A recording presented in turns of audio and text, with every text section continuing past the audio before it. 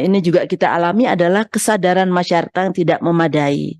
Sebagian masyarakat itu mungkin nggak mengetahui apa itu ombudsman, mungkin tidak tahu eksistensi ombudsman aja nggak tahu, apalagi peran dan fungsinya. Akibatnya kalau ada keluhan mereka nggak akan maju ke sana. Akibatnya ombudsman juga tidak bisa efektif menangani maladministrasi karena tidak diajukan oleh masyarakat. Nah, ini persis sama dengan masalah utama yang dihadapi oleh ORI. Yang pertama adalah rekomendasi yang dibuat acap kali diabaikan oleh lembaga pelayanan publik. Nah, lembaga pelayanan publik ini saya ingat ada suatu kali waktu itu menjadi perhatian saya, misalnya tentang Gereja Yasmin, itu Ombudsman sudah mengeluarkan rekomendasi buat pemerintah daerah, kemudian buat pemerintah pusat, dan seingat saya DPR juga gitu ya, akan tetapi ini tidak berjalan. Nah, ini juga menjadi masalah. Lalu karena belum terlalu dikenal publik, seperti yang tadi, kesadaran masyarakat belum terlalu banyak dimanfaatkan oleh publik. Dan yang memprihatinkan lagi adalah belum terlalu banyak dikenal oleh lembaga pemerintahan, baik di pusat maupun di daerah.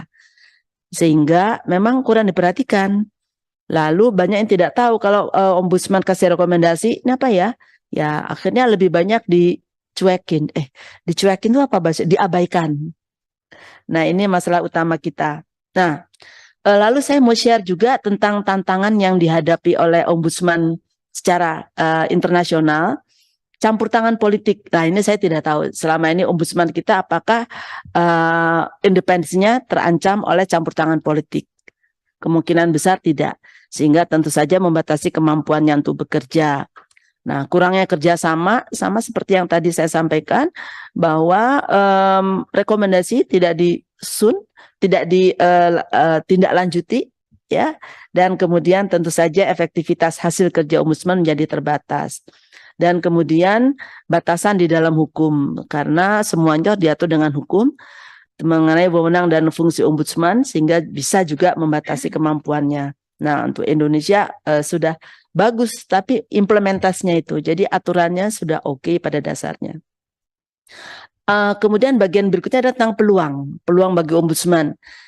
Sebenarnya saya berharap ada dari ombudsman juga hadir. Sekarang itu sedang jadi tren, di mana-mana ada ombudsman. Tapi ada ombudsman yang dipilih itu sebagai individu, ada juga lembaga. Nah, di Amerika bahkan ada yang namanya Asosiasi Ombudsman Amerika.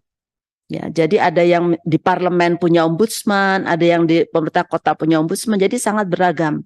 Nah, ini yang kalau di Indonesia kita punya ombudsman dan perwakilannya, tapi kita juga punya ombudsman daerah yang dibangun oleh Pemda sendiri. Nah, itu harus kita selesaikan itu.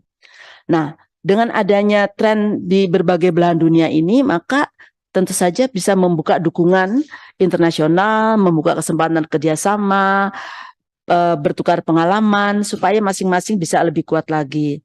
Dan termasuk juga memperkuat kapasitas kelembagaan yang tadi saya sebutkan, yaitu bagaimana menekan sumber daya, pelatihan pada para staf, keahlian teknis mereka, itu bisa ditingkatkan dengan bekerja sama dengan teman-teman lain. Membangun kepercayaan dan partisipasi publik. Masyarakat yang makin kritis pada saat ini memang memerlukan lembaga seperti ombudsman, dan ombudsman diharapkan dapat membangun kepercayaan publik, meningkatkan kesadaran akan peran dan fungsinya. Nah, misalnya di dalam revisi undang-undang ombudsman yang baru ada partisipasi masyarakat yang sebelumnya belum ada. Dan memang cakupan mandat ombudsman ini besar sekali, walaupun belum dimanfaatkan secara optimal menurut saya di Indonesia, karena tadi ketidaktahuan publik ya dan lain-lainnya itu. Berikutnya adalah tentang kewajiban ombudsman yang sudah ada di Undang-Undang 37 2008, sehingga tidak perlu saya ulangi. Akan tetapi ada catatan sedikit dari saya, slide berikutnya Mas, yaitu tentang ketentuan yang ada di pasal 7. Saya tidak tahu apakah ini memang disengaja untuk memperkuat atau seperti apa, tapi buat saya ada duplikasi. Ketika mereka punya kewenangan, mereka pihak lain yang terkait dengan laporan disampaikan pada Ombudsman. Itu di huruf A pasal 7. Tapi di huruf D disebut lagi melakukan pemanggilan gitu. Ya, padahal esensi dari pemanggilan itu adalah meminta keterangan juga. Saya pikir mungkin salah satu aja, mungkin yang A saja yang perlu dipertahankan, yang D kayaknya nggak usah deh supaya tidak duplikasi. Dan kemudian saya melihat bahwa di pasal 7 huruf D itu, yaitu melakukan investigasi atas prakarsa sendiri, ternyata dihapuskan dari pasal 7 yang merupakan tugas dari Ombudsman. Tapi setelah saya periksa lebih lanjut, ternyata ketentuan ini dipindahkan ke pasal 8 ayat 1 huruf F, yaitu kewenangan. Jadi bedanya tugas dengan kewenangan. Nah ini kita memang kalau bikin undang-undang tuh kadang membingungkan. Mau pakai tugas kewenangan, nanti Pak Satya yang bicara soal ini, mana beliau dari HTN. Ini disebutkan berwenang untuk melakukan investigasi atas prakarsa sendiri terhadap dugaan maladministrasi dalam penyelenggaraan pelayanan publik. Jadi bukan lagi tugas, tapi berubah menjadi wewenang. Kalau wewenang itu, wewenang saya berwenang memberikan nilai pada mahasiswa, saya mau kasih D atau mau kasih A, wewenang saya. Ya, jadi kalau tugas harus dikerjakan, kalau wewenang boleh tidak digunakan. Nah, lalu ada kewenangan baru yang saya tertarik, yaitu meminta laporan terhadap tindakan korektif kepada terlapor atau atasan terlapor terkait pelaksanaan laporan akhir hasil pemeriksaan. Apakah ini maksudnya juga follow up terhadap rekomendasi yang dibuat oleh Ombudsman atau tindakan korektif di luar itu? Itu saya tidak tahu karena memang di sini tidak disebutkan tindakan korektif yang direkomendasikan oleh itu, nggak ada itu. Jadi apakah sesuatu yang terpisah? Saya tidak tahu. Nah, saya membaca Undang-Undang Pelayanan Publik juga dengan Ombudsman. Memang ini merupakan ketentuan yang 1 tahun ya bedanya dengan Ombudsman, melengkapi dan menguatkan Undang Ombudsman. Ketika saya search begitu, ternyata di dalam Undang-Undang Pelayanan Publik itu ada 31 kali disebutkan nama Ombudsman. Akan tetapi memang ada beberapa hal yang masih belum klop, walaupun saya belum sempat meriksa apa-apa saja, tapi harus dipastikan agar tidak timbul kerancuan. Dan dalam Undang-Undang Pelayanan Publik itu ada pasal tentang adjudikasi khusus yang harusnya diatur, dilaksanakan dan diatur oleh Ombudsman. Ini dalam konteks ganti rugi kalau tidak salah. Itu dihapus, tapi saya tidak membaca di dalam naskah akademik alasannya apa ya? Apa memang tidak pernah dilakukan, apa memang tidak diinginkan dilakukan oleh Ombudsman. Nah, peran Ombudsman dalam Undang-Undang Pelayanan Publik itu secara spesifik dijelaskan. Saya lupa pasalnya berapa. Pertama, sebagai pengawas internal penyelenggaraan pelayanan publik. Pengawas eksternal harusnya. Penyelenggaraan pelayanan publik. Kedua, sebagai lembaga yang rekomendasinya harus ditindaklanjuti penyelenggara pelayanan publik terkait. Nah, ini kalau tidak ditindaklanjuti, ada sanksinya enggak? Nah, ternyata walaupun masih diberi warna kuning di stabilo di dalam RU-nya, ternyata kalau tidak ditindaklanjuti yang bersangkutan itu ASN itu bisa dikenakan sanksi yang berat. Yang berat itu kalau PNS ya dipecat.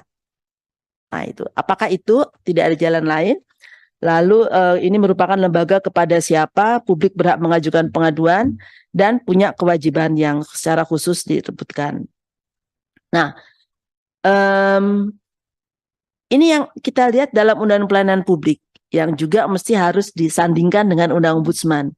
Apa sih kewajibannya? Nah, di dalam Undang-Undang Ombudsman itu nggak ada kewajiban. Yang ada adalah tugas dan wewenang, kalau nggak salah. Ada satu lagi fungsi. Tapi kewajiban itu saya tidak melihat. Mungkin saya tidak terlampau teliti. Nah, di dalam Undang-Undang Pelayanan Publik disebutkan dengan jelas kewajibannya menerima pengaduan dan berwenang memproses pengaduan. saya akan sangat berhati-hati memakai kata kewenangan, karena kewenangan itu bisa dipakai bisa enggak. Tapi kalau kewajiban itu harus dilaksanakan. Ya, pengaduan dari masyarakat tentang penyelenggaraan pelayanan publik. Yang kedua adalah menyelesaikan pengaduan masyarakat apabila pengadu menghendaki penyelesaian pengaduan tidak dilakukan oleh penyelenggara. Nah, lalu membentuk perwakilan di daerah yang bersifat hierarkis untuk mendukung tugas dan fungsi ombudsman dalam kegiatan pelayanan publik maksimal 3 tahun ke depan. Tapi ini sudah 2009 sampai sekarang sudah 14 tahun, kita baru punya, ada berapa ya, saya nggak tahu perwakilan. Udah 34 besar. Oh, oke. Walaupun tidak semuanya tingkat provinsi ya kayaknya ya. Kemarin masih ada yang kabupaten, mungkin saya salah baca. Lalu melakukan mediasi dan konsiliasi dalam menyelesaikan pengaduan atas permintaan para pihak. Ya, dan tentu saja ini membutuhkan adanya kemampuan mediasi dan konsiliasi yang luar biasa. Lalu untuk perwakilan ombudsman di daerah, tugas dan fungsinya sama dengan ombudsman pusat.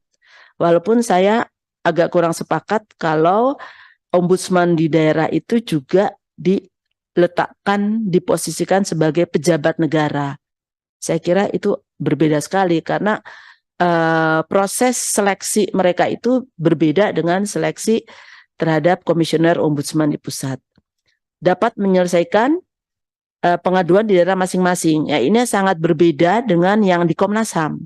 Di Komnas HAM itu perwakilan Komnas HAM di daerah menyampaikan ke pusat. Tapi mereka tidak boleh menyelesaikan sendiri. Jadi harus atas petunjuk dari Komnas HAM pusat. Lalu dalam revisi disebutkan bahwa ada asisten ombudsman diangkat menjadi ASN paling lama 2 tahun sejak undang-undang diberlakukan. Saya sepakat saja, tapi jangan lupa bahwa untuk menjadi ASN itu ada persyaratan-persyaratan tertentu dan ada tes masuknya. Lalu pertanyaannya, seorang asisten yang sudah lama di situ ternyata tidak lulus, apakah kemudian dia secara otomatis juga diangkat? Nah, ini harus menjadi perhatian karena dapat nanti bisa bertentangan dengan undang-undang ASN kalau tidak memenuhi syarat-syarat itu. Lalu ada mekanisme penyelesaian pengaduan yang diatur. Dan yang terakhir adalah beberapa bab yang penting. Saya appreciate pada teman-teman di Balik yang sudah mengajukan 5 bab baru. Yang pertama, pencegahan maladministrasi. Tapi untuk ini tentu saja saya pikir tidak bisa berjalan sendiri karena ombudsman itu juga sangat terbatas kemampuannya baik dari sumber daya maupun anggaran. Nah, tadi dalam perjalanan ke sini saya mendengar bahwa kementerian dan lembaga itu juga sudah melakukan pencegahan maladministrasi. Bagaimana hubungannya dengan Komisi ASN, bagaimana hubungannya dengan kementerian lain. Nah, ini saya tidak tahu, tapi nampaknya harus diatur agar tidak duplikasi, agar yang dilakukan oleh KL tidak perlu diulangi lagi oleh ombudsman. Nah, ini sejauh mana ini bisa diatur. Lalu tentang pengawasan, ada kode etik, partisipasi masyarakat dan pendanaan yang memang merupakan hal-hal yang biasa kita temukan di dalam undang-undang berkaitan dengan komisi-komisi yang lain. Oh, sudah habis ya? Terima kasih. Billahi taufiq wal hidayah. Wassalamualaikum warahmatullahi wabarakatuh. Maaf kalau terlalu panjang presentasinya. Terima kasih Bu Prof atas pandangan dan masukannya. Kita lanjut ke Bu sekalian aja ya. Bu Nini selama 15 menit Bu ya. Karena kalau kita hitung 15 menit nanti pas lebih ada waktu untuk tanggapan. Terima kasih. Terima kasih. Assalamualaikum warahmatullahi wabarakatuh. Yang sama-sama kita hormati dan selalu kita doakan sehat walafiat pimpinan sidang RDP hari ini dan anggota serta seluruh narasumber ini guru-guru saya. Saya ingin menyampaikan singkat saja. Karena sebetulnya saya ikut terlibat dalam menyusun draft ini pada saat saya masih di Ombudsman karena memang memandang beberapa aturan yang ada di dalam Undang-Undang Ombudsman memang memerlukan penguatan gitu ya, meskipun substansinya beberapa hal saya lihat agak berbeda dengan draft terakhir yang disampaikan oleh yang saya terima dari teman-teman Balik. Bapak dan Ibu, tadi disampaikan oleh Prof. Tuti bahwa bisnis kerjanya Ombudsman sebagai lembaga independen itu adalah rezim pengaruh. Itu saya kira penting untuk magister of influence. Jadi dia bukan lembaga penegak hukum. Saya kira itu yang menjadi catatan utama ketika nanti kita akan membahas di dalam melakukan perubahan atas atau amandemen terhadap undang-undang ini. Dan Ombudsman ini perannya dalam pemerintahan, bukan hanya pemerintah, adalah melindungi hak warga masyarakat dari tindakan-tindakan yang tidak adil atau kurang baik dari pemerintahan, terutama dalam aspek pelayanan publik. Itu yang kedua. Yang ketiga, peran Ombudsman adalah menjaga keadilan dan keseimbangan. Oleh karena itu, saya terutama melihat memang ada hal-hal yang perlu diatur dalam undang-undang ini yang selama ini dalam pengalaman saya selama 5 tahun merasa ada yang belum bisa optimal dilakukan. Catatan saya, undang-undang ini ketika diamandemen bukan hanya untuk melengkapi kekurangan-kekurangan yang ada di dalam undang-undang, tetapi juga penting untuk menyesuaikan dengan perkembangan teknologi dan kebutuhan masyarakat yang semakin beragam. Di situ saya memberikan catatan, maka tujuan utama dari perubahan undang-undang ini adalah bagaimana meningkatkan efektivitas dan efisiensi Ombudsman, terutama dalam melakukan pengawasan pelayanan publik. Yang pertama. Yang kedua, dia memperkuat kewenangan Ombudsman dalam menindaklanjuti laporan masyarakat dan melakukan pengawasan tindak pidana korupsi dalam konteks pelayanan publik. Terus terang ini dengan KPK kita sering berjejaring supaya kita punya pandangan yang sama soal korupsi dalam konteks pelayanan publik gitu ya. Nah, yang ketiga, meningkatkan transparansi dan akuntabilitas Ombudsman di dalam menjalankan tugasnya melalui penguatan mekanisme pengawasan internal dan meningkatkan kerjasama Ombudsman dengan kementerian lembaga maupun masyarakat sipil. Yang saya rasakan bentuk kerjasama dengan lembaga-lembaga yang memiliki mandat atau kewenangan pengawasan itu baru terjalin ketika kami membentuk MOU dan surat perjanjian kerjasama 5 negara terkait potensi kekerasan dan merendahkan martabat di tempat-tempat yang mengalami pembatasan ruang gerak, misalnya di penjara, di rumah sakit jiwa dan lainnya. Itu baru ada kerjasama itu.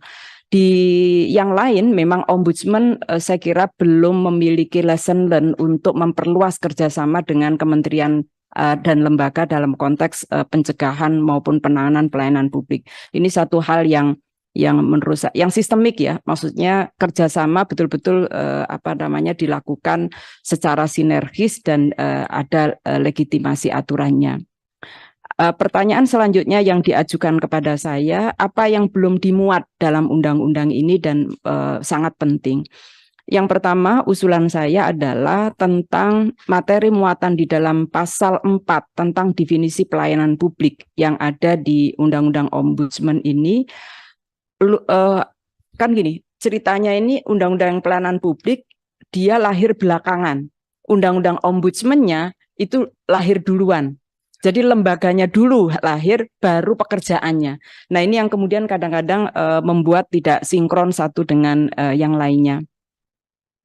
Di pasal 4 Undang-Undang Ombudsman mengatur definisi pelayanan publik yang menjadi lingkup kerja lembaga ombudsman, tetapi definisi ini belum mencakup seluruh jenis pelayanan publik yang ada di Indonesia, bahkan terkadang menimbulkan tafsir yang berbeda. Ya, nanti saya akan tunjukkan tafsir yang berbeda ketika Bareskrim Polri menolak temuan ombudsman maladministrasi penanganan unjuk rasa. Kepolisian merasa bahwa itu bukan kewenangan ombudsman. Kewenangan ombudsman itu maladministrasi urusan STNK, urusan SIM. Lainnya ombudsman tidak memiliki kewenangan. Itu sempat bersitegang dan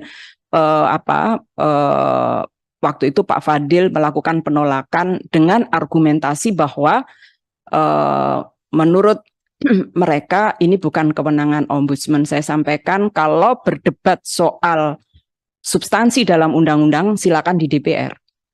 Karena dalam pandangan ombudsman seluruh layanan publik termasuk layanan penanganan unjuk rasa itu bagian dari pelayanan publik.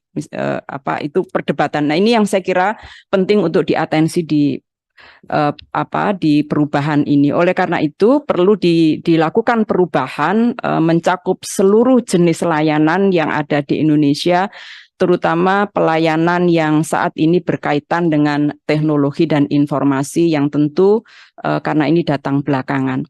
Yang kedua adalah tentang yang ada di pasal 6 tentang tugas ombudsman. Ombudsman memiliki tugas melakukan pengawasan terhadap penyelenggaraan pelayanan publik. Lagi-lagi tidak disebutkan di dalam undang-undang ini terkait dengan kewenangan ini dalam menindaklanjuti temuan atau rekomendasi yang diberikan kepada instansi lain kalau misalnya dalam jangka waktu berapa lama dapat disebut sebuah lembaga itu abai atau lalai atau wan prestasi di dalam penyelenggaraan rekomendasi yang disampaikan oleh ombudsman. Ya, ini memang kita waktu itu sudah mengeluarkan peraturan ombudsman untuk jangka waktu ini. Tapi lagi-lagi ketika ini tidak dimuat di dalam undang-undang, seringkali kemudian ada kelonggaran-kelonggaran di dalam pelaksanaannya ya, sehingga orang kemudian menjadi tidak patuh. Nah, menurut saya ini juga perlu dilakukan perubahan yang lebih jelas dalam menindaklanjuti temuan atau rekomendasi kepada kementerian lembaga yang disampaikan oleh ombudsman. Yang lainnya adalah pasal 9 mengenai pengaduan. Prosedur pengaduan itu memang sudah dibuat oleh peraturan ombudsman, tapi lagi-lagi karena ini sekarang era teknologi, tata cara dan lainnya soal waktu perlu disesuaikan lagi di dalam undang-undang yang lama ya, supaya kepatuhan ya para aparatur di dalam menindaklanjuti laporan masyarakat termasuk buat ombudsman sendiri itu dapat dipertegas ya di dalam perubahan undang-undang ini. Yang lainnya adalah terkait dengan perlindungan pengadu yang melapor. Bapak dan Ibu, hanya ada satu aturan di dalam Undang-Undang Ombudsman, yaitu terkait penyebutan nama. Tapi bentuk perlindungan yang lain, misalnya Mbak Atta, apakah bisa mendapatkan perlindungan yang lain selain soal nama yang dirahasiakan, ya itu tidak ada di dalam Undang-Undang Ombudsman. Saya kira ini juga perlu mendapatkan atensi. Ini di pasal 12 tentang kerahasiaan identitas pelapor. Bapak dan Ibu, di undang-undang ini memang sudah diatur tentang diperbolehkannya kerahasiaan pelapor. Tetapi kalau sampai bocor misalnya itu tidak ada sanksi, pengaturan sanksinya tidak ada. Nah, saya kira ini juga perlu dilakukan perubahan karena itu akan memberikan implikasi ya terhadap kebocoran nama pelapor karena ini juga ada seiring dengan lahirnya Undang-Undang Perlindungan Data Pribadi. Nah, Bapak dan Ibu, dari beberapa pengalaman, karena ini saya sekarang menuju pada pertanyaan yang diajukan kepada saya, bagaimana pengalaman menjadi pimpinan Ombudsman selama 5 tahun, 2016 sampai 2021. Terus terang saya secara pribadi senang, merasa terhormat ya. Kenapa? Karena memang yang saya dan kawan-kawan kerjakan pada saat itu ingin memastikan pemenuhan hak-hak warga masyarakat, termasuk masyarakat yang terpinggirkan, masyarakat yang ada di wilayah terpencil, mengalami diskriminasi dan pelayanan-pelayanan publik yang memang menjadi konsentrasi selama ini yang menjadi kebutuhan masyarakat ya, termasuk urusan perempuan dan anak-anak serta disabilitas. Tetapi memang seperti yang disampaikan oleh Prof. Tuti, ada beberapa hal yang membuat cara bekerja kita kadang-kadang belum bisa maksimal ya, terutama terkait dengan penganggaran, lalu sumber daya manusia yang terbatas, infrastruktur, dukungan yang terkadang tidak mencukupi sebagaimana yang kita perlukan gitu ya. Tetapi saya punya pengalaman yang ini menggunakan pasal, saya lupa pasal 15 kalau tidak, yaitu tentang inisiatif melakukan investigasi. Itu memang ada pro dan kontra ya terkait inisiatif investigasi. Saya menerjemahkan SIDA. Nah, SIDA Ombudsman ini program yang dilakukan untuk memantau kinerja birokrasi di berbagai daerah di Indonesia. Memang pada saat saya pertama kali masuk ke Ombudsman, metode SIDA ini belum memiliki sistem. Siapa melakukan SIDA, apakah SIDA perlu diputuskan pleno terlebih dahulu, apakah SIDA perlu memberitahukan kepada institusi yang akan disidak dan lain sebagainya.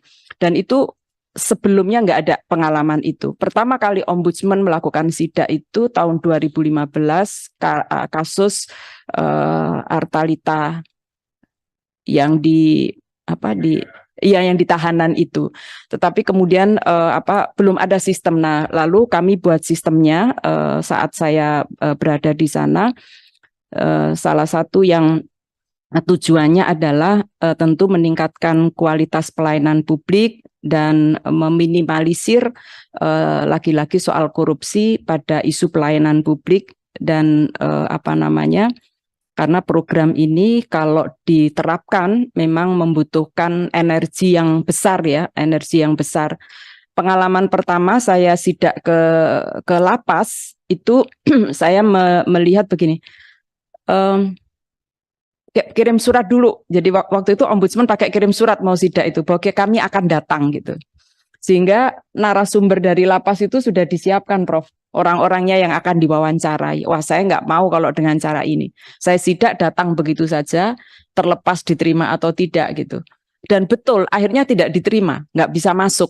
Menunggu kurang lebih 5 jam, saya tunggu. Datang lagi kedua dengan cara yang sama, nunggu 3 jam.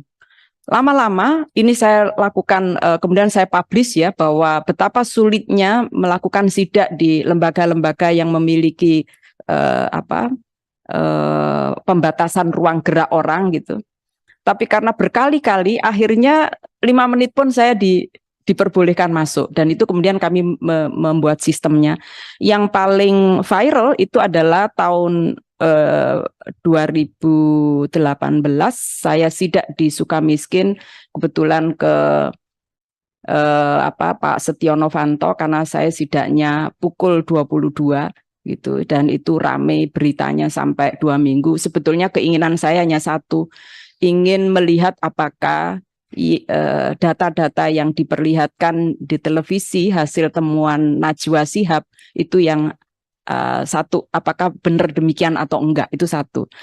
Karena menurut saya harusnya setiap tahanan mendapatkan perlakuan yang sama, begitu ya. Tidak boleh ada diskriminasi siapapun mereka.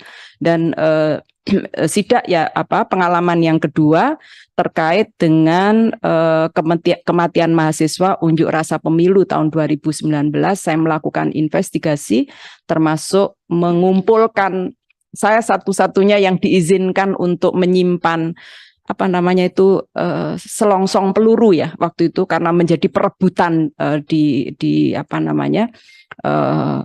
banyak dari unsur kepolisian yang mengaku akan mengambil selongsong peluru itu. Lalu saya bilang tidak boleh, selongsong peluru tidak boleh diberikan kepada siapapun. Ini pengalaman kedua saya memimpin soal unjuk rasa yang menurut Ombudsman lalu ditemukan mulai dari rencana tindak sampai pelaksanaan ada maladministrasi. Memang ini menimbulkan reaksi publik yang cukup besar terhadap dua temuan sidak itu dan pengamatan yang kami lakukan. Nah, Bapak dan Ibu yang saya hormati, yang saya muliakan, saya akan beralih pada pertanyaan berikutnya. Apakah laporan Ombudsman sebaiknya bersifat rekomendasi dan apakah itu sudah bersifat mengikat? Saya ingin kembali dengan apa yang saya sampaikan di awal. Bisnis proses Ombudsman sebagai lembaga independen adalah magister of influence. Dia bukan penegak hukum. Oleh karena itu, dalam pandangan saya, dia harus tetap rekomendasi. Memang membutuhkan kekuatan dalam gini, ketika menyusun rekomendasi, proses pemeriksaan sampai menyusun rekomendasi memerlukan keterlibatan para pihak untuk membangun sistem itu. Daya pengaruh itu menurut saya jauh lebih efektif ketimbang sanksi dalam bentuk misalnya di penjara dan lainnya. Dan itulah kenapa dalam Undang-Undang Ombudsman rekomendasi itu tidak diberikan kepada pihak terlapor tetapi atasannya terlapor. Argumentasinya adalah agar atasan terlapor melakukan upaya-upaya, tindakan-tindakan perubahan yang sifatnya sistemik. Nah, ini ada ujungnya nih antara pencegahan dan penanganan laporan. Sebetulnya dua-duanya punya tanggung jawab untuk melakukan perubahan secara sistemik. Oleh karena itu, sepanjang pengalaman saya, menurut saya rekomendasi itu adalah tetap kuat sifatnya, gitu ya. Dan kalau pencegahan itu adalah saran, tapi saran dan rekomendasi ini dua produk hukum dari Ombudsman yang sebetulnya memiliki kekuatan sepanjang bisa dijaga standar operasional prosedur prosesnya, begitu. Pada saat periode kami hanya 2 selama 5 tahun rekomendasi yang tidak dijalankan, dan itu justru oleh pemerintah pusat. Ya, misalnya soal ini soal Ahmadiyah misalnya. Kalau tadi Prof memberikan contoh Gereja Yasmin, saya kasih contoh Ahmadiyah. Advokasi penyelesaian kasus Ahmadiyah saya lakukan mulai tahun 2006 ketika saya di Komnas Perempuan dan di Komnas Perempuan itu susah sekali. Teman-teman Komnas HAM juga demikian. Tetapi ketika menggunakan isu pelayanan publik, misalnya soal KTP, orang nggak dapat KTP lalu nggak dapat dana bos, anaknya nggak sekolah, itu lebih mudah. Jadi menggunakan untuk isu diskriminasi, apakah agama, apakah ras, warna kulit dan lainnya ya, dengan terobosan rekomendasi dari Ombudsman karena mengambil soal pelayanan publik itu kemudian bisa ditindaklanjuti. Hampir semua rekomendasi terkait Ahmadiyah baik di Nusa Tenggara Barat, lalu di Surabaya bertemu dengan Bu Risma, waktu itu Bu Risma sampai datang, kalau masjid ini saya buka untuk Ahmadiyah, saya nanti saya akan menerima kekerasan dari publik misalnya kayak gitu-gitu, tapi akhirnya nggak terjadi juga karena isunya adalah kami menyampaikan karena ini terkait pelayanan publik.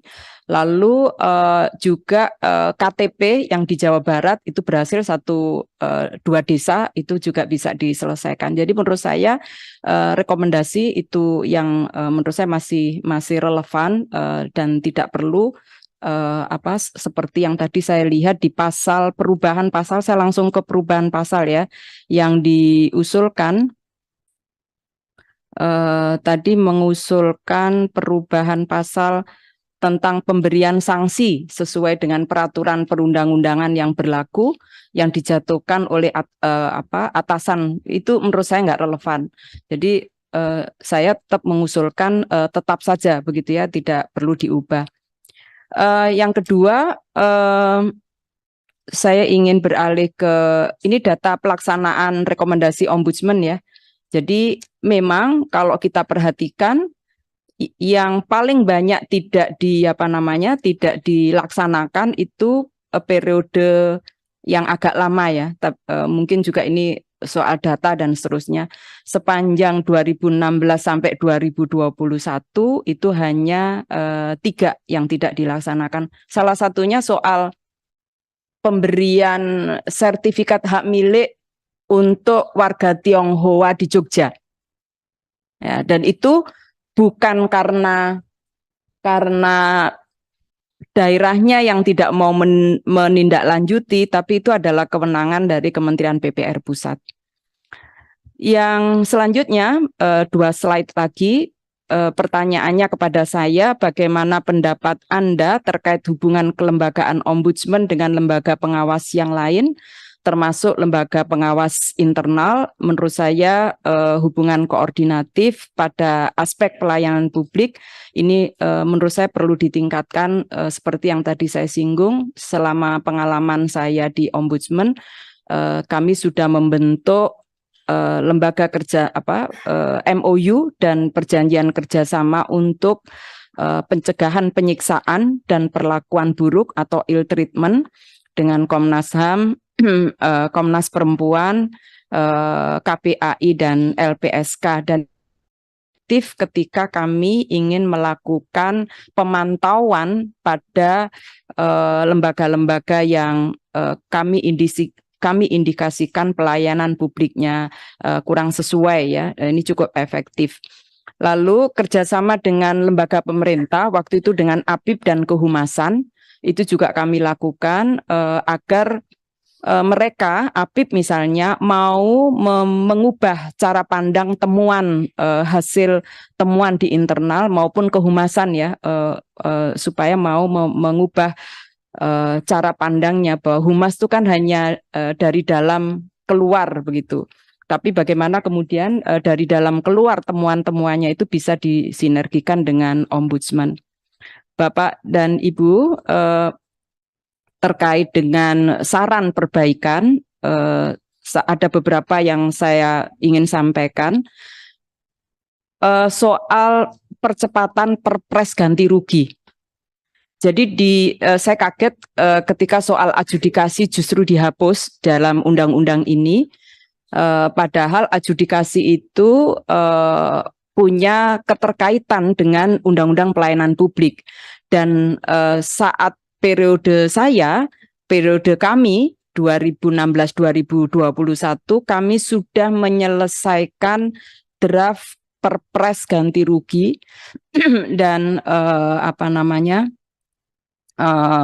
tetapi memang yang belum mau menerima usulan kami itu Kemenq. Padahal ganti rugi yang diatur di dalam draft perpres itu hanya terkait pelayanan publik berbayar, gitu. Yang tidak berbayar tidak bisa diakomodasi dalam RPerpres ini. Nah, kalau bisa memang dipersingkat lagi Bu. Ya. Kalau memang ternyata soal adjudikasi ini tidak ditindaklanjuti, maka saya setuju dihapus saja. Cuma nanti memang pengaturannya harus dikuatkan dalam perubahan Undang-Undang Pelayanan Publik. Jangan sampai hilang, itu poinnya.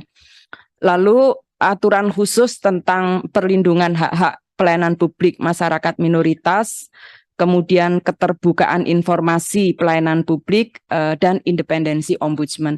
Satu hal lagi, Bapak dan Ibu yang saya hormati, saya melihat di draft undang-undang itu ada usulan asisten ombudsman diangkat PNS. Tolong dipertimbangkan kembali kalau status PNS, karena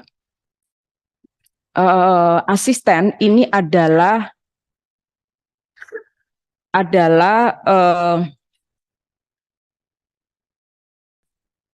entitas di ombudsman yang memiliki kewenangan untuk melakukan pemeriksaan dan penilaian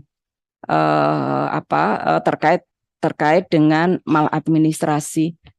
Jadi kalau di kepolisian dia itu adalah penyidiknya, dia tidak bisa digantikan. Bahkan oleh ombudsman. Ombudsman bukan penyidik, tapi asisten yang diberi tugas. Nah, tolong dipertimbangkan kalau dia PNS, sementara yang diperiksa itu adalah juga PNS, gitu. Nah, ini nanti akan memberikan kesulitan tersendiri. Maka catatan saya satu hal tersebut. Selama ini kan dengan perpres yang mengatur khusus tentang asisten. Saya kira itu sementara. Assalamualaikum warahmatullahi wabarakatuh. Terima kasih kepada Bu Dr. Ninik Rahayu yang telah memberikan masukan dan pandangannya terhadap RUU Perubahan Ombudsman. Selanjutnya kita minta kepada Profesor Satya Ariananto, Guru Besar UI, untuk memberikan pandangan dan masukannya. Silakan, Prof. Terima kasih yang saya hormati pimpinan, anggota, dan sekretariat, para pembicara. Assalamualaikum warahmatullahi wabarakatuh. Salam sejahtera bagi kita sekalian. Om Swastiastu, Namo Buddhaya, dan salam kebajikan.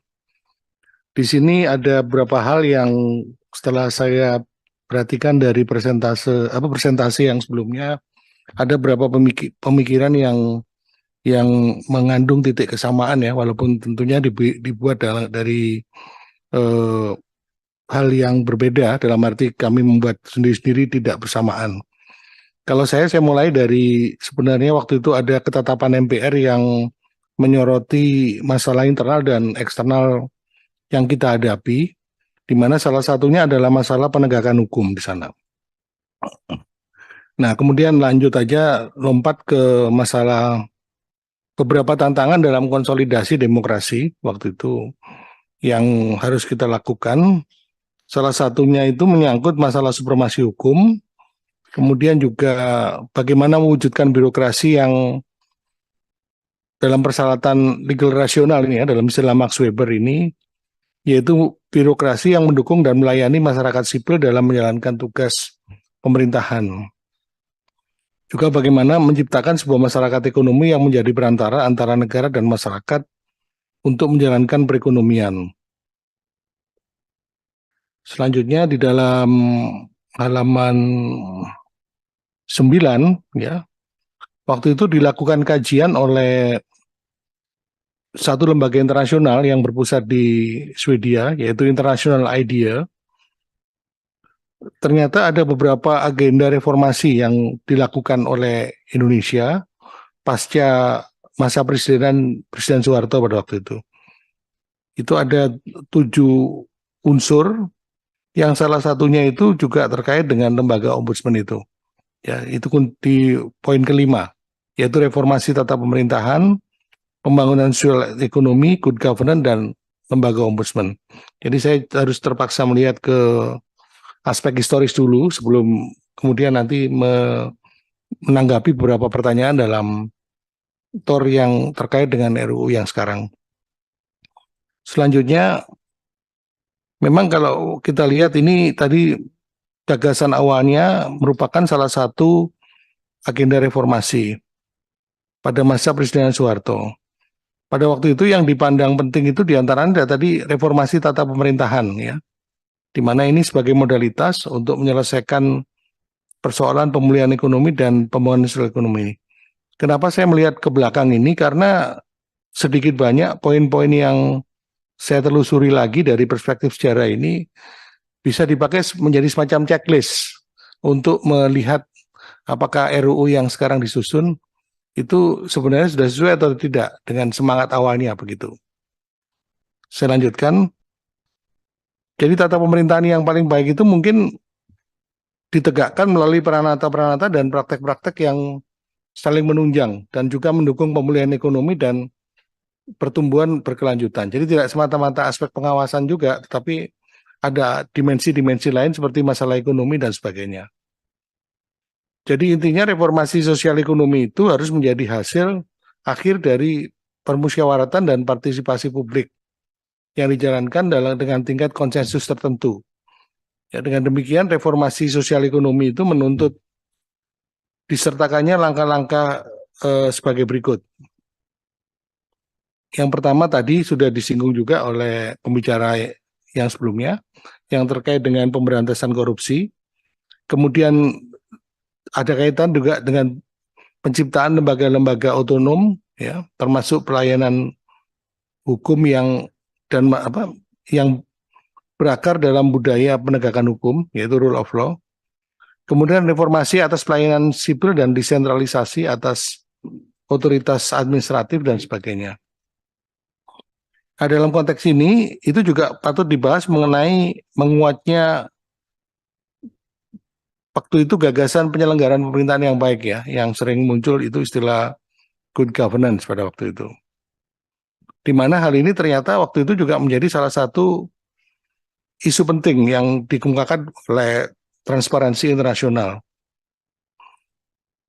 Jadi Transparansi Internasional ini sebagai satu lembaga yang banyak meneliti dan mempublikasi masalah-masalah yang terkait dengan good governance itu mengeluarkan indikator dari good governance itu yang sekurang-kurangnya mencakup 21 bidang. Itu di situ ada listnya, di mana bidang itu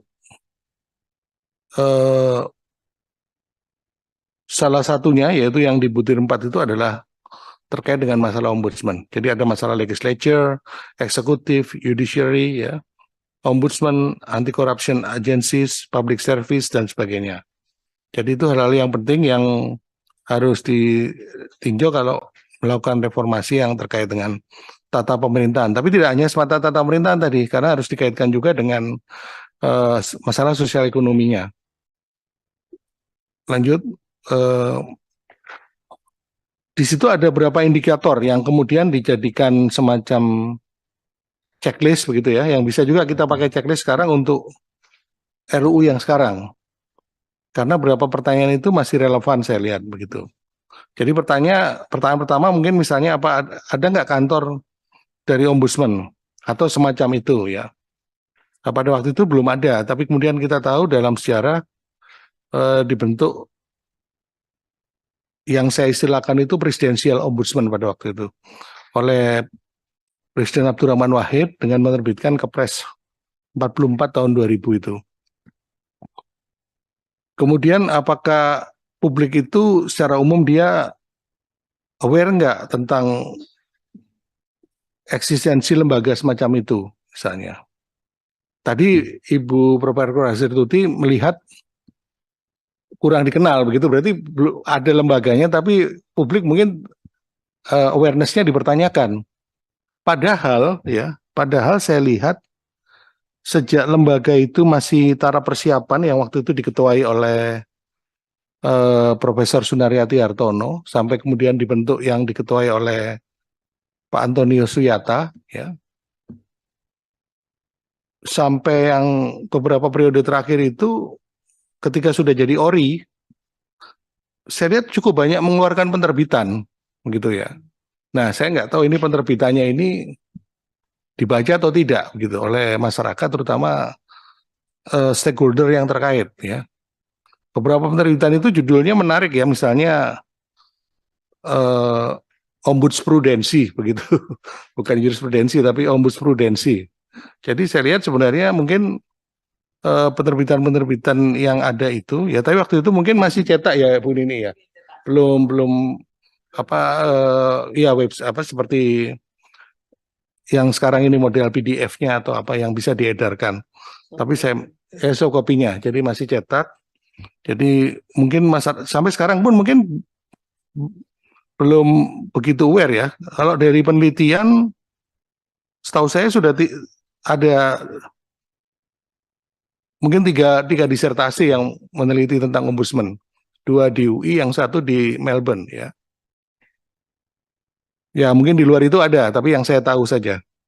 Kemudian apakah kantor itu memiliki anggaran yang memadai?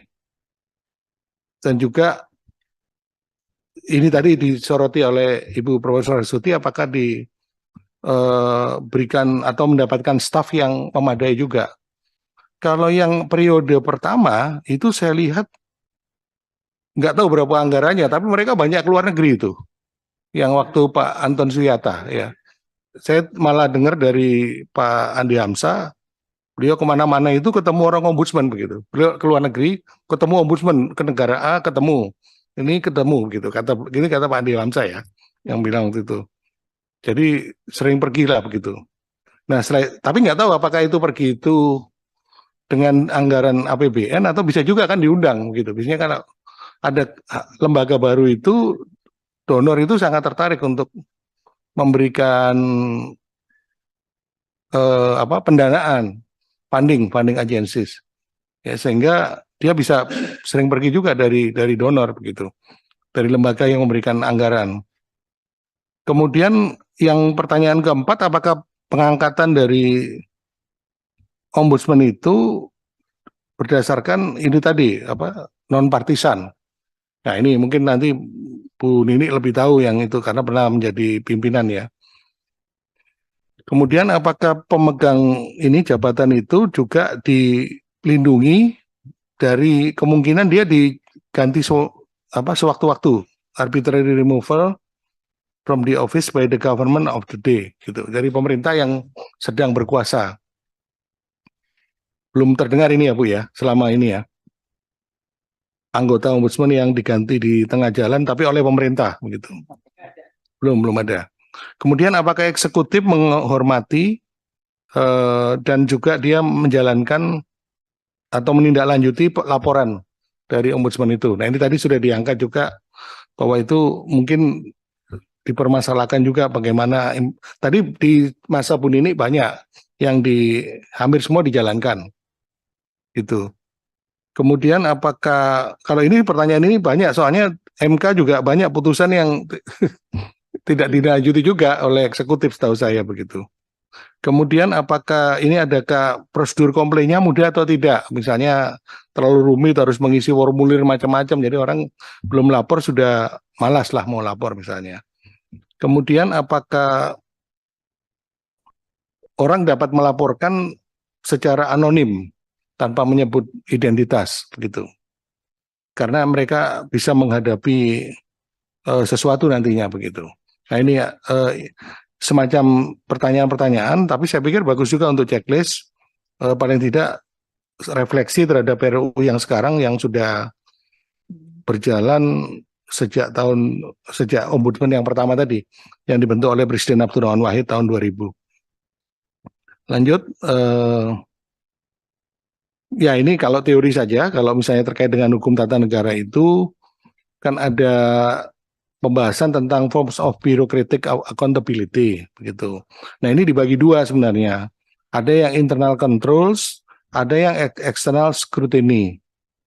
Yang internal control itu misalnya tadi ministerial direction, ada formal regulation, ada competition between departments ya, dan juga ada professional standards. Kemudian kalau yang eksternal itu misalnya dilakukan oleh legislature dan judiciary. Juga ombudsman termasuk di dalamnya. Dan juga oleh kelompok-kelompok kepentingan dan media massa. Khususnya yang dimaksud tadi, external scrutiny ini adalah perluasan dari fungsi pertanggungjawaban dari pegawai negeri sebenarnya, yang bergerak dalam bidang pelayanan umum. Secara tradisional, para birokrat dapat melarikan diri dari pemeriksaan, baik secara politis maupun publik. Ya, ketika sebagaimana misalnya di Inggris itu para menteri sendiri yang bertanggung jawab terhadap parlemen itu. Jadi para anak buah menteri itu bisa berlindung di balik baju menterinya itu terhadap tindakan-tindakan yang mereka lakukan. Tapi ini tidak selalu terjadi di negara-negara demokrasi liberal yang lain seperti di Inggris tadi itu saja begitu. Kemudian di Amerika misalnya kan terkait dengan penampilan kongresional pada waktu itu, prakteknya. Dan kita sendiri akhirnya mendapati ombudsman itu seperti yang didefinisikan di bawah itu, ya, kurang lebih. Di mana ini berkembang kita tahu dari Swedia, ya, yang kemudian diadopsi berbagai negara termasuk Indonesia. Nah, saya masuk ke hal itu ketika proses perubahan Undang-Undang Dasar, seingat saya juga ada gagasan memasukkan ombudsman ke dalam UUD 45. Ya. Tapi waktu itu terlalu banyak usulan saya kira yang masuk, karena usulan-usulan itu background-nya ingin mereka menjadi lembaga negara gitu, kalau bisa punya pasal atau ayat dalam UUD 45 itu naik pangkat lah jadi lembaga negara. Jadi waktu itu banyak yang masuk, tapi ombudsman tidak termasuk seingat saya pada waktu itu. Karena waktu itu saya ikut dalam proses itu ya sebagai anggota tim ahli, karena ada hubungan dengan pertanyaan yang berikutnya di dalam TOR itu. Baik, saya lanjutkan. Saya langsung masuk ke TOR itu setelah melihat ke belakang. Jadi keterlibatan sih secara langsung yang Undang-Undang 37 tidak, tetapi ada studi-studi yang waktu itu dilakukan dalam rangka penyempurnaan bentuk ombudsman itu yang saya ikuti ya. Dulu paling banyak itu yang melakukan adalah Badan Pembinaan Hukum Nasional melalui kegiatan analisis dan evaluasi. Tidak hanya ombudsman, tetapi juga yang pernah saya kerjakan dulu terkait dengan komisi yudisial waktu itu yang sudah ada, tetapi kemudian diminta evaluasi oleh BPAN mengenai undang-undang yang sudah ada ini kelemahannya apa. Ini sebelum ada putusan MK waktu itu. Setelah ada putusan MK berbeda lagi pada waktu itu.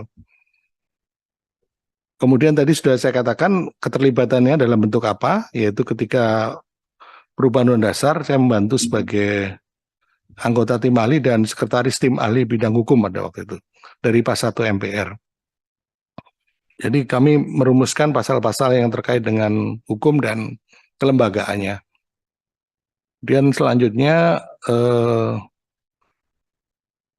kalau saya sebagai pengamat menganggap laporan ombudsman sih sebaiknya tidak hanya sekedar rekomendasi ya, jadi di atas rekomendasi lah. Karena sudah banyak ini lembaga pengawas yang mengeluarkan rekomendasi kan sebenarnya bentuknya. Dan banyak juga yang tidak di follow up atau dianggap sudah di follow up begitu. Ini dari pengalaman sendiri juga, dari pernah saya bertugas sebagai lembaga pengawas di kejaksaan itu, komisi kejaksaan pada waktu itu. Kemudian hubungan kelembagaan antar lembaga ini yang memiliki tugas dan fungsi terkait, ini memang sebaiknya dilakukan penataan kembali, walaupun tidak menutup kemungkinan yang dikatakan oleh Bu Profesor Agrestuti tadi untuk seorang masyarakat itu melapor ke lebih dari satu lembaga, ya. Tapi yang saya maksud adalah ditinjau mumpung ini ada perubahan, bagaimana agar tidak terjadi tumpang tindih kewenangan, begitu. Karena dulu kan juga pernah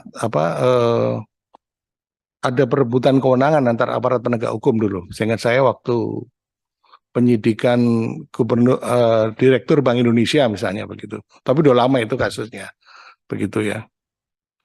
Kemudian kelembagaan ombudsman itu sebaiknya bersifat eksternal dan independen menurut saya. Itu dari sisi rumusan pasalnya. Kemudian saya juga menyoroti hal yang sama dengan dua pembicara sebelumnya. Malah menurut saya pasal 12 ayat 3 RUU, asisten ombudsman itu mungkin tidak harus diangkat menjadi ASN. Ya boleh ASN, boleh tidak. Gitu saja kalau menurut saya. Kan dia bisa juga orang yang ahli. Tadi ada orang yang menulis disertasi tentang ombudsman, itu malah nggak dimanfaatkan, sayang itu. Gitu. Ada orangnya misalnya. Atau dia malah kerja yang lain gitu. Padahal dia udah punya penelitian yang bagus. Sebenarnya kalau dia disuruh bantuin di situ, ya apalah, mungkin bukan anggota ya. Belum tentu dia mau jadi anggota juga gitu. Itu mungkin bisa efektif lah seperti itu. Jadi tidak harus, kalau menurut saya ya, tadi sama saya lihat karena nanti ada masalah juga kalau melakukan penyidikan terhadap ASN juga yang mungkin malah dia pangkatnya lebih tinggi, misalnya begitu. Kemudian yang bagian akhir itu masih di pasal 13 saya melihat pegawai sekjennya itu juga menurut saya tidak harus ASN. Memang kalau yang selama ini sekjen harus ASN, eselon 1 gitu ya. Kemudian pegawainya juga ASN. Tapi kalau ini menurut saya kalau lembaga-lembaga semacam ini harus kita pikirkan kemungkinannya tidak harus selalu ASN pegawainya, tapi dari kalangan ahli yang di bidang itu begitu. Karena nanti kadang mencari ASN yang tepat itu agak susah ya. Sementara ada ahli tapi bukan ASN begitu. Dalam prakteknya begitu. Ini yang di 13 ayat 5, yang satu tadi 12 ayat 3. Jadi sementara itu yang mungkin bisa saya sampaikan, nanti mungkin bisa berkembang dalam diskusi. Terima kasih. Saya kembalikan pada pimpinan. Wassalamualaikum warahmatullahi wabarakatuh. Waalaikumsalam warahmatullahi wabarakatuh. Iya. Terima kasih Pak Ya. Prof. Satya yang telah memberikan pandangan. Selanjutnya kami minta kepada Bapak Ibu anggota Balek, saya daftarkan dulu. Yang pertama Pak Tobas, yang kedua Pak JB, yang ketiga Pak Anca, yang keempat kanda saya John, Bu Lulu, saya yang terakhir Pak Artia. Silakan Pak Tobas.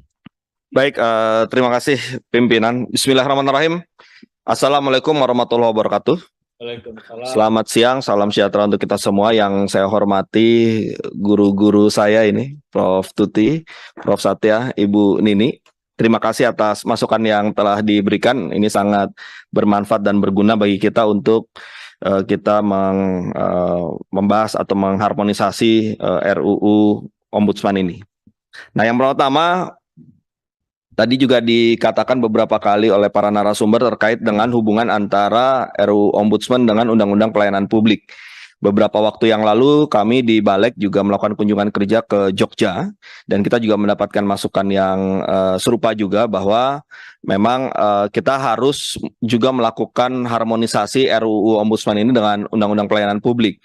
Dan saya ingin memberikan catatan untuk kita semua di Balek ini dan kepada TA, saya menyarankan agar ketika kita nanti melakukan harmonisasi RUU Ombudsman, maka secara bersamaan sekaligus juga kita lakukan untuk RUU Pelayanan Publik.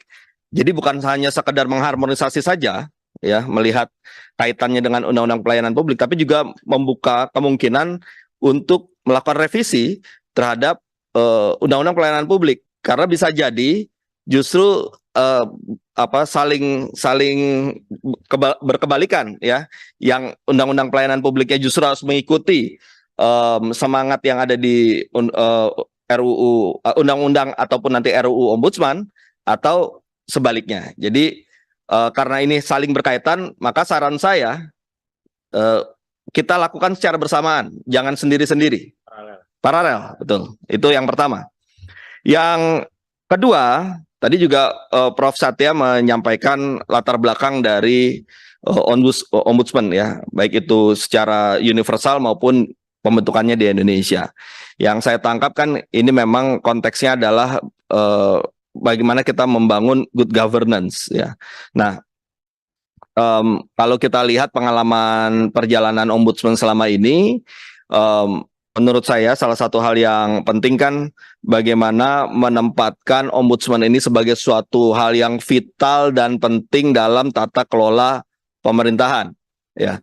Keluhan-keluhan bahwa misalnya ada rekomendasi yang tidak dijalankan atau masih kemudian belum menghormati rekomendasi itu kan juga dalam kaitan bagaimana penempatan Ombudsman dalam sistem kenegaraan ini orang memandang seperti apa, instansi kenegaraan memandang seperti apa. Jadi menurut saya tadi dari apa yang dipaparkan, salah satu hal yang penting juga sebagai materi di dalam RUU Ombudsman, bagaimana kita menguatkan marwah Ombudsman ini di dalam sistem ketenagaraan, sekaligus juga membangun budaya malu, ya, ketika ada maladministrasi, ya, yang gini, kita selalu bicara soal putusan petun saja seringkali tidak dilaksanakan, ya apalagi rekomendasi, kan begitu. Nah, budaya malu ini menurut saya patut dibangun, bagaimana rupanya nanti kita bisa masukkan ke dalam RUU ini, sekaligus juga mungkin patut juga dipikirkan dari masukan-masukan tadi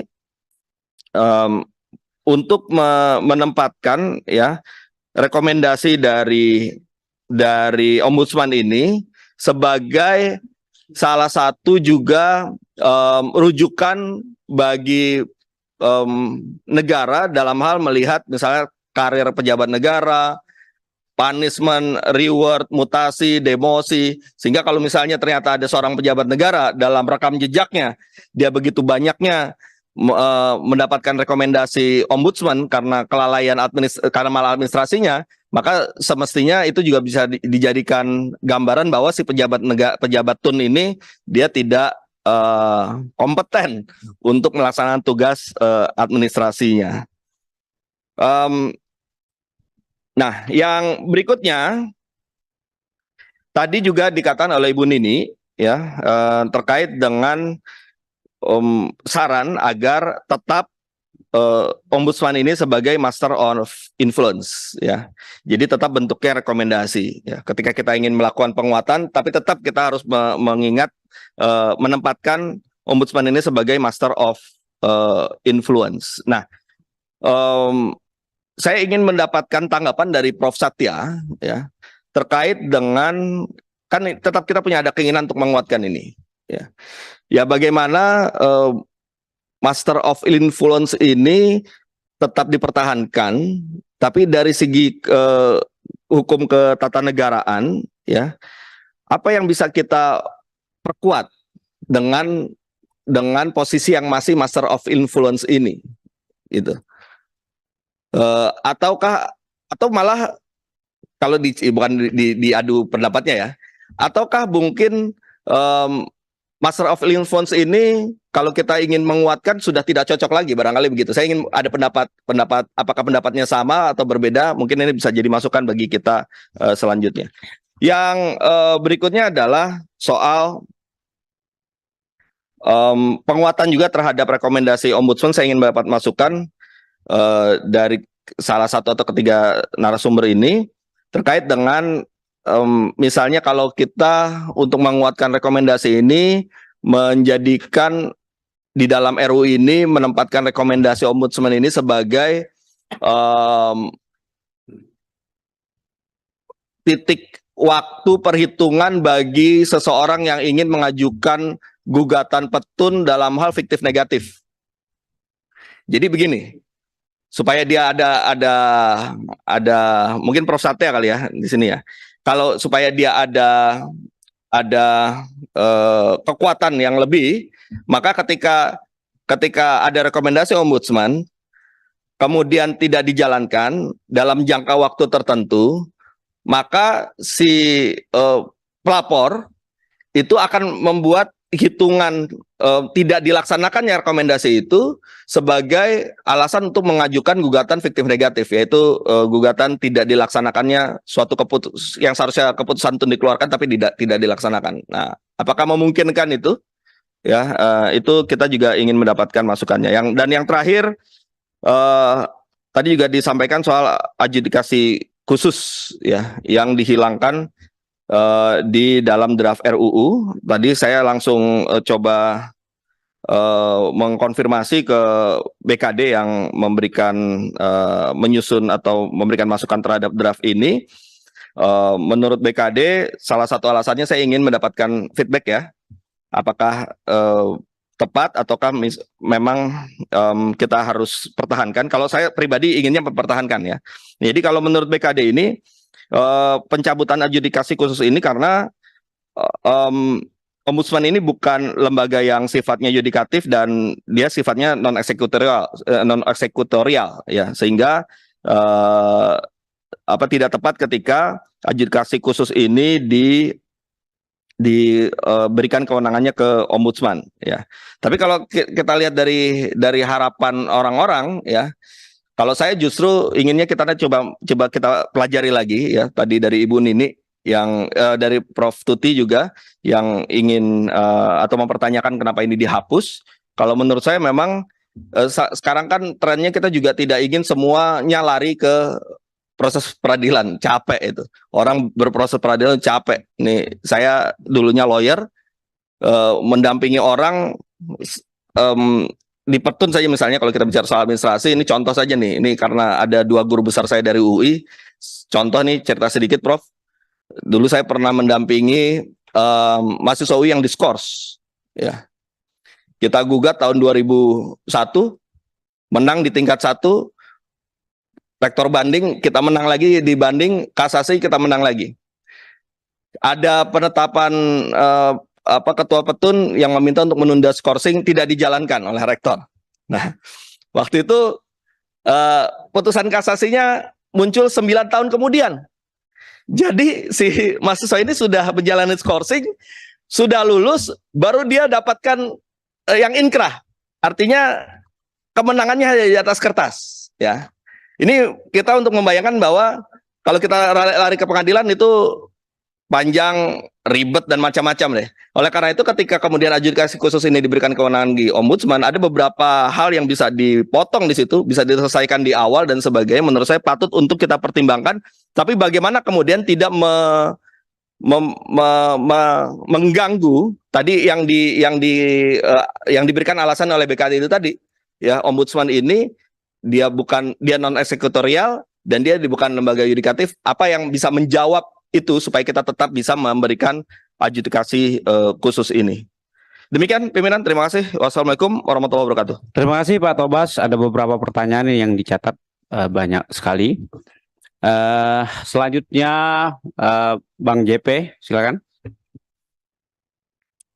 Terima kasih pimpinan. Assalamualaikum warahmatullahi wabarakatuh. Yang saya hormati pimpinan dan juga anggota Balek, yang saya hormati sekaligus saya kagumi, Prof. Argistuti, Pak Satya, dan juga Ibu Nini Rahayu, yang punya pengalaman pernah jadi komisioner Ombudsman, kalau tidak salah. Tadi saya menyimak, meskipun agak sedikit terlambat ya, ada 2 hal yang ingin saya soroti dalam kaitan dengan Ombudsman ini. Yang pertama soal independensi. Kalau undang-undangnya saya yakin 100% lembaga Ombudsman ini harusnya independen, Prof. Yang tidak independen adalah atau independensi lembaga itu akan dibawa mengarah ke perpihakan oleh siapa? Oleh komisionernya. Kenapa saya bilang begitu? Karena proses seleksi yang dilakukan komisioner Ombudsman itu melalui beberapa tahapan, baik di pansel maupun di lembaga politik di DPR.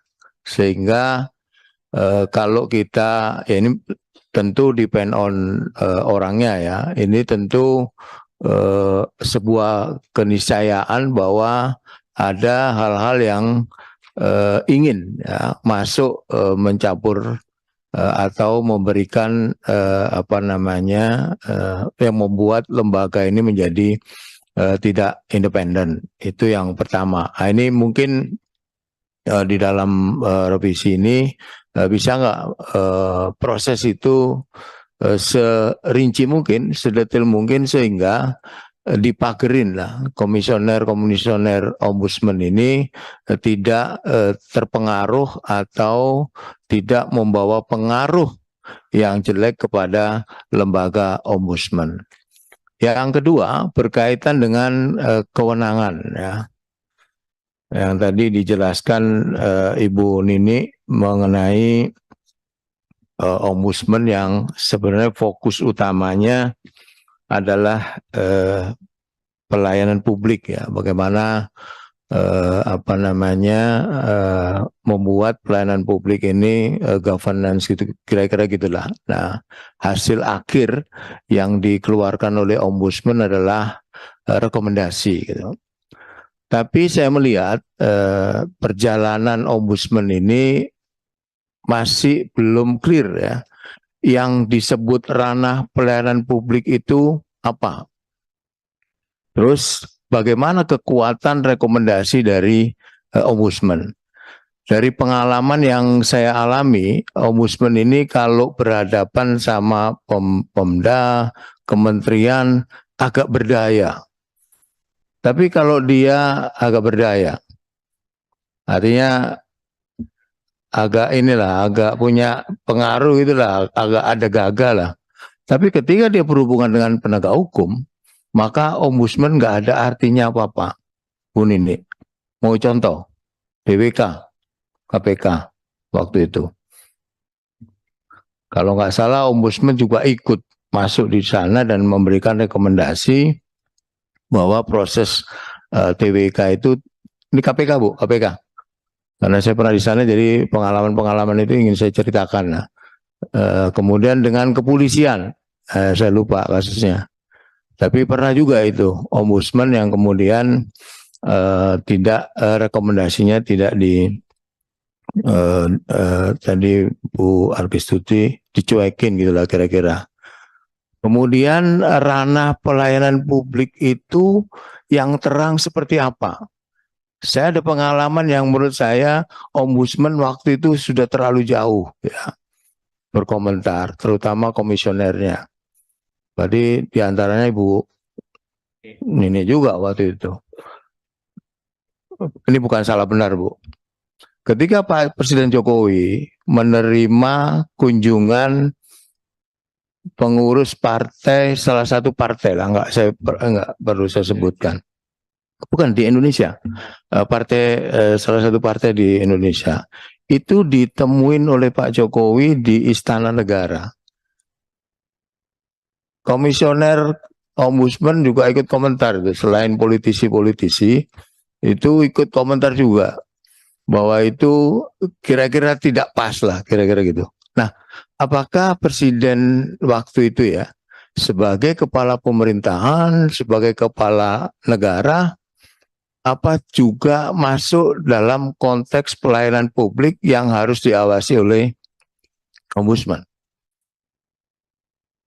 Saya lihat komisionernya waktu itu, mungkin bukan Bu Nini ya, karena Bu Nini ada di sini kan gak enak juga kita ngomong. Itu sering komen ya di media itu ya, yang belum apa-apa sudah komen gitu, dan semua saya lihat dikomentari, termasuk tadi itu. Nah itu Prof. Arpistuti dan juga Prof. Satya, apakah yang tadi saya sebut itu juga masuk di domain pelayanan publik ya? Presiden menerima tokoh politik di kantornya dan itu dianggap kira-kira abuse of power lah, harusnya nggak boleh terima itu. Tapi karena kebetulan saya juru bicaranya, waktu itu disampaikan Presiden kan kepala pemerintahan juga kepala negara gitu, sehingga bisa melakukan itu. Ini salah satu contoh yang ingin saya kemukakan bagaimana mendefinisikan yang disebut dengan pelayanan publik. Berkaitan ini juga saya memberi contoh di KPK itu ada fungsi pencegahan, di sana ada juga fungsi kajian sistem di birokrasi.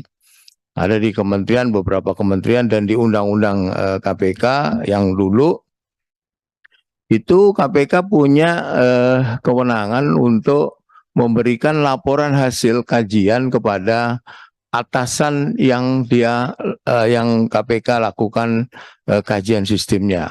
Kalau dia berkaitan dengan menteri kementerian, ya lapornya ke presiden gitu. Termasuk juga lapor ke DPR ya. Ini dalam fungsi pencegahan. Dulu ada pengalaman, ini nanti saya bisa kaitkan dengan memberi penguatan kepada Ombudsman, sehingga Ombudsman itu bisa berdaya. Ya. Dulu BPK pernah melakukan kajian sistem di Kementerian Dalam Negeri soal IKTP, kemudian Kementerian Agama soal pengelolaan dana haji, itu ada setelah dilakukan kajian, kemudian ada rekomendasi-rekomendasi yang disampaikan oleh KPK kepada kementerian-kementerian terkait gitu. Tetapi rekomendasi KPK itu menurut KPK waktu itu tidak dijalani secara penuh oleh kementerian yang bersangkutan. Nah, kalau ombudsman kan nggak punya fungsi penindakan. Kalau KPK punya fungsi penindakan sehingga dia menggunakan tangan yang lain gitu. Jadi rekomendasinya nggak diabaikan, kemudian menggunakan ini ada kemungkinan terjadinya korupsi lah, kira-kira begitu. Kemudian KPK melakukan penyelidikan dan akhirnya masuklah kasus ya waktu itu yang berkaitan dengan Kementerian Agama dan juga Kementerian Dalam Negeri. Beberapa kali KPK waktu itu kunjungan ke luar negeri. Salah satu partnernya itu adalah ombudsman di Filipina, sorry. Jadi ketika KPK ke Filipina, itu partnernya adalah ombudsman Filipina. Dan di sana sejauh yang saya ingat ya, karena saya waktu itu ikut pergi ke sana, mungkin Prof Arketusi bisa meluruskan kalau tidak lurus gitu ya. Ketika bertemu di sana, kita partnernya adalah ombudsman. Dan di Filipina itu ombudsmannya itu kerjasama sama kejaksaan. Nah, kalau di sini Kejaksaan Agung gitulah. Jadi temuan dia itu bisa langsung diproses penyelidikan, meskipun bukan dia gitu. Berbeda dengan Vietnam. Vietnam itu bukan ombudsman, tapi inspektorat partnernya. Dan itu juga inspektorat yang di Vietnam itu tugasnya juga mirip-mirip ombudsman yang ada di Indonesia, berkaitan dengan pelayanan publik juga waktu itu. Jadi ini agak beda-beda ini ya. Jadi kalau mau memperkuat ombudsman, jadi rekomendasinya yang tadi ada keluhan selalu bukan selalu ya, seringkali diabaikan ya, apalagi berkaitan dengan para penegak hukum ya, karena mungkin bisa berbalik ke ombudsman juga mungkin ya, sehingga ini perlu penguatan. Nah, bagaimana yang ingin saya tanyakan, bagaimana dalam konteks memperkuat ombudsman ini sehingga rekomendasi yang disampaikan oleh ombudsman itu tidak hanya sekedar tumpukan kertas, kemudian kertas itu ditaruh di laci meja gitu. Kira-kira gambarannya seperti itu.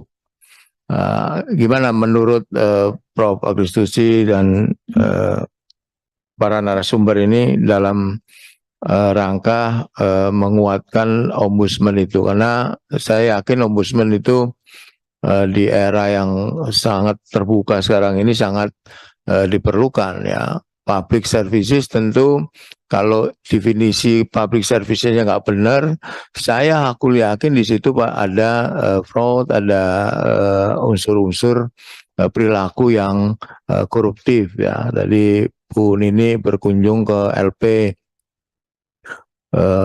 Lebih sering menurut saya Bu Nini, ombudsman itu berkunjungnya jangan ke LP tapi ke BPN ya. BPN itu dulu sekali lagi punya pengalaman proses pencegahan yang di KPK itu sering mendatangi itu, sehingga rekomendasinya dibuat papan pengumuman di depan kantornya, berapa sih ngurus ini, syaratnya apa, berapa waktu yang dibutuhkan gitu. Nah, ombudsman saya kira itu bisa melakukan itu dengan tapi itu tadi ya kasihan juga komisioner ombudsman berkunjung ke LP dicuekin, nunggu 5 jam ya, bukan 5 tahun, sorry 5 jam ya.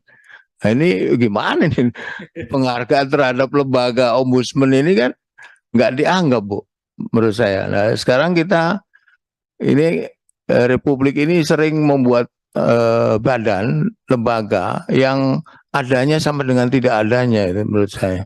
Karena itu kita tegas saja ombudsman ini kita perkuat atau kita lebur aja Pak Pimpinan ke lembaga yang lain. Karena itu tadi punya fungsi tapi dia tidak 100% bisa menjalankan fungsi itu dengan baik ya. Termasuk kita juga harus koreksi penghargaan lembaga-lembaga lain kepada lembaga ombudsman ini gitu. Nah, ini yang mungkin bisa disampaikan ke Presiden ya. Saya kira itu Pak Pimpinan. Terima kasih. Assalamualaikum warahmatullahi wabarakatuh. Terima kasih Pak JB yang memberikan masukan sekaligus pertanyaan. Selanjutnya Bang Anca, silakan. Terima kasih pimpinan, saya hormati pimpinan dan Bapak Ibu sekalian, anggota Balek, saya hormati para narasumber yang sempat hadir pada hari ini. Sebenarnya berbicara tentang ombudsman ini, maka tentu lebih awal kita melihat sejarah awal pembentukannya kira-kira begitu.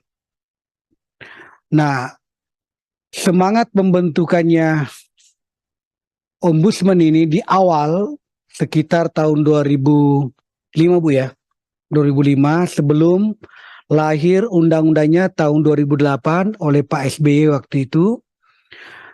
Indonesia mengadopsi ini dari negara Swedia. Swedia melahirkan ombudsman ini sekitar tahun 1809. Berarti luar biasa, negara lain sudah mengadopsi sistem ini, baru kita masuk ke dalamnya. Nah, tapi tidak ada kata terlambat.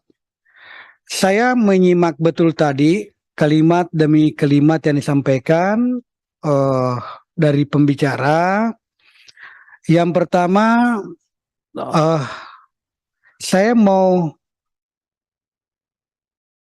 menyoroti tentang terkait kalimat yang disampaikan oleh Pak Prof. Satya, di mana di akhir penjelasan tadi itu beliau menyampaikan bahwa beberapa permasalahan sebenarnya yang terkait dengan ombudsman ini, dia berharap bahwa laporan ombudsman ini sebaiknya jangan atau tidak sekedar bersifat rekomendasi semata. Nah, ini menurut saya garis bawahi ini menarik sekali, Prof. Nah, kalau begitu, Prof, kira-kira kondisi kita di sini di Republik ini, Prof, apakah yang dimaksud Prof ini adalah bahagian daripada jangan sekedar hanya menjadi rekomendasi, apakah hasil penyidikan atau penyelidikan yang dilakukan oleh ombudsman ini bisa dijadikan sebagai acuan dasar oleh aparat penegak hukum untuk melanjutkan, atau sekedar kita di ombudsman ini meningkatkan kira-kira fungsinya lagi menjadi fungsi penyidikan yang ada di dalam. Walaupun sebenarnya penyelidikan sudah dilakukan, Pak Prof ya, kira-kira begitu. Kira-kira apa yang dimaksud nih Prof? Apa yang mau ditingkatkan lagi Prof? Kira-kira seperti itu. Karena ini kan kita sementara mau menyusun sebuah rancangan undang-undang ini dengan baik. Nah, apa yang menjadi kelemahan kita selama ini melihat ini ombudsman ini, itu yang mau diperbaiki sekarang ini. Melahirkan undang-undang yang baru. Nah, kira-kira seperti apa yang disampaikan tadi Prof itu, karena masuk di akal saya kalau Pak Prof mengatakan fungsi penyelidikan, fungsi ini bisa diberikan kepada ombudsman, sehingga apa yang ditakuti tadi Pak Ibu Ibu Prof, ada ketakutannya bahwa kita dicuekin, dianggap sebelah mata, tidak lagi dianggap sebelah mata, Bu. Kalau Bu Prof, kalau ini ditingkatkan lagi fungsinya ini ombudsman. Apakah, saya mau mengatakan begini, apakah mau seperti KPK, seperti yang disampaikan tadi Pak JB? Karena muatan pertama lahirnya ombudsman ini kan juga adalah menyangkut masalah bagaimana menyelesaikan soal KKN itu. Kolusi, korupsi, nepotisme, dan sebagainya. Meningkat selanjutnya menjadi persoalan administrasi yang ada di pejabat-pejabat publik. Nah, itu semuanya. Apakah ini kita mau bawa ke sana? Kalau itu mau dibawa ke sana, maka rumusan tentu kita harus siapkan dalam undang-undang ini. karena kita mau membuat undang-undangnya. Tidak ada masalah kita mengubahnya dalam rangka tidak lagi dipandang sebelah mata seperti ketakutannya tadi Bu Prof gitu. Saya setuju Bu Prof itu. Saya setuju supaya ini lebih bagus.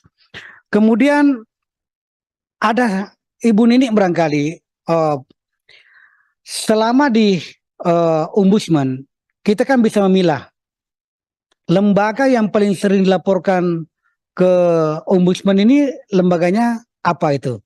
Apakah itu misalnya kementerian, apakah itu gubernuran, apakah itu di wali kota atau bupati, atau lembaga penegak hukum lainnya, KPK, polisi, jaksa, yang paling sering dilaporkan seperti apa itu, Ibu Prof? Nih, kira-kira itu gambarannya. Kenapa kita harus tahu ini? Supaya melahirkan nanti pasal demi pasal dalam undang-undang ini kita sudah antisipasi dari awal. Kira-kira seperti itu gambarannya. Saya kira Ibu itu yang paling menarik bagi saya. Yang lainnya kan sudah dijelaskan oleh Pak JB. Kalau Pak JB menjelaskan kan tuntas itu, tuntas dan bisa dipahami dengan baik. Suaranya beliau ini suara rakyat, gampang dipahami, mudah dimengerti, gitu ya Pak JB ya. Demi bangsa dan negara katanya. Nah itu. Ibu Prof, terima kasih memberikan wawasan baru bagi kami. Dan Ibu Nini, itu tadi pertanyaannya, kira-kira supaya ada gambaran. Dan Prof Satya, terima kasih Ibu, Bapak dan Ibu sekalian sudah memberikan gambaran kepada kita dalam rangka menyusun undang-undang yang baru ini. Mudah-mudahan ada manfaatnya untuk bangsa dan negara. Terima kasih. Saya kembalikan Pak Ketua. Terima kasih Bang Enca yang telah memberikan pertanyaan. Karena kurang 5 menit kita perpanjang sampai 13.30 ya. 15.30. Sorry. 15.30 lah. Selanjutnya Bang John Kennedy. Terima kasih pimpinan. Bismillahirrahmanirrahim. Assalamualaikum warahmatullahi wabarakatuh. Pimpinan dan anggota balik yang saya hormati, para narasumber, guru-guru kita, Prof Tuti, Prof Satya, dan Dr. Nini yang saya hormati. Saya menyimak betul paparan dari para narasumber. Saya merasa prihatin saya terhadap Ombudsman Republik Indonesia ini. Sebelum saya tanggapi, saya ingin tanya dulu ke Ibu Nini. Karena Ibu Nini ini adalah pernah selaku komisioner daripada ORI, Ombudsman Republik Indonesia. Menurut Ibu, keberhasilan atau goal Ombudsman ini apa? Gitu lah. Sampai sejauh mana dikatakan Ombudsman itu berhasil? Ya, atau tidak. Sebab yang lebih mengetahui berhasil dan tidak berhasil itu, pertama tentu komisionernya. Terus yang keduanya, hal-hal apa saja yang menjadi hambatan atau rintangan yang dialami oleh Ombudsman dalam melakukan aktivitasnya atau dalam melakukan operasionalnya. Saya sebagai orang luar atau sebagai katakanlah pemerhati dari Ombudsman ini, saya melihat Ombudsman ini, mohon maaf, antara ada dan tiada gitu. Ombudsman ada gitu. Tapi nggak ada gezahnya gitu lah. Nggak ada gregetnya gitu lah. Saya sependapat dengan Ibu Tuti tadi, Prof Tuti, karena memang masalah-masalah yang dihadapi Ombudsman ini, saya pinjam ininya Prof Tuti. Pertama, rekomendasi yang dibuat acap kali diabaikan oleh lembaga pelayanan publik. Ya nggak dianggap aja. Ya, mohon maaf saya sampaikan kalau istilah anjing menggonggong kepilah berlalu saja gitu kan. Nggak ada ininya gitu.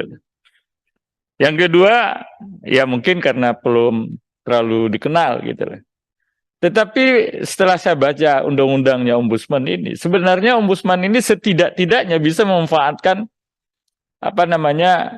hebohnya media sosial sekarang sebagai katakanlah tekanan untuk instansi atau kementerian lembaga yang sedang diawasi atau sedang menjadikan target dari Ombudsman gitu. Tetapi ini juga nggak dipergunakan oleh Ombudsman. Ya. Atau misalnya mungkin saja Ombudsman ini ketakutan, takut gaduh nanti atau bagaimana gitu lah. Nah, ini yang harus, sehingga memang momen pada hari ini menurut hemat saya adalah sangat penting untuk memperkuat Ombudsman itu sendiri. Yang ketiga, Ibu Tuti menyampaikan belum terlalu banyak dikenal oleh lembaga pemerintah pusat dan daerah. Nah, ini tentu ini berkaitan dengan sosialisasi. Apakah Ombudsman tidak ada mensosialisasikan Ombudsmannya ke kementerian lembaga, sehingga seorang Profesor Tuti menyampaikan ini belum terlalu banyak dikenal oleh masyarakat. Tetapi yang saya lihat adalah memang tergantung dari rekomendasi. Ya, tadi disampaikan sama Pak Anca sama Pak Supriyansa, karena memang Ombudsman ini tidak mempunyai fungsi penindakan. Dia sifatnya hanya rekomendasi saja gitu lah. Rekomendasinya kemana? Ke kementerian lembaga yang diinikan kah? Yang sedang disorot, atau ke presiden kah? Atau kemanakah rekomendasinya itu? Sehingga rekomendasinya itu menjadi suatu referensi atau suatu rekomendasi yang harus ditaati oleh kementerian lembaga terkait. Saya sependapat juga dengan Pak Tobas tadi, gitu kan ya. Mungkin memang ada perlu suatu bank misalnya suatu pejabat publik diawasi gitu kan. Nah, kalau pejabat publik itu diawasi, masuk ke dalam itu, kalau seumpamanya nanti atasan dari pejabat publik itu pingin mempromot seseorang, dia bisa berpandangan ke situ. Oh, ini terlalu banyak cacatnya oleh rekomendasi. Jadi sehingga dia menjadi ada punishment buat yang bersangkutan gitulah. Jadi saya sependapat itu. Sebab di tempat-tempat lain, di negara-negara lain, Ombudsman ini begitu menggigit gitu. Sangat ditakuti. Tetapi kenapa Ombudsman di kita ini, ya seperti saya prihatin juga, Ibu tadi mengatakan sampai 5 jam menunggu untuk masuk. Berarti Ibu dilepeh gitu, Bu. Gitu bahasa ininya enggak. Dicuekin, enggak dianggap. Itu kan enggak dianggap gitu. Ombudsman aja sendiri, memang ada apa katanya kan gitu. Nah, bagaimana supaya artinya Ombudsman tuh, wah saya Ombudsman nih. Sehingga setidak-tidaknya ya betul ditakuti lah, bukan ditakuti ya, dianggap lah. Nah, tapi itu kan tergantung dari kinerja atau rekomendasi dari Ombudsman itu sendiri. Nah, untuk itulah kita pada saat ini sedang melakukan harmonisasi terhadap perubahan dari Undang-Undang Ombudsman, tentu melalui presentasi atau masukan dari ibu-ibu dan bapak tentang apa yang akan kita perbaiki di Ombudsman ini untuk lebih baik ke depannya. Terima kasih pimpinan. Mohon maaf atas kekurangan. Selamat berpuasa. Assalamualaikum warahmatullahi wabarakatuh. Terima kasih Bang John telah memberikan pertanyaannya nih kebanyakan Bu Nini nih yang paling banyak. Ya, silakan Mbak Lulu. Iya, terima kasih Ketua. Assalamualaikum warahmatullahi wabarakatuh. Bapak Ibu, anggota yang berbahagia, Ibu Dr. Nini, aduh ini sahabat super saya ini, dan juga Prof. Arkestuti dan juga Prof. Setia yang juga sama-sama mudah-mudahan terus berbahagia. Itu yang paling penting, sehat berbahagia. Ada beberapa hal yang ingin saya tanyakan juga yang terkait dengan Ombudsman ini. Yang pertama mungkin yang perlu kita sampaikan bahwa kita punya niat baik ya untuk memperkuat kelembagaan Ombudsman. Karena ini benar-benar bisa mewakili kepentingan publik atau masyarakat untuk penyelenggaraan layanan publik yang sangat baik atau prinsip-prinsip good governance lah. Kalau di paparannya Ibu Muni tadi kan disebutkan sebagai salah satu upaya untuk memastikan pelayanan publik yang tidak ada korupsi, tidak nepotis gitu ya, tidak KKN lah kira-kira itu, walaupun memang tantangan kita hari ini pelayanan publik sekarang udah beyond itu semuanya, apalagi udah memasuki masyarakat digital. Tentu prinsip-prinsip ini juga harus bisa dibawa dan diterapkan di dalam konteks di mana semua pelayanan kita juga udah e-governance misalnya gitu, atau layanan-layanan dalam bentuk yang lain. Nah, dalam beberapa paparan tadi baik itu Ibu Nini, kemudian juga Profesor Kris dan juga Profesor Satya ya, pada intinya bahwa Ombudsman ini masih memiliki kelemahan karena memang tidak memiliki kekuatan eksekusi, kira-kira seperti itu. Justru pertanyaan balik saya, yang ideal menurut Ibu dan Bapak itu seperti apa sih? Kalau dilihat dari kehadirannya pada masa pasca reformasi, itu konteksnya, kemudian juga kebutuhan dan kehadiran lembaga Ombudsman yang ternyata dianggap sangat penting bahkan bagi negara-negara maju. Di sisi lain juga kesadaran publik terkait dengan pelayanan baik itu birokrasi ataupun lembaga-lembaga publik yang lain yang sesuai dengan kepentingan mereka, karena dilayanin secara baik, akuntabel dan seterusnya itu adalah hak publik, karena publik juga membayar melalui pajak dan seterusnya, sehingga wajar kalau kemudian publik itu mendapatkan pelayanan yang terbaik dan nomor satu lah, kira-kira begitu. Nah, yang sangat menarik menurut saya ketika pembicaraan tadi itu mengenai rekomendasi. Ada beberapa model sebenarnya rekomendasi itu bukan hanya sekedar rekomendasi menurut persepsi masyarakat yang kemudian tidak memiliki makna, kekuatan atau bahkan tidak menggigit gitu loh. Beberapa waktu yang lalu misalnya sebelum BOPI dibubarkan ya, saya kebetulan pernah ada di sana, bagaimana kekuatan dari lembaga BOPI itu ketika mengeluarkan rekomendasi apakah liga itu bisa dijalankan apa tidak. Nah itu maksudnya, sehingga rekomendasi itu ternyata bisa memaksa sebuah pertandingan ini bisa dijalankan atau ditangguhkan atau malah dibubarkan. Nah itu kan tidak kemudian punya makna bahwa rekomendasi itu ya begitu aja gitu. Ternyata rekomendasi itu tidak bisa diabaikan karena apa? Rekomendasi itu ternyata ya sifatnya justru mengikat. Nah, bagaimana rekomendasi yang dimiliki oleh Ombudsman ini mungkin di dalam revisi ini nanti itu juga dikuatkan melalui semacam pengaturan ya. Saya kira ini justru butuhnya masukan dari para prof itu, bahwa rekomendasi ini sesuatu yang sifatnya juga mengikat dan bisa punya makna mengandung sanksi gitu loh. Jadi kalau rekomendasi ini diabaikan otomatis misalnya, maka di situ juga ada sanksinya. Nah ini yang justru kita ingin perlu masukkan. Konsekuensinya kalau rekomendasi Ombudsman itu tidak dijalankan atau tidak diikutin itu kira-kira apa ya? Misalnya kayak gitu. Nah ini perlu menurut saya ada di dalam revisi undang-undangnya ini nanti. Nah yang berikutnya menurut saya ada pengalaman yang baik kemarin. Ketika Bappenas atau Badan Pangan Nasional itu mengeluarkan surat edaran yang terkait dengan batas atas pembelian gabah ya, ini sekedar ilustrasi aja, di mana penentuan batas atas pembelian gabah petani ternyata tidak menyertakan wakil dari petani, padahal di situ yang diomongkan petani.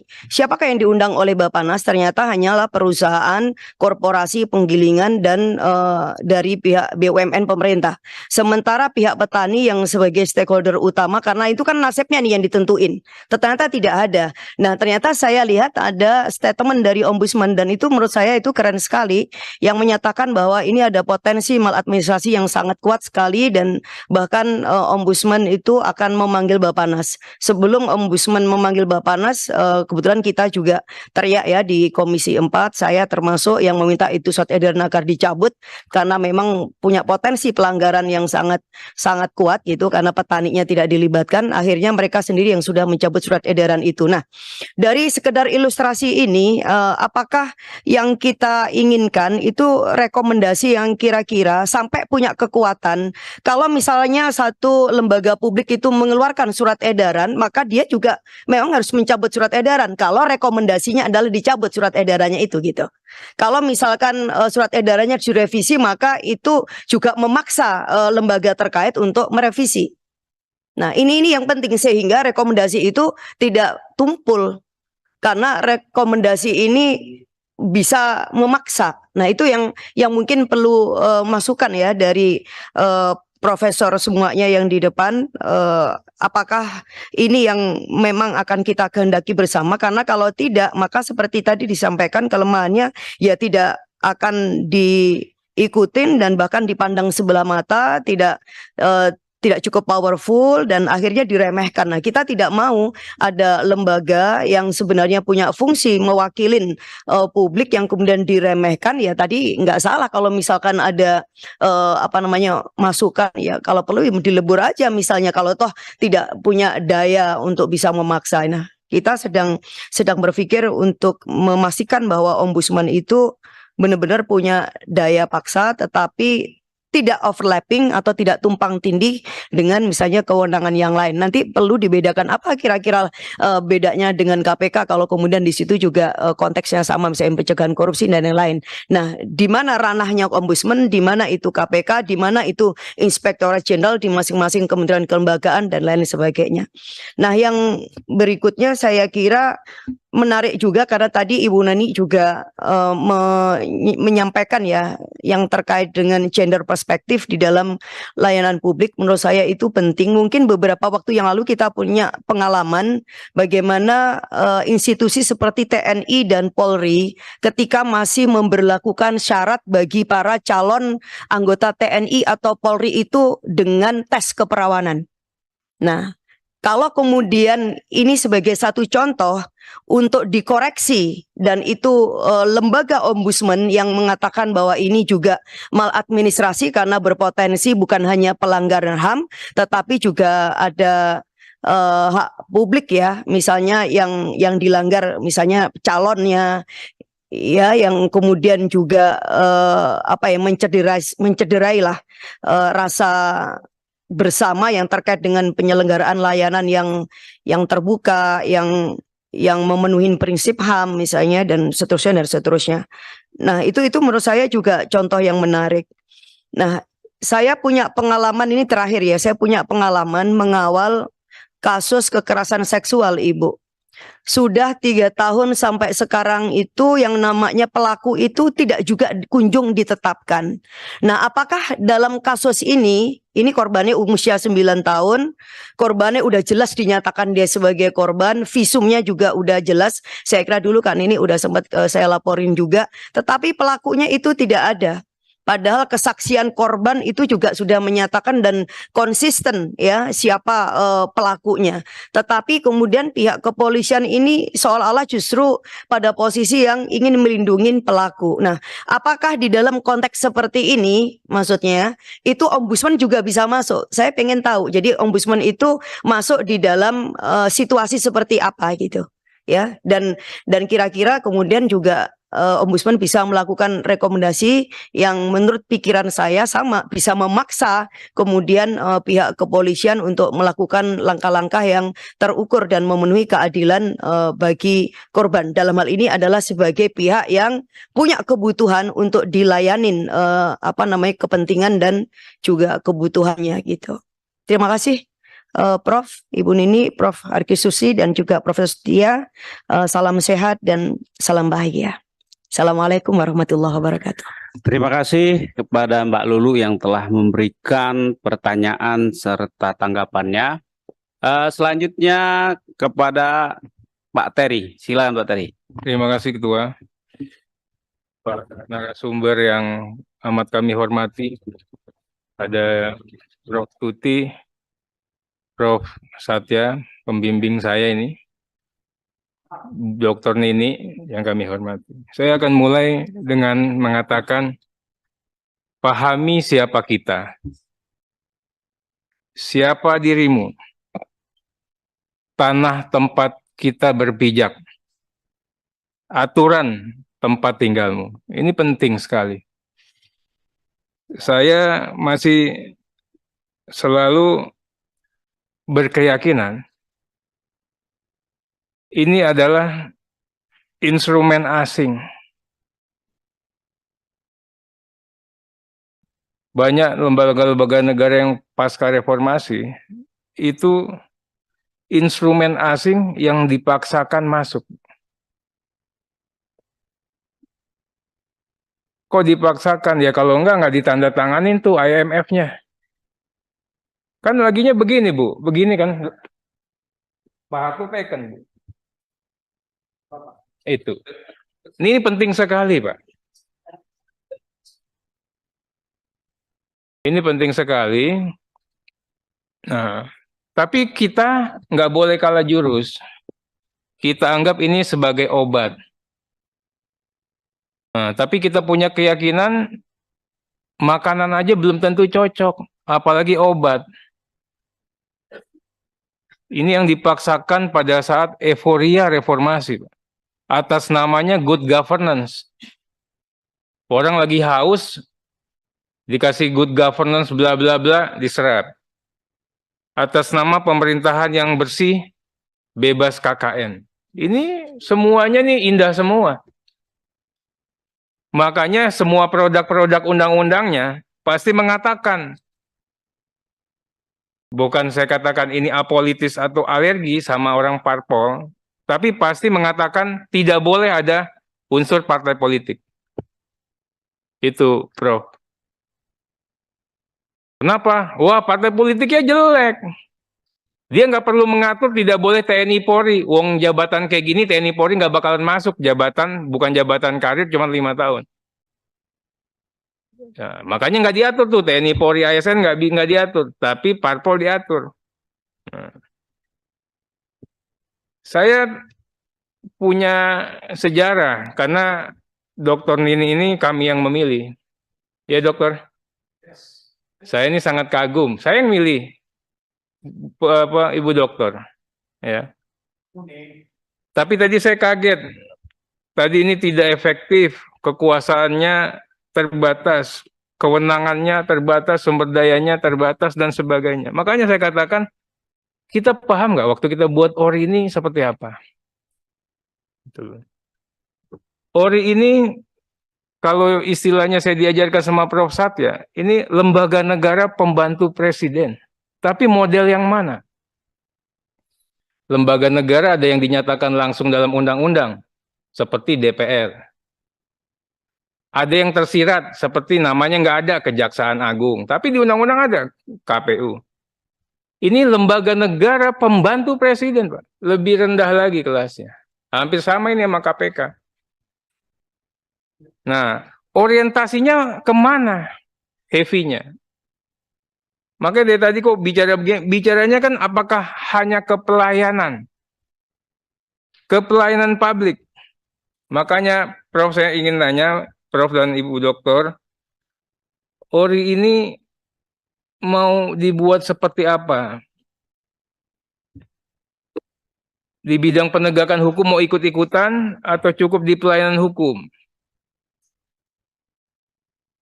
Kemudian saya ingin tanya, kalau saya diajarkan sama Prof. Satya, ini tugas saya dulu kalau sama Prof, coba cari MK yang ada di negara-negara, cari 100 negara atau apa gitu, nyari lagi kita.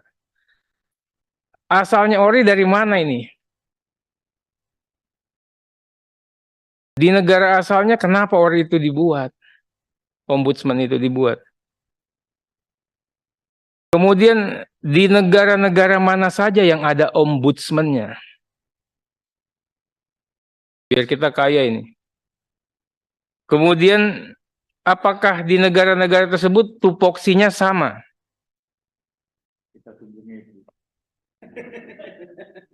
Penting. Kenapa? Banyak sekali ada ORI nggak ada KPK loh. Negara yang punya KPK, ORI-nya nggak ada pastinya. Di negara kita lah, yang semua lembaga ada. Lengkap. OJK aja ada, padahal di negara asalnya udah dibubarin, kita ada OJK. Itu loh. Lengkap, tidak ada satupun lembaga di belahan dunia manapun, dari Asia, Afrika, semuanya diambil sama Indonesia semua tuh. Masukin, ada semua.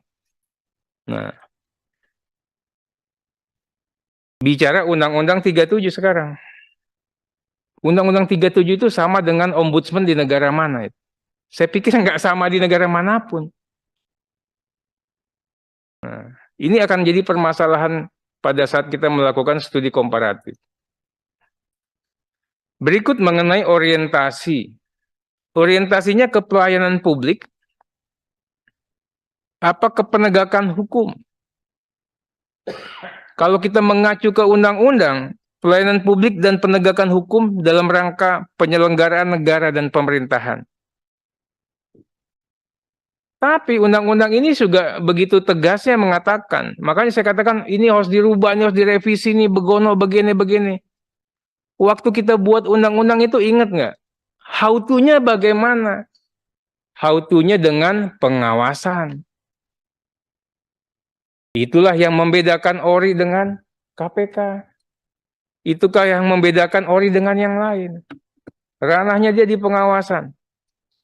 Makanya kalau tadi ada perluasan kewenangan dan sebagainya, saya ingin nih baca dulu undang-undang ORI dan kita punya naskah akademik yang sebelumnya. Kecuali kesepakatan kita berubah. Nanti ada overlap lagi. Tapi nggak apa-apa kalau seperti itu.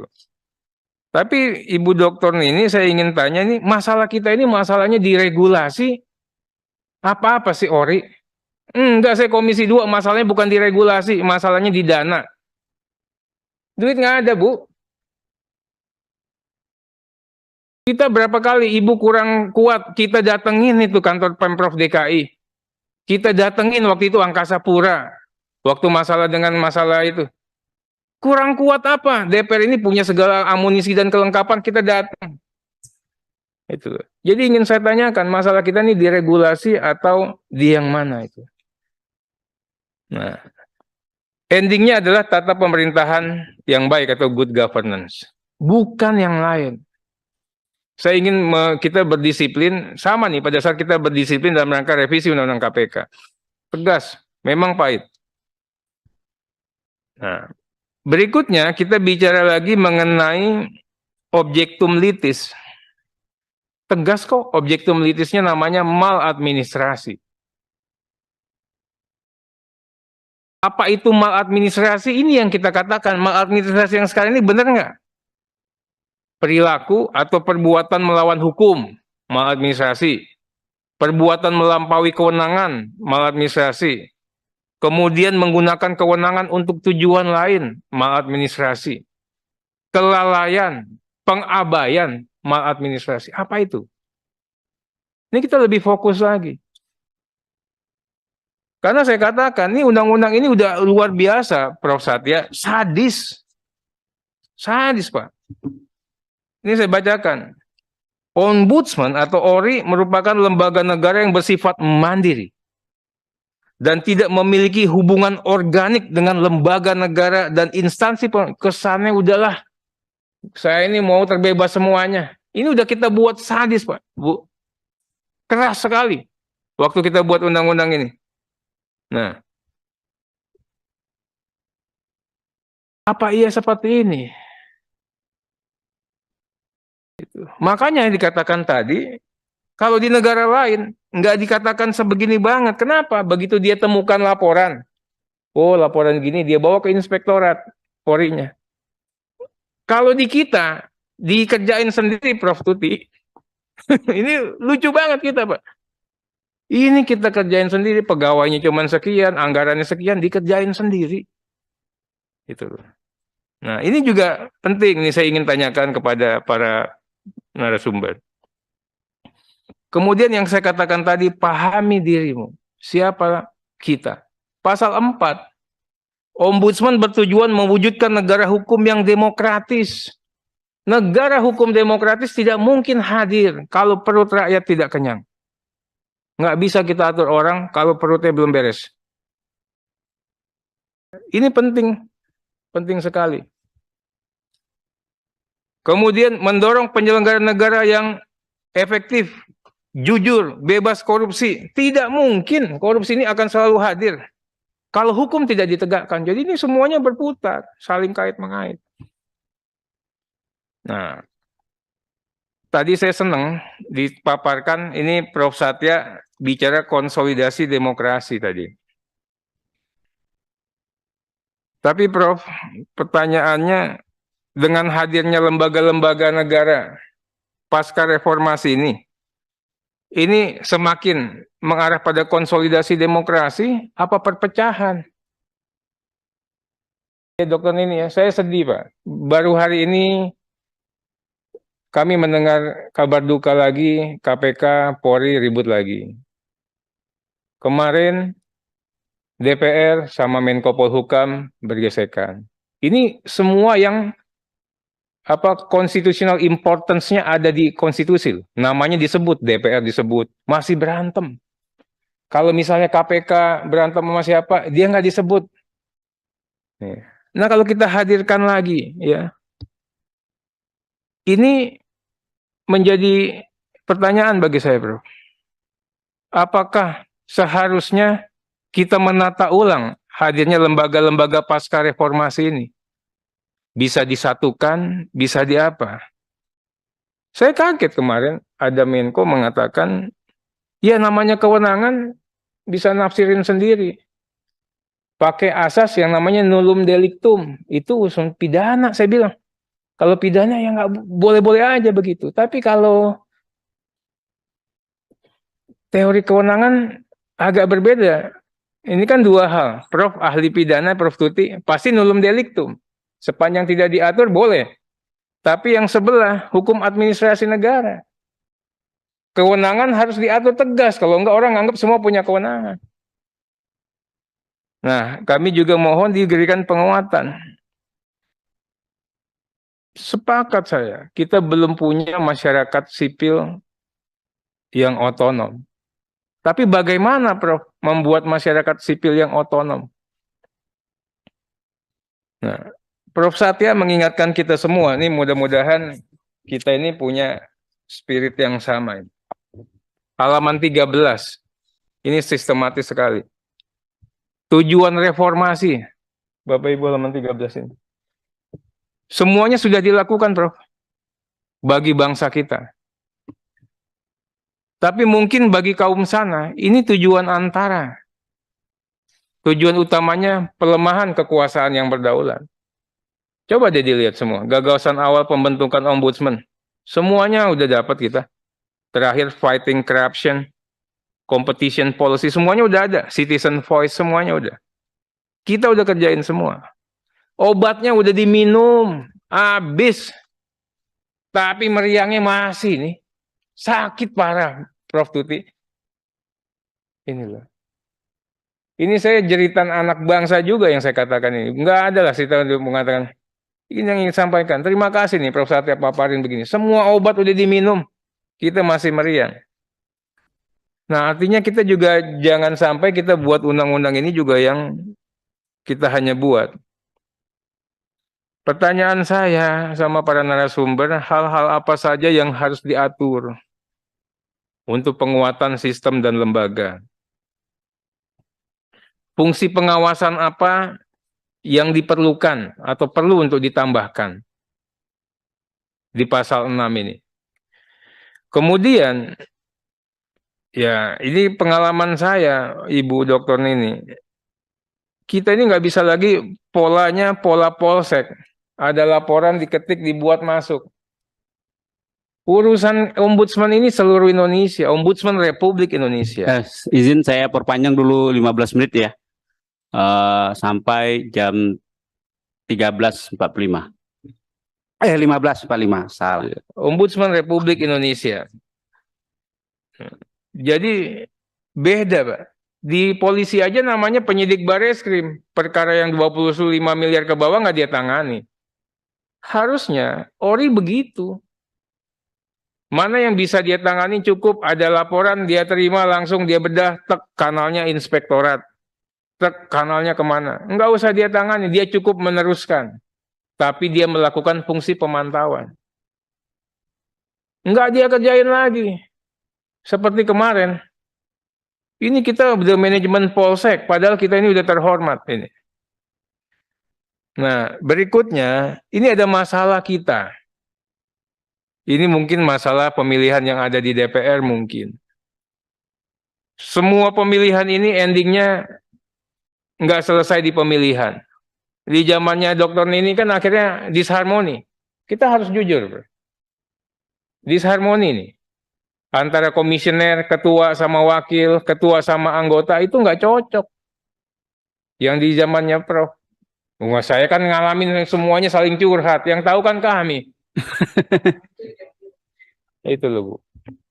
Nah, juga saya ingin masukkan, apakah bisa dibentuk atau diselesaikan dalam konteks regulasi? Nah, kan susah ini. Apakah cara milihnya nanti milihnya bagaimana? Kemudian pemilihan ketua harusnya bagaimana? Jangan melibatkan siapa. Biar nggak salah, ya udah ketua langsung DPR yang pilih. Gitu loh. Yang kayak gituan juga dikasih masuk usulan. Nah, berikutnya juga ini bicara lagi Bu Nini, masalah kenapa penyidik dari ASN nggak boleh? Tadi alasannya begitu. Sama, penyidik polisi meriksa polisi benar, penyidik KPK meriksa benar, PPNS kehutanan benar. Ini masalah integriti. Kita harus kasih ruang. Pabrik sejelek-jeleknya ASN, PNS pasti lebih bagus dari orang luar. Udahlah. Sejelek-jeleknya orang parpol pasti lebih bagus dari orang luar. TNI, Polri, ASN, parpol itu pastinya lebih bagus. Pasti lebih bagus. Kenapa kami diajarkan wawasan kebangsaan? Tempat lain nggak belajar, Bu. Di polisi, di ASN mau wawasan kebangsaan nggak lolos, Bu. Itu, Bu. Nah, kami mohon sekali nanti seperti itu. Yang kedua, kita juga bicara mengenai masalah integritas, Prof. Tuti, Pak Satya. Sekarang ini kita punya sumber daya manusia itu bagus-bagus lah. Anaknya pinter-pinter, hebat-hebat, cerdas-cerdas. Tapi kita kurang punya orang yang punya integritas institusional. Integritas personalnya bagus semua. Apa itu integritas institusional? Integritas yang pada saat dia bicara tentang hukum, tentang teknis, tentang apanya, begitu berbenturan dengan negara kesatuan Republik Indonesia. Begitu berbenturan dengan kebinekaan, begitu berbenturan dengan Pancasila, konstitusi, dia ngerem.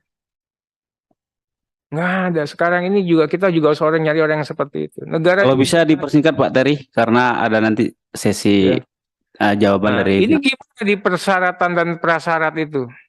Ngaturnya, diksinya, redaksinya seperti apa? Berikutnya mengenai pemeriksaan. Ombudsman itu bekerja di dalam keheningan. Makanya di banyak negara orang nggak pakai KPK, pakai ombudsman. Nah, sekarang ini malah diusulkan seperti yang tadi ide-idenya, ombudsman akan dibuat nggak bekerja dalam keheningan. Kalau mulai yang kayak gini, penyidikan apa semua yang penindakannya begini-begini ya. Nah, ini juga tolong dipertimbangkan lagi. Berikutnya mengenai rekomendasi, saya persingkat nih, Pak Ketua dan minta singkat. Rekomendasi harus tetap menjadi mahkota, Dokter Neni. Nggak ada yang lebih daripada itu. Nah, tapi harus ada, ingat nih, kita kan hukum tata negara, Prof. Satya. Kalau rekom tidak ditindaklanjuti, artinya apa? Pejabat negara tersebut melanggar sumpah jabatan. Melanggar sumpah jabatan paling gampang apa? Tidak boleh sekolah, tidak boleh dipromosikan. Atau sanksi lebih berat ya dimutasi atau dipecat. Inilah yang harus dimasukkan ke redaksi untuk penguatan. Mungkin itu Pak Ketua. Terima kasih Pak. Terima kasih Pak Terry.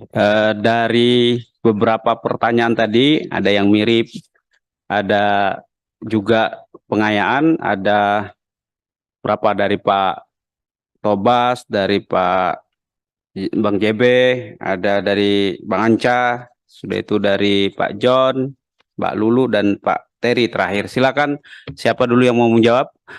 Kita silakan Prof. Satya dulu menjawab, Mbak. Prof. Ya. Baik, terima kasih pimpinan. Jadi ini ada beberapa pertanyaan yang mungkin saling terkait. Jadi saya coba untuk mengaitkan. Jadi pertama misalnya yang fiktif positif tadi ya, saya setuju itu ya. Kalau ada kemungkinan ini pengajuan fiktif negatif. Sebenarnya pemikiran ini kan sudah ada sejak sebelum Undang-Undang Pelayanan Publik. Ingat saya itu Undang-Undang Nomor 5 tahun 86 tentang PTUN itu sudah ada dulu ya. Karena saya ingat diajukan dulu oleh guru saya itu Prof. Patmo Wahyono dulu mengenai fiktif positif itu. Jadi waktu itu sederhana saja, kalau dia sampai batas waktu sekian tidak direspon itu dianggap ditolak atau diterima begitu. Pada waktu itu pemikiran seperti itu.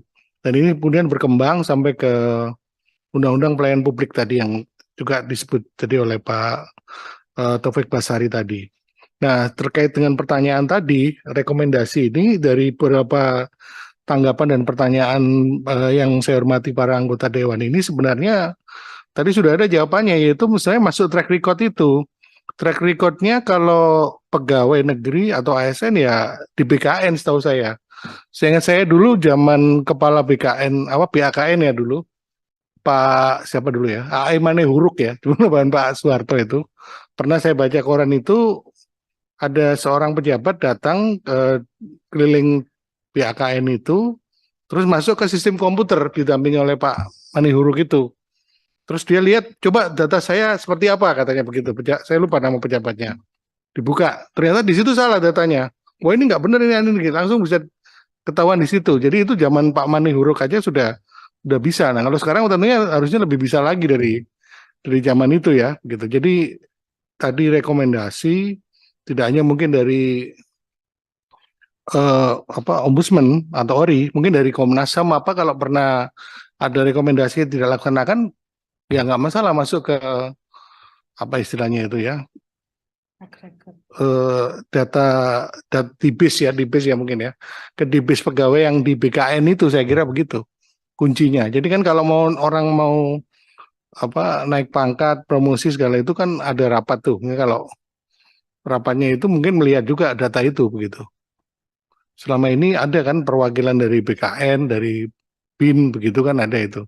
Tapi itu maksudnya di eselon 1 ya, TPA, tim penilai akhir. Tapi kalau di bawah-bawah mungkin kalau data itu bisa diperbaiki, bisa saya kira begitu. Karena saya ingat tadi cerita zaman Pak Mane Huruk aja bisa pada waktu itu, waktu kepala BAKN, belum jadi BKN. Gitu. Jadi saya kira perbaikan di base-nya itu. Tapi harus akurat, karena mungkin kalau orang dicatat salah juga mungkin merugikan yang bersangkutan nanti. Karena bisa jadi orang itu seumur hidup tidak pernah lihat data itu. Saya juga nggak tahu datanya di situ apa, ditulis apa. Saya sebagai pegawai negeri ya, mungkin nggak tahu Prof. Tuti pernah lihat nggak datanya di BKN itu benar atau tidak begitu. Mungkin tahunya setelah pensiun nanti bahwa dia diurus, ternyata dibilang dia sebenarnya harusnya udah hitungannya dari sini begitu. Ada teman saya yang pernah menjadi pejabat negara, sekarang lagi bingung itu soal SK pensiunnya itu, karena ada perbedaan data yang di BKN itu begitu. Keluhannya seperti itu. Jadi mungkin bagaimana caranya supaya data itu benar tidak ada kesalahan, dan apakah mungkin harus bisa diakses itu? Siapa yang bisa mengakses data itu? Ya kalau orang BKN-nya bisa, pejabat BKN, tapi maksudnya di luarnya yang bersangkutan ini. Gitu. Kemudian tadi masalah jadi itu bisa ya. Tadi semua yang dari Pak Taufik sampai Pak Taufik Basari sampai Pak Artria Dahlan tadi oke, soal penguatan rekomendasi dengan mencantum kalau sudah final dia nggak dilaksanakan juga ya. Tadi masuk ke track record itu tadi gitu. tentunya tetap ada dari kemungkinan dari atasan langsung. Kan seperti di Undang-Undang PTUN itu kan dulu ada pasal 116 ya kalau nggak salah. Jadi kalau dia pejabat tuh ada putusan nggak melaksanakan, diadukan lagi ke atas. Di atasnya ini nggak melaksanakan, diadukan lagi terus sampai ke presiden. Tapi sampai presiden pasalnya udah berhenti.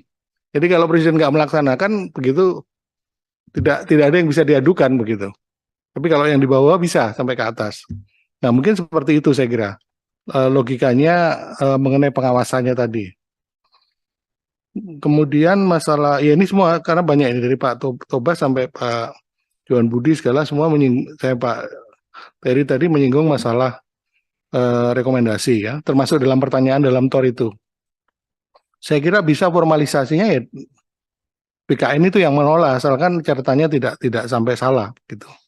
Karena kalau salah merugikan PNS yang bersangkutan, nanti dia dibilang pernah apa padahal nggak pernah dan sebaliknya gitu. Yang tadi masalah Pak Terry masalah terkait dengan apa negara hukum demokratis itu masalah rakyat yang tidak boleh kelaparan itu tadi yang saya maksud juga dengan bahwa pembangunan pengawasan itu juga selaras dengan sosial ekonomi tadi begitu. Jadi terintegrasi bukan hanya semata-mata tata pemerintahannya, tapi apa goalsnya itu apa tadi yang di presentasi saya ada yang saya singgung itu harus ada kaitannya, tidak semata-mata mengawasi saja sebenarnya begitu. Tapi ada aspek lain juga harus yang dipertimbangkan begitu. Kemudian masalah ini ya secara umum tadi yang bersambungan itu ya. Kemudian yang adjudikasi khusus saya kira nanti Prof. Tuti dengan Bu Nini yang persyaratan juga mungkin Bu Nini lebih tahu yang pernah menjabat apa di sana ya salah ini. Tapi memang ya lembaga pengawasan itu mayoritas itu rekomendasi memang. Ya tadi saya pernah tadi saya ceritakan pernah saya lakukan juga di Komisi Kejaksaan ya misalnya pada waktu itu. Tapi ya sama saja di sana dia dulu ada Jaksa Agung bidang pembinaan gitu. Dia juga mengawasi juga ada Komisi Kejaksaan. Jadi ya yang makanya tadi saya ada usulan untuk menghindari tumpang tindih tadi begitu. Tumpang tindih antar pengawas maupun dengan internal.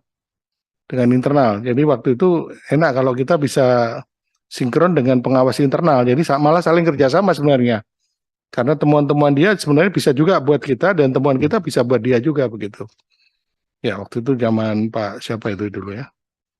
Marwan Effendi saya nggak saya. Waktu itu Jaksa Agung. Jaksa Agungnya Pak itu siapa? Almarhum kemarin. Barusan. Ya ini sistemnya waktu itu dibangun supaya misalnya tidak terjadi tumpang tindih dengan pengawas internal. Nah, Ombudsman juga mungkin bisa juga membangun itu dengan pengawas-pengawas internal karena banyak sekali yang pakai kata Ombudsman sendiri kan juga banyak dari awal gitu. Sampai sekarang baik yang internal pemerintahan maupun di luar maupun yang lembaga negara seperti ini gitu. Ya ini baik sejauh ini itu yang saya kira yang tadi dari tanggapan-tanggapan dari anggota Dewan yang terhormat maupun dari TOR yang diserahkan kami, saya kira yang mungkin bisa dieksekusi yang tadi kekuatan rekomendasi dalam bentuk pencatatan track record di Badan Kepegawaian Negara ya untuk yang pegawai negeri Pak Pimpinan. Tapi yang bukan mungkin juga harus ada mekanismenya. Yang bukan ASN bagaimana begitu? Kan yang bukan ASN juga bisa dipromosikan. Dia bisa menduduki jabatan juga begitu. Demikian sementara, terima kasih. Nanti bisa dilanjutkan. Terima kasih Pak Prof. Satya. Selanjutnya Prof. Astuti silakan. Terima kasih Pak Ketua dan para anggota yang masih bertahan untuk sore ini. Ombudsman adalah satu, tadi ditanyakan, ini memang di transplantasi dari Eropa ya, dari Swedia. Tadi disampaikan oleh Pak Anca ya namanya ya, bahwa itu memang dari 1800-an. Dan di Swedia itu ombudsmannya satu orang. And everybody, semua orang itu patuh pada apa yang dia putuskan. Jadi memang di mana-mana itu, walaupun ada beberapa pengecualian, ombudsman itu hanya punya the power to make a recommendation. It is neither coercive no enforceable itu Pak Arteria. Jadi memang ini sesuatu yang kalau di Indonesia itu semua tuh bisa dijadikan apa maunya lah gitu. Tapi memang pada dasarnya cuma rekomendasi memang mereka punya. Jadi kalau tadi bagaimana memperkuatnya, ya salah satunya adalah ya dijadikan bagian dari kalau di pegawai negeri ada namanya daftar celah itu. Tapi sejauh mana itu akan dipergunakan kan terserah pimpinannya, bukan terserah ombudsman. Nah ini juga yang menjadi masalah. Jadi kalau kita melihat memang ke rekomendasi ini idenya tujuannya adalah untuk memperbaiki kondisi yang ada. Bagaimana mencari apa namanya solusi terhadap masalahnya, bagaimana mencari reparasi untuk hal tersebut. Ini yang diharapkan. Hanya jangankan rekomendasi dari ombudsman yang sebenarnya sudah punya apa namanya kekuatan itu ya, bisa dilaporkan pada presiden dan DPR, but it doesn't, itu enggak apa namanya, ternyata tidak punya dampaknya. Lapor ke DPR, lapor ke presiden, kan tempukannya di presiden, di DPR udah banyak banget. Jadi ini memang tidak bisa tidak kecuali membangun. Nah, ini yang susah tadi yang ditanyakan oleh teman-teman semuanya. Bagaimana kita memperkuat? Ya kita harus memberi penyadaran pada publik dan KL yang bersangkutan. Kita tidak mungkin menempatkannya sebagai lembaga eksekutorial. Benar tadi, siapa tadi istilahnya tadi? Bukan lembaga eksekutorial, bukan lembaga yudikatif. Tadi dari Pak Tobas ya. Memang mereka tidak ditujukan sebagai lembaga penegak hukum. Dan bukan untuk penegakan hukum ini nih. Hanya untuk meningkatkan, memperbaiki pelayanan publik. Itu aja. Jadi kalau tadi nanya, presiden sedang ngobrol-ngobrol sama ketua parpol, ya nggak masuk situlah kalau saya. Maaf ya Bu Nini ya. Tapi buat saya it's not part dari pelayanan publik ya. Itu urusan lain lagi. Nah apakah ini kemudian bisa kita selesaikan melalui proses seleksi? Tadi menarik juga Pak ya. Seleksi independennya ya. Tapi kalau udah masuk ke DPR, nah ini saya harus mohon maaf karena banyak teman-teman saya itu jadi pansel di mana-mana. Akan tetapi mereka selalu mengeluh, saya mesti gimana dengan DPR? Saya bilang, apa maksudmu? Kan saya harus lobby sama mereka. Kan saya nggak bisa bilang, jangan melobi dong gitu. Karena ternyata mereka nggak melobi pun ada yang telepon mereka. Jadi ini satu hal yang nggak bisa diatur tadi Pak JB, Pak Arteria. Kita nggak bisa bilang bahwa they are not allowed untuk berhubungan dengan orang DPR. Walaupun itu melanggar etika, tapi kita nggak bisa masukkan etika ke dalam undang-undang ini. Jadi itu adalah sesuatu yang banyak dikeluhkan oleh teman-teman yang mau masuk menjadi komisioner di berbagai komisi apapun. Dan kita memang punya komisi banyak sekali. Ada kepolisian, Pak Satya di kejaksaan, ada yudisial, yang semuanya memang mengawasi pekerjaan dari lembaga-lembaga yang mereka awasi itu. Sedangkan kalau dari ombudsman,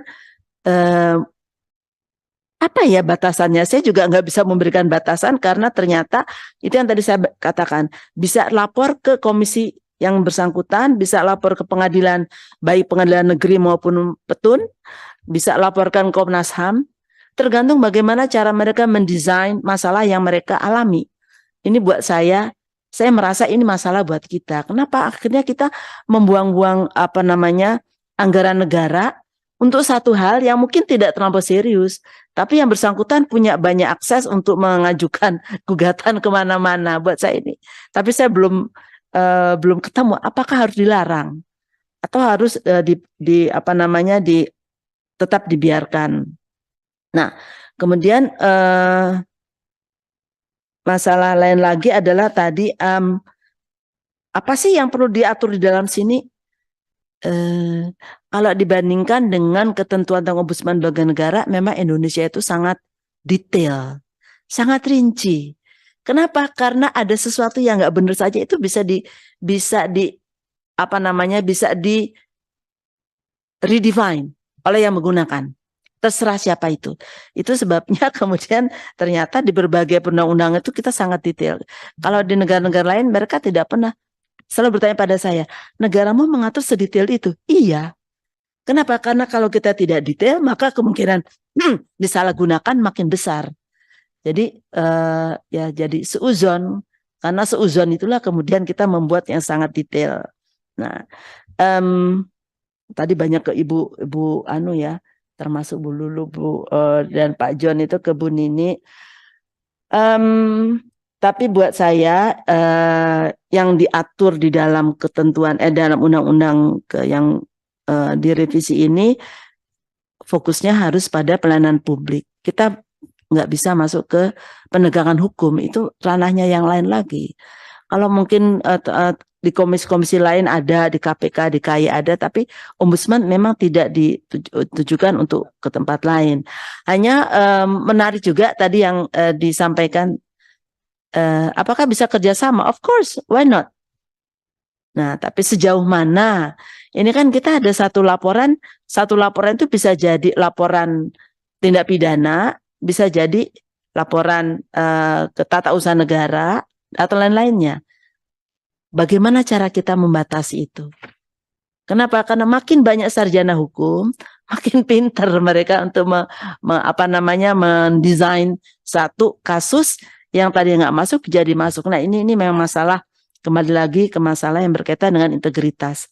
Nah, integritas inilah yang sekarang menjadi PR kita semuanya. Berapa bulan terakhir ini kita ditampar oleh berbagai dishonesty yang dilakukan oleh pejabat publik. Tapi kita ternyata menyelesaikannya yaitu satu demi satu, dan memang menjadi masalah-masalah yang tidak mudah ditangani. Itu saja catatan dari saya. Terima kasih. Assalamualaikum warahmatullahi wabarakatuh. Terima kasih Prof. Astuti. Kita perpanjang 5 menit lah, 5 menit ya, panjang. Silakan Mbak Nini. Terima kasih. Karena banyak pertanyaan yang terkait sebetulnya konfigurasi ombudsman ini ada di mana. Kok saya tadi scroll WhatsApp saya masih ada di sini. Jadi saya minta tolong diperlihatkan terlebih dahulu di sini slide yang kedua, Mbak. Minta tolong. Nah, ini. Jadi kalau tadi itu kenapa peran ombudsman itu akhirnya bertambah dan tidak sama persis dengan yang di Swedia. Memang awalnya dia hanya bagaimana orang mengeluh pada raja lalu disampaikan, lalu kemudian ombudsman berubah menjadi pengacara masyarakat gitu, lalu berubah lagi bukan hanya pengacara tapi juga melakukan pengawasan.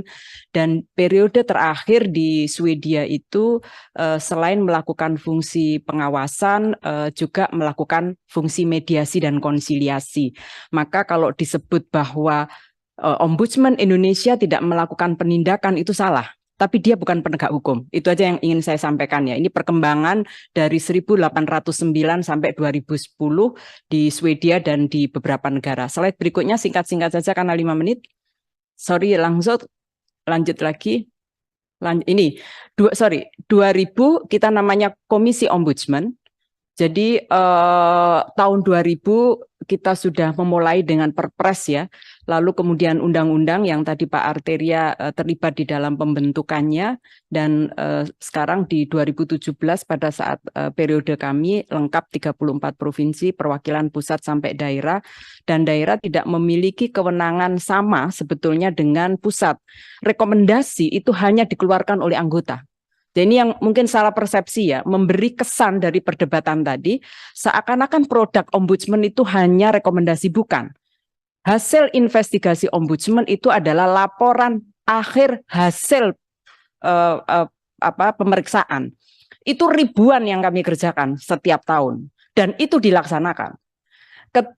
Makanya saya tidak pernah menyebut rekomendasi mahkota, Bapak, meskipun sudah di mana-mana ya. Yang saya sebut mahkota adalah ketika laporan akhir hasil pemeriksaan ombudsman dilaksanakan, itu mahkota.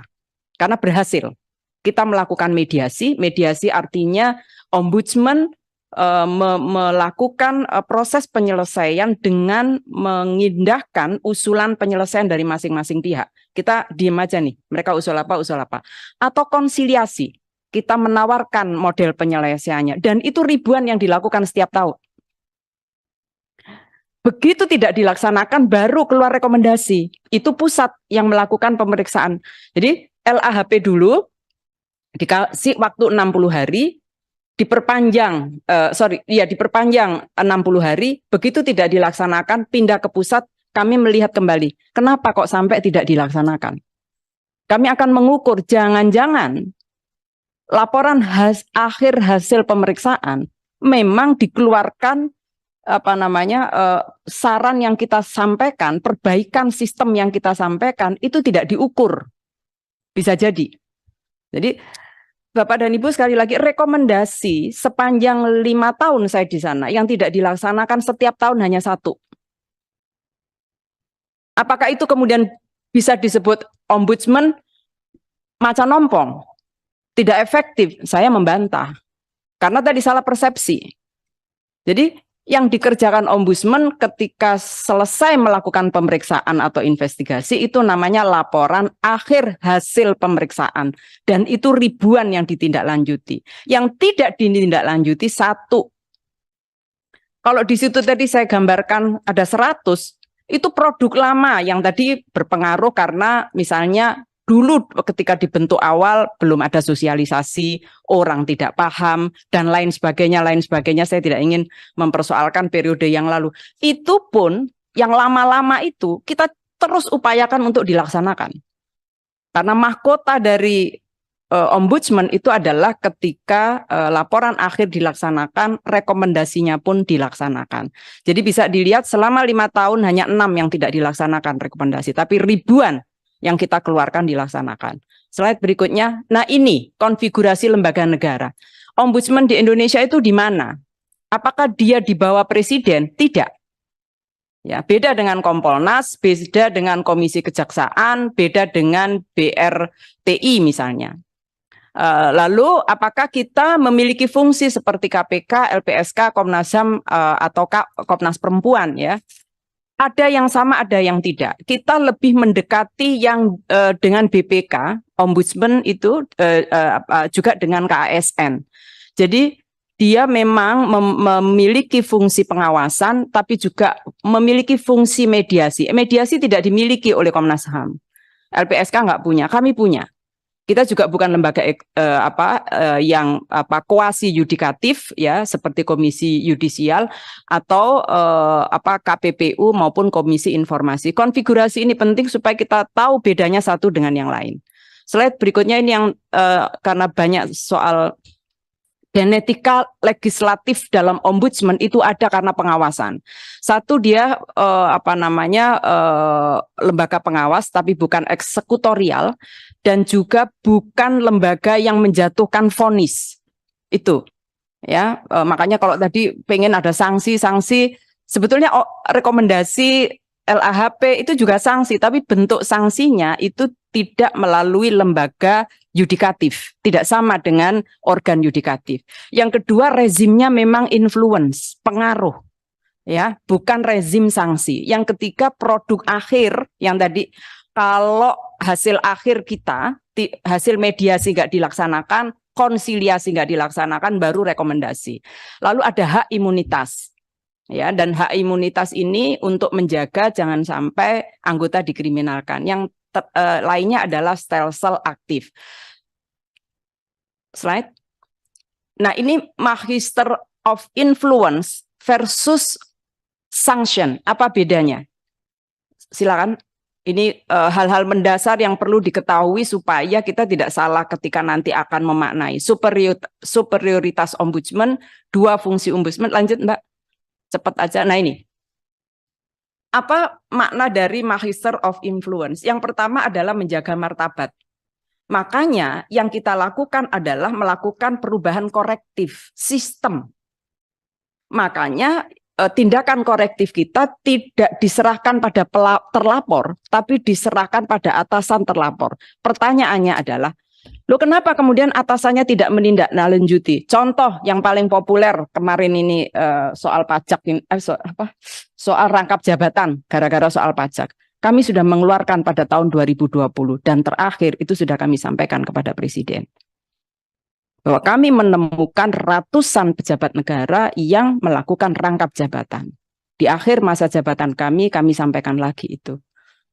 Itu kemudian kalau kita usulkan perubahan di undang-undang ini apa? Misalnya, apakah tidak memungkinkan Ombudsman dalam periode tertentu kemudian dihadirkan pada rapat kabinet terbatas, terutama pada kementerian lembaga yang terkait anak buahnya terlapor. Jadi jangan sampai ke presiden gitu.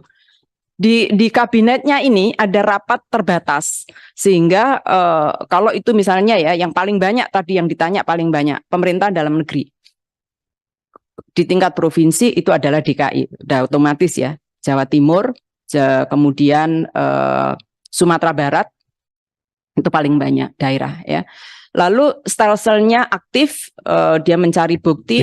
Sedikit pimpinan dan untuk menambahkan informasi tadi Bu Nuni mengenai rangkap jabatan ya. Jadi seolah-olah bahwa Ombudsman kemudian memberikan semacam rekomendasi bahwa rangkap jabatan adalah sesuatu yang bermasalah gitulah kira-kira gitu, dan itu ternyata nggak ditindaklanjuti juga ya. 2-3 tahun sebelum kepemimpinan Bu Nuni di Ombudsman, saya waktu itu di KPK mau kajian yang sama Bu, dan mengeluarkan itu bahwa tidak boleh di lewat publik itu rangkap jabatan. Ada itu di kajian sistemnya di KPK. Itu pun juga disampaikan pada Presiden ya waktu itu. Ini soal efektivitas Bu. Jadi bukan soal Ombudsman ini berhasil atau tidak. Kalau Ibu mengukur Ombudsman telah berhasil ya nggak apa-apa. Tapi kita lebih fair gitu ya. Menurut saya kerja-kerja yang dilakukan oleh Ombudsman itu seringkali diabaikan gitu maksud saya oleh kementerian. Silakan Bapak. Konteks yang ingin saya sampaikan adalah soal atasan terlapor yang tidak menindaklanjuti itu loh, maksud saya. Bahwa kita sudah menyampaikan, tapi itu bentuknya belum rekomendasi ya, karena itu hasil investigasi. Konteks kita bukan pelaporan tapi pencegahan. Jadi saya ingin menyampaikan itu supaya tidak salah persepsi bahwa rekomendasi itu ketika justru laporan tidak diselesaikan. Yang kedua yang saya juga ingin mengklarifikasi, yang tadi saya bilang 5 jam, itu saya ingin menunjukkan konteks. Pak Budi, saya ingin menyampaikan, bukan dicuekin Pak, tetapi memang kesadaran untuk memahami Ombudsman dan perubahan sistem itu butuh waktu di Indonesia. Jadi saya tadi memberikan konteks, pertama kali saya sidak memang 5 jam.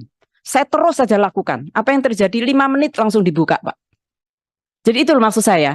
Butuh sosialisasi, butuh memberikan pemahaman, butuh merubah sistemnya. Lalu kami sama-sama duduk dengan Kementerian Hukum dan HAM. Aturannya diubah deh. Memang tidak dikenal sidak sebelumnya. Nah ini kenapa tadi bisnis prosesnya adalah influence. Jadi bukan sanksi. Yang kedua yang ingin saya sampaikan, di Ombudsman itu banyak kami menindaklanjuti maladministrasi yang dilakukan oleh kementerian lembaga atas dasar putusan pengadilan. Coba, putusan pengadilan saja tidak dilaksanakan oleh pemerintah. Itu dilapornya ke kami. Gitu. Jadi ketika meletakkan soal sanksi versus rekomendasi atau hasil akhir pemeriksaan, jangan diukur bahwa ini dilaksanakan atau tidak dilaksanakan. Kita berhasil membuat sistem baru nggak untuk menjaga itu. Itu saya kira Pak Ketua yang bisa saya sampaikan karena waktu banyak hal ya barangkali yang mungkin kita duduk lagi untuk melihat detail satu persatu pertanyaan. Selamat sore, mohon maaf kalau ada yang kurang. Assalamualaikum warahmatullahi wabarakatuh. Terima kasih para narasumber, pimpinan dan badan legislasi hadirin semuanya. Karena ini bulan puasa, persiapan puasa Ibu ya. Sebelum kami menutup rapat ini perlu kami sampaikan bahwa seluruh masukan, pandangan yang telah disampaikan oleh para narasumber dan anggota badan legislasi akan menjadi bahan masukan dalam penyempurnaan RUU ini.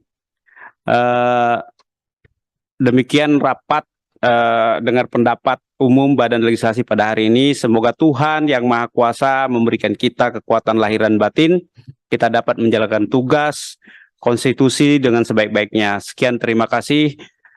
Mengucapkan alhamdulillah, rapat ini saya tutup.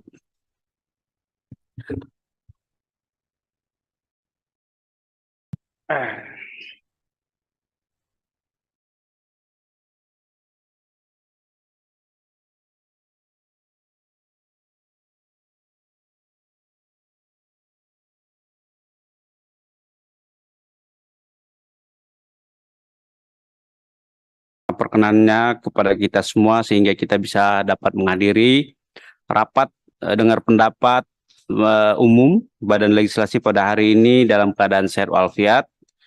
Sesuai dengan laporan sekretariat, pada hari ini telah dihadiri dan diikuti oleh 12 orang. Ada 7 fraksi dari 80 anggota Badan Legislasi. Karena rapat hari ini untuk mendengarkan pandangan atau masukan dari narasumber atas penyusunan RUU tentang statistik atau ombudsman ini statistik ini Pak. Aduh. Atas ombudsman ya, maaf karena tulisannya sini statistik, saya baca statistik rupanya ombudsman. Maka rapat kita mulai dan rapat dinyatakan terbuka untuk umum.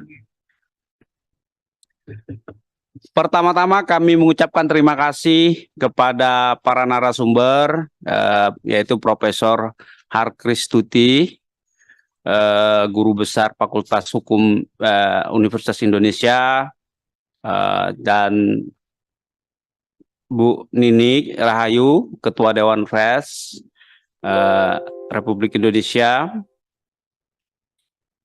dan anggota Ombudsman sekali Bu ya. Mantan ya, mantan anggota Dewan yang telah hadir dalam RDPU Badan Legislasi pada hari ini. Perlu kami sampaikan bahwa saat ini Badan Legislasi sedang menyiapkan dan menyusun rancangan undang-undang usul Badan Legislasi berdasarkan prolegnas RUU prioritas yang telah ditetapkan, yaitu RUU tentang perubahan atas Undang-Undang Nomor 37 Tahun 2008 tentang Ombudsman Republik Indonesia, sesuai amanat pasal 52 sampai dengan pasal 61 Peraturan DPR RI Nomor 2 Tahun 2020 tentang pembentukan undang-undang, bahwa dalam penyusunan RUU komisi, gabungan komisi, atau badan legislasi dapat meminta masukan dari masyarakat dan pemangku kepentingan. Untuk itu Badan Legislasi perlu mendapatkan pandangan masukan dari narasumber pada hari ini. Sebelum memberikan kesempatan kepada para narasumber untuk menyampaikan pandangan atau masukannya, untuk kelancaran jalan rapat dengar pendapat pada hari ini, kami bacakan susunan acara rapat pada hari ini sebagai berikut. Pengantar ketua rapat, 2 pandangan atau masukan dari narasumber, 3 tanggapan anggota, dan 4 penutup. Rapat ini akan berlangsung sampai pukul 15 lah ya. 15 WIB. Namun apabila ada hal yang perlu diskusikan lebih lanjut, rapat dapat diperpanjang sesuai dengan keputusan rapat. Apakah disetujui? Para narasumber, pimpinan, dan anggota Badan Legislasi hadirin yang berbahagia, untuk mempersingkat jalannya rapat dan atas izin anggota, selanjutnya kesempatan kami berikan kepada para narasumber untuk memberikan masukan pandangan atas RUU tentang perubahan atas Undang-Undang Nomor 37 Tahun 2008 tentang Ombudsman. Kepada Profesor Harkristuti kami persilakan, Bu. Baik, terima kasih pimpinan sidang. Yang saya hormati, Assalamualaikum warahmatullahi wabarakatuh. Waalaikumsalam warahmatullahi wabarakatuh. Terima kasih atas undangan ini. Mungkin nanti yang pernah masuk di Ombudsman itu Ibu Nini ya. Kalau saya melihatnya dari jauh, walaupun sekali pansel yang pertama itu saya ikut waktu itu. Mbak, oh ya sudah maksudnya. Jadi catatannya memang revisi atas RUU Ombudsman yang baru ini. Saya ingin menyampaikan pertama kali mengenai konten daripada RUU ini, yaitu karakteristik utama dari Ombudsman yang sudah disepakati oleh masyarakat internasional. Yang pertama adalah ini merupakan satu lembaga yang independen. Jadi independensi merupakan karakteristik yang pertama sekali disebut untuk Ombudsman. Dan yang kedua imparsialitas, sehingga mohon maaf teman-teman dari partai politik memang tidak disarankan untuk masuk karena khawatir nanti parsial gitu ya. Kemudian yang ketiga adalah bicara tentang bagaimana proses yang dilaksanakan dan dibangun dalam suatu ombudsman itu kredibel, dapat dipercaya masyarakat, dan tentu saja isu konfidensialitas atau kerahasiaan dari proses ini menjadi sangat penting. Jadi ini adalah 4 karakter utama dari ombudsman yang menurut amatan saya menjadi sangat penting sekali. Nah, slide berikutnya adalah membicarakan mengenai peran ombudsman. Sini aja Bu, sebelah. Ini kalau di UI kita sebut sebagai bayi sehat. Sat di sini, Sat. Di sini. Namamu ada di sini. Izin, Bro. Di sebelah sini.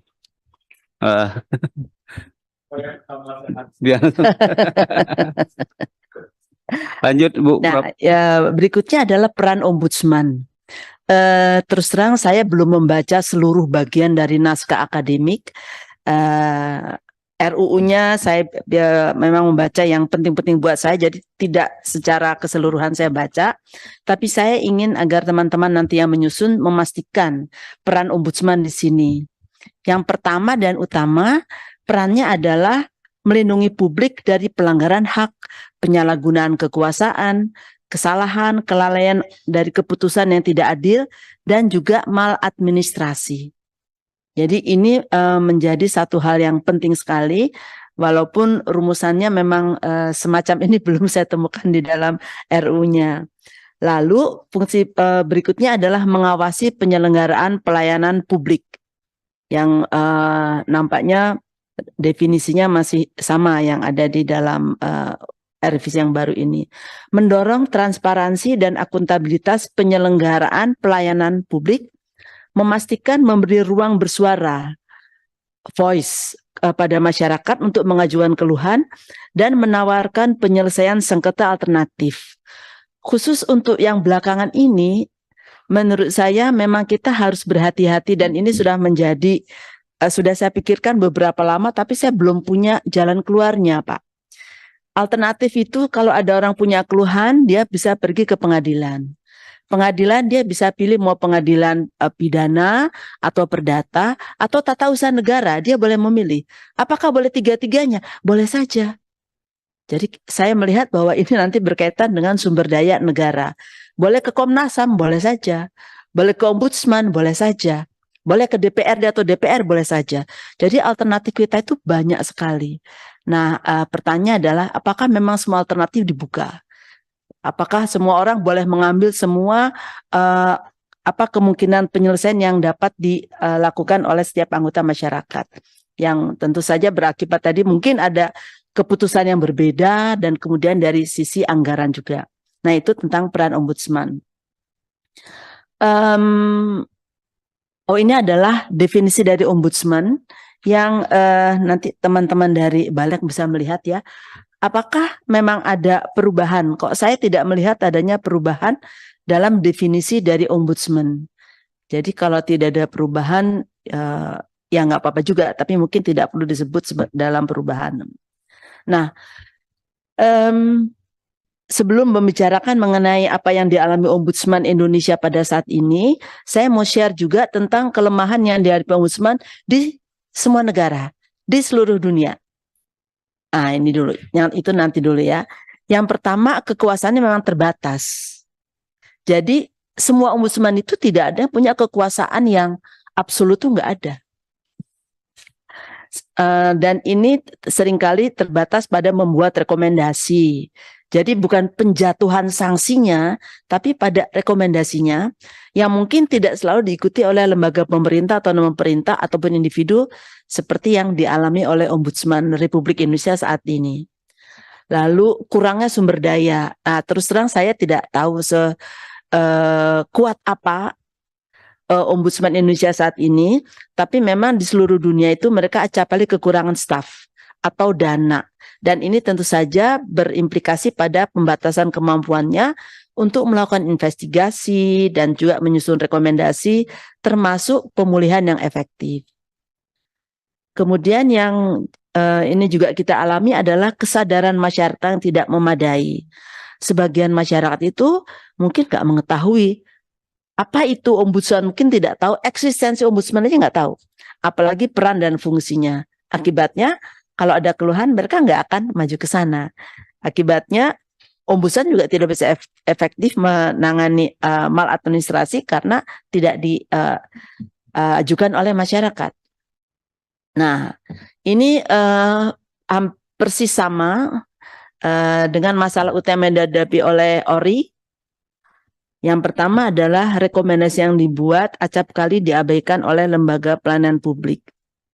Nah, lembaga pelayanan publik ini saya ingat ada suatu kali waktu itu menjadi perhatian saya, misalnya tentang Gereja Yasmin, itu Ombudsman sudah mengeluarkan rekomendasi buat pemerintah daerah, kemudian buat pemerintah pusat, dan seingat saya DPR juga gitu ya, akan tetapi ini tidak berjalan. Nah, ini juga menjadi masalah. Lalu karena belum terlalu dikenal publik, seperti yang tadi, kesadaran masyarakat belum terlalu banyak dimanfaatkan oleh publik. Dan yang memprihatinkan lagi adalah belum terlalu banyak dikenal oleh lembaga pemerintahan, baik di pusat maupun di daerah. Sehingga memang kurang diperhatikan. Lalu banyak yang tidak tahu kalau ombudsman kasih rekomendasi, ini apa ya? Ya akhirnya lebih banyak dicuekin. Dicuekin itu apa bahasa? Diabaikan. Nah, ini masalah utama kita. Nah, lalu saya mau share juga tentang tantangan yang dihadapi oleh ombudsman secara internasional, campur tangan politik. Nah, ini saya tidak tahu selama ini ombudsman kita apakah independensinya terancam oleh campur tangan politik. Kemungkinan besar tidak, sehingga tentu saja membatasi kemampuannya untuk bekerja. Nah, kurangnya kerjasama sama seperti yang tadi saya sampaikan, bahwa rekomendasi tidak tidak ditindaklanjuti, ya, dan kemudian tentu saja efektivitas hasil kerja ombudsman menjadi terbatas. Dan kemudian batasan di dalam hukum, karena semuanya diatur dengan hukum mengenai wewenang dan fungsi ombudsman, sehingga bisa juga membatasi kemampuannya. Nah, untuk Indonesia sudah bagus, tapi implementasinya itu, jadi aturannya sudah oke pada dasarnya. Kemudian bagian berikutnya ada tentang peluang bagi ombudsman.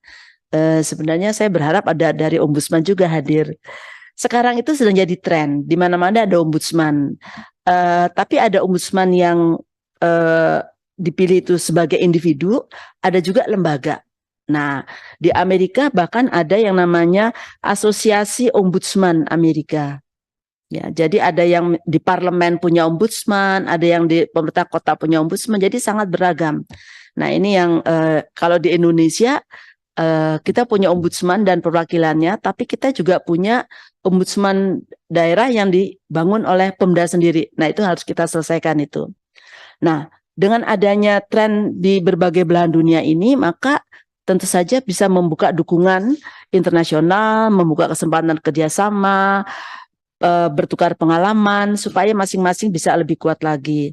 Dan termasuk juga memperkuat kapasitas kelembagaan yang tadi saya sebutkan, yaitu bagaimana menekan sumber daya, pelatihan pada para staf, keahlian teknis mereka, itu bisa ditingkatkan dengan bekerja sama dengan teman-teman lain. Membangun kepercayaan dan partisipasi publik. Masyarakat yang makin kritis pada saat ini memang memerlukan lembaga seperti ombudsman, dan ombudsman diharapkan dapat membangun kepercayaan publik, meningkatkan kesadaran akan peran dan fungsinya. Nah, misalnya di dalam revisi undang-undang ombudsman yang baru ada partisipasi masyarakat yang sebelumnya belum ada. Dan memang cakupan mandat ombudsman ini besar sekali, walaupun belum dimanfaatkan secara optimal menurut saya di Indonesia, karena tadi ketidaktahuan publik ya dan lain-lainnya itu. Berikutnya adalah tentang kewajiban ombudsman yang sudah ada di Undang-Undang 37 2008, sehingga tidak perlu saya ulangi. Akan tetapi ada catatan sedikit dari saya, slide berikutnya Mas, yaitu tentang ketentuan yang ada di pasal 7. Saya tidak tahu apakah ini memang disengaja untuk memperkuat atau seperti apa. Tapi buat saya ada duplikasi. Ketika mereka punya kewenangan, ombudsman punya kewenangan memanggil dan minta keterangan secara lisan atau tertulis dari pelapor, terlapor atau pihak lain yang terkait dengan laporan disampaikan pada ombudsman. Itu di huruf A pasal 7. Tapi di huruf D disebut lagi melakukan pemanggilan gitu. Ya, padahal esensi dari pemanggilan itu adalah meminta keterangan juga. Saya pikir mungkin salah satu aja, mungkin yang A saja yang perlu dipertahankan, yang D kayaknya nggak usah deh supaya tidak duplikasi. Dan kemudian saya melihat bahwa di pasal 7 huruf D itu, yaitu melakukan investigasi atas prakarsa sendiri, ternyata dihapuskan dari pasal 7 yang merupakan tugas dari ombudsman. Tapi setelah saya periksa lebih lanjut, ternyata ketentuan ini dipindahkan ke pasal 8 ayat 1 huruf F, yaitu kewenangan. Jadi bedanya tugas dengan kewenangan. Nah ini kita memang kalau bikin undang-undang tuh kadang membingungkan.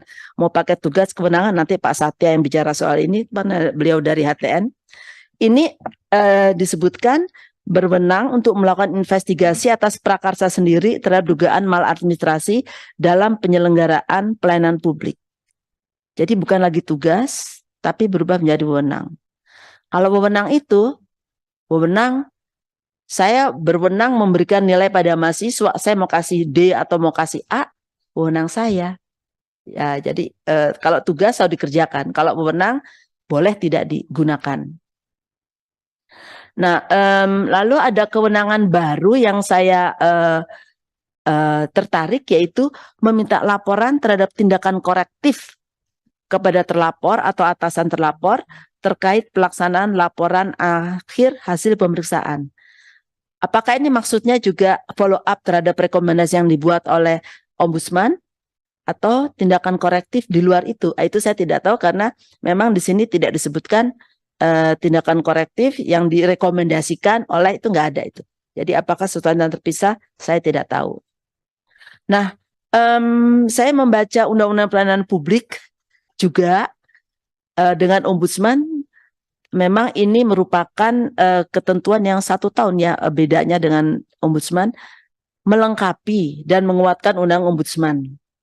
Ketika saya search begitu, ternyata di dalam Undang-Undang Pelayanan Publik itu ada 31 kali disebutkan nama ombudsman. Akan tetapi memang ada beberapa hal yang masih belum klop, walaupun saya belum sempat meriksa apa-apa saja, tapi harus dipastikan agar tidak timbul kerancuan. Dan dalam Undang-Undang Pelayanan Publik itu ada pasal tentang adjudikasi khusus yang harusnya diatur, dilaksanakan dan diatur oleh ombudsman. Ini dalam konteks ganti rugi kalau tidak salah. Itu dihapus, tapi saya tidak membaca di dalam naskah akademik alasannya apa ya? Apa memang tidak pernah dilakukan, apa memang tidak diinginkan dilakukan oleh ombudsman. Nah, peran ombudsman dalam Undang-Undang Pelayanan Publik itu secara spesifik dijelaskan. Saya lupa pasalnya berapa. Pertama, sebagai pengawas internal penyelenggaraan pelayanan publik. Pengawas eksternal harusnya.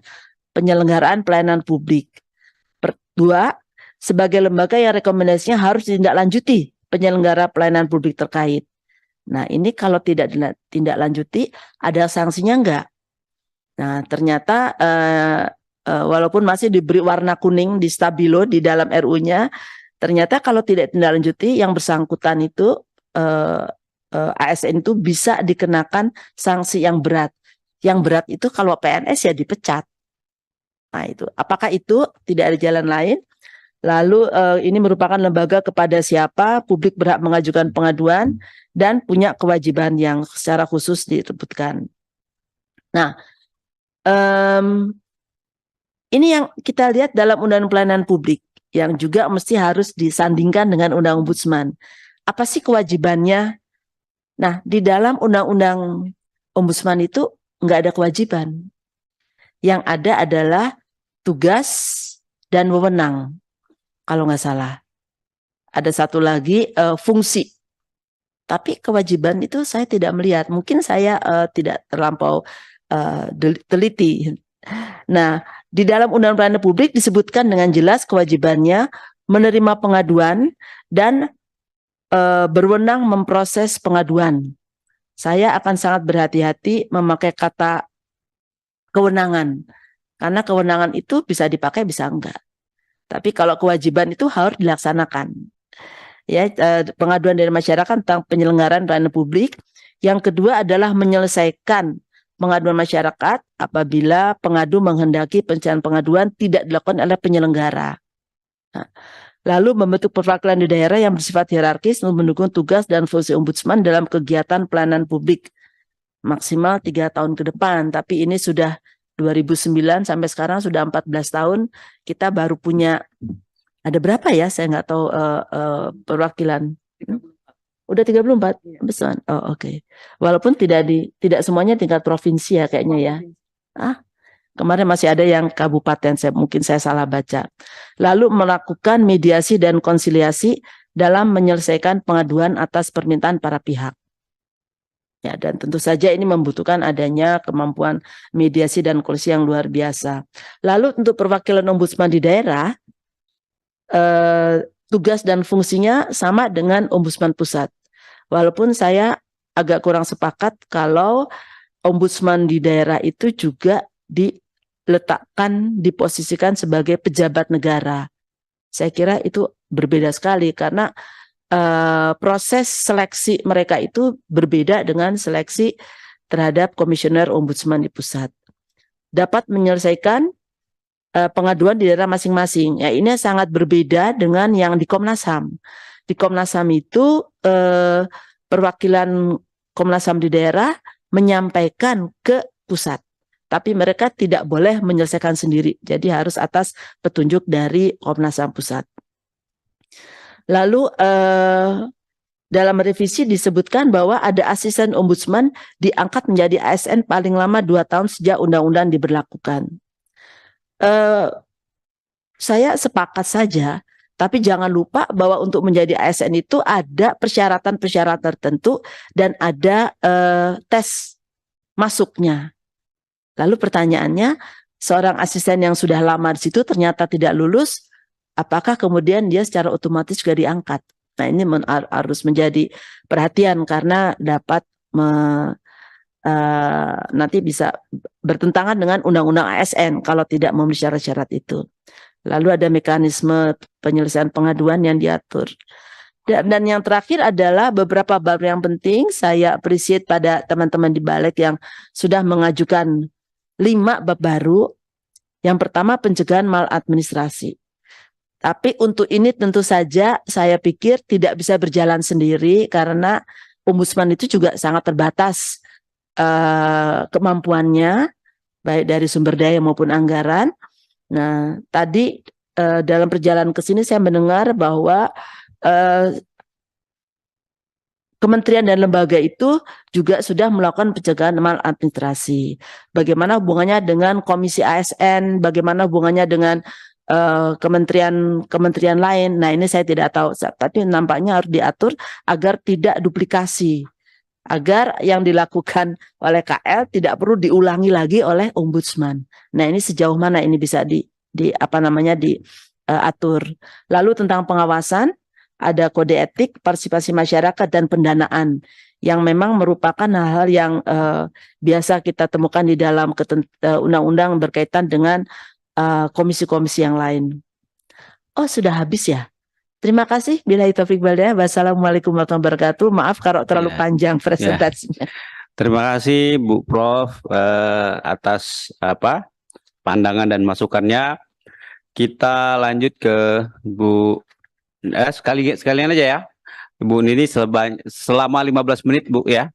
Karena kalau kita hitung 15 menit nanti pas lebih ada waktu untuk tanggapan. Terima kasih. Terima kasih. Assalamualaikum warahmatullahi wabarakatuh. Yang sama-sama kita hormati dan selalu kita doakan sehat walafiat pimpinan sidang RDP hari ini dan anggota serta seluruh narasumber ini guru-guru saya. Saya ingin menyampaikan singkat saja, karena sebetulnya saya ikut terlibat dalam menyusun draft ini pada saat saya masih di Ombudsman, karena memang memandang beberapa aturan yang ada di dalam Undang-Undang Ombudsman memang memerlukan penguatan gitu ya, meskipun substansinya beberapa hal saya lihat agak berbeda dengan draft terakhir yang disampaikan oleh yang saya terima dari teman-teman Balek. Bapak dan Ibu, tadi disampaikan oleh Prof. Tuti bahwa bisnis kerjanya Ombudsman sebagai lembaga independen itu adalah rezim pengaruh. Itu saya kira penting untuk di Magister of Influence. Jadi dia bukan lembaga penegak hukum. Saya kira itu yang menjadi catatan utama ketika nanti kita akan membahas di dalam melakukan perubahan atas atau amandemen terhadap undang-undang ini. Dan Ombudsman ini perannya dalam pemerintahan, bukan hanya pemerintah, adalah melindungi hak warga masyarakat dari tindakan-tindakan yang tidak adil atau kurang baik dari pemerintahan, terutama dalam aspek pelayanan publik. Itu yang kedua. Yang ketiga, peran Ombudsman adalah menjaga keadilan dan keseimbangan. Oleh karena itu, saya terutama melihat memang ada hal-hal yang perlu diatur dalam undang-undang ini yang selama ini dalam pengalaman saya selama 5 tahun merasa ada yang belum bisa optimal dilakukan.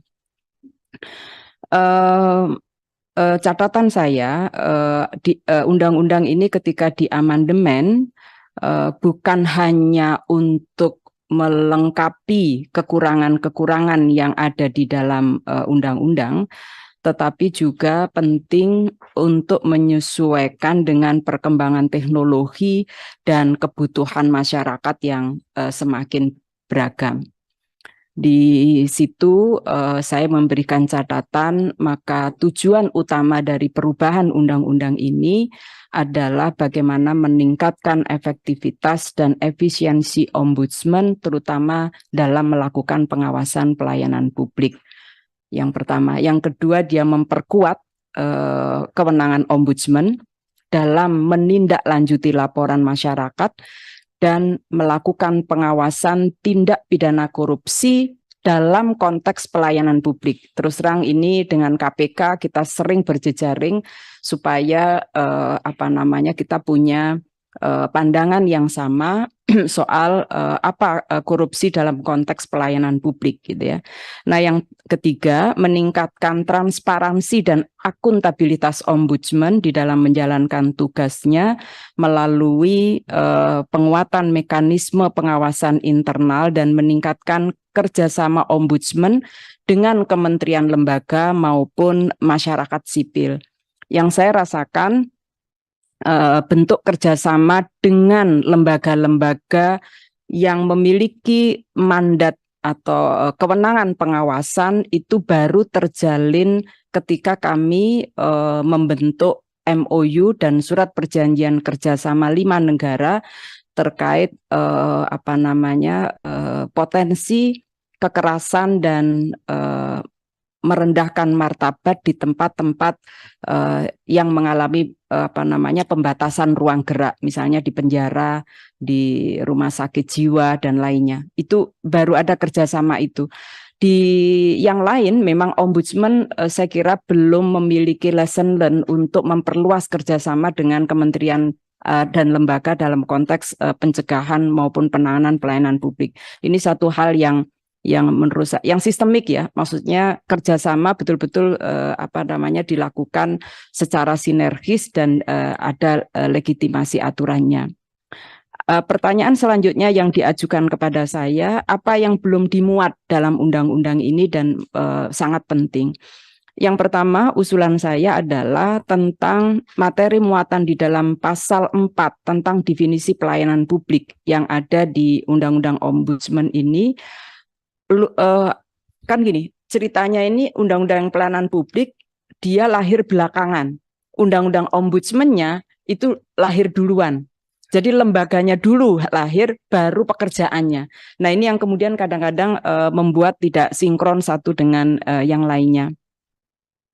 Di pasal 4 Undang-Undang Ombudsman mengatur definisi pelayanan publik yang menjadi lingkup kerja lembaga ombudsman, tetapi definisi ini belum mencakup seluruh jenis pelayanan publik yang ada di Indonesia, bahkan terkadang menimbulkan tafsir yang berbeda. Ya, nanti saya akan tunjukkan tafsir yang berbeda ketika Bareskrim Polri menolak temuan ombudsman maladministrasi penanganan unjuk rasa. Kepolisian merasa bahwa itu bukan kewenangan ombudsman. Kewenangan ombudsman itu maladministrasi urusan STNK, urusan SIM. Lainnya ombudsman tidak memiliki kewenangan. Itu sempat bersitegang dan waktu itu Pak Fadil melakukan penolakan dengan argumentasi bahwa menurut mereka ini bukan kewenangan ombudsman. Saya sampaikan kalau berdebat soal substansi dalam undang-undang silakan di DPR. Karena dalam pandangan ombudsman seluruh layanan publik termasuk layanan penanganan unjuk rasa itu bagian dari pelayanan publik.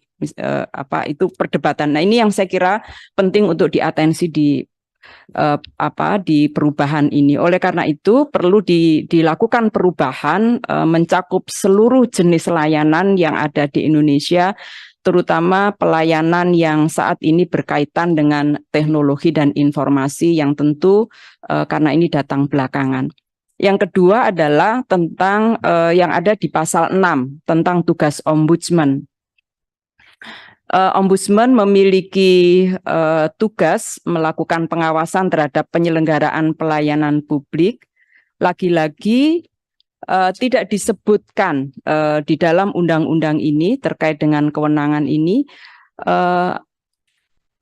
dalam menindaklanjuti temuan atau rekomendasi yang diberikan kepada instansi lain. Kalau misalnya dalam jangka waktu berapa lama dapat disebut sebuah lembaga itu abai atau lalai atau wan prestasi di dalam penyelenggaraan rekomendasi yang disampaikan oleh ombudsman. Ya, ini memang kita waktu itu sudah mengeluarkan peraturan ombudsman untuk jangka waktu ini. Tapi lagi-lagi ketika ini tidak dimuat di dalam undang-undang, seringkali kemudian ada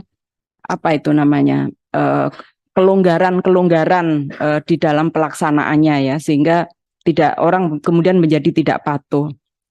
Nah, menurut saya ini juga perlu dilakukan perubahan yang lebih jelas dalam menindaklanjuti temuan atau rekomendasi kepada kementerian lembaga yang disampaikan oleh ombudsman.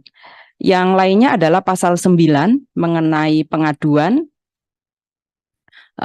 Prosedur pengaduan itu memang sudah dibuat oleh peraturan ombudsman, tapi lagi-lagi karena ini sekarang era teknologi, tata cara dan lainnya soal waktu perlu disesuaikan lagi di dalam undang-undang yang lama ya, supaya kepatuhan ya para aparatur di dalam menindaklanjuti laporan masyarakat termasuk buat ombudsman sendiri itu dapat dipertegas ya di dalam perubahan undang-undang ini.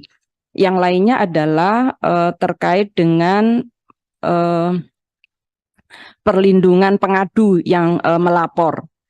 Bapak dan Ibu, hanya ada satu aturan di dalam undang-undang ombudsman, yaitu terkait penyebutan nama. Tapi bentuk perlindungan yang lain, misalnya Mbak Atta, apakah bisa mendapatkan perlindungan yang lain selain soal nama yang dirahasiakan, ya itu tidak ada di dalam undang-undang ombudsman. Saya kira ini juga perlu mendapatkan atensi. Ini di pasal 12 tentang kerahasiaan identitas pelapor, Bapak dan Ibu, di undang-undang ini memang sudah diatur tentang diperbolehkannya kerahasiaan pelapor. Tetapi kalau sampai bocor misalnya itu tidak ada sanksi, pengaturan sanksinya tidak ada. Nah, saya kira ini juga perlu dilakukan perubahan karena itu akan memberikan implikasi ya terhadap kebocoran nama pelapor karena ini juga ada seiring dengan lahirnya Undang-Undang Perlindungan Data Pribadi. Nah, Bapak dan Ibu, dari beberapa pengalaman, karena ini saya sekarang menuju pada pertanyaan yang diajukan kepada saya, bagaimana pengalaman menjadi pimpinan Ombudsman selama 5 tahun 2016 sampai 2021. Terus terang saya secara pribadi senang, merasa terhormat ya. Kenapa? Karena memang yang saya dan kawan-kawan kerjakan pada saat itu ingin memastikan pemenuhan hak-hak warga masyarakat, termasuk masyarakat yang terpinggirkan, masyarakat yang ada di wilayah terpencil, mengalami diskriminasi dan pelayanan-pelayanan publik yang memang menjadi konsentrasi selama ini yang menjadi kebutuhan masyarakat ya, termasuk urusan perempuan dan anak-anak serta disabilitas.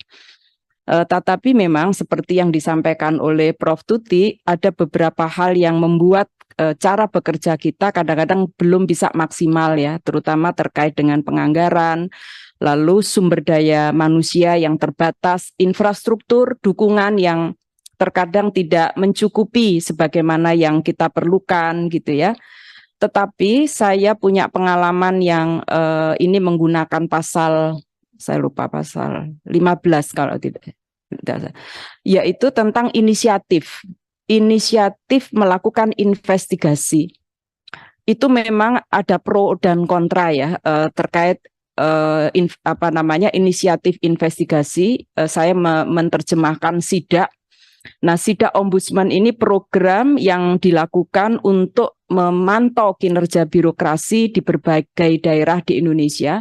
Memang pada saat saya pertama kali masuk ke Ombudsman, metode SIDA ini belum memiliki sistem. Siapa melakukan SIDA, apakah SIDA perlu diputuskan pleno terlebih dahulu, apakah SIDA perlu memberitahukan kepada institusi yang akan disidak dan lain sebagainya. Dan itu sebelumnya nggak ada pengalaman itu. Pertama kali Ombudsman melakukan SIDA itu tahun 2015 kasus Artalita yang yang di tahanan itu. Tetapi kemudian belum ada sistem. Nah, lalu kami buat sistemnya saat saya berada di sana. Salah satu yang tujuannya adalah tentu meningkatkan kualitas pelayanan publik dan meminimalisir lagi-lagi soal korupsi pada isu pelayanan publik dan karena program ini kalau diterapkan memang membutuhkan energi yang besar ya, energi yang besar. Pengalaman pertama saya sidak ke lapas itu saya melihat begini, kirim surat dulu. Jadi waktu itu Ombudsman pakai kirim surat mau sidak itu, bahwa kami akan datang gitu. Sehingga narasumber dari lapas itu sudah disiapkan, Prof. Orang-orangnya yang akan diwawancarai. Wah, saya nggak mau kalau dengan cara ini. Saya sidak datang begitu saja, terlepas diterima atau tidak gitu. Dan betul, akhirnya tidak diterima, nggak bisa masuk. Menunggu kurang lebih 5 jam, saya tunggu. Datang lagi kedua dengan cara yang sama, nunggu 3 jam. Lama-lama ini saya lakukan, kemudian saya publish ya, bahwa betapa sulitnya melakukan sidak di lembaga-lembaga yang memiliki pembatasan ruang gerak orang gitu. Tapi karena berkali-kali akhirnya 5 menit pun saya diperbolehkan masuk, dan itu kemudian kami membuat sistemnya. Yang paling viral itu adalah tahun 2018 saya sidak di Sukamiskin, kebetulan ke Pak Setio Novanto karena saya sidaknya pukul 22 gitu, dan itu rame beritanya sampai 2 minggu. Sebetulnya keinginan saya hanya satu, ingin melihat apakah data-data yang diperlihatkan di televisi hasil temuan Najwa Shihab itu yang satu, apakah benar demikian atau enggak, itu satu. Karena menurut saya harusnya setiap tahanan mendapatkan perlakuan yang sama, begitu ya, tidak boleh ada diskriminasi siapapun mereka.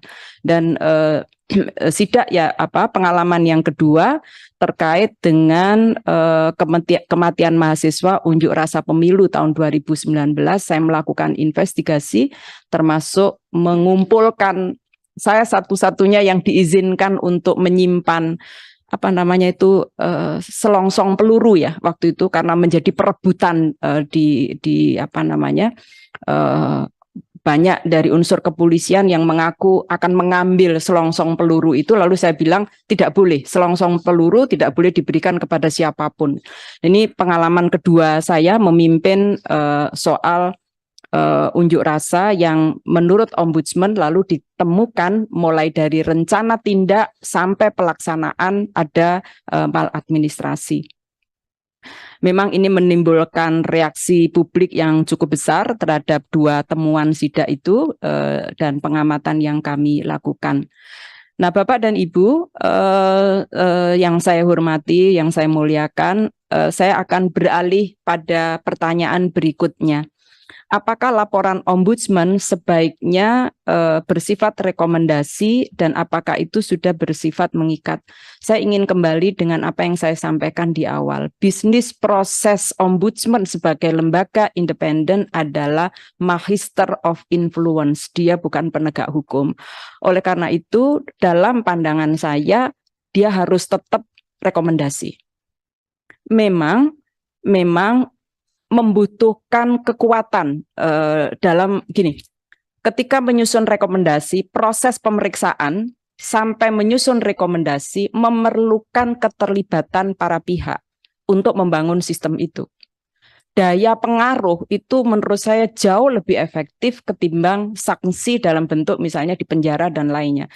Dan itulah kenapa dalam Undang-Undang Ombudsman rekomendasi itu tidak diberikan kepada pihak terlapor tetapi atasannya terlapor. Argumentasinya adalah agar atasan terlapor melakukan upaya-upaya tindakan-tindakan perubahan yang sifatnya sistemik. Nah, ini ada ujungnya nih antara pencegahan dan penanganan laporan. Sebetulnya dua-duanya punya tanggung jawab untuk melakukan perubahan secara sistemik. Oleh karena itu, sepanjang pengalaman saya, menurut saya rekomendasi itu adalah tetap kuat sifatnya, gitu ya. Dan kalau pencegahan itu adalah saran, tapi saran dan rekomendasi ini dua produk hukum dari Ombudsman yang sebetulnya memiliki kekuatan sepanjang bisa dijaga standar operasional prosedur prosesnya, begitu. Pada saat periode kami hanya 2 selama 5 tahun rekomendasi yang tidak dijalankan, dan itu justru oleh pemerintah pusat. Ya, misalnya soal ini soal Ahmadiyah misalnya. Kalau tadi Prof memberikan contoh Gereja Yasmin, saya kasih contoh Ahmadiyah. Advokasi penyelesaian kasus Ahmadiyah saya lakukan mulai tahun 2006 ketika saya di Komnas Perempuan dan di Komnas Perempuan itu susah sekali. Teman-teman Komnas HAM juga demikian.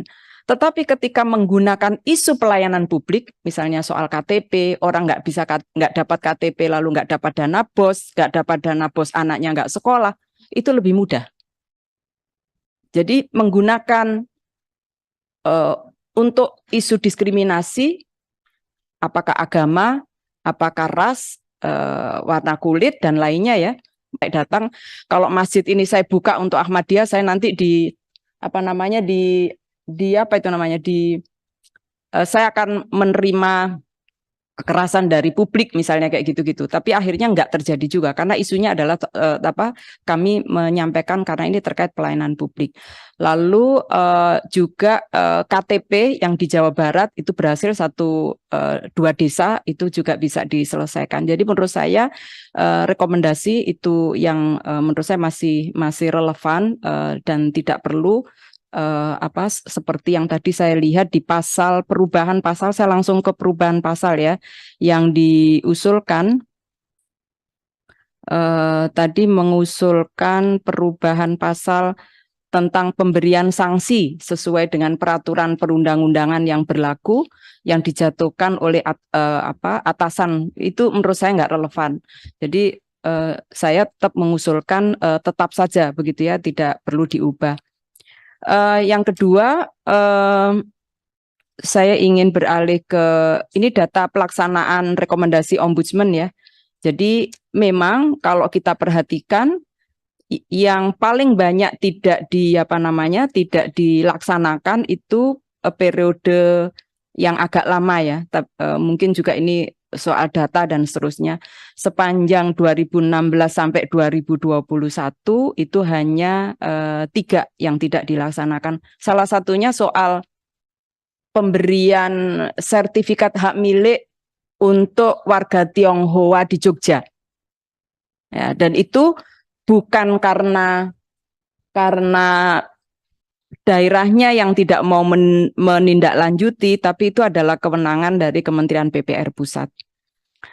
Yang selanjutnya, 2 slide lagi, pertanyaannya kepada saya, bagaimana pendapat Anda terkait hubungan kelembagaan Ombudsman dengan lembaga pengawas yang lain, termasuk lembaga pengawas internal? Menurut saya hubungan koordinatif pada aspek pelayanan publik ini menurut saya perlu ditingkatkan seperti yang tadi saya singgung. Selama pengalaman saya di Ombudsman, kami sudah membentuk lembaga kerja MOU dan perjanjian kerjasama untuk pencegahan penyiksaan dan perlakuan buruk atau ill treatment dengan Komnas HAM, Komnas Perempuan, KPAI dan LPSK, dan ketika kami ingin melakukan pemantauan pada lembaga-lembaga yang kami indikasikan pelayanan publiknya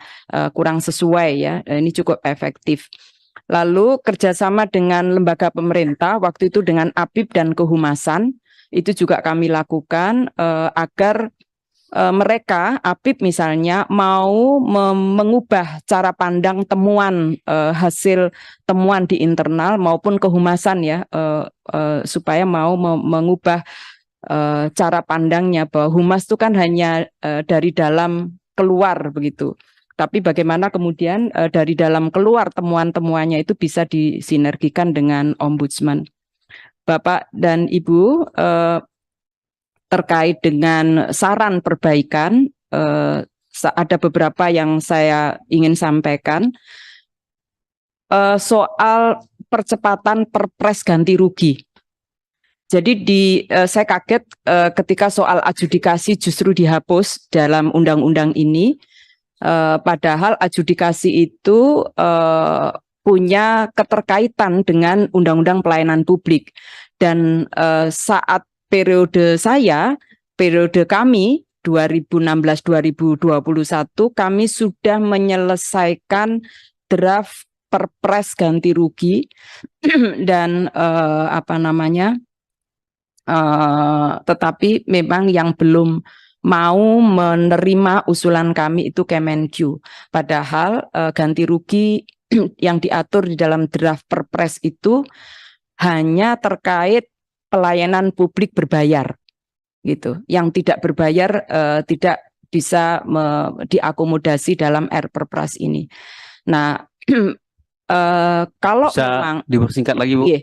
Kalau memang ternyata soal adjudikasi ini tidak ditindaklanjuti, maka saya setuju dihapus saja, cuma nanti memang pengaturannya harus dikuatkan dalam perubahan Undang-Undang Pelayanan Publik. Jangan sampai hilang, itu poinnya. Lalu aturan khusus tentang perlindungan hak-hak pelayanan publik masyarakat minoritas, kemudian keterbukaan informasi pelayanan publik, dan independensi ombudsman.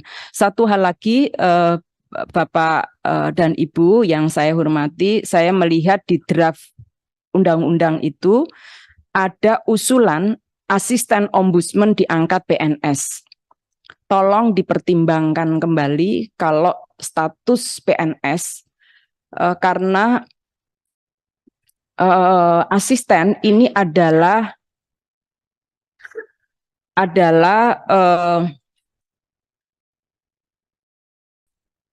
entitas di ombudsman yang memiliki kewenangan untuk melakukan pemeriksaan dan penilaian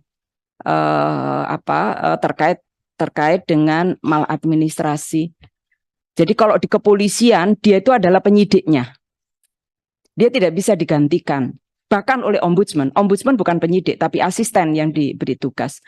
Nah, tolong dipertimbangkan kalau dia PNS, sementara yang diperiksa itu adalah juga PNS, gitu. Nah, ini nanti akan memberikan kesulitan tersendiri. Maka catatan saya satu hal tersebut. Selama ini kan dengan perpres ya, perpres yang mengatur khusus tentang asisten. Saya kira itu sementara. Assalamualaikum warahmatullahi wabarakatuh. Terima kasih kepada Bu Dr. Ninik Rahayu yang telah memberikan masukan dan pandangannya terhadap RUU Perubahan Ombudsman. Selanjutnya kita minta kepada Profesor Satya Ariananto, Guru Besar UI, untuk memberikan pandangan dan masukannya. Silakan, Prof. Terima kasih yang saya hormati pimpinan, anggota, dan sekretariat, para pembicara.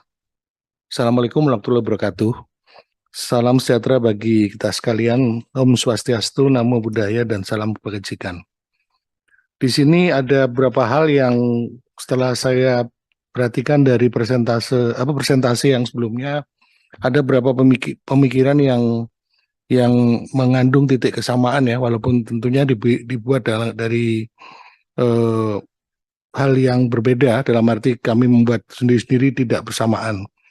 Kalau saya mulai dari sebenarnya waktu itu ada ketetapan MPR yang menyoroti masalah internal dan eksternal yang kita hadapi, di mana salah satunya adalah masalah penegakan hukum di sana. Nah, kemudian lanjut aja lompat ke masalah beberapa tantangan dalam konsolidasi demokrasi waktu itu yang harus kita lakukan. Salah satunya itu menyangkut masalah supremasi hukum, kemudian juga bagaimana mewujudkan birokrasi yang dalam persyaratan legal rasional ini ya, dalam istilah Max Weber ini, yaitu birokrasi yang mendukung dan melayani masyarakat sipil dalam menjalankan tugas pemerintahan. Juga bagaimana menciptakan sebuah masyarakat ekonomi yang menjadi perantara antara negara dan masyarakat untuk menjalankan perekonomian. Selanjutnya di dalam halaman 9 ya, waktu itu dilakukan kajian oleh satu lembaga internasional yang berpusat di Swedia, yaitu International IDEA. Ternyata ada beberapa agenda reformasi yang dilakukan oleh Indonesia pasca masa Presiden Soeharto pada waktu itu. Itu ada 7 unsur yang salah satunya itu juga terkait dengan lembaga ombudsman itu.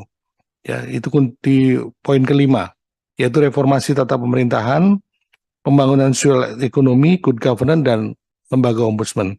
Jadi saya harus terpaksa melihat ke aspek historis dulu sebelum kemudian nanti menanggapi beberapa pertanyaan dalam TOR yang terkait dengan RUU yang sekarang. Selanjutnya, memang kalau kita lihat ini tadi gagasan awalnya merupakan salah satu agenda reformasi pada masa Presiden Soeharto. Pada waktu itu yang dipandang penting itu diantaranya tadi reformasi tata pemerintahan ya, di mana ini sebagai modalitas untuk menyelesaikan persoalan pemulihan ekonomi dan pembangunan sosial ekonomi ini. Kenapa saya melihat ke belakang ini? Karena sedikit banyak poin-poin yang saya telusuri lagi dari perspektif sejarah ini bisa dipakai menjadi semacam checklist untuk melihat apakah RUU yang sekarang disusun itu sebenarnya sudah sesuai atau tidak dengan semangat awalnya begitu. Saya lanjutkan. Jadi tata pemerintahan yang paling baik itu mungkin ditegakkan melalui peranata-peranata dan praktek-praktek yang saling menunjang dan juga mendukung pemulihan ekonomi dan pertumbuhan berkelanjutan. Jadi tidak semata-mata aspek pengawasan juga, tetapi ada dimensi-dimensi lain seperti masalah ekonomi dan sebagainya. Jadi intinya reformasi sosial ekonomi itu harus menjadi hasil akhir dari permusyawaratan dan partisipasi publik yang dijalankan dengan tingkat konsensus tertentu. Ya, dengan demikian reformasi sosial ekonomi itu menuntut disertakannya langkah-langkah sebagai berikut. Yang pertama tadi sudah disinggung juga oleh pembicara yang sebelumnya, yang terkait dengan pemberantasan korupsi. Kemudian ada kaitan juga dengan penciptaan lembaga-lembaga otonom, ya, termasuk pelayanan hukum yang berakar dalam budaya penegakan hukum, yaitu rule of law. Kemudian reformasi atas pelayanan sipil dan desentralisasi atas otoritas administratif dan sebagainya. Nah, dalam konteks ini, itu juga patut dibahas mengenai menguatnya waktu itu gagasan penyelenggaraan pemerintahan yang baik, ya, yang sering muncul itu istilah good governance pada waktu itu. Di mana hal ini ternyata waktu itu juga menjadi salah satu isu penting yang dikemukakan oleh Transparansi Internasional. Jadi Transparansi Internasional ini sebagai satu lembaga yang banyak meneliti dan mempublikasi masalah-masalah yang terkait dengan good governance itu mengeluarkan indikator dari good governance itu yang sekurang-kurangnya mencakup 21 bidang. Itu di situ ada listnya, di mana bidang itu salah satunya yaitu yang di butir 4 itu adalah terkait dengan masalah ombudsman. Jadi ada masalah legislature, eksekutif, judiciary, ya, ombudsman, anti-corruption agencies, public service, dan sebagainya. Jadi itu hal-hal yang penting yang harus ditinjau kalau melakukan reformasi yang terkait dengan tata pemerintahan. Tapi tidak hanya semata tata pemerintahan tadi, karena harus dikaitkan juga dengan masalah sosial ekonominya. Lanjut, di situ ada beberapa indikator yang kemudian dijadikan semacam checklist begitu ya, yang bisa juga kita pakai checklist sekarang untuk RUU yang sekarang. Karena beberapa pertanyaan itu masih relevan saya lihat begitu. Jadi pertanyaan pertama mungkin misalnya ada nggak kantor dari ombudsman atau semacam itu ya. Nah, pada waktu itu belum ada, tapi kemudian kita tahu dalam sejarah dibentuk yang saya istilahkan itu presidensial ombudsman pada waktu itu oleh Presiden Abdurrahman Wahid dengan menerbitkan Kepres 44 tahun 2000 itu. Kemudian apakah publik itu secara umum dia aware nggak tentang eksistensi lembaga semacam itu misalnya. Tadi Ibu Profesor Hasir Tuti melihat kurang dikenal begitu, berarti ada lembaganya tapi publik mungkin awareness-nya dipertanyakan. Padahal saya lihat sejak lembaga itu masih taraf persiapan yang waktu itu diketuai oleh Profesor Sunaryati Hartono sampai kemudian dibentuk yang diketuai oleh Pak Antonio Suyata, ya. Sampai yang beberapa periode terakhir itu ketika sudah jadi ORI, saya lihat cukup banyak mengeluarkan penerbitan, begitu ya. Nah, saya nggak tahu ini penerbitannya ini dibaca atau tidak, gitu, oleh masyarakat, terutama stakeholder yang terkait, ya. Beberapa penerbitan itu judulnya menarik ya, misalnya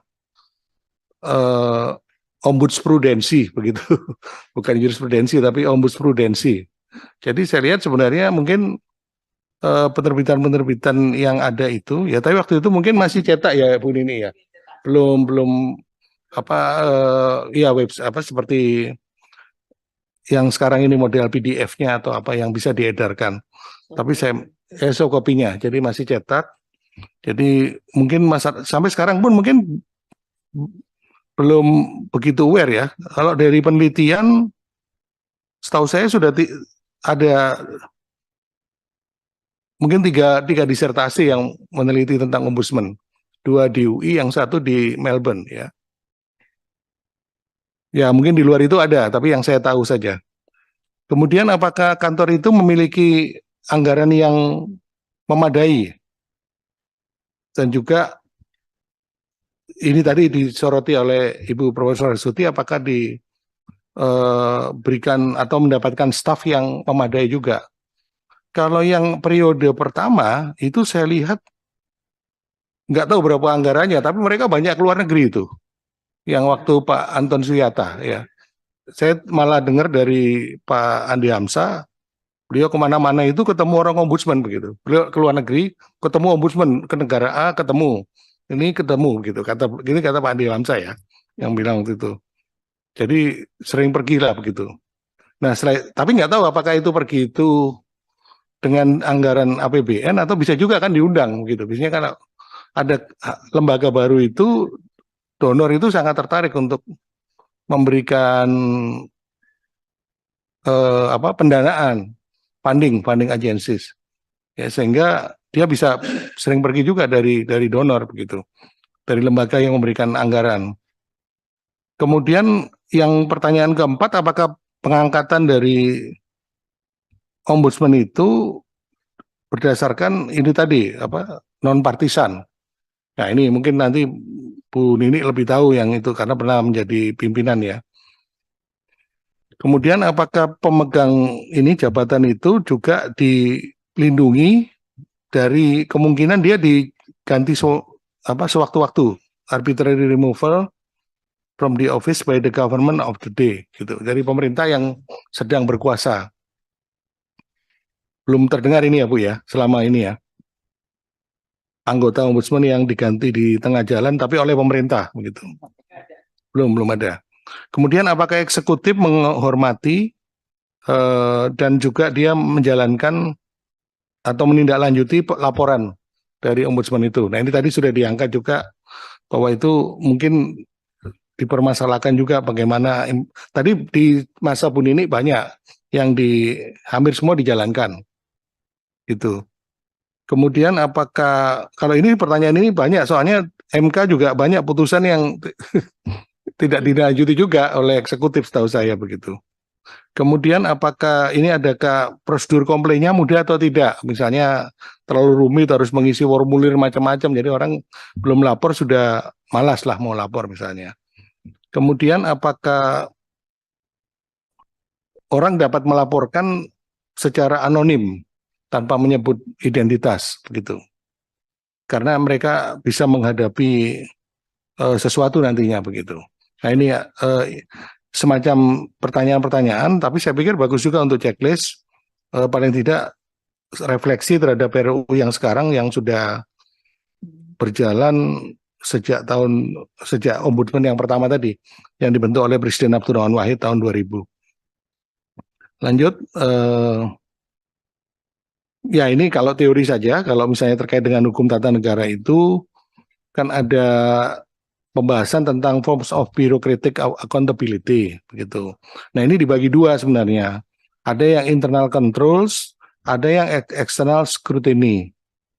Yang internal control itu misalnya tadi ministerial direction, ada formal regulation, ada competition between departments ya, dan juga ada professional standards. Kemudian kalau yang eksternal itu misalnya dilakukan oleh legislature dan judiciary, juga ombudsman termasuk di dalamnya, dan juga oleh kelompok-kelompok kepentingan dan media massa. Khususnya yang dimaksud tadi external scrutiny ini adalah perluasan dari fungsi pertanggungjawaban dari pegawai negeri sebenarnya, yang bergerak dalam bidang pelayanan umum. Secara tradisional, para birokrat dapat melarikan diri dari pemeriksaan, baik secara politis maupun publik ya, ketika sebagaimana misalnya di Inggris itu para menteri sendiri yang bertanggung jawab terhadap parlemen itu. Jadi para anak buah menteri itu bisa berlindung di balik baju menterinya itu terhadap tindakan-tindakan yang mereka lakukan. Tapi ini tidak selalu terjadi di negara-negara demokrasi liberal yang lain seperti di Inggris tadi itu saja begitu. Kemudian di Amerika misalnya kan terkait dengan penampilan kongresional pada waktu itu, prakteknya. Dan kita sendiri akhirnya mendapati ombudsman itu seperti yang didefinisikan di bawah itu, ya, kurang lebih. Di mana ini berkembang kita tahu dari Swedia, ya, yang kemudian diadopsi berbagai negara termasuk Indonesia. Nah, saya masuk ke hal itu ketika proses perubahan Undang-Undang Dasar, seingat saya juga ada gagasan memasukkan ombudsman ke dalam UUD 45. Ya. Tapi waktu itu terlalu banyak usulan saya kira yang masuk, karena usulan-usulan itu background-nya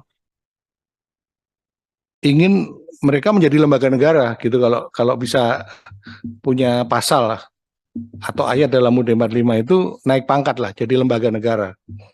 Jadi waktu itu banyak yang masuk, tapi ombudsman tidak termasuk seingat saya pada waktu itu. Karena waktu itu saya ikut dalam proses itu ya sebagai anggota tim ahli, karena ada hubungan dengan pertanyaan yang berikutnya di dalam TOR itu. Baik, saya lanjutkan. Saya langsung masuk ke TOR itu setelah melihat ke belakang. Jadi keterlibatan sih secara langsung yang Undang-Undang 37 tidak, tetapi ada studi-studi yang waktu itu dilakukan dalam rangka penyempurnaan bentuk ombudsman itu yang saya ikuti ya. Dulu paling banyak itu yang melakukan adalah Badan Pembinaan Hukum Nasional melalui kegiatan analisis dan evaluasi. Tidak hanya ombudsman, tetapi juga yang pernah saya kerjakan dulu terkait dengan komisi yudisial waktu itu yang sudah ada, tetapi kemudian diminta evaluasi oleh BPHN mengenai undang-undang yang sudah ada ini kelemahannya apa. Ini sebelum ada putusan MK waktu itu. Setelah ada putusan MK berbeda lagi pada waktu itu. Kemudian tadi sudah saya katakan keterlibatannya dalam bentuk apa, yaitu ketika perubahan undang dasar saya membantu sebagai anggota tim ahli dan sekretaris tim ahli bidang hukum pada waktu itu dari PAS 1 MPR.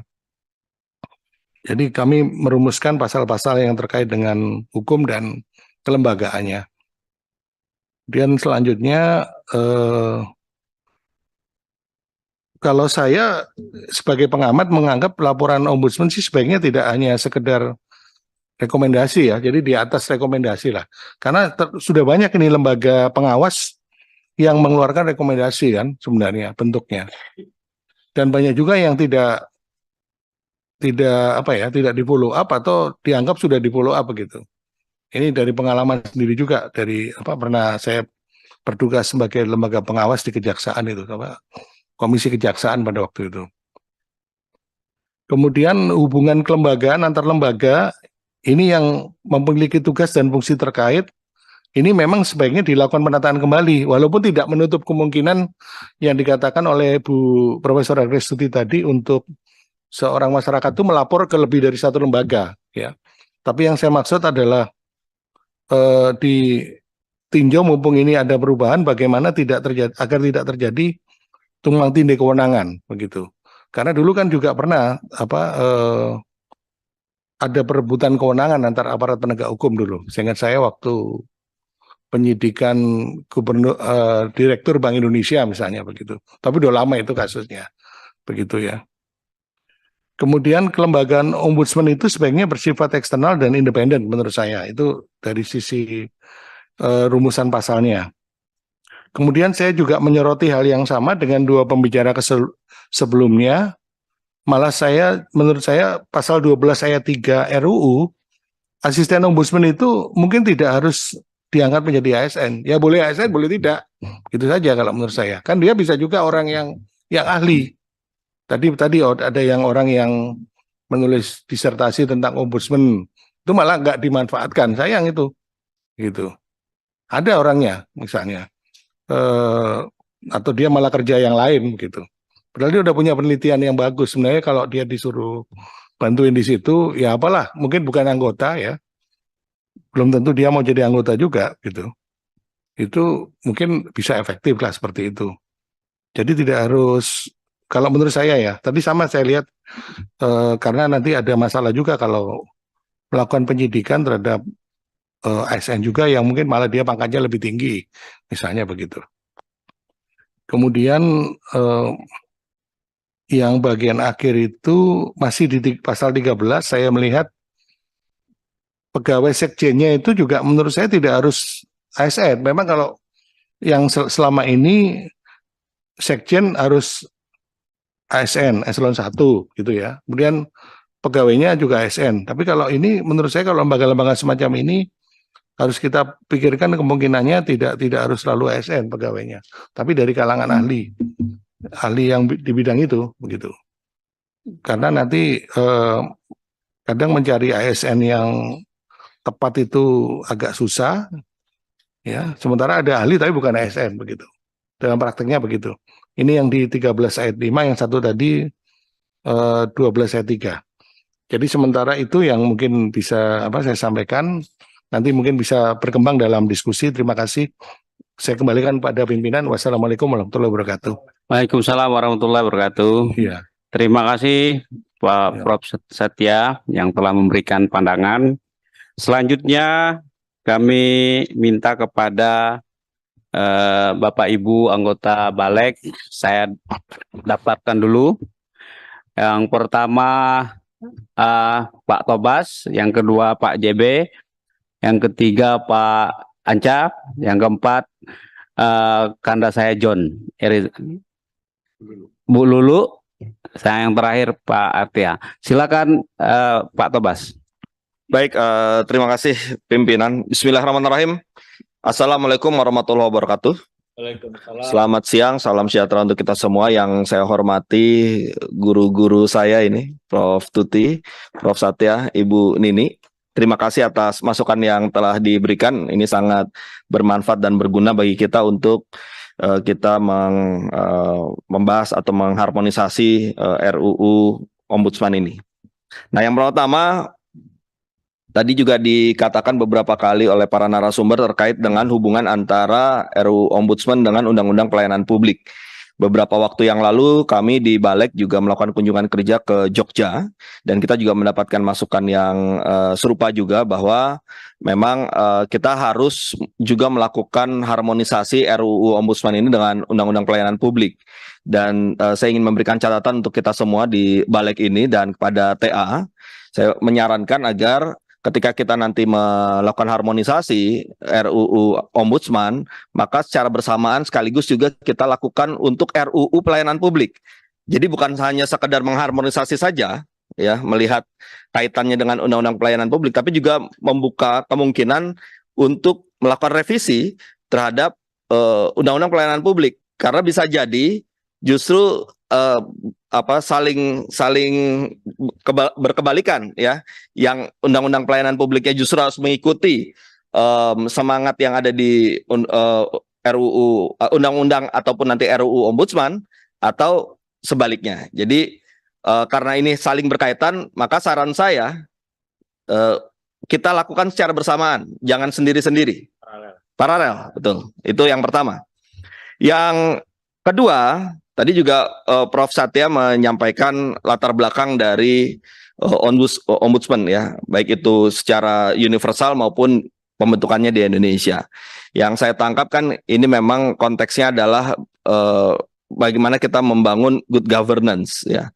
Nah, kalau kita lihat pengalaman perjalanan Ombudsman selama ini, menurut saya salah satu hal yang penting kan bagaimana menempatkan Ombudsman ini sebagai suatu hal yang vital dan penting dalam tata kelola pemerintahan, ya.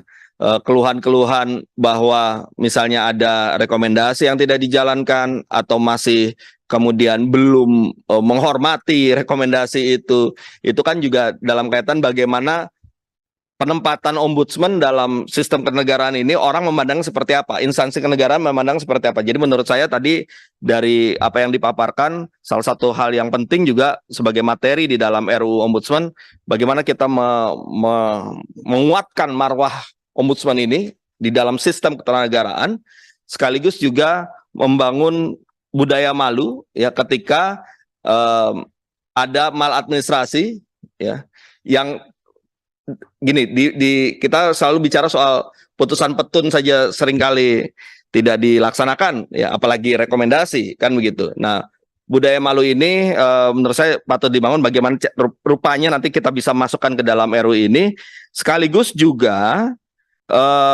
mungkin patut juga dipikirkan dari masukan-masukan tadi untuk menempatkan ya rekomendasi dari Ombudsman ini sebagai salah satu juga rujukan bagi negara dalam hal melihat misalnya karir pejabat negara, punishment, reward, mutasi, demosi, sehingga kalau misalnya ternyata ada seorang pejabat negara dalam rekam jejaknya dia begitu banyaknya mendapatkan rekomendasi ombudsman karena kelalaian karena maladministrasinya, maka semestinya itu juga bisa dijadikan gambaran bahwa si pejabat TUN ini dia tidak kompeten untuk melaksanakan tugas administrasinya. Nah, yang berikutnya tadi juga dikatakan oleh Ibu Nini ya terkait dengan saran agar tetap Ombudsman ini sebagai master of influence ya. Jadi tetap bentuknya rekomendasi ya. Ketika kita ingin melakukan penguatan, tapi tetap kita harus mengingat menempatkan Ombudsman ini sebagai master of influence. Nah, saya ingin mendapatkan tanggapan dari Prof. Satya ya terkait dengan, kan tetap kita punya ada keinginan untuk menguatkan ini ya. Ya bagaimana master of influence ini tetap dipertahankan, tapi dari segi hukum ketatanegaraan ya, apa yang bisa kita perkuat dengan posisi yang masih master of influence ini gitu. Atau malah kalau bukan diadu pendapatnya ya, ataukah mungkin master of influence ini kalau kita ingin menguatkan sudah tidak cocok lagi, barangkali begitu. Saya ingin ada pendapat apakah pendapatnya sama atau berbeda, mungkin ini bisa jadi masukan bagi kita selanjutnya. Yang berikutnya adalah soal penguatan juga terhadap rekomendasi Ombudsman. Saya ingin mendapat masukan dari salah satu atau ketiga narasumber ini terkait dengan misalnya kalau kita untuk menguatkan rekomendasi ini menjadikan di dalam RUU ini menempatkan rekomendasi Ombudsman ini sebagai titik waktu perhitungan bagi seseorang yang ingin mengajukan gugatan petun dalam hal fiktif negatif. Jadi begini, supaya dia ada mungkin Prof. Satya kali ya di sini ya. Kalau supaya dia ada kekuatan yang lebih, maka ketika ada rekomendasi Ombudsman kemudian tidak dijalankan dalam jangka waktu tertentu, maka si pelapor itu akan membuat hitungan tidak dilaksanakannya rekomendasi itu sebagai alasan untuk mengajukan gugatan fiktif negatif, yaitu gugatan tidak dilaksanakannya suatu yang seharusnya keputusan itu dikeluarkan tapi tidak dilaksanakan. Nah, apakah memungkinkan itu? Ya, itu kita juga ingin mendapatkan masukannya. Yang terakhir tadi juga disampaikan soal adjudikasi khusus ya yang dihilangkan di dalam draft RUU. Tadi saya langsung coba mengkonfirmasi ke BKD yang memberikan menyusun atau memberikan masukan terhadap draft ini. Menurut BKD salah satu alasannya saya ingin mendapatkan feedback ya, apakah tepat ataukah memang kita harus pertahankan. Kalau saya pribadi inginnya mempertahankan ya. Jadi kalau menurut BKD ini pencabutan adjudikasi khusus ini karena Ombudsman ini bukan lembaga yang sifatnya yudikatif dan dia sifatnya non eksekutorial ya, sehingga tidak tepat ketika adjudikasi khusus ini diberikan kewenangannya ke Ombudsman ya. Tapi kalau kita lihat dari harapan orang-orang ya, kalau saya justru inginnya kita coba kita pelajari lagi ya, tadi dari Ibu Nini yang dari Prof. Tuti juga yang ingin atau mempertanyakan kenapa ini dihapus. Kalau menurut saya memang sekarang kan trennya kita juga tidak ingin semuanya lari ke proses peradilan, capek itu. Orang berproses peradilan capek. Nih, saya dulunya lawyer, mendampingi orang di Petun saja misalnya, kalau kita bicara soal administrasi, ini contoh saja nih. Ini karena ada 2 guru besar saya dari UI. Contoh nih, cerita sedikit, Prof. Dulu saya pernah mendampingi mahasiswa UI yang diskors, ya. Kita gugat tahun 2001, menang di tingkat 1, rektor banding, kita menang lagi di banding, kasasi kita menang lagi. Ada penetapan ketua Petun yang meminta untuk menunda skorsing, tidak dijalankan oleh rektor. Nah, waktu itu putusan kasasinya muncul 9 tahun kemudian. Jadi si mahasiswa ini sudah menjalani skorsing, sudah lulus, baru dia dapatkan yang inkrah. Artinya kemenangannya hanya di atas kertas, ya. Ini kita untuk membayangkan bahwa kalau kita lari ke pengadilan itu panjang, ribet, dan macam-macam deh. Oleh karena itu ketika kemudian adjudikasi khusus ini diberikan kewenangan di Ombudsman, ada beberapa hal yang bisa dipotong di situ, bisa diselesaikan di awal dan sebagainya. Menurut saya patut untuk kita pertimbangkan. Tapi bagaimana kemudian tidak mengganggu tadi yang diberikan alasan oleh BKT itu tadi, ya. Ombudsman ini dia non eksekutorial dan dia bukan lembaga yudikatif. Apa yang bisa menjawab itu supaya kita tetap bisa memberikan adjudikasi khusus ini. Demikian pimpinan, terima kasih. Wassalamualaikum warahmatullahi wabarakatuh. Terima kasih Pak Tobas. Ada beberapa pertanyaan yang dicatat banyak sekali. Selanjutnya Bang JP, silakan. Terima kasih pimpinan. Assalamualaikum warahmatullahi wabarakatuh. Yang saya hormati pimpinan dan juga anggota Balek, yang saya hormati sekaligus saya kagumi, Prof. Argistuti, Pak Satya, dan juga Ibu Nini Rahayu, yang punya pengalaman pernah jadi komisioner Ombudsman, kalau tidak salah. Tadi saya menyimak, meskipun agak sedikit terlambat ya, ada 2 hal yang ingin saya soroti dalam kaitan dengan Ombudsman ini. Yang pertama soal independensi. Kalau undang-undangnya saya yakin 100% lembaga Ombudsman ini harusnya independen, Prof.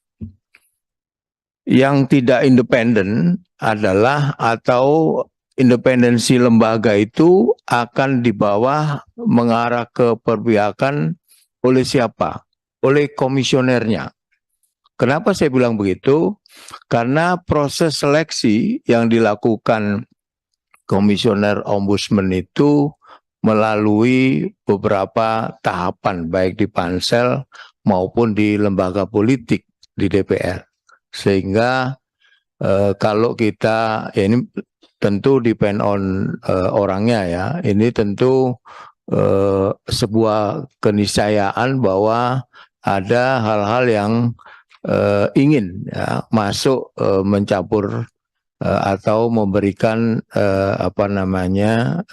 yang membuat lembaga ini menjadi tidak independen. Itu yang pertama. Nah, ini mungkin di dalam revisi ini bisa nggak proses itu serinci mungkin, sedetail mungkin, sehingga dipagerin lah komisioner Ombudsman ini tidak terpengaruh atau tidak membawa pengaruh yang jelek kepada lembaga Ombudsman.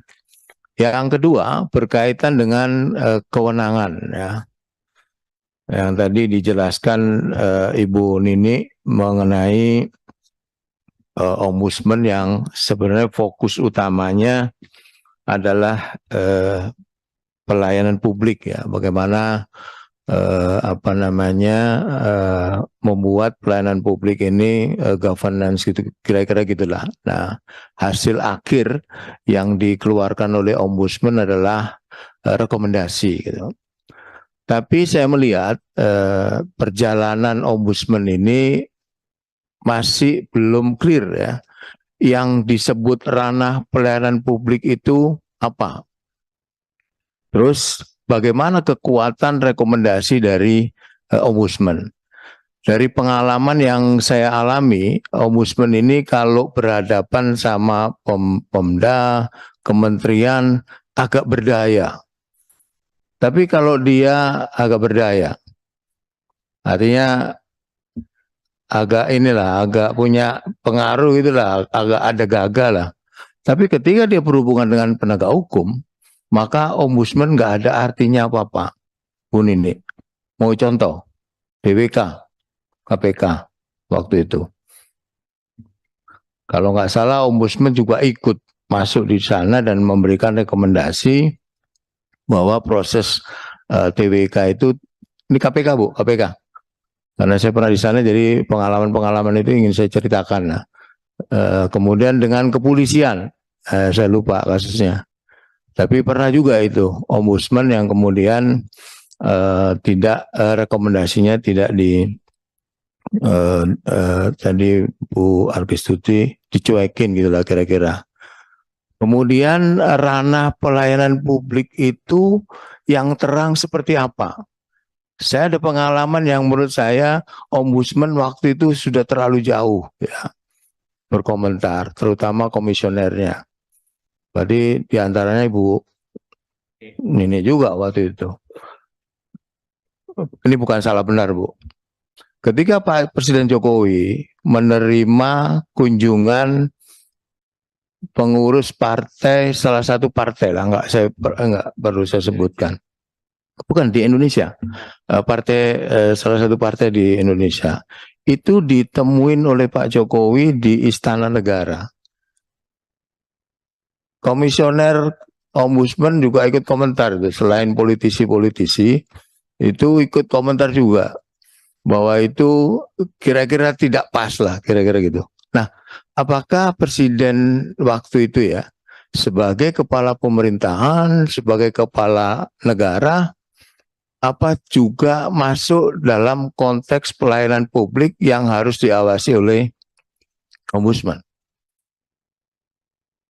Saya lihat komisionernya waktu itu, mungkin bukan Bu Nini ya, karena Bu Nina ada di sini kan gak enak juga kita ngomong. Itu sering komen ya di media itu ya, yang belum apa-apa sudah komen gitu, dan semua saya lihat dikomentari, termasuk tadi itu. Nah itu Prof. Arkistuti dan juga Prof. Satya, apakah yang tadi saya sebut itu juga masuk di domain pelayanan publik ya?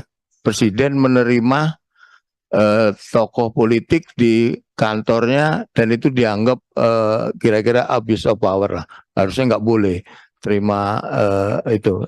Tapi karena kebetulan saya juru bicaranya, waktu itu disampaikan Presiden kan kepala pemerintahan juga kepala negara gitu, sehingga bisa melakukan itu.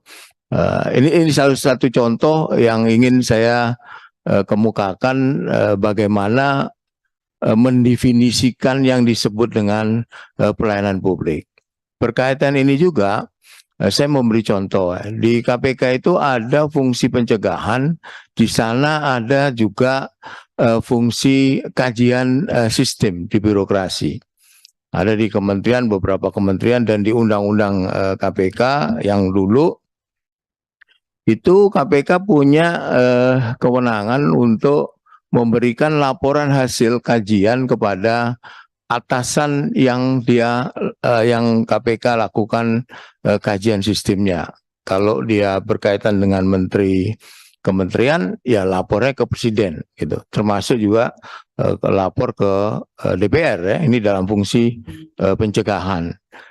Dulu ada pengalaman, ini nanti saya bisa kaitkan dengan memberi penguatan kepada Ombudsman, sehingga Ombudsman itu bisa berdaya. Ya. Dulu BPK pernah melakukan kajian sistem di Kementerian Dalam Negeri soal IKTP, kemudian Kementerian Agama soal pengelolaan dana haji.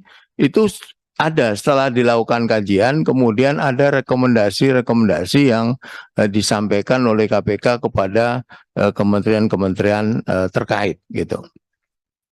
Tetapi rekomendasi KPK itu menurut KPK waktu itu tidak dijalani secara penuh oleh kementerian yang bersangkutan. Nah, kalau ombudsman kan nggak punya fungsi penindakan.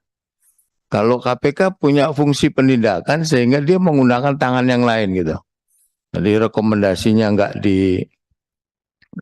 diabaikan, kemudian menggunakan ini ada kemungkinan terjadinya korupsi lah, kira-kira begitu. Kemudian KPK melakukan penyelidikan dan akhirnya masuklah kasus ya waktu itu yang berkaitan dengan Kementerian Agama dan juga Kementerian Dalam Negeri.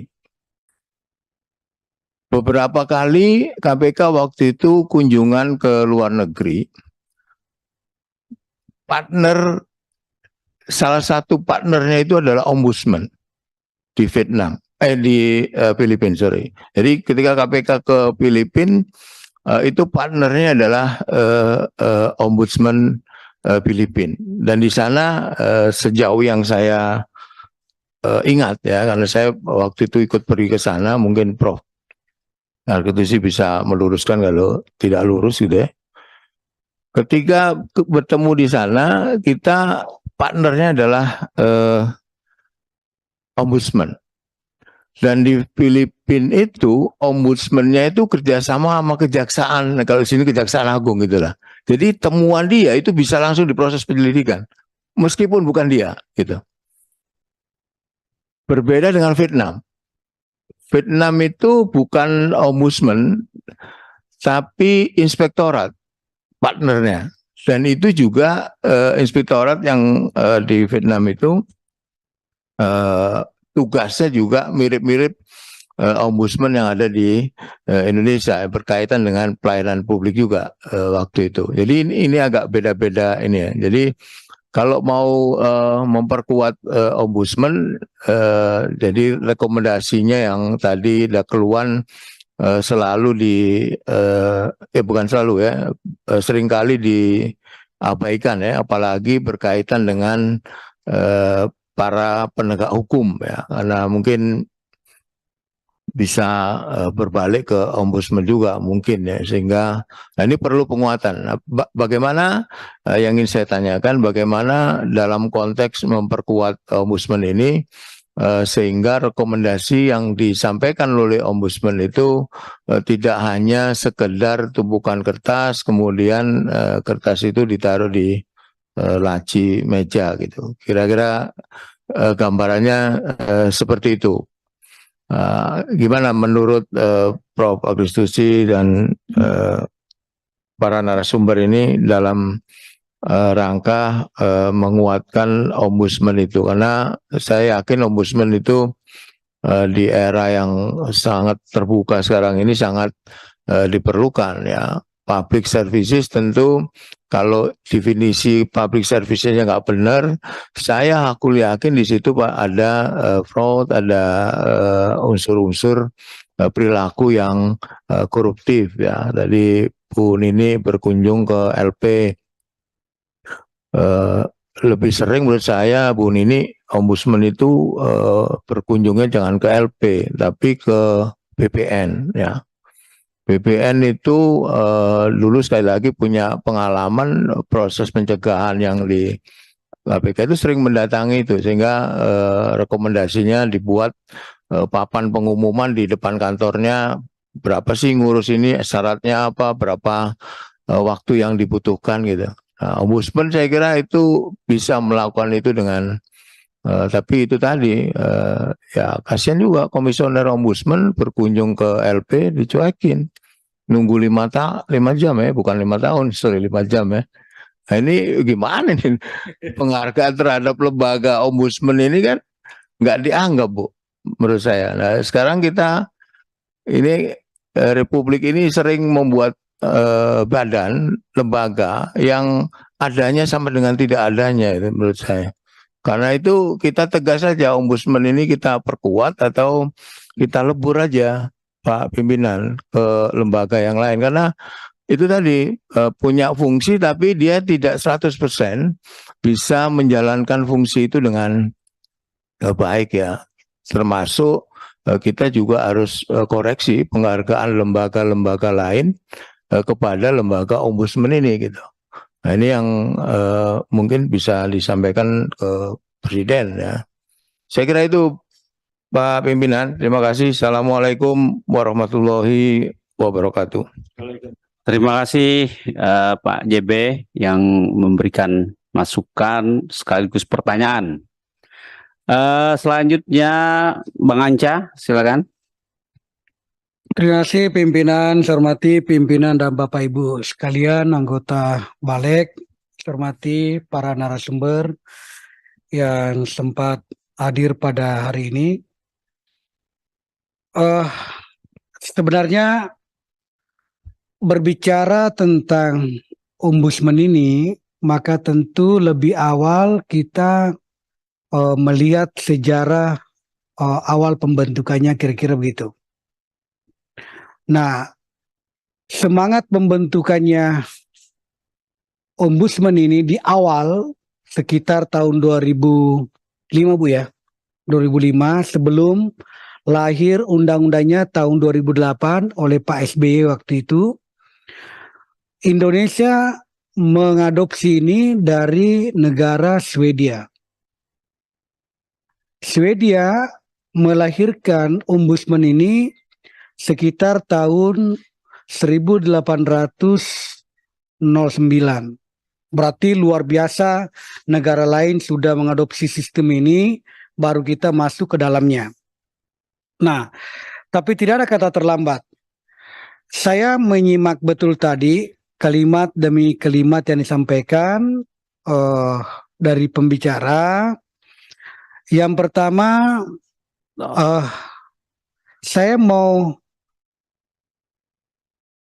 menyoroti tentang terkait kalimat yang disampaikan oleh Pak Prof. Satya, di mana di akhir penjelasan tadi itu beliau menyampaikan bahwa beberapa permasalahan sebenarnya yang terkait dengan ombudsman ini, dia berharap bahwa laporan ombudsman ini sebaiknya jangan atau tidak sekedar bersifat rekomendasi semata. Nah, ini menurut saya garis bawahi ini menarik sekali, Prof. Nah, kalau begitu, Prof, kira-kira kondisi kita di sini di Republik ini, Prof,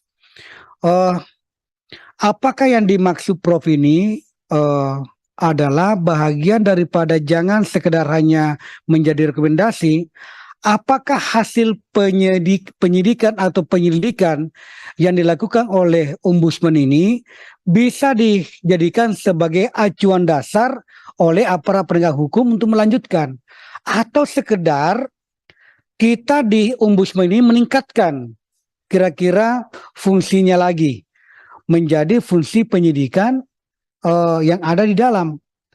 Walaupun sebenarnya penyelidikan sudah dilakukan, Pak Prof ya, kira-kira begitu.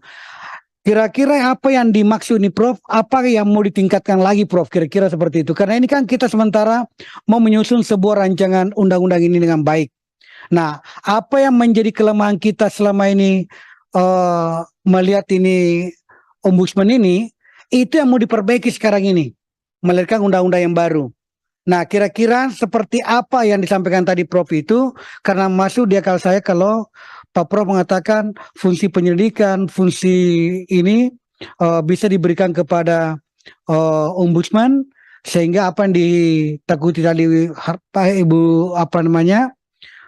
Ibu Prof, ada ketakutannya bahwa kita dicuekin, dianggap sebelah mata, tidak lagi dianggap sebelah mata, Bu.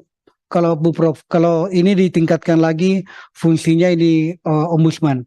Apakah saya mau mengatakan begini?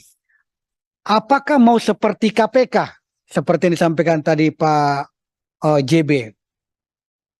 Karena muatan pertama lahirnya ombudsman ini kan juga adalah menyangkut masalah bagaimana menyelesaikan soal KKN itu, kolusi, korupsi, nepotisme dan sebagainya. Meningkat selanjutnya menjadi persoalan administrasi yang ada di pejabat-pejabat publik. Nah, itu semuanya. Apakah ini kita mau bawa ke sana? Kalau itu mau dibawa ke sana, maka rumusan tentu kita harus siapkan dalam undang-undang ini. karena kita mau membuat undang-undangnya. Tidak ada masalah kita mengubahnya dalam rangka tidak lagi dipandang sebelah mata seperti ketakutannya tadi Bu Prof gitu. Saya setuju Bu Prof itu. Saya setuju supaya ini lebih bagus. Kemudian ada Ibu Nini barangkali selama di Ombudsman kita kan bisa memilah lembaga yang paling sering dilaporkan ke Ombudsman ini lembaganya apa itu? Apakah itu misalnya kementerian, apakah itu gubernuran, apakah itu di wali kota atau bupati, atau lembaga penegak hukum lainnya, KPK, polisi, jaksa, yang paling sering dilaporkan seperti apa itu, Ibu Prof? Nih, kira-kira itu gambarannya. Kenapa kita harus tahu ini? Supaya melahirkan nanti pasal demi pasal dalam undang-undang ini kita sudah antisipasi dari awal. Kira-kira seperti itu gambarannya. Saya kira Ibu itu yang paling menarik bagi saya. Yang lainnya kan sudah dijelaskan oleh Pak JB. Kalau Pak JB menjelaskan kan tuntas itu, tuntas dan bisa dipahami dengan baik. Suaranya beliau ini suara rakyat, gampang dipahami, mudah dimengerti, gitu ya Pak JB ya. Demi bangsa dan negara katanya. Nah itu. Ibu Prof, terima kasih memberikan wawasan baru bagi kami. Dan Ibu Nini, itu tadi pertanyaannya kira-kira supaya ada gambaran. Dan Prof Satya, terima kasih Ibu, Bapak dan Ibu sekalian sudah memberikan gambaran kepada kita dalam rangka menyusun undang-undang yang baru ini. Mudah-mudahan ada manfaatnya untuk bangsa dan negara. Terima kasih. Saya kembalikan Pak Ketua. Terima kasih Bang Anca yang telah memberikan pertanyaan. Karena kurang 5 menit kita perpanjang sampai 13.30 ya. 15.30. Sorry. 15.30 lah. Selanjutnya Bang John Kennedy. Terima kasih pimpinan. Bismillahirrahmanirrahim. Assalamualaikum warahmatullahi wabarakatuh. Pimpinan dan anggota balik yang saya hormati, para narasumber, guru-guru kita, Prof Tuti, Prof Satya, dan Dr. Nini yang saya hormati. Saya menyimak betul paparan dari para narasumber. Gitu. Saya merasa prihatin saya terhadap Ombudsman Republik Indonesia ini. Sebelum saya tanggapi, saya ingin tanya dulu ke Ibu Nini. Karena Ibu Nini ini adalah pernah selaku komisioner daripada ORI, Ombudsman Republik Indonesia. Menurut Ibu, keberhasilan atau goal Ombudsman ini apa? Gitu lah. Sampai sejauh mana dikatakan Ombudsman itu berhasil? Ya, atau tidak? Sebab yang lebih mengetahui berhasil dan tidak berhasil itu, pertama tentu komisionernya. Terus yang keduanya, hal-hal apa saja yang menjadi hambatan atau rintangan yang dialami oleh Ombudsman dalam melakukan aktivitasnya atau dalam melakukan operasionalnya. Saya sebagai orang luar atau sebagai katakanlah pemerhati dari Ombudsman ini, saya melihat Ombudsman ini mohon maaf antara ada dan tiada gitu. Ombudsman ada gitu. Tapi nggak ada gezahnya gitu lah. Nggak ada gregetnya gitu lah. Saya sependapat dengan Ibu Tuti tadi, Prof Tuti, karena memang masalah-masalah yang dihadapi Ombudsman ini, saya pinjam ininya Prof Tuti. Pertama, rekomendasi yang dibuat acap kali diabaikan oleh lembaga pelayanan publik. Ya nggak dianggap aja. Ya, mohon maaf saya sampaikan kalau istilah anjing menggonggong kepilah berlalu saja gitu kan. Nggak ada ininya gitu. Yang kedua, ya mungkin karena belum terlalu dikenal gitu lah. Tetapi setelah saya baca undang-undangnya Ombudsman ini, sebenarnya Ombudsman ini setidak-tidaknya bisa memanfaatkan hebohnya media sosial sekarang sebagai katakanlah tekanan untuk instansi atau kementerian lembaga yang sedang diawasi atau sedang menjadikan target dari Ombudsman gitu. Tetapi ini juga nggak dipergunakan oleh Ombudsman. Ya. Atau misalnya mungkin saja Ombudsman ini ketakutan, takut gaduh nanti atau bagaimana gitu lah. Nah, ini yang harus, sehingga memang momen pada hari ini menurut hemat saya adalah sangat penting untuk memperkuat Ombudsman itu sendiri. Yang ketiga, Ibu Tuti menyampaikan belum terlalu banyak dikenal oleh lembaga pemerintah pusat dan daerah. Nah, ini tentu ini berkaitan dengan sosialisasi. Apakah Ombudsman tidak ada mensosialisasikan Ombudsmannya ke kementerian lembaga, sehingga seorang Profesor Tuti menyampaikan ini belum terlalu banyak dikenal oleh masyarakat. Tetapi yang saya lihat adalah memang tergantung dari rekomendasi. Ya, tadi disampaikan sama Pak Anca sama Pak Supriyansa, karena memang Ombudsman ini tidak mempunyai fungsi penindakan. Dia sifatnya hanya rekomendasi saja gitu lah. Rekomendasinya kemana? Ke kementerian lembaga yang diinikan kah? Yang sedang disorot, atau ke presiden kah? Atau kemanakah rekomendasinya itu? Sehingga rekomendasinya itu menjadi suatu referensi atau suatu rekomendasi yang harus ditaati oleh kementerian lembaga terkait. Saya sependapat juga dengan Pak Tobas tadi, gitu kan ya. Mungkin memang ada perlu suatu bank misalnya suatu pejabat publik diawasi gitu kan. Nah, kalau pejabat publik itu diawasi, masuk ke dalam itu, kalau seumpamanya nanti atasan dari pejabat publik itu pingin mempromot seseorang, dia bisa berpandangan ke situ. Oh, ini terlalu banyak cacatnya oleh rekomendasi. Jadi sehingga dia menjadi ada punishment buat yang bersangkutan gitulah. Jadi saya sependapat itu. Sebab di tempat-tempat lain, di negara-negara lain, Ombudsman ini begitu menggigit gitu. Sangat ditakuti. Tetapi kenapa Ombudsman di kita ini, ya seperti saya prihatin juga, Ibu tadi mengatakan sampai 5 jam menunggu untuk masuk. Berarti Ibu dilepeh gitu, Bu. Gitu bahasa ininya enggak. Dicuekin, enggak dianggap. Itu kan enggak dianggap gitu. Ombudsman aja sendiri, memang ada apa katanya kan gitu. Nah, bagaimana supaya artinya Ombudsman tuh, wah saya Ombudsman nih. Sehingga setidak-tidaknya ya betul ditakuti lah, bukan ditakuti ya, dianggap lah. Nah, tapi itu kan tergantung dari kinerja atau rekomendasi dari Ombudsman itu sendiri. Nah, untuk itulah kita pada saat ini sedang melakukan harmonisasi terhadap perubahan dari Undang-Undang Ombudsman, tentu melalui presentasi atau masukan dari Ibu-Ibu dan Bapak tentang apa yang akan kita perbaiki di Ombudsman ini untuk lebih baik ke depannya. Terima kasih pimpinan. Mohon maaf atas kekurangan. Selamat berpuasa. Assalamualaikum warahmatullahi wabarakatuh. Terima kasih Bang John telah memberikan pertanyaannya nih kebanyakan Bu Nini nih yang paling banyak. Ya silakan Mbak Lulu.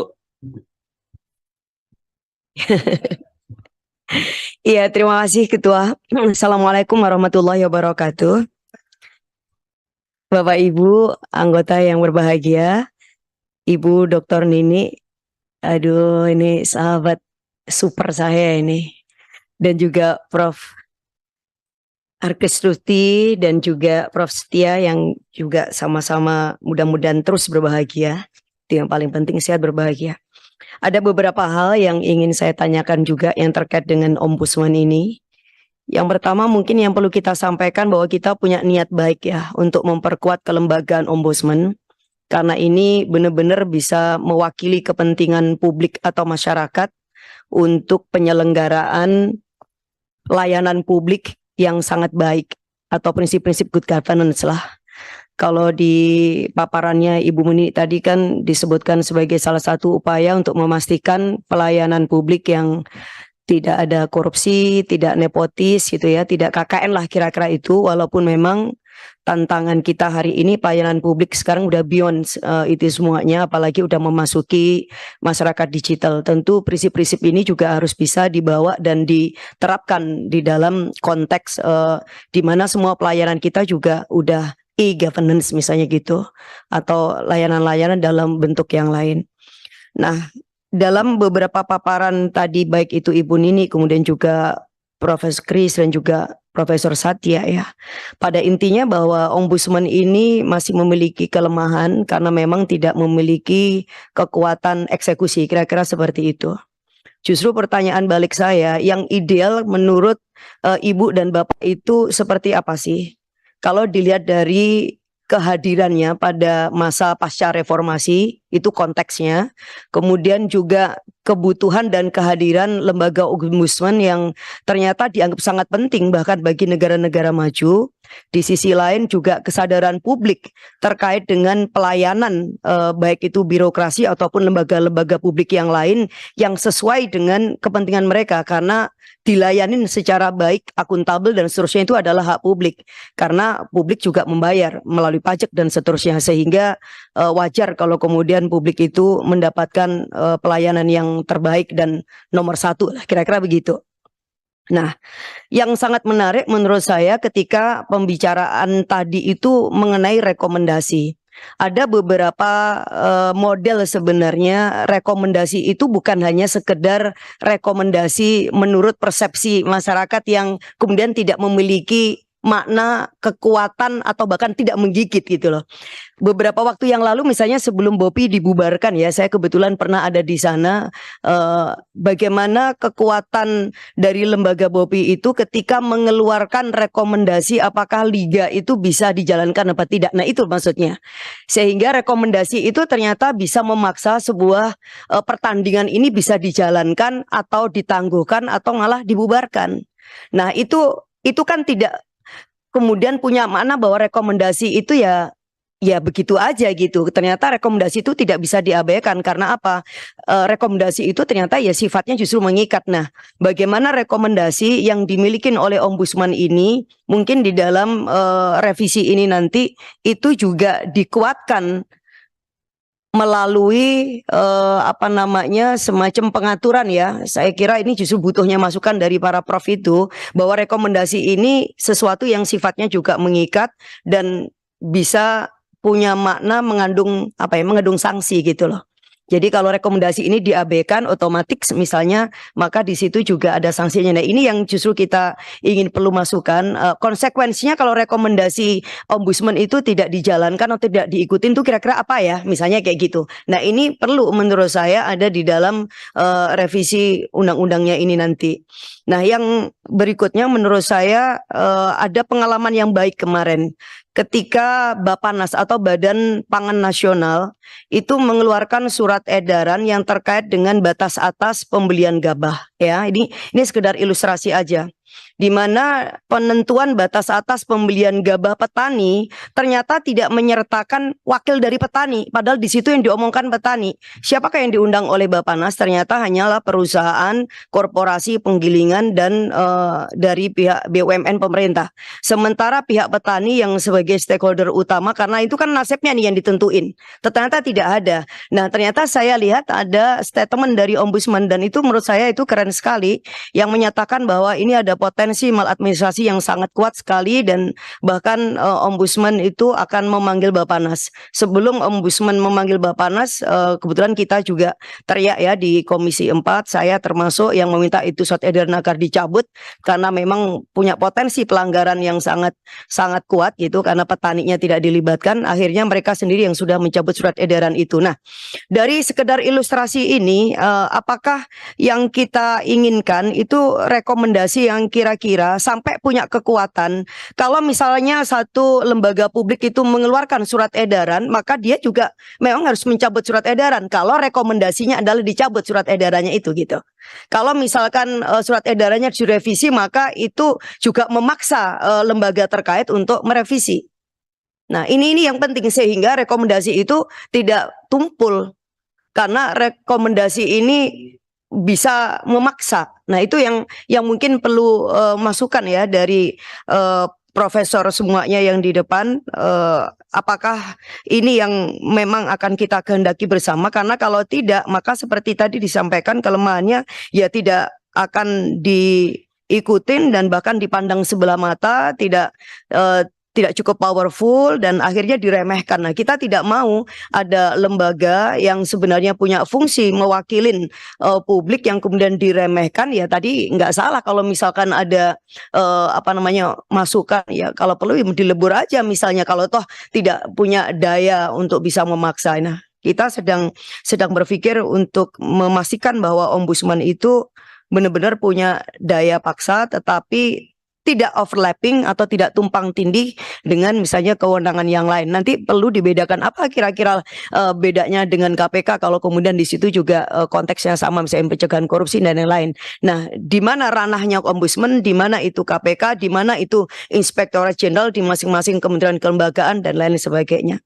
Nah, yang berikutnya saya kira menarik juga karena tadi Ibu Nani juga menyampaikan ya yang terkait dengan gender perspektif di dalam layanan publik. Menurut saya itu penting. Mungkin beberapa waktu yang lalu kita punya pengalaman bagaimana institusi seperti TNI dan Polri ketika masih memberlakukan syarat bagi para calon anggota TNI atau Polri itu dengan tes keperawanan.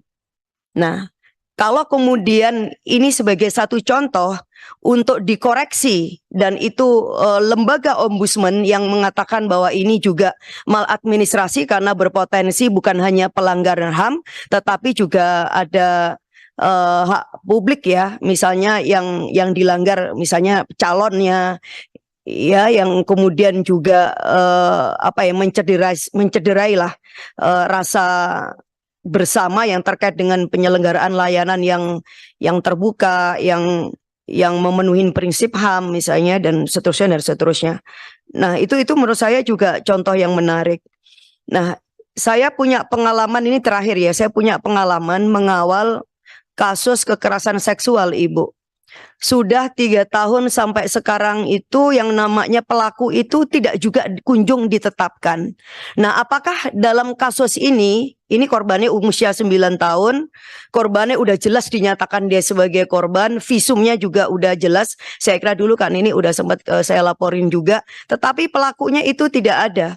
Padahal kesaksian korban itu juga sudah menyatakan dan konsisten ya siapa pelakunya. Tetapi kemudian pihak kepolisian ini seolah-olah justru pada posisi yang ingin melindungi pelaku. Nah, apakah di dalam konteks seperti ini maksudnya itu Ombudsman juga bisa masuk? Saya pengen tahu. Jadi Ombudsman itu masuk di dalam situasi seperti apa gitu ya. Dan kira-kira kemudian juga Ombudsman bisa melakukan rekomendasi yang menurut pikiran saya sama bisa memaksa kemudian pihak kepolisian untuk melakukan langkah-langkah yang terukur dan memenuhi keadilan bagi korban. Dalam hal ini adalah sebagai pihak yang punya kebutuhan untuk dilayanin kepentingan dan juga kebutuhannya gitu. Terima kasih. Prof, Ibu Nini, Prof Arki-Susi dan juga Profesor Setia, salam sehat dan salam bahagia. Assalamualaikum warahmatullahi wabarakatuh. Terima kasih kepada Mbak Lulu yang telah memberikan pertanyaan serta tanggapannya. Selanjutnya kepada Pak Terry. Silakan Pak Terry. Terima kasih Ketua. Pak narasumber yang amat kami hormati, ada Prof. Tuti, Prof. Satya, pembimbing saya ini, Dr. Nini yang kami hormati. Saya akan mulai dengan mengatakan, pahami siapa kita, siapa dirimu, tanah tempat kita berpijak, aturan tempat tinggalmu. Ini penting sekali. Saya masih selalu berkeyakinan ini adalah instrumen asing. Banyak lembaga-lembaga negara yang pasca reformasi itu instrumen asing yang dipaksakan masuk. Kok dipaksakan? Ya kalau nggak ditandatanganin tuh IMF-nya. Kan laginya begini, Bu. Begini kan. Pak aku teken, Bu. Itu. Ini penting sekali, Pak. Ini penting sekali. Nah, tapi kita nggak boleh kalah jurus. Kita anggap ini sebagai obat. Nah, tapi kita punya keyakinan makanan aja belum tentu cocok, apalagi obat. Ini yang dipaksakan pada saat euforia reformasi, Pak. Atas namanya good governance. Orang lagi haus, dikasih good governance bla bla bla, diserap. Atas nama pemerintahan yang bersih, bebas KKN. Ini semuanya nih indah semua. Makanya semua produk-produk undang-undangnya pasti mengatakan, bukan saya katakan ini apolitis atau alergi sama orang parpol, tapi pasti mengatakan tidak boleh ada unsur partai politik. Itu, Prof. Kenapa? Wah, partai politiknya jelek. Dia nggak perlu mengatur, tidak boleh TNI Polri. Wong jabatan kayak gini TNI Polri nggak bakalan masuk. Jabatan, bukan jabatan karir, cuma 5 tahun. Nah, makanya nggak diatur tuh TNI Polri ASN nggak diatur, tapi parpol diatur. Nah. Saya punya sejarah karena Dr. Nini ini kami yang memilih. Ya dokter, saya ini sangat kagum. Saya yang milih Ibu dokter, ya. Tapi tadi saya kaget. Tadi ini tidak efektif, kekuasaannya terbatas, kewenangannya terbatas, sumber dayanya terbatas dan sebagainya. Makanya saya katakan, kita paham nggak waktu kita buat ORI ini seperti apa? ORI ini kalau istilahnya saya diajarkan sama Prof. Satya, ini lembaga negara pembantu presiden. Tapi model yang mana? Lembaga negara ada yang dinyatakan langsung dalam undang-undang, seperti DPR. Ada yang tersirat, seperti namanya nggak ada Kejaksaan Agung. Tapi di undang-undang ada KPU. Ini lembaga negara pembantu presiden, Pak. Lebih rendah lagi kelasnya. Hampir sama ini sama KPK. Nah, orientasinya kemana?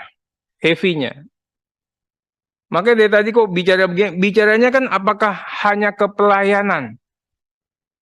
Ke pelayanan publik. Makanya Prof saya ingin tanya, Prof dan Ibu Dokter, ORI ini mau dibuat seperti apa? Di bidang penegakan hukum mau ikut-ikutan atau cukup di pelayanan hukum? Kemudian saya ingin tanya, kalau saya diajarkan sama Prof. Satya, ini tugas saya dulu kalau sama Prof, coba cari MK yang ada di negara-negara, cari 100 negara atau apa gitu, nyari lagi kita. Asalnya ORI dari mana ini? Di negara asalnya kenapa ORI itu dibuat? Ombudsman itu dibuat.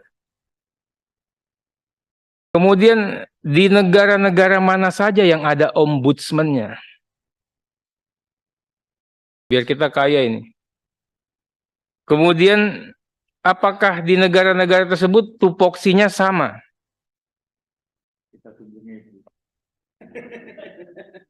Penting. Kenapa? Banyak sekali ada ORI nggak ada KPK loh. Negara yang punya KPK, ORI-nya nggak ada pastinya. Di negara kita lah, yang semua lembaga ada. Lengkap. OJK aja ada, padahal di negara asalnya udah dibubarin, kita ada OJK. Itu loh. Lengkap, tidak ada satupun lembaga di belahan dunia manapun, dari Asia, Afrika, semuanya diambil sama Indonesia semua tuh. Masukin, ada semua. Nah. Bicara Undang-Undang 37 sekarang. Undang-Undang 37 itu sama dengan ombudsman di negara mana itu? Saya pikir nggak sama di negara manapun. Nah, ini akan jadi permasalahan pada saat kita melakukan studi komparatif. Berikut mengenai orientasi. Orientasinya ke pelayanan publik, apa ke penegakan hukum? Kalau kita mengacu ke undang-undang, pelayanan publik dan penegakan hukum dalam rangka penyelenggaraan negara dan pemerintahan. Tapi undang-undang ini juga begitu tegasnya mengatakan, makanya saya katakan ini harus dirubah, ini harus direvisi, ini begono, begini. Waktu kita buat undang-undang itu ingat nggak? How to-nya bagaimana? How to-nya dengan pengawasan. Itulah yang membedakan ORI dengan KPK. Itukah yang membedakan ORI dengan yang lain. Ranahnya dia di pengawasan. Makanya kalau tadi ada perluasan kewenangan dan sebagainya, saya ingin baca dulu undang-undang ORI dan kita punya naskah akademik yang sebelumnya. Kecuali kesepakatan kita berubah. Nanti ada overlap lagi. Tapi nggak apa-apa kalau seperti itu. Tapi Ibu Dokter ini saya ingin tanya nih, masalah kita ini masalahnya di regulasi. Apa-apa sih ORI? Enggak, saya Komisi 2, masalahnya bukan di regulasi, masalahnya di dana. Duit nggak ada, Bu. Kita berapa kali Ibu kurang kuat, kita datengin itu kantor Pemprov DKI. Kita datengin waktu itu Angkasa Pura. Waktu masalah dengan masalah itu. Kurang kuat apa? DPR ini punya segala amunisi dan kelengkapan, kita datang. Itu. Jadi ingin saya tanyakan, masalah kita ini di regulasi atau di yang mana itu? Nah, endingnya adalah tata pemerintahan yang baik atau good governance. Bukan yang lain. Saya ingin kita berdisiplin, sama nih pada saat kita berdisiplin dalam rangka revisi Undang-Undang KPK. Tegas, memang pahit. Nah, berikutnya kita bicara lagi mengenai objektum litis. Tegas kok, objektum litisnya namanya maladministrasi. Apa itu maladministrasi? Ini yang kita katakan, maladministrasi yang sekarang ini benar nggak? Perilaku atau perbuatan melawan hukum, maladministrasi. Perbuatan melampaui kewenangan, maladministrasi. Kemudian menggunakan kewenangan untuk tujuan lain, maladministrasi. Kelalaian, pengabaian, maladministrasi. Apa itu? Ini kita lebih fokus lagi. Karena saya katakan, ini undang-undang ini udah luar biasa, Prof. Satya, sadis. Sadis, Pak. Ini saya bacakan.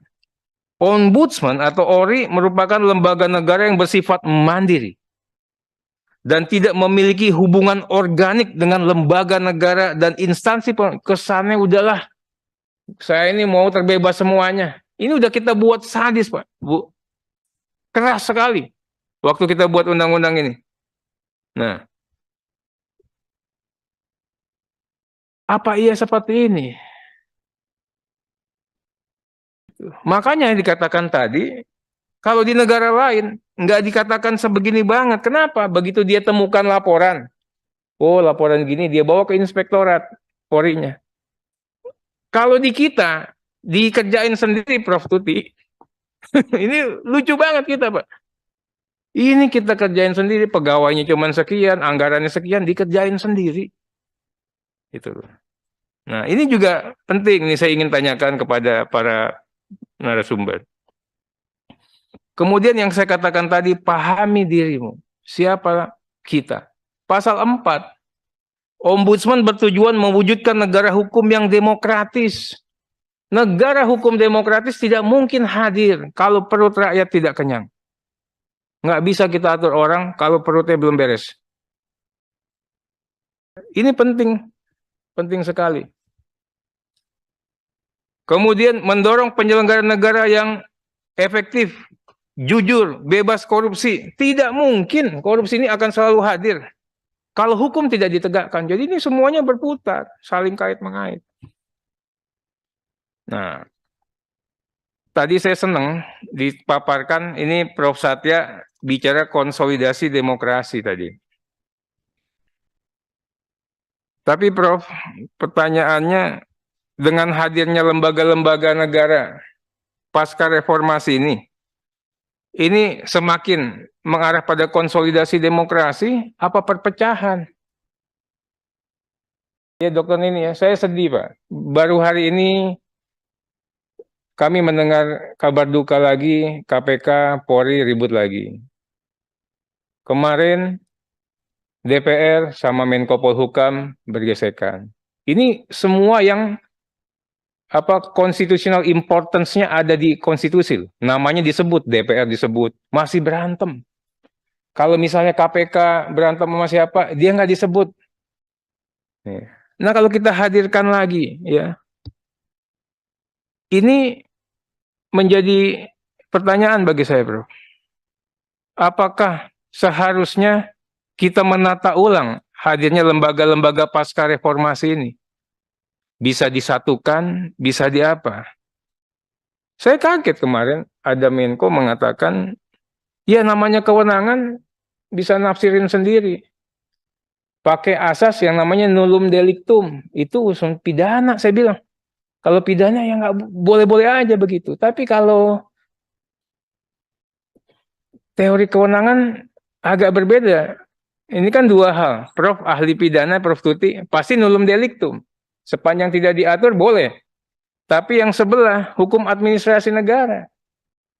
Kewenangan harus diatur tegas. Kalau enggak orang anggap semua punya kewenangan. Nah, kami juga mohon diberikan penguatan. Sepakat saya, kita belum punya masyarakat sipil yang otonom. Tapi bagaimana, Prof, membuat masyarakat sipil yang otonom? Nah, Prof Satya mengingatkan kita semua, ini mudah-mudahan kita ini punya spirit yang sama. Halaman 13, ini sistematis sekali. Tujuan reformasi, Bapak Ibu halaman 13 ini. Semuanya sudah dilakukan, Prof, bagi bangsa kita. Tapi mungkin bagi kaum sana, ini tujuan antara. Tujuan utamanya pelemahan kekuasaan yang berdaulat. Coba deh dilihat semua, gagasan awal pembentukan ombudsman. Semuanya udah dapat kita. Terakhir fighting corruption, competition policy, semuanya udah ada. Citizen voice, semuanya udah. Kita udah kerjain semua. Obatnya udah diminum, habis. Tapi meriangnya masih nih. Sakit parah, Prof Tuti. Ini loh. Ini saya jeritan anak bangsa juga yang saya katakan ini. Enggak ada lah saya mengatakan. Ini yang ingin sampaikan. Terima kasih nih Prof Satya paparin begini. Semua obat udah diminum. Kita masih meriang. Nah artinya kita juga jangan sampai kita buat undang-undang ini juga yang kita hanya buat. Pertanyaan saya sama para narasumber, hal-hal apa saja yang harus diatur untuk penguatan sistem dan lembaga?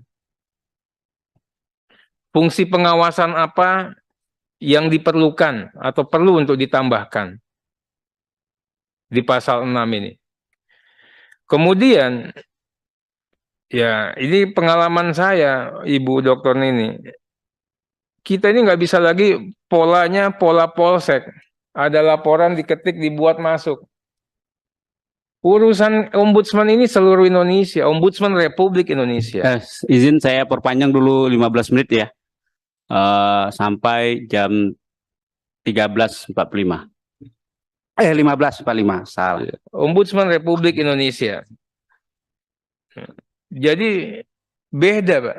Di polisi aja namanya penyidik Bareskrim. Perkara yang 25 miliar ke bawah nggak dia tangani. Harusnya Ori begitu. Mana yang bisa dia tangani cukup ada laporan, dia terima langsung dia bedah, tek kanalnya inspektorat. Tek kanalnya kemana. Nggak usah dia tangani, dia cukup meneruskan. Tapi dia melakukan fungsi pemantauan. Nggak dia kerjain lagi. Seperti kemarin.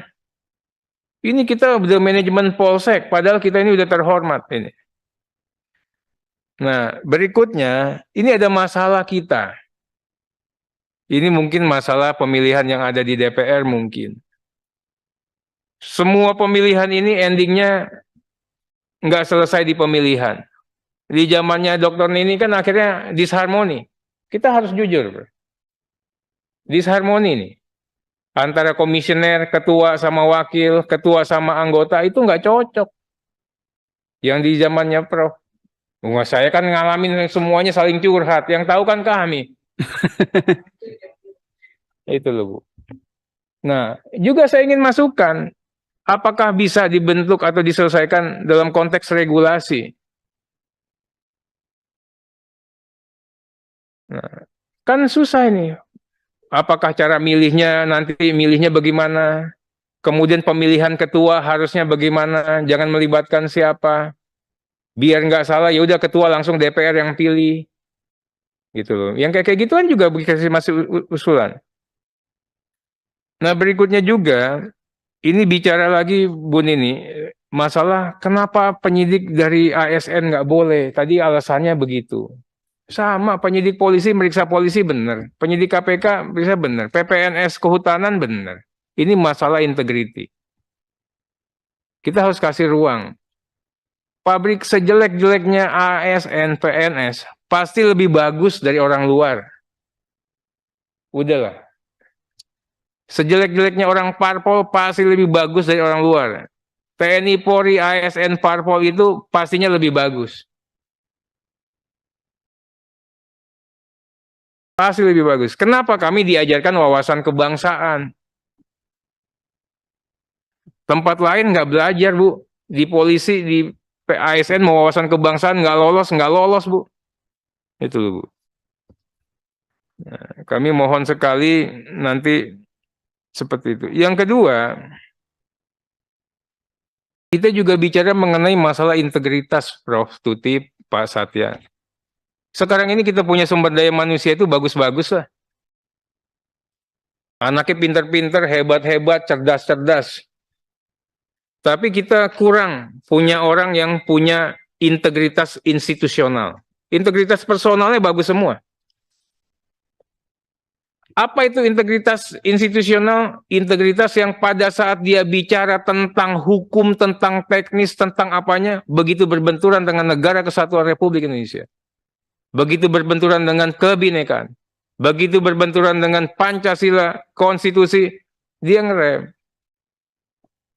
Nggak ada. Sekarang ini juga kita juga harus nyari orang yang seperti itu. Negara Kalau bisa dipersingkat Pak Terry, karena ada nanti sesi jawaban dari. Ini gimana di persyaratan dan prasyarat itu? Ngaturnya, diksinya, redaksinya seperti apa? Berikutnya mengenai pemeriksaan. Ombudsman itu bekerja di dalam keheningan. Makanya di banyak negara orang nggak pakai KPK, pakai ombudsman. Nah, sekarang ini malah diusulkan seperti yang tadi ide-idenya ombudsman akan dibuat nggak bekerja dalam keheningan. Kalau mulai yang kayak gini penyidikan apa semua yang penindakannya begini-begini ya. Nah ini juga tolong dipertimbangkan lagi.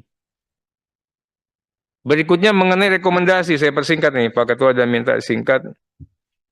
Rekomendasi harus tetap menjadi mahkota, Dokter Neni. Nggak ada yang lebih daripada itu. Nah tapi harus ada, ingat nih, kita kan hukum tata negara, Prof. Satya.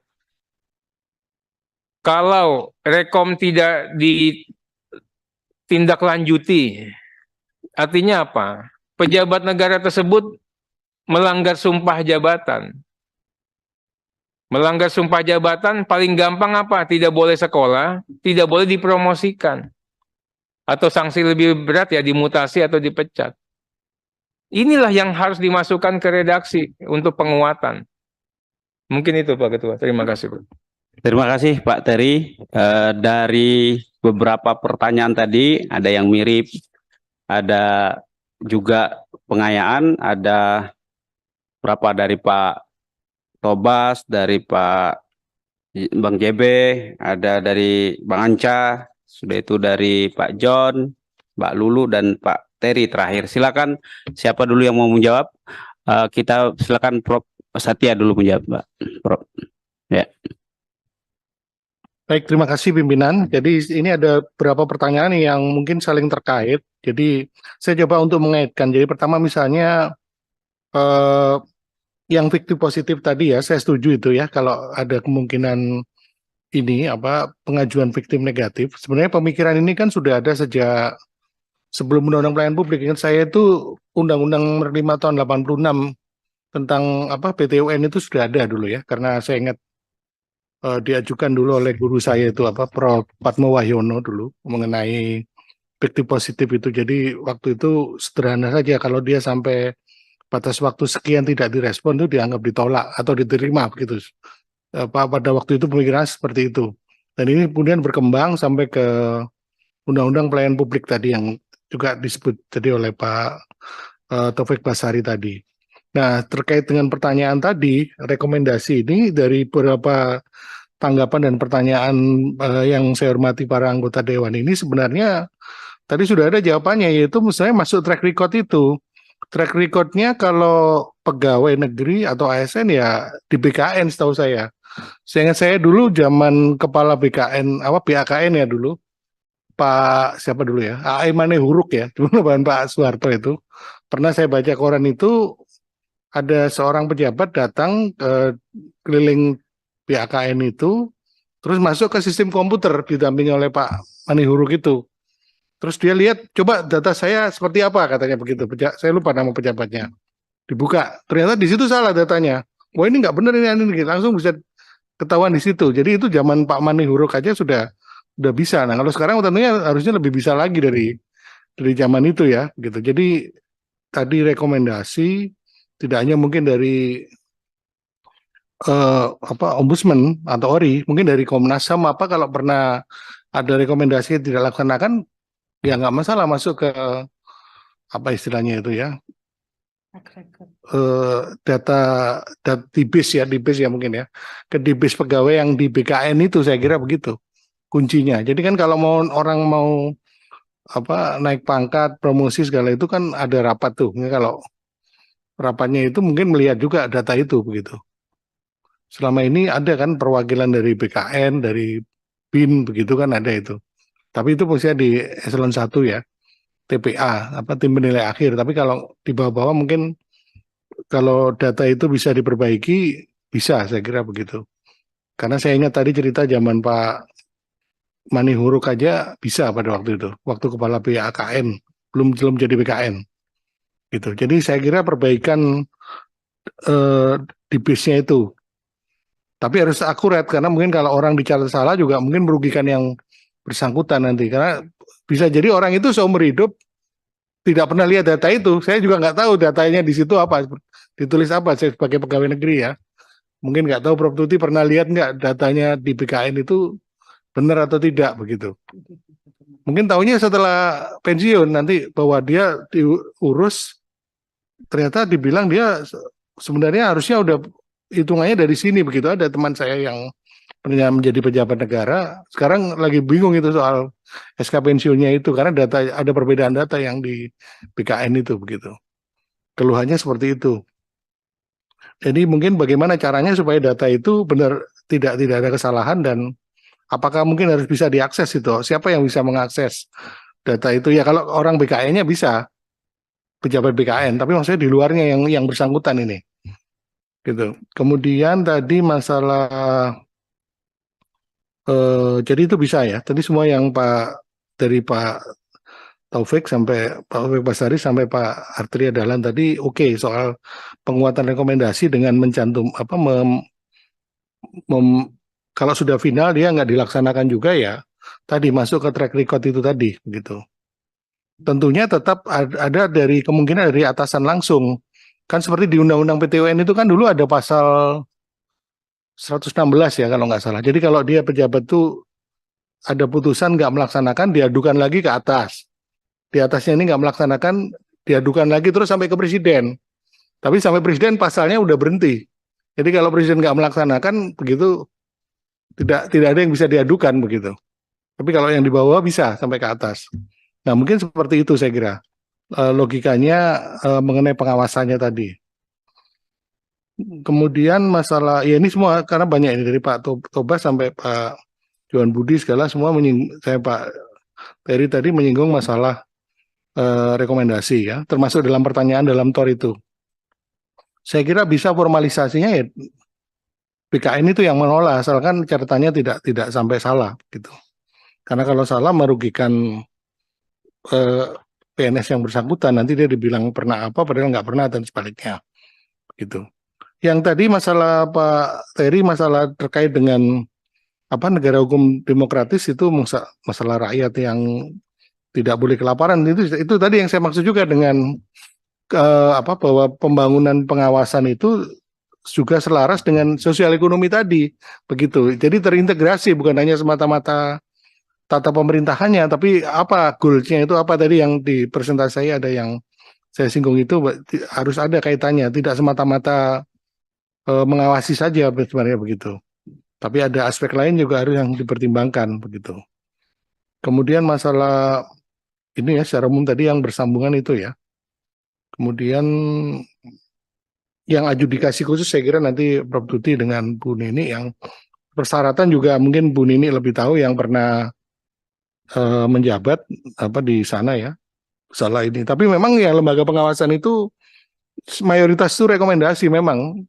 Ya tadi saya ceritakan pernah saya lakukan juga di Komisi Kejaksaan ya, misalnya pada waktu itu. Tapi ya sama saja di sana dia dulu ada Jaksa Agung bidang pembinaan gitu. Dia juga mengawasi juga. Ada Komisi Kejaksaan. Jadi ya yang makanya tadi saya ada usulan untuk menghindari tumpang tindih tadi begitu. Tumpang tindih antar pengawas maupun dengan internal. Jadi waktu itu enak kalau kita bisa sinkron dengan pengawas internal. Jadi malah saling kerjasama sebenarnya. Karena temuan-temuan dia sebenarnya bisa juga buat kita dan temuan kita bisa buat dia juga begitu. Ya waktu itu zaman Pak siapa itu dulu ya. Marwan Effendi saya ingat saya. Waktu itu Jaksa Agung. Jaksa Agungnya Pak itu siapa? Almarhum kemarin. Barusan. Ya ini sistemnya waktu itu dibangun supaya misalnya tidak terjadi tumpang tindih dengan pengawas internal. Nah, Ombudsman juga mungkin bisa juga membangun itu dengan pengawas-pengawas internal karena banyak sekali yang pakai kata Ombudsman sendiri kan juga banyak dari awal gitu. Sampai sekarang baik yang internal pemerintahan maupun di luar gitu, maupun yang lembaga negara seperti ini gitu. Ya ini baik sejauh ini itu yang saya kira yang tadi dari tanggapan-tanggapan dari anggota Dewan yang terhormat maupun dari TOR yang diserahkan kami, saya kira yang mungkin bisa dieksekusi yang tadi kekuatan rekomendasi dalam bentuk pencatatan track record di Badan Kepegawaian Negara ya untuk yang pegawai negeri Pak Pimpinan. Tapi yang bukan mungkin juga harus ada mekanismenya. Yang bukan ASN bagaimana begitu? Kan yang bukan ASN juga bisa dipromosikan. Dia bisa menduduki jabatan juga begitu. Demikian sementara, terima kasih. Nanti bisa dilanjutkan. Terima kasih Pak Prof. Satya. Selanjutnya Prof. Astuti, silakan. Terima kasih Pak Ketua dan para anggota yang masih bertahan untuk sore ini. Ombudsman adalah satu, tadi ditanyakan, ini memang di transplantasi dari Eropa ya, dari Swedia. Tadi disampaikan oleh Pak Anca ya namanya ya, bahwa itu memang dari 1800-an. Dan di Swedia itu ombudsmannya satu orang. And everybody, semua orang itu patuh pada apa yang dia putuskan. Jadi memang di mana-mana itu, walaupun ada beberapa pengecualian, ombudsman itu hanya punya the power to make a recommendation. It is neither coercive not enforceable itu Pak Arteria. Jadi memang ini sesuatu yang kalau di Indonesia itu semua tuh bisa dijadikan apa maunya lah gitu. Tapi memang pada dasarnya cuma rekomendasi memang mereka punya. Jadi kalau tadi bagaimana memperkuatnya, ya salah satunya adalah ya dijadikan bagian dari kalau di pegawai negeri ada namanya daftar celah itu. Tapi sejauh mana itu akan dipergunakan kan terserah pimpinannya, bukan terserah ombudsman. Nah ini juga yang menjadi masalah. Jadi kalau kita melihat memang ke rekomendasi ini idenya tujuannya adalah untuk memperbaiki kondisi yang ada. Bagaimana mencari solusi terhadap masalahnya, bagaimana mencari reparasi untuk hal tersebut, ini yang diharapkan. Hanya jangankan rekomendasi dari ombudsman yang sebenarnya sudah punya kekuatan itu ya, bisa dilaporkan pada presiden dan DPR, but it doesn't, itu enggak ternyata tidak punya dampaknya. Lapor ke DPR, lapor ke presiden, kan tumpukannya di presiden, di DPR udah banyak banget. Jadi ini memang tidak bisa tidak kecuali membangun. Nah, ini yang susah tadi yang ditanyakan oleh teman-teman semuanya. Bagaimana kita memperkuat? Ya kita harus memberi penyadaran pada publik dan KL yang bersangkutan. Kita tidak mungkin menempatkannya sebagai lembaga eksekutorial. Benar tadi, siapa tadi istilahnya tadi? Bukan lembaga eksekutorial, bukan lembaga yudikatif, tadi dari Pak Tobas ya. Memang mereka tidak ditujukan sebagai lembaga penegak hukum. Dan bukan untuk penegakan hukum ini nih, hanya untuk meningkatkan, memperbaiki pelayanan publik. Itu aja.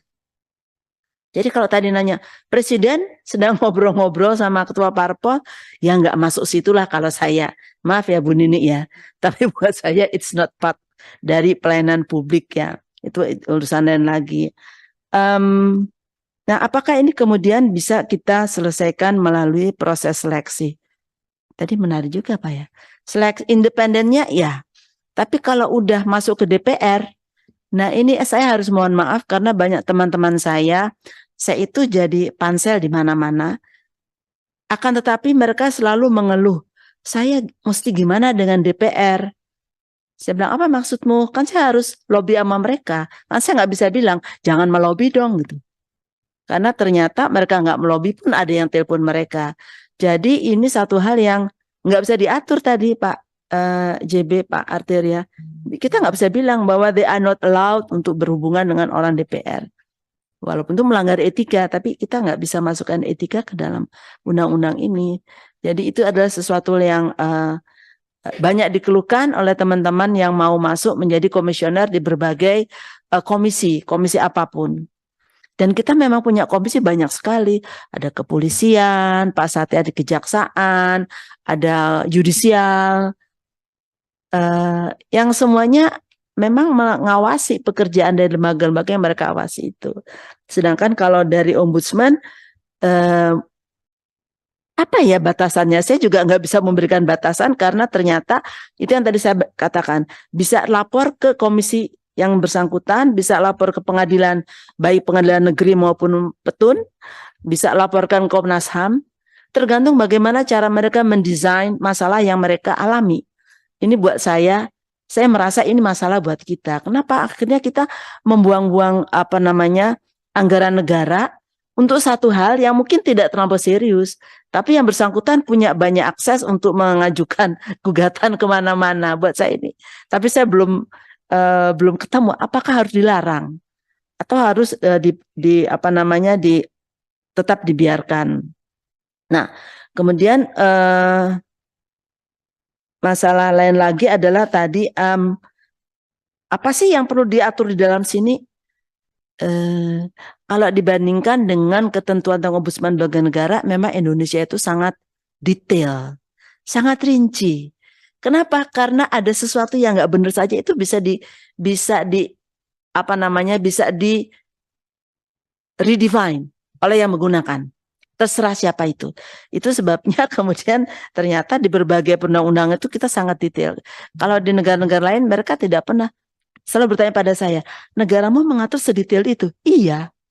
Kenapa? Karena kalau kita tidak detail, maka kemungkinan disalahgunakan makin besar. Jadi ya jadi seuzon, karena seuzon itulah kemudian kita membuat yang sangat detail. Nah, tadi banyak ke ibu Anu ya, termasuk Bu Lulu, dan Pak John itu ke Bu Nini.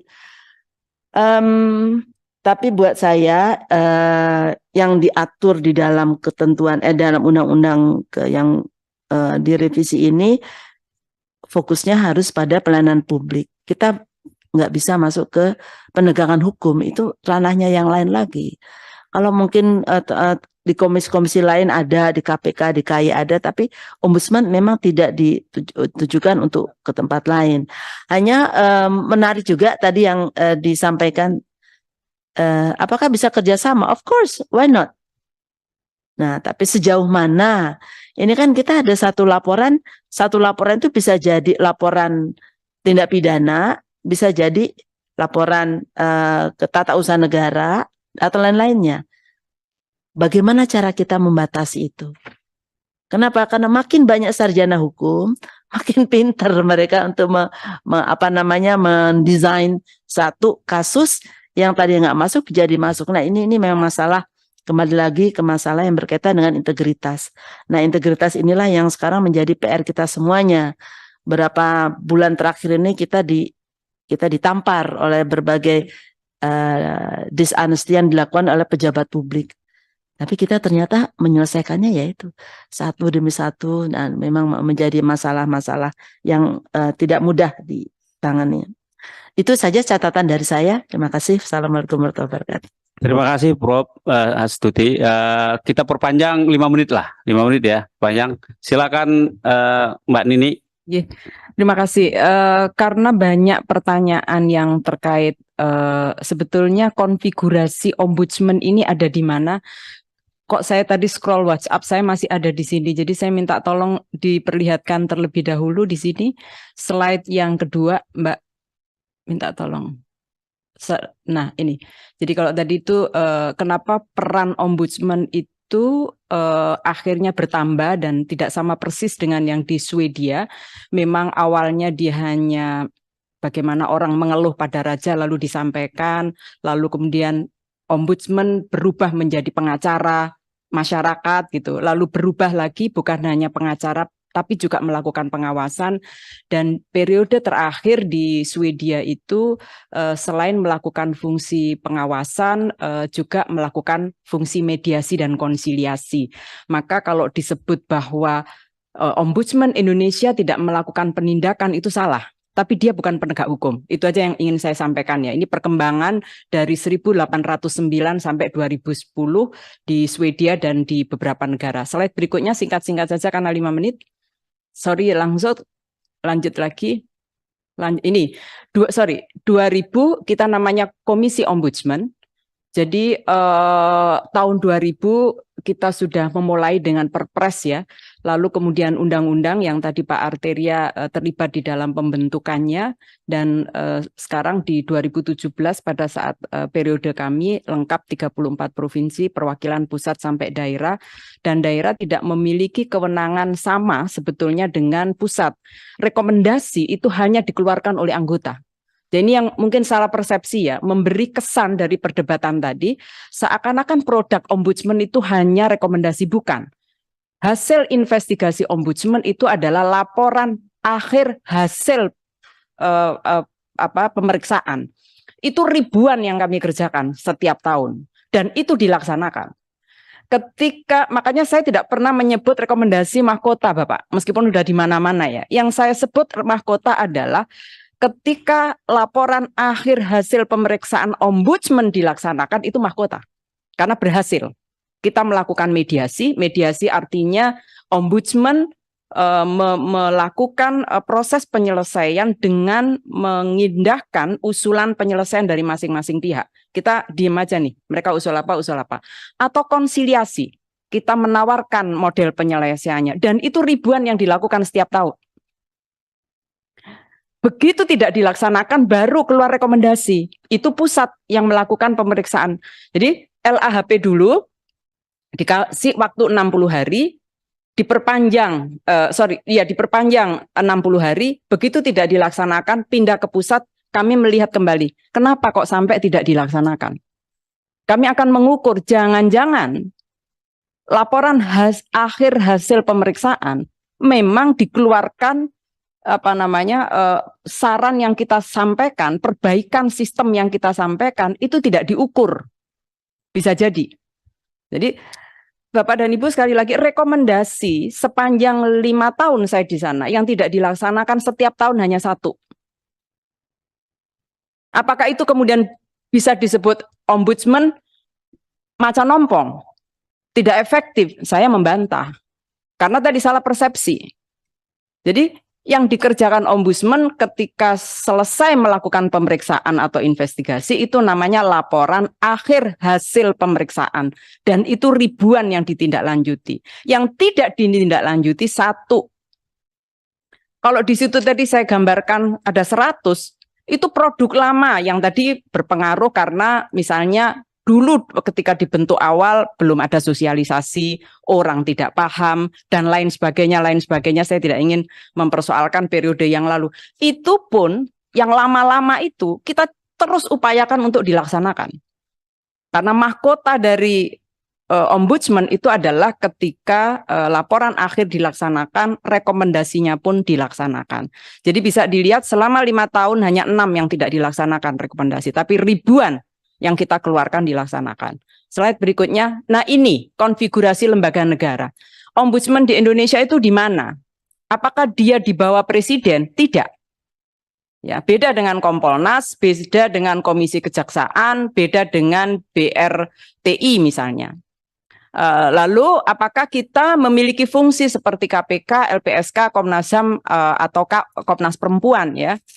Ada yang sama, ada yang tidak. Kita lebih mendekati yang dengan BPK, Ombudsman itu juga dengan KASN. Jadi dia memang memiliki fungsi pengawasan, tapi juga memiliki fungsi mediasi. Mediasi tidak dimiliki oleh Komnas HAM. LPSK nggak punya, kami punya. Kita juga bukan lembaga yang kuasi yudikatif ya seperti Komisi Yudisial atau KPPU maupun Komisi Informasi. Konfigurasi ini penting supaya kita tahu bedanya satu dengan yang lain. Slide berikutnya ini yang karena banyak soal genetika legislatif dalam ombudsman itu ada karena pengawasan. Satu dia lembaga pengawas tapi bukan eksekutorial dan juga bukan lembaga yang menjatuhkan vonis. Itu ya, makanya kalau tadi pengen ada sanksi sebetulnya rekomendasi LAHP itu juga sanksi, tapi bentuk sanksinya itu tidak melalui lembaga yudikatif, tidak sama dengan organ yudikatif. Yang kedua, rezimnya memang influence, pengaruh, ya, bukan rezim sanksi. Yang ketiga, produk akhir yang tadi kalau hasil akhir kita, hasil mediasi nggak dilaksanakan, konsiliasi nggak dilaksanakan, baru rekomendasi.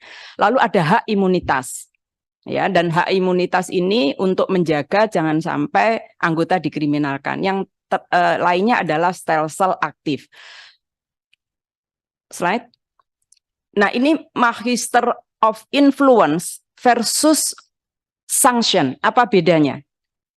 Silakan.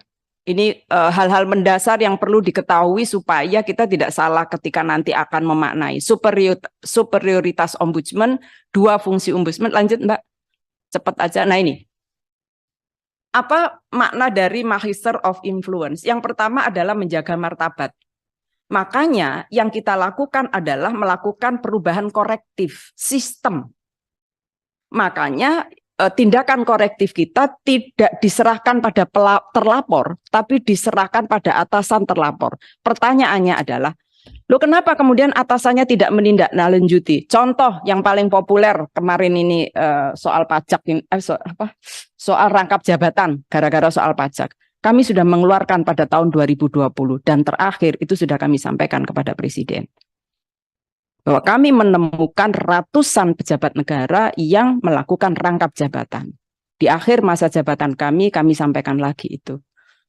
Itu kemudian kalau kita usulkan perubahan di undang-undang ini apa? Misalnya, apakah tidak memungkinkan ombudsman dalam periode tertentu kemudian dihadirkan pada rapat kabinet terbatas, terutama pada kementerian lembaga yang terkait anak buahnya terlapor. Jadi jangan sampai ke presiden gitu. Di kabinetnya ini ada rapat terbatas, sehingga kalau itu misalnya ya, yang paling banyak tadi yang ditanya paling banyak pemerintah dalam negeri. Di tingkat provinsi itu adalah DKI, udah otomatis ya, Jawa Timur, kemudian Sumatera Barat itu paling banyak daerah ya. Lalu stelsel-nya aktif, dia mencari bukti. Sedikit pimpinan. Dan seterusnya. Untuk menambahkan informasi tadi Bu Nuni mengenai rangkap jabatan ya. Jadi seolah-olah bahwa Ombudsman kemudian memberikan semacam rekomendasi bahwa rangkap jabatan adalah sesuatu yang bermasalah gitulah kira-kira gitu, dan itu ternyata nggak ditindaklanjuti juga ya. 2-3 tahun sebelum kepemimpinan Bu Nuni di Ombudsman, saya waktu itu di KPK mau kajian yang sama Bu, dan mengeluarkan itu bahwa tidak boleh pejabat publik itu rangkap jabatan. Ada itu di kajian sistemnya di KPK. Itu pun juga disampaikan pada presiden ya waktu itu. Ini soal efektivitas Bu. Makanya. Jadi bukan soal ombudsman ini berhasil atau tidak. Kalau Ibu mengukur ombudsman telah berhasil ya nggak apa-apa. Tapi kita lebih fair gitu ya. Menurut saya kerja-kerja yang dilakukan oleh ombudsman itu seringkali diabaikan gitu maksud saya oleh kementerian. Silakan Bapak. Konteks yang ingin saya sampaikan adalah soal atasan terlapor yang tidak menindaklanjuti itu loh, maksud saya. Bahwa kita sudah menyampaikan, tapi itu bentuknya belum rekomendasi ya, karena itu hasil investigasi. Konteks kita bukan pelaporan tapi pencegahan. Jadi saya ingin menyampaikan itu supaya tidak salah persepsi bahwa rekomendasi itu ketika justru laporan tidak diselesaikan. Yang kedua yang saya juga ingin mengklarifikasi, yang tadi saya bilang 5 jam, itu saya ingin menunjukkan konteks. Pak Budi, saya ingin menyampaikan, bukan dicuekin Pak, tetapi memang kesadaran untuk memahami ombudsman dan perubahan sistem itu butuh waktu di Indonesia. Jadi saya tadi memberikan konteks, pertama kali saya sidak memang 5 jam. Saya terus saja lakukan. Apa yang terjadi 5 menit langsung dibuka, Pak. Jadi itu maksud saya. Butuh sosialisasi, butuh memberikan pemahaman, butuh merubah sistemnya. Lalu kami sama-sama duduk dengan Kementerian Hukum dan HAM. Aturannya diubah deh. Memang tidak dikenal sidak sebelumnya. Nah ini kenapa tadi bisnis prosesnya adalah influence. Jadi bukan sanksi.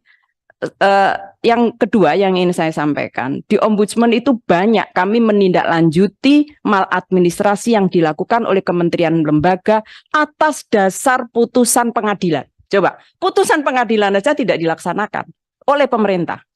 Itu dilapornya ke kami. Gitu. Jadi ketika meletakkan soal sanksi versus rekomendasi atau hasil akhir pemeriksaan, jangan diukur bahwa ini dilaksanakan atau tidak dilaksanakan. Kita berhasil membuat sistem baru nggak untuk menjaga itu. Itu saya kira Pak Ketua yang bisa saya sampaikan karena waktu banyak hal ya barangkali yang mungkin kita duduk lagi untuk melihat detail satu persatu pertanyaan. Selamat sore, mohon maaf kalau ada yang kurang. Assalamualaikum warahmatullahi wabarakatuh. Terima kasih para narasumber, pimpinan dan badan legislasi hadirin semuanya. Karena ini bulan puasa, persiapan puasa Ibu ya. Sebelum kami menutup rapat ini perlu kami sampaikan bahwa seluruh masukan, pandangan yang telah disampaikan oleh para narasumber dan anggota badan legislasi akan menjadi bahan masukan dalam penyempurnaan RUU ini. Demikian rapat dengar pendapat umum Badan Legislasi pada hari ini. Semoga Tuhan Yang Maha Kuasa memberikan kita kekuatan lahir dan batin, kita dapat menjalankan tugas konstitusi dengan sebaik-baiknya. Sekian, terima kasih. Mengucapkan alhamdulillah, rapat ini saya tutup.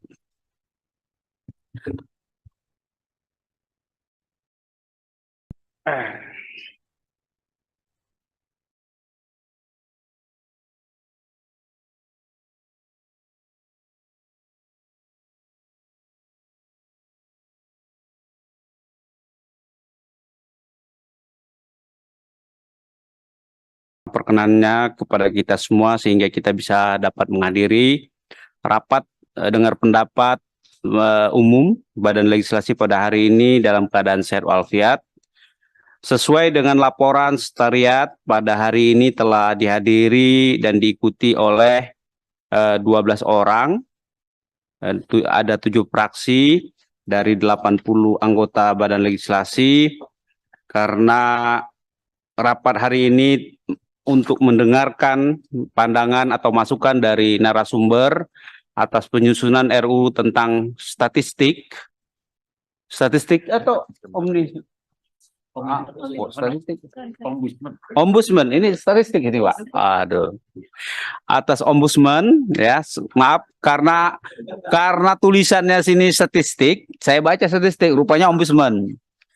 Maka rapat kita mulai dan rapat dinyatakan terbuka untuk umum.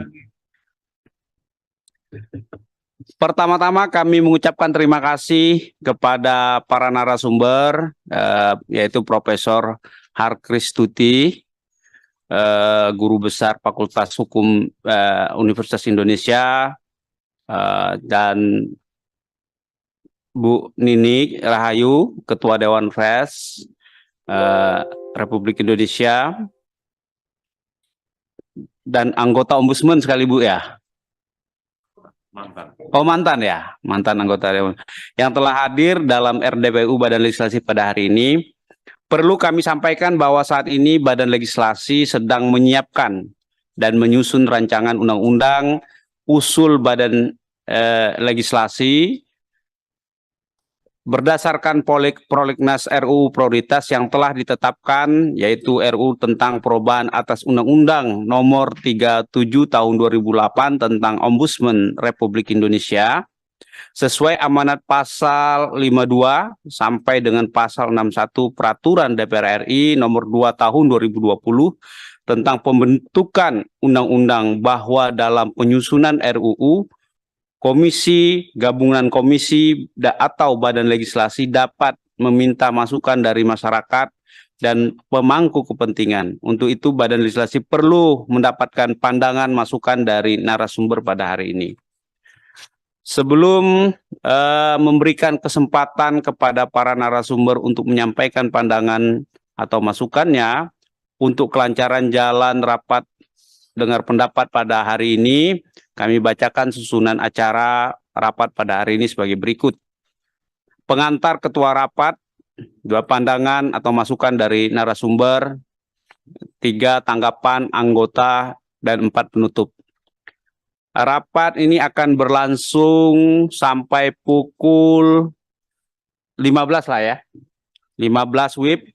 Namun apabila ada hal yang perlu diskusikan lebih lanjut, rapat dapat diperpanjang sesuai dengan keputusan rapat. Apakah disetujui? Para narasumber, pimpinan, dan anggota Badan Legislasi hadirin yang berbahagia, untuk mempersingkat jalannya rapat dan atas izin anggota, selanjutnya kesempatan kami berikan kepada para narasumber untuk memberikan masukan pandangan atas RUU tentang perubahan atas Undang-Undang Nomor 37 Tahun 2008 tentang Ombudsman. Kepada Profesor Harkristuti kami persilakan, Bu. Baik, terima kasih pimpinan sidang. Bapak yang saya hormati, Assalamualaikum warahmatullahi wabarakatuh. Waalaikumsalam warahmatullahi wabarakatuh. Terima kasih atas undangan ini. Mungkin nanti yang pernah masuk di Ombudsman itu Ibu Nini ya. Kalau saya melihatnya dari jauh, walaupun sekali pansel yang pertama itu saya ikut waktu itu. Mbak, oh ya sudah maksudnya. Jadi catatannya memang revisi atas RUU Ombudsman yang baru ini. Saya ingin menyampaikan pertama kali mengenai konten daripada RUU ini, yaitu karakteristik utama dari Ombudsman yang sudah disepakati oleh masyarakat internasional. Yang pertama adalah ini merupakan satu lembaga yang independen. Jadi independensi merupakan karakteristik yang pertama sekali disebut untuk Ombudsman. Dan yang kedua imparsialitas, sehingga mohon maaf teman-teman dari partai politik memang tidak disarankan untuk masuk karena khawatir nanti parsial gitu ya. Kemudian yang ketiga adalah bicara tentang bagaimana proses yang dilaksanakan dan dibangun dalam suatu ombudsman itu kredibel, dapat dipercaya masyarakat, dan tentu saja isu konfidensialitas atau kerahasiaan dari proses ini menjadi sangat penting. Jadi ini 4 karakter utama dari ombudsman yang menurut amatan saya menjadi sangat penting sekali. Nah, slide berikutnya adalah membicarakan mengenai peran ombudsman. Sini aja Bu, sebelah. Ya. Ini kalau di UI kita sebut sebagai bayi sehat. Sat di sini, Sat. Sini. Namamu ada di sini. Izin, Bro. Di sebelah sini.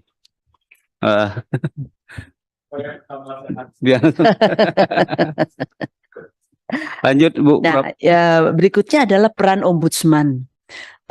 Terus terang saya belum membaca seluruh bagian dari naskah akademik. RUU-nya saya memang membaca yang penting-penting buat saya, jadi tidak secara keseluruhan saya baca. Tapi saya ingin agar teman-teman nanti yang menyusun memastikan peran ombudsman di sini. Yang pertama dan utama, perannya adalah melindungi publik dari pelanggaran hak, penyalahgunaan kekuasaan, kesalahan, kelalaian dari keputusan yang tidak adil, dan juga maladministrasi. Jadi ini menjadi satu hal yang penting sekali, walaupun rumusannya memang semacam ini belum saya temukan di dalam RU-nya. Lalu fungsi berikutnya adalah mengawasi penyelenggaraan pelayanan publik yang nampaknya definisinya masih sama yang ada di dalam revisi yang baru ini. Mendorong transparansi dan akuntabilitas penyelenggaraan pelayanan publik, memastikan memberi ruang bersuara, voice, pada masyarakat untuk mengajukan keluhan, dan menawarkan penyelesaian sengketa alternatif. Khusus untuk yang belakangan ini, menurut saya memang kita harus berhati-hati, dan ini sudah menjadi sudah saya pikirkan beberapa lama, tapi saya belum punya jalan keluarnya, Pak. Alternatif itu kalau ada orang punya keluhan, dia bisa pergi ke pengadilan. Pengadilan dia bisa pilih mau pengadilan pidana atau perdata atau tata usaha negara, dia boleh memilih. Apakah boleh tiga-tiganya? Boleh saja. Jadi saya melihat bahwa ini nanti berkaitan dengan sumber daya negara. Boleh ke Komnas HAM, boleh saja. Boleh ke Ombudsman, boleh saja. Boleh ke DPRD atau DPR, boleh saja. Jadi alternatif kita itu banyak sekali. Nah, pertanyaan adalah apakah memang semua alternatif dibuka?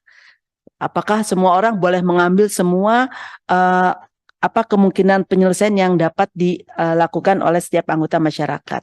Yang tentu saja berakibat tadi mungkin ada keputusan yang berbeda dan kemudian dari sisi anggaran juga. Nah, itu tentang peran ombudsman. Ini adalah definisi dari ombudsman yang nanti teman-teman dari Balik bisa melihat ya. Apakah memang ada perubahan? Kok saya tidak melihat adanya perubahan dalam definisi dari ombudsman. Jadi kalau tidak ada perubahan, ya nggak apa-apa juga. Tapi mungkin tidak perlu disebut dalam perubahan. Nah, sebelum membicarakan mengenai apa yang dialami ombudsman Indonesia pada saat ini, saya mau share juga tentang kelemahan yang dihadapi ombudsman di semua negara, di seluruh dunia. Ini dulu, yang itu nanti dulu ya. Yang pertama, kekuasaannya memang terbatas. Jadi semua ombudsman itu tidak ada punya kekuasaan yang absolut, itu nggak ada. Dan ini seringkali terbatas pada membuat rekomendasi. Jadi bukan penjatuhan sanksinya, tapi pada rekomendasinya yang mungkin tidak selalu diikuti oleh lembaga pemerintah atau non-pemerintah ataupun individu seperti yang dialami oleh Ombudsman Republik Indonesia saat ini. Lalu kurangnya sumber daya. Terus terang saya tidak tahu sekuat apa Ombudsman Indonesia saat ini, tapi memang di seluruh dunia itu mereka acapkali kekurangan staf atau dana. Dan ini tentu saja berimplikasi pada pembatasan kemampuannya untuk melakukan investigasi dan juga menyusun rekomendasi termasuk pemulihan yang efektif. Kemudian yang ini juga kita alami adalah kesadaran masyarakat yang tidak memadai. Sebagian masyarakat itu mungkin nggak mengetahui apa itu ombudsman, mungkin tidak tahu eksistensi ombudsman aja nggak tahu, apalagi peran dan fungsinya. Akibatnya kalau ada keluhan mereka nggak akan maju ke sana. Akibatnya ombudsman juga tidak bisa efektif menangani maladministrasi karena tidak diajukan oleh masyarakat. Nah, ini persis sama dengan masalah utama yang dihadapi oleh ORI. Yang pertama adalah rekomendasi yang dibuat acap kali diabaikan oleh lembaga pelayanan publik. Nah, lembaga pelayanan publik ini saya ingat ada suatu kali waktu itu menjadi perhatian saya, misalnya tentang Gereja Yasmin, itu Ombudsman sudah mengeluarkan rekomendasi buat pemerintah daerah, kemudian buat pemerintah pusat, dan seingat saya DPR juga gitu ya. Akan tetapi ini tidak berjalan. Nah, ini juga menjadi masalah. Lalu karena belum terlalu dikenal publik, seperti yang tadi, kesadaran masyarakat belum terlalu banyak dimanfaatkan oleh publik.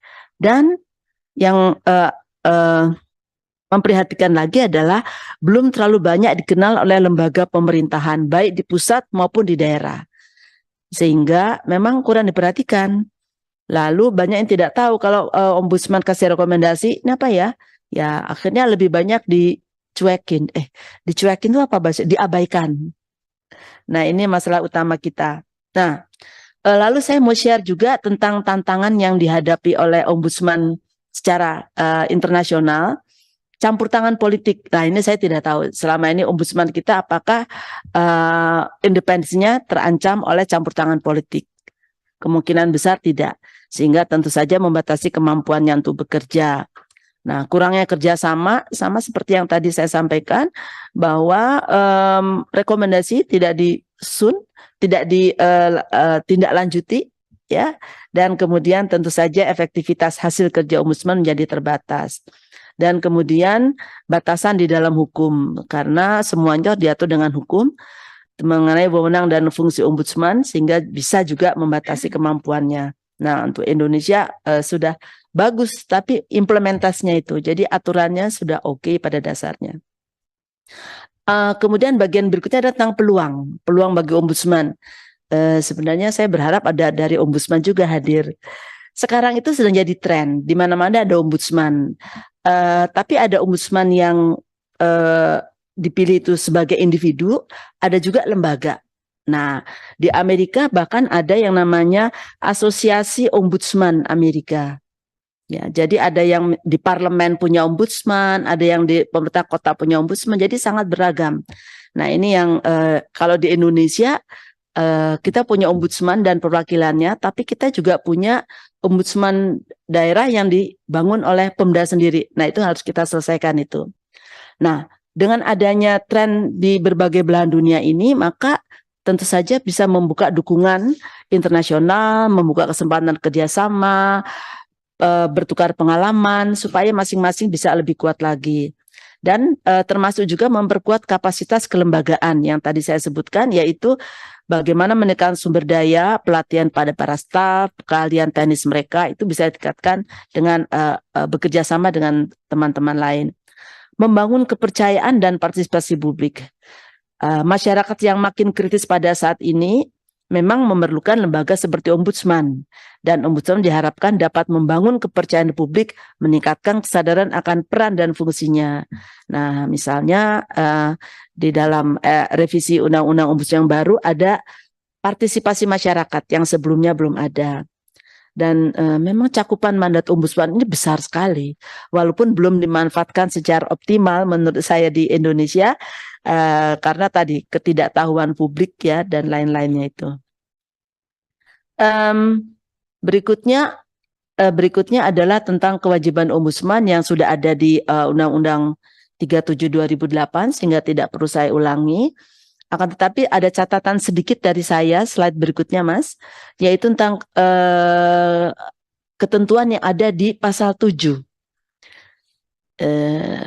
Saya tidak tahu apakah ini memang disengaja untuk memperkuat atau seperti apa, tapi buat saya ada duplikasi. ketika mereka punya kewenangan, ombudsman punya kewenangan memanggil dan minta keterangan secara lisan atau tertulis dari pelapor, terlapor atau pihak lain yang terkait dengan laporan disampaikan pada ombudsman. Itu di huruf A pasal 7. Tapi di huruf D disebut lagi melakukan pemanggilan gitu. Ya, padahal esensi dari pemanggilan itu adalah meminta keterangan juga. Saya pikir mungkin salah satu aja, mungkin yang A saja yang perlu dipertahankan, yang D kayaknya nggak usah deh supaya tidak duplikasi. Dan kemudian saya melihat bahwa di pasal 7 huruf D itu, yaitu melakukan investigasi atas prakarsa sendiri, ternyata dihapuskan dari pasal 7 yang merupakan tugas dari ombudsman. Tapi setelah saya periksa lebih lanjut, ternyata ketentuan ini dipindahkan ke pasal 8 ayat 1 huruf F, yaitu kewenangan. Jadi bedanya tugas dengan kewenangan. Nah ini kita memang kalau bikin undang-undang tuh kadang-kadang membingungkan. Mau pakai tugas kewenangan, nanti Pak Satya yang bicara soal ini, mana beliau dari HTN. Ini disebutkan berwenang untuk melakukan investigasi atas prakarsa sendiri terhadap dugaan maladministrasi dalam penyelenggaraan pelayanan publik. Jadi bukan lagi tugas, tapi berubah menjadi wewenang. Kalau wewenang itu, saya berwenang memberikan nilai pada mahasiswa, saya mau kasih D atau mau kasih A, wewenang saya. Ya, jadi kalau tugas harus dikerjakan, kalau wewenang boleh tidak digunakan. Nah, lalu ada kewenangan baru yang saya tertarik, yaitu meminta laporan terhadap tindakan korektif kepada terlapor atau atasan terlapor terkait pelaksanaan laporan akhir hasil pemeriksaan.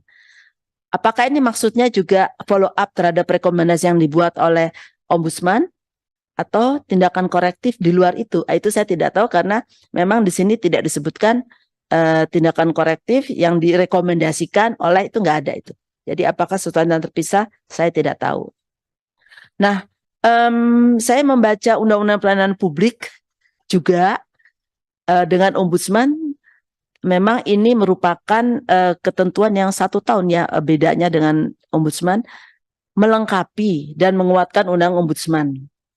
Ketika saya search begitu, ternyata di dalam Undang-Undang Pelayanan Publik itu ada 31 kali disebutkan nama ombudsman. Akan tetapi memang ada beberapa hal yang masih belum klop, walaupun saya belum sempat meriksa apa-apa saja, tapi harus dipastikan agar tidak timbul kerancuan. Dan dalam Undang-Undang Pelayanan Publik itu ada pasal tentang adjudikasi khusus yang harusnya diatur, dilaksanakan dan diatur oleh ombudsman. Ini dalam konteks ganti rugi kalau tidak salah. Itu dihapus, tapi saya tidak membaca di dalam naskah akademik alasannya apa ya? Apa memang tidak pernah dilakukan, apa memang tidak diinginkan dilakukan oleh ombudsman. Nah, peran ombudsman dalam Undang-Undang Pelayanan Publik itu secara spesifik dijelaskan. Saya lupa pasalnya berapa. Pertama, sebagai pengawas internal penyelenggaraan pelayanan publik. Pengawas eksternal harusnya. Penyelenggaraan pelayanan publik. Kedua, sebagai lembaga yang rekomendasinya harus ditindaklanjuti penyelenggara pelayanan publik terkait. Nah, ini kalau tidak ditindaklanjuti, ada sanksinya enggak?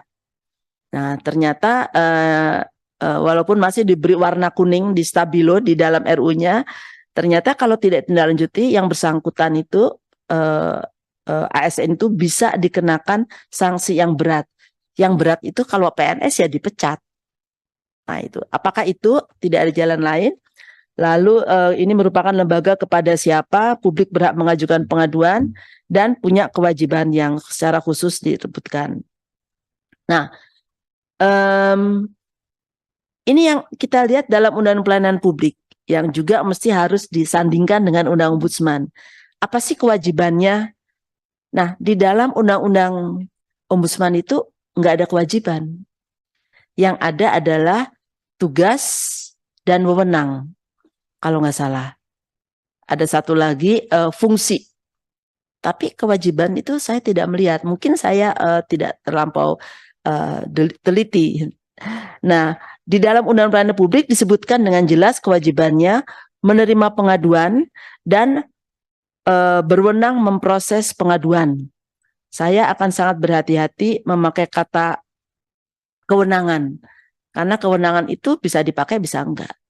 Tapi kalau kewajiban itu harus dilaksanakan. Ya, pengaduan dari masyarakat tentang penyelenggaraan pelayanan publik. Yang kedua adalah menyelesaikan pengaduan masyarakat apabila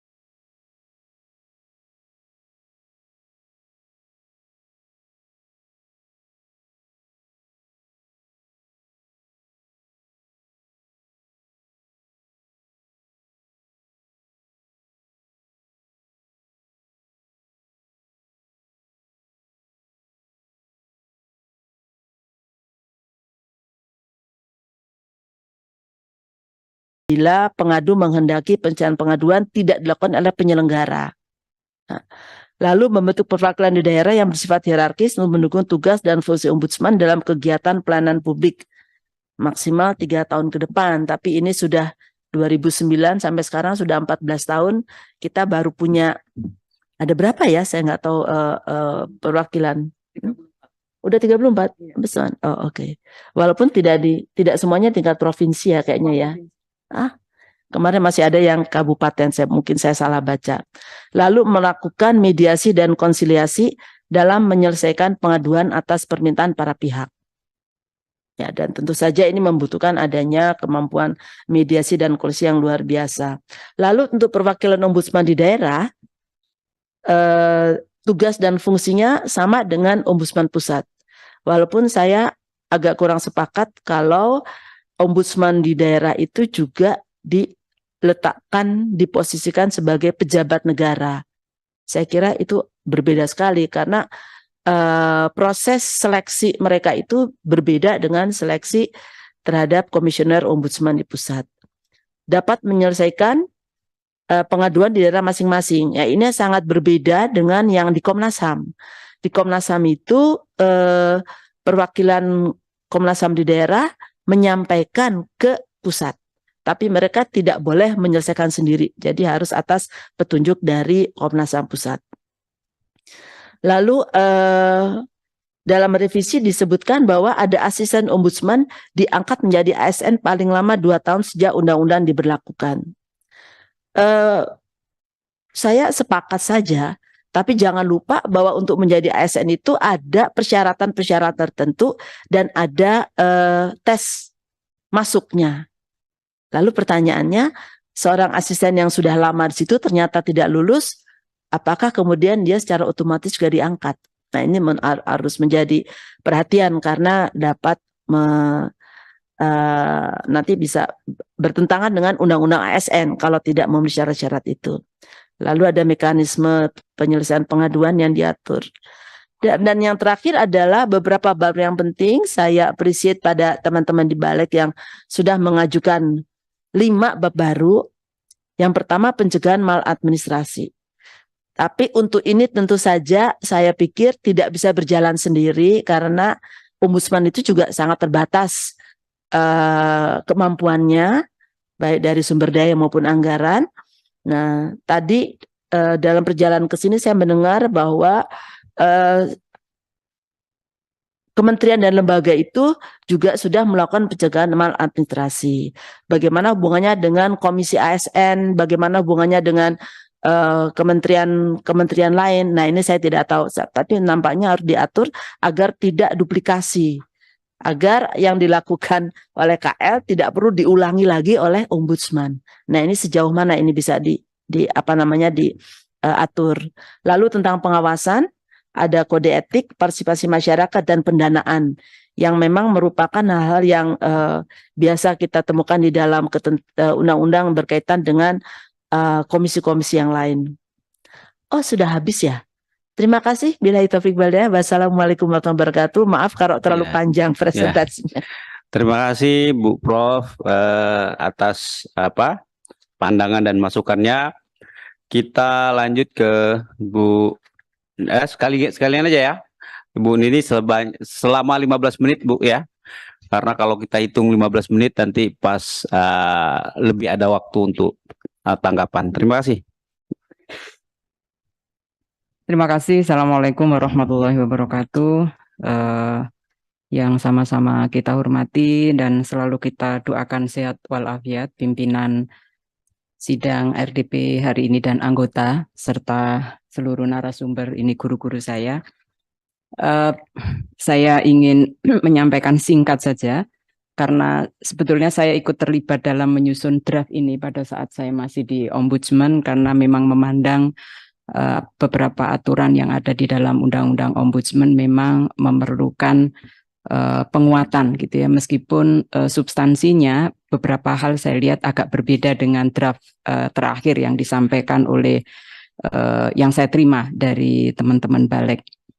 Bapak dan Ibu,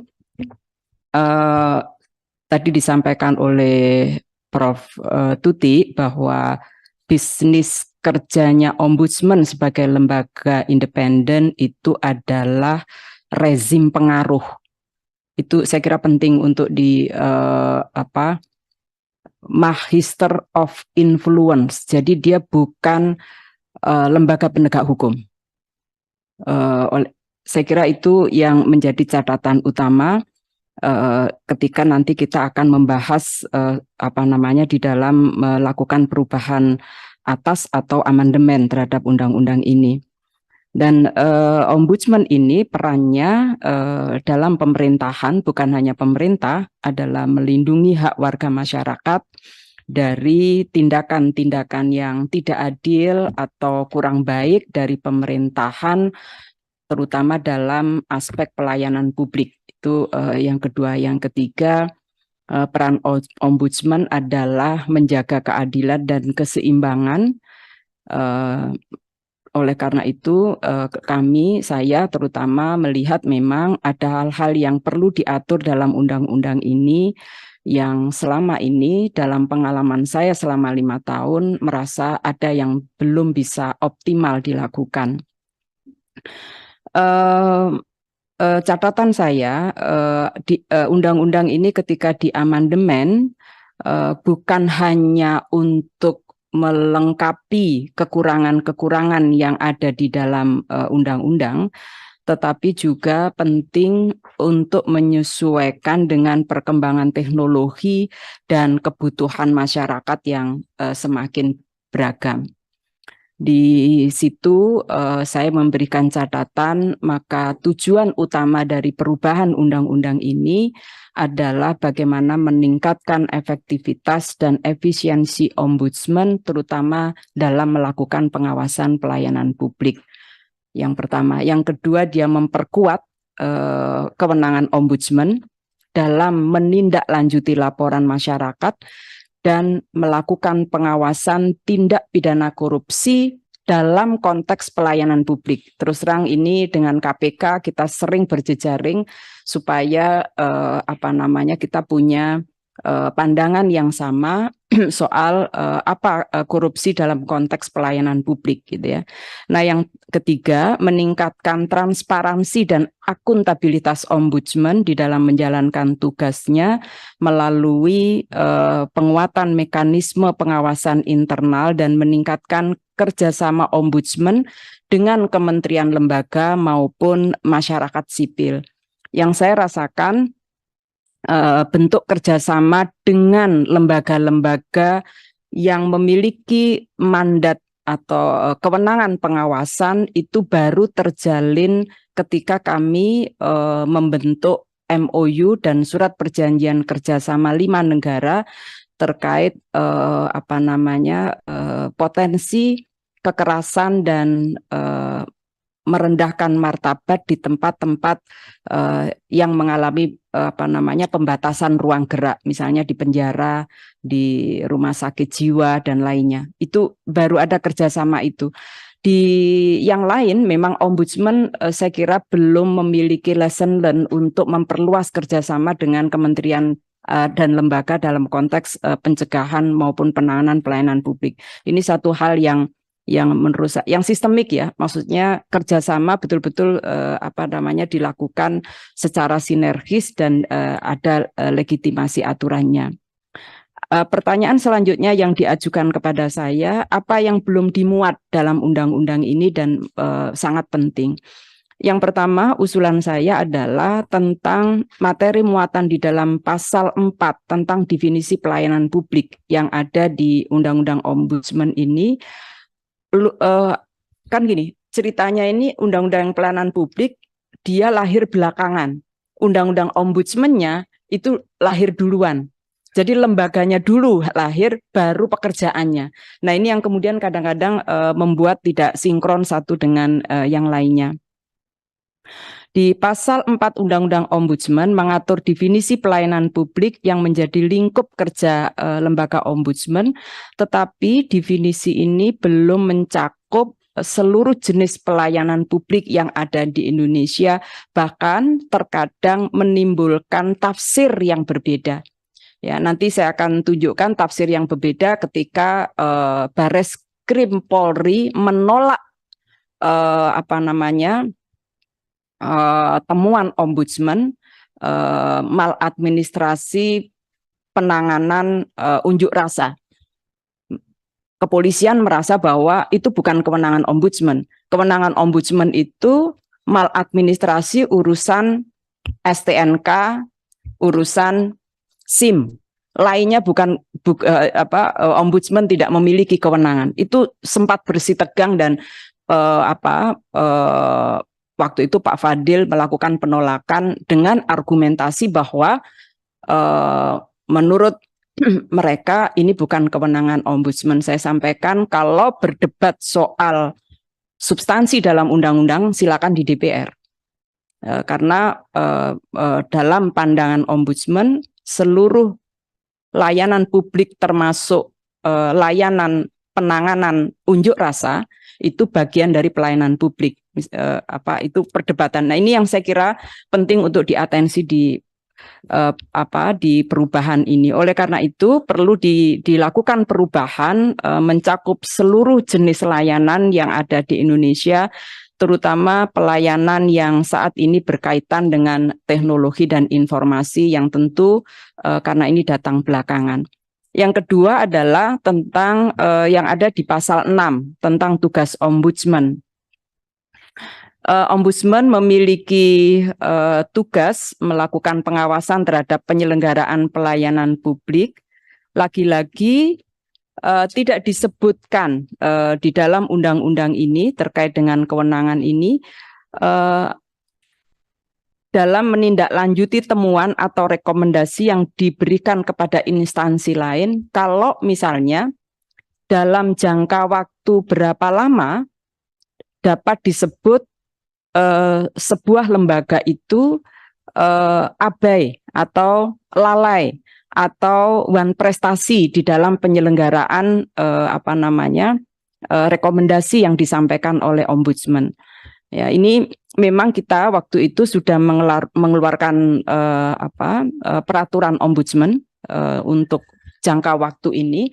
Tapi lagi-lagi ketika ini tidak dimuat di dalam undang-undang, seringkali kemudian ada kelonggaran-kelonggaran di dalam pelaksanaannya ya, sehingga orang kemudian menjadi tidak patuh. Nah, menurut saya ini juga perlu dilakukan perubahan yang lebih jelas dalam menindaklanjuti temuan atau rekomendasi kepada kementerian lembaga yang disampaikan oleh ombudsman. Yang lainnya adalah pasal 9 mengenai pengaduan. Prosedur pengaduan itu memang sudah dibuat oleh peraturan ombudsman, tapi lagi-lagi karena ini sekarang era teknologi, tata cara dan lainnya, soal waktu perlu disesuaikan lagi di dalam undang-undang yang lama ya, supaya kepatuhan ya para aparatur di dalam menindaklanjuti laporan masyarakat, termasuk buat ombudsman sendiri, itu dapat dipertegas ya di dalam perubahan undang-undang ini. Yang lainnya adalah terkait dengan perlindungan pengadu yang melapor. Bapak dan Ibu, hanya ada satu aturan di dalam Undang-Undang Ombudsman, yaitu terkait penyebutan nama. Tapi bentuk perlindungan yang lain, misalnya Mbak Atta, apakah bisa mendapatkan perlindungan yang lain selain soal nama yang dirahasiakan, ya itu tidak ada di dalam Undang-Undang Ombudsman. Saya kira ini juga perlu mendapatkan atensi. Ini di pasal 12 tentang kerahasiaan identitas pelapor. Bapak dan Ibu, di undang-undang ini memang sudah diatur tentang diperbolehkannya kerahasiaan pelapor, tetapi kalau sampai bocor misalnya, itu tidak ada sanksi, pengaturan sanksinya tidak ada. Nah, saya kira ini juga perlu dilakukan perubahan, karena itu akan memberikan implikasi ya terhadap kebocoran nama pelapor, karena ini juga ada seiring dengan lahirnya Undang-Undang Perlindungan Data Pribadi. Nah, Bapak dan Ibu, dari beberapa pengalaman, karena ini saya sekarang menuju pada pertanyaan yang diajukan kepada saya, bagaimana pengalaman menjadi pimpinan ombudsman selama 5 tahun, 2016 sampai 2021. Terus terang saya secara pribadi senang, merasa terhormat ya. Kenapa? Karena memang yang saya dan kawan-kawan kerjakan pada saat itu ingin memastikan pemenuhan hak-hak warga masyarakat, termasuk masyarakat yang terpinggirkan, masyarakat yang ada di wilayah terpencil, mengalami diskriminasi, dan pelayanan-pelayanan publik yang memang menjadi konsentrasi selama ini yang menjadi kebutuhan masyarakat ya, termasuk urusan perempuan dan anak-anak serta disabilitas. Tetapi memang seperti yang disampaikan oleh Prof. Tuti, ada beberapa hal yang membuat cara bekerja kita kadang-kadang belum bisa maksimal ya, terutama terkait dengan penganggaran, lalu sumber daya manusia yang terbatas, infrastruktur, dukungan yang terkadang tidak mencukupi sebagaimana yang kita perlukan gitu ya. Tetapi saya punya pengalaman yang ini menggunakan pasal, saya lupa pasal 15 kalau tidak, yaitu tentang inisiatif melakukan investigasi. Itu memang ada pro dan kontra ya terkait inisiatif investigasi. Saya menerjemahkan SIDA. Nah, SIDA Ombudsman ini program yang dilakukan untuk memantau kinerja birokrasi di berbagai daerah di Indonesia. Memang pada saat saya pertama kali masuk ke Ombudsman, metode SIDA ini belum memiliki sistem. Siapa melakukan SIDA, apakah SIDA perlu diputuskan pleno terlebih dahulu, apakah SIDA perlu memberitahukan kepada institusi yang akan disidak, dan lain sebagainya. Dan itu sebelumnya nggak ada pengalaman itu. Pertama kali Ombudsman melakukan SIDA itu tahun 2015, kasus Artalita yang yang ditahanan itu. Tetapi kemudian belum ada sistem. Nah, lalu kami buat sistemnya saat saya berada di sana. Salah satu yang tujuannya adalah tentu meningkatkan kualitas pelayanan publik dan meminimalisir lagi-lagi soal korupsi pada isu pelayanan publik, dan karena program ini kalau diterapkan memang membutuhkan energi yang besar ya, energi yang besar. Pengalaman pertama saya sidak ke lapas itu saya melihat begini, kirim surat dulu. Jadi waktu itu Ombudsman pakai kirim surat mau sidak itu, bahwa kami akan datang gitu. Sehingga narasumber dari lapas itu sudah disiapkan, Prof. Orang-orangnya yang akan diwawancarai. Wah, saya nggak mau kalau dengan cara ini. Saya sidak datang begitu saja, terlepas diterima atau tidak gitu.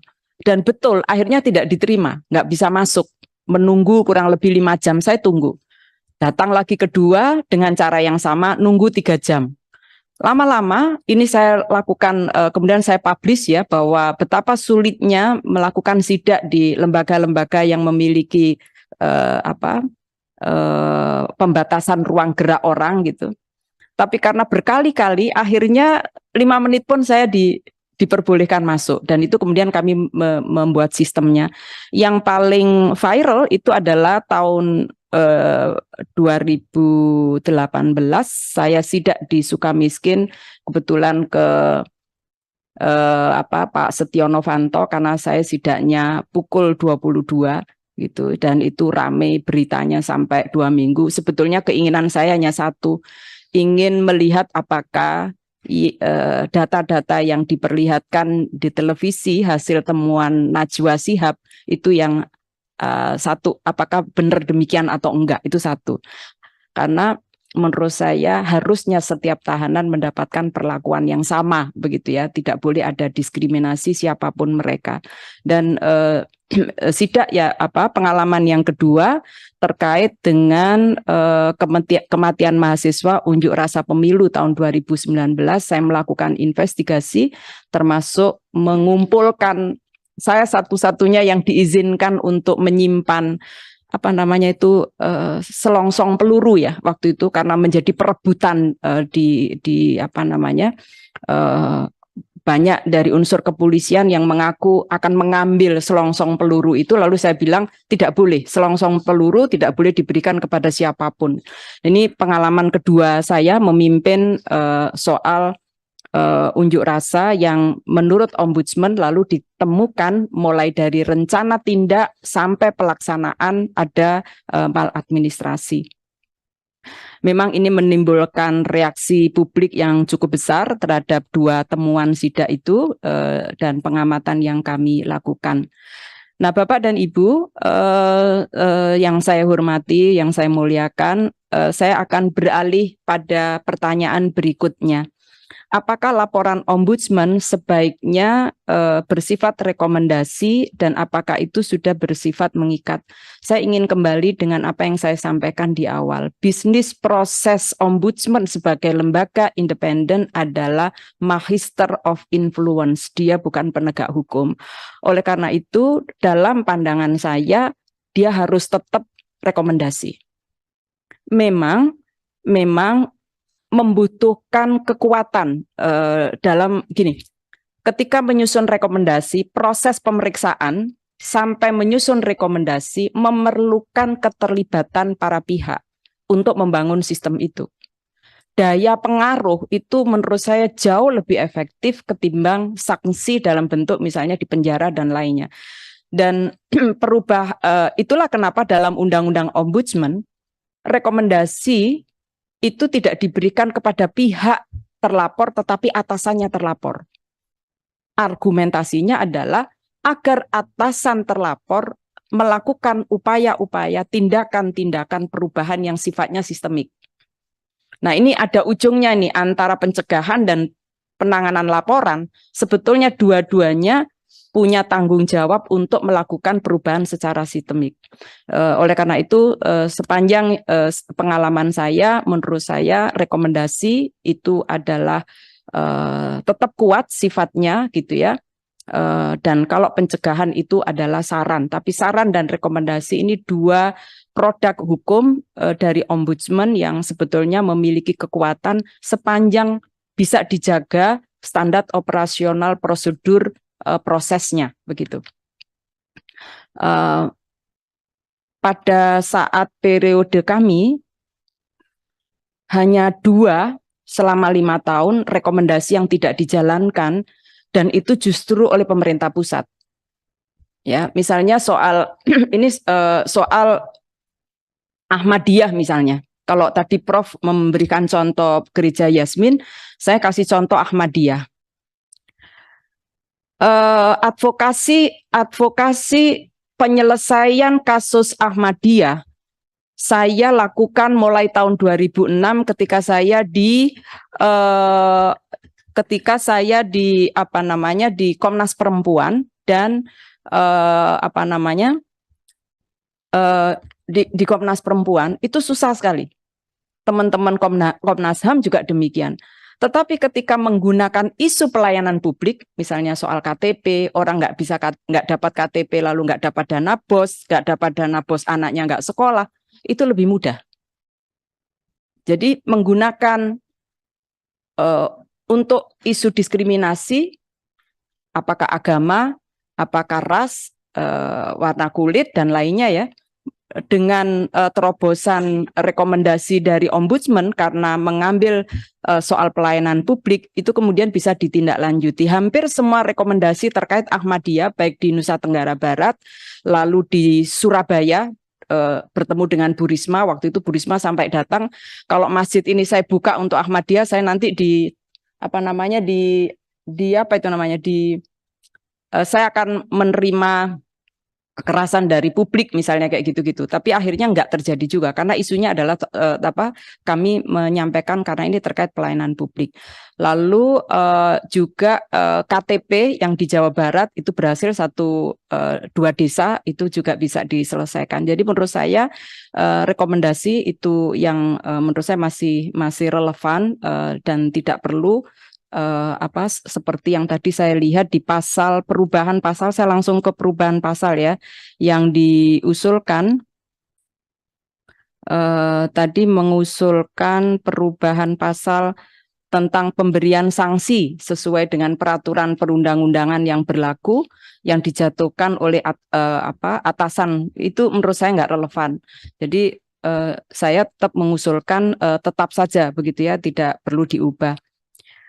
Yang kedua, saya ingin beralih ke ini data pelaksanaan rekomendasi Ombudsman ya.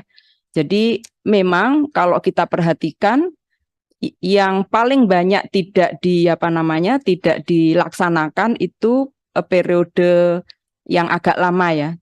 Mungkin juga ini soal data dan seterusnya. Sepanjang 2016 sampai 2021 itu hanya 3 yang tidak dilaksanakan. Salah satunya soal pemberian sertifikat hak milik untuk warga Tionghoa di Jogja. Ya, dan itu bukan karena daerahnya yang tidak mau menindaklanjuti, tapi itu adalah kewenangan dari Kementerian PPR Pusat. Yang selanjutnya, 2 slide lagi, pertanyaannya kepada saya, bagaimana pendapat Anda terkait hubungan kelembagaan Ombudsman dengan lembaga pengawas yang lain, termasuk lembaga pengawas internal? Menurut saya hubungan koordinatif pada aspek pelayanan publik ini menurut saya perlu ditingkatkan seperti yang tadi saya singgung. Selama pengalaman saya di Ombudsman, kami sudah membentuk lembaga kerja MOU dan perjanjian kerjasama untuk pencegahan penyiksaan dan perlakuan buruk atau ill treatment dengan Komnas HAM, Komnas Perempuan, KPAI dan LPSK, dan ketika kami ingin melakukan pemantauan pada lembaga-lembaga yang kami indikasikan pelayanan publiknya kurang sesuai ya, ini cukup efektif. Lalu kerjasama dengan lembaga pemerintah, waktu itu dengan APIP dan Kehumasan, itu juga kami lakukan agar mereka, APIP misalnya, mau mengubah cara pandang temuan hasil temuan di internal maupun Kehumasan ya, supaya mau mengubah cara pandangnya bahwa humas itu kan hanya dari dalam keluar begitu. Tapi bagaimana kemudian dari dalam keluar temuan-temuannya itu bisa disinergikan dengan Ombudsman. Bapak dan Ibu, terkait dengan saran perbaikan, ada beberapa yang saya ingin sampaikan. Soal percepatan Perpres ganti rugi. Jadi saya kaget ketika soal adjudikasi justru dihapus dalam undang-undang ini. Padahal adjudikasi itu punya keterkaitan dengan Undang-Undang Pelayanan Publik.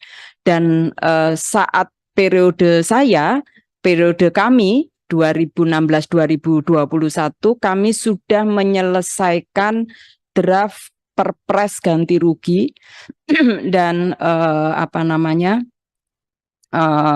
tetapi memang yang belum mau menerima usulan kami itu Kemenq.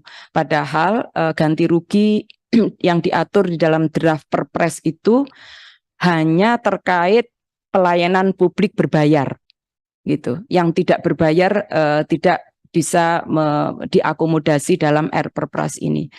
Nah, kalau Bisa memang dipersingkat lagi, Bu? Ya. Kalau memang ternyata soal adjudikasi ini tidak ditindaklanjuti, maka saya setuju dihapus saja. Cuma nanti memang pengaturannya harus dikuatkan dalam perubahan Undang-Undang Pelayanan Publik. Jangan sampai hilang, itu poinnya. Lalu aturan khusus tentang perlindungan hak-hak pelayanan publik masyarakat minoritas, kemudian keterbukaan informasi pelayanan publik, dan independensi ombudsman. Satu hal lagi, Bapak dan Ibu yang saya hormati, saya melihat di draft undang-undang itu ada usulan asisten ombudsman diangkat PNS. Tolong dipertimbangkan kembali kalau status PNS, karena asisten ini adalah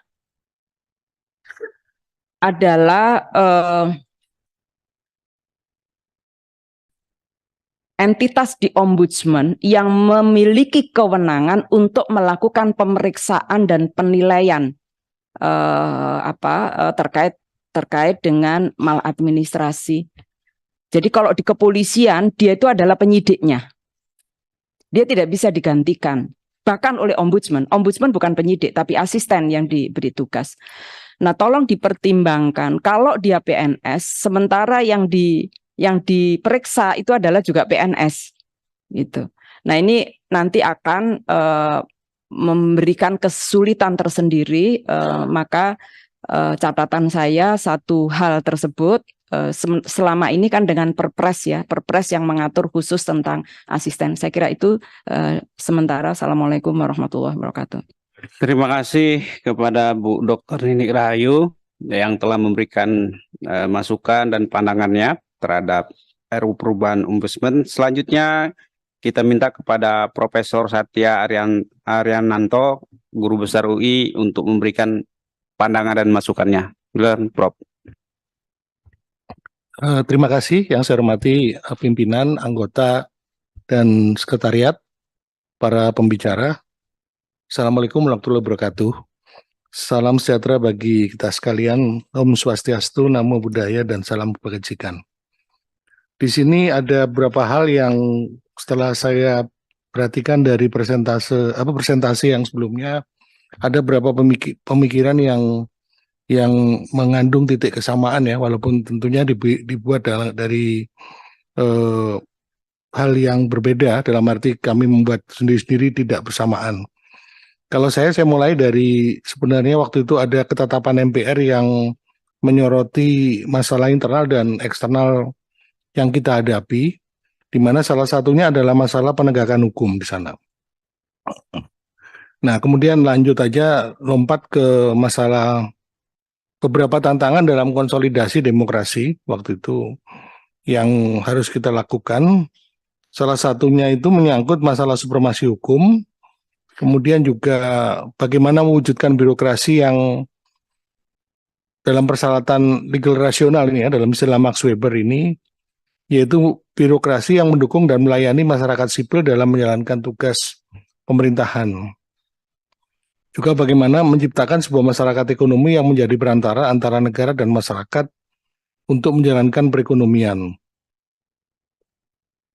Selanjutnya di dalam halaman 9 ya, waktu itu dilakukan kajian oleh satu lembaga internasional yang berpusat di Swedia, yaitu International IDEA. Ternyata ada beberapa agenda reformasi yang dilakukan oleh Indonesia pasca masa Presiden Soeharto pada waktu itu. Itu ada 7 unsur yang salah satunya itu juga terkait dengan lembaga ombudsman itu. Ya, itu di poin kelima, yaitu reformasi tata pemerintahan, pembangunan sosial ekonomi, good governance, dan lembaga ombudsman.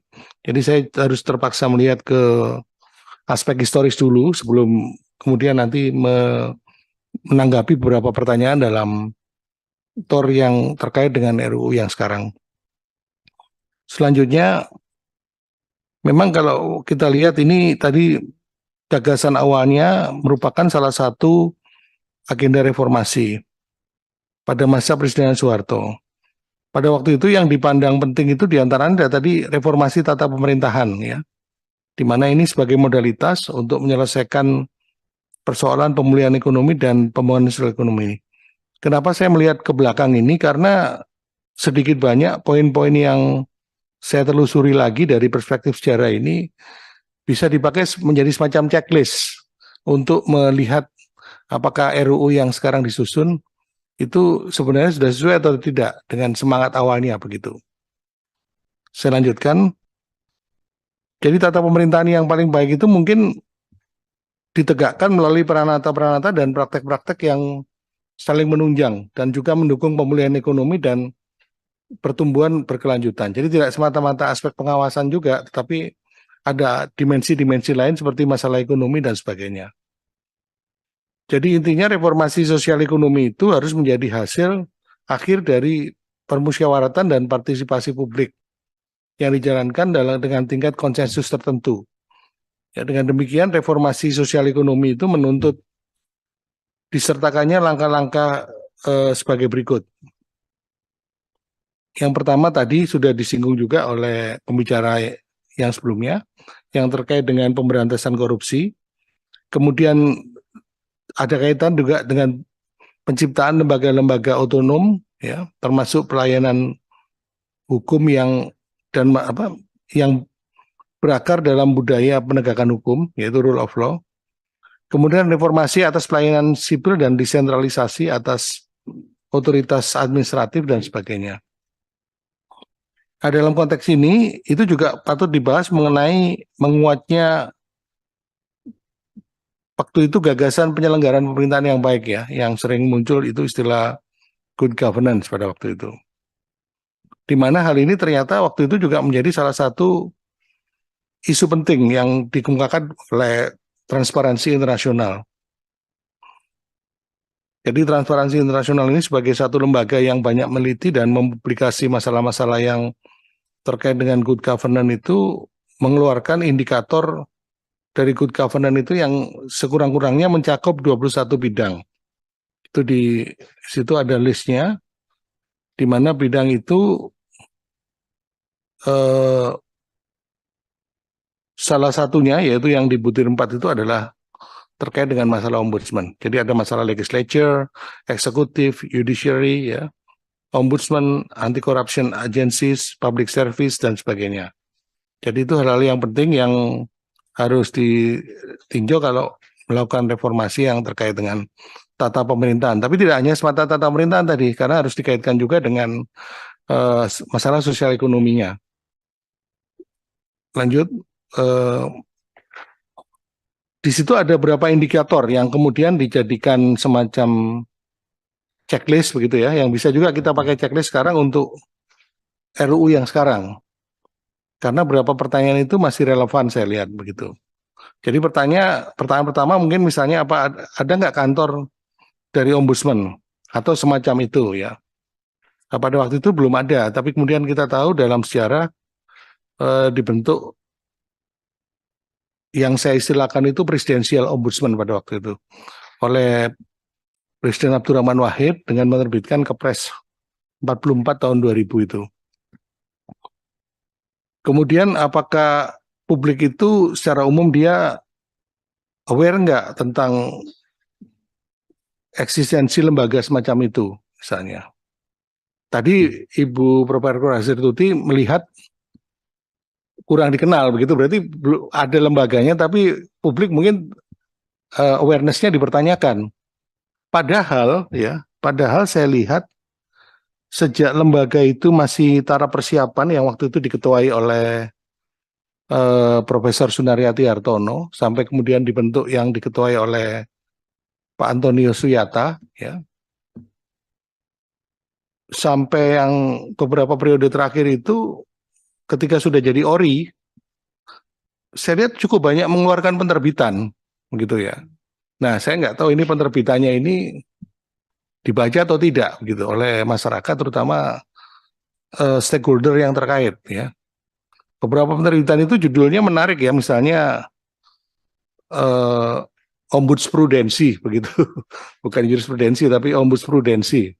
Jadi saya lihat sebenarnya mungkin penerbitan-penerbitan yang ada itu, ya, tapi waktu itu mungkin masih cetak ya Bu Nini ya, belum apa ya seperti yang sekarang ini model PDF-nya atau apa yang bisa diedarkan. Tapi saya kopinya, jadi masih cetak. Jadi mungkin sampai sekarang pun mungkin belum begitu aware ya. Kalau dari penelitian, setahu saya sudah ada mungkin tiga disertasi yang meneliti tentang ombudsman. 2 di UI, yang 1 di Melbourne, ya. Ya mungkin di luar itu ada, tapi yang saya tahu saja. Kemudian apakah kantor itu memiliki anggaran yang memadai? Dan juga ini tadi disoroti oleh Ibu Profesor Suti, apakah diberikan atau mendapatkan staf yang memadai juga? Kalau yang periode pertama itu saya lihat nggak tahu berapa anggarannya, tapi mereka banyak keluar negeri itu. Yang waktu Pak Anton Suyata, ya. Saya malah dengar dari Pak Andi Hamsa, beliau kemana-mana itu ketemu orang ombudsman begitu. Beliau ke luar negeri, ketemu ombudsman, ke negara A ketemu, ini ketemu gitu. Kata Pak Andi Hamsa ya, yang bilang waktu itu. Jadi sering pergi lah begitu. Nah, tapi nggak tahu apakah itu pergi itu dengan anggaran APBN atau bisa juga kan diundang gitu. Biasanya kalau ada lembaga baru itu, donor itu sangat tertarik untuk memberikan pendanaan, funding agencies, ya, sehingga dia bisa sering pergi juga dari donor begitu, dari lembaga yang memberikan anggaran. Kemudian yang pertanyaan keempat, apakah pengangkatan dari ombudsman itu berdasarkan ini tadi non partisan? Nah ini mungkin nanti Bu Nini lebih tahu yang itu karena pernah menjadi pimpinan ya. Kemudian apakah pemegang ini jabatan itu juga dilindungi dari kemungkinan dia diganti sewaktu-waktu, arbitrary removal from the office by the government of the day, gitu, dari pemerintah yang sedang berkuasa. Belum terdengar ini ya Bu ya, selama ini ya, anggota ombudsman yang diganti di tengah jalan tapi oleh pemerintah begitu. Belum ada. Kemudian apakah eksekutif menghormati dan juga dia menjalankan atau menindaklanjuti laporan dari ombudsman itu. Nah ini tadi sudah diangkat juga bahwa itu mungkin dipermasalahkan juga bagaimana tadi di masa Bu Nini banyak yang hampir semua dijalankan gitu. Kemudian apakah kalau ini pertanyaan ini banyak soalnya MK juga banyak putusan yang tidak dilanjuti juga oleh eksekutif setahu saya begitu. Kemudian apakah ini adakah prosedur komplainnya mudah atau tidak? Misalnya terlalu rumit harus mengisi formulir macam-macam, jadi orang belum lapor sudah malas lah mau lapor misalnya. Kemudian apakah orang dapat melaporkan secara anonim tanpa menyebut identitas begitu? Karena mereka bisa menghadapi sesuatu nantinya begitu. Nah ini semacam pertanyaan-pertanyaan, tapi saya pikir bagus juga untuk checklist, paling tidak refleksi terhadap RUU yang sekarang yang sudah berjalan sejak ombudsman yang pertama tadi, yang dibentuk oleh Presiden Abdurrahman Wahid tahun 2000. Lanjut, ya ini kalau teori saja, kalau misalnya terkait dengan hukum tata negara itu, kan ada pembahasan tentang forms of bureaucratic accountability begitu. Nah ini dibagi dua sebenarnya. Ada yang internal controls, ada yang external scrutiny. Yang internal control itu misalnya tadi ministerial direction, ada formal regulation, ada competition between departments, ya, dan juga ada professional standards. Kemudian kalau yang eksternal itu misalnya dilakukan oleh legislature dan judiciary, juga ombudsman termasuk di dalamnya, dan juga oleh kelompok-kelompok kepentingan dan media massa.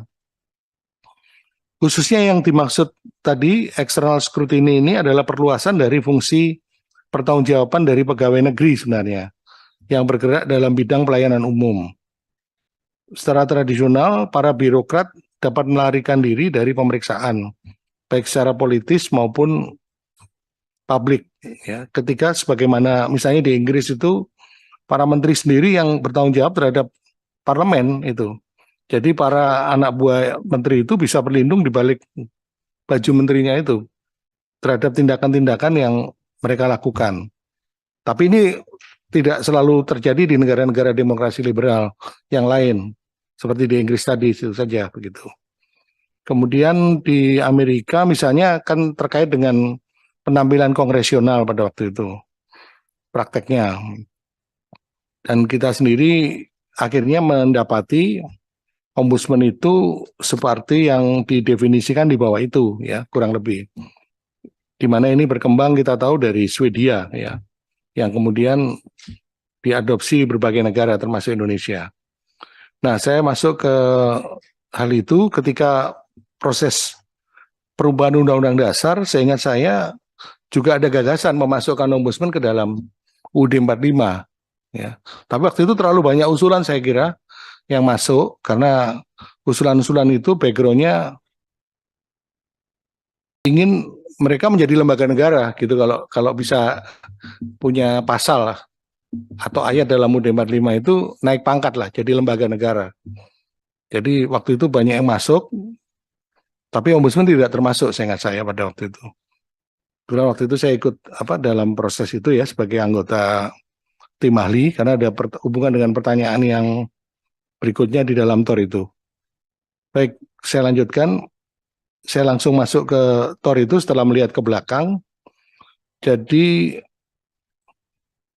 keterlibatan sih secara langsung yang Undang-Undang 37 tidak, tetapi ada studi-studi yang waktu itu dilakukan dalam rangka penyempurnaan bentuk ombudsman itu yang saya ikuti ya. Dulu paling banyak itu yang melakukan adalah Badan Pembinaan Hukum Nasional melalui kegiatan analisis dan evaluasi.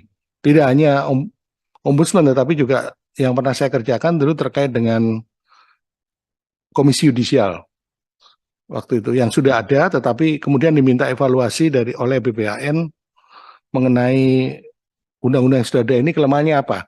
Ini sebelum ada putusan MK waktu itu.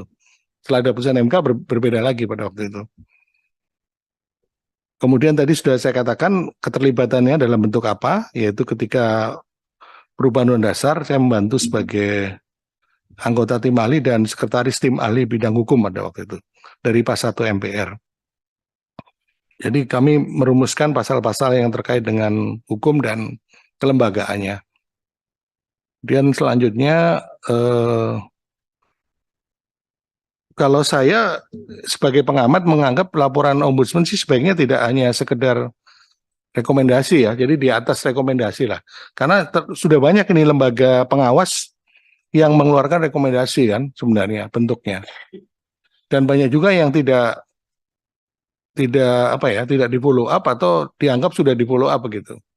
Ini dari pengalaman sendiri juga, dari pernah saya bertugas sebagai lembaga pengawas di kejaksaan itu, komisi kejaksaan pada waktu itu. Kemudian hubungan kelembagaan antar lembaga ini yang memiliki tugas dan fungsi terkait, ini memang sebaiknya dilakukan penataan kembali, walaupun tidak menutup kemungkinan yang dikatakan oleh Bu Profesor Agrestuti tadi untuk seorang masyarakat itu melapor ke lebih dari satu lembaga, ya. Tapi yang saya maksud adalah ditinjau mumpung ini ada perubahan, bagaimana agar tidak terjadi tumpang tindih kewenangan begitu. Karena dulu kan juga pernah ada perebutan kewenangan antar aparat penegak hukum dulu. Seingat saya waktu penyidikan gubernur direktur Bank Indonesia misalnya begitu. Tapi udah lama itu kasusnya. Begitu ya. Kemudian kelembagaan ombudsman itu sebaiknya bersifat eksternal dan independen menurut saya. Itu dari sisi rumusan pasalnya. Kemudian saya juga menyoroti hal yang sama dengan dua pembicara sebelumnya. Malah menurut saya pasal 12 ayat 3 RUU, asisten ombudsman itu mungkin tidak harus diangkat menjadi ASN. Ya boleh ASN, boleh tidak. Gitu saja kalau menurut saya. Kan dia bisa juga orang yang ahli. Tadi ada yang orang yang menulis disertasi tentang ombudsman itu malah nggak dimanfaatkan, sayang itu, gitu.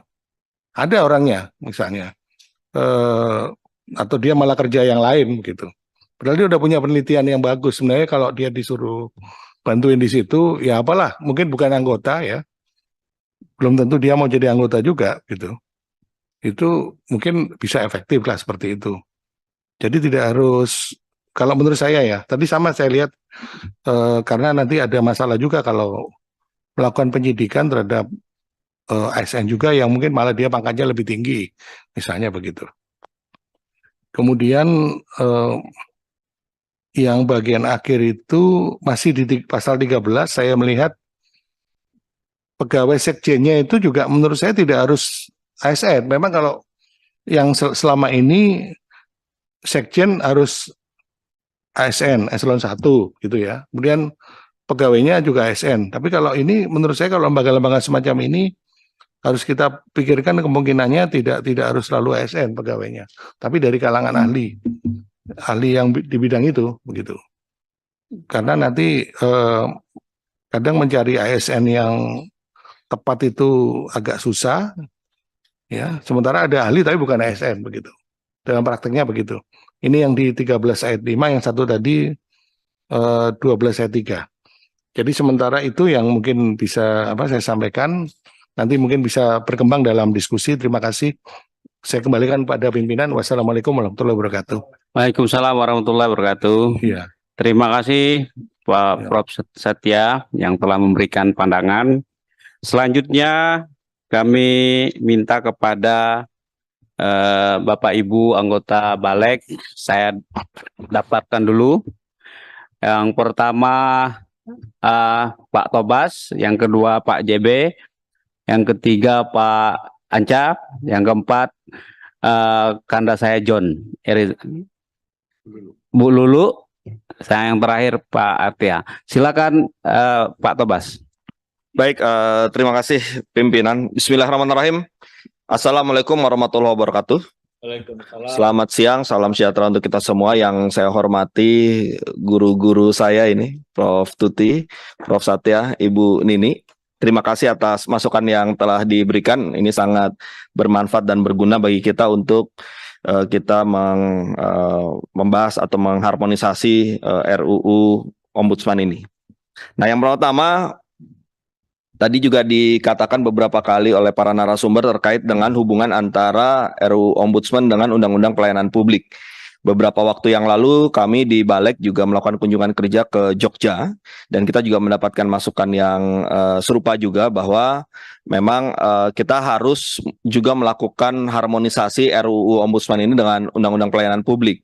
Dan saya ingin memberikan catatan untuk kita semua di Balek ini dan kepada TA, saya menyarankan agar ketika kita nanti melakukan harmonisasi RUU Ombudsman, maka secara bersamaan sekaligus juga kita lakukan untuk RUU Pelayanan Publik.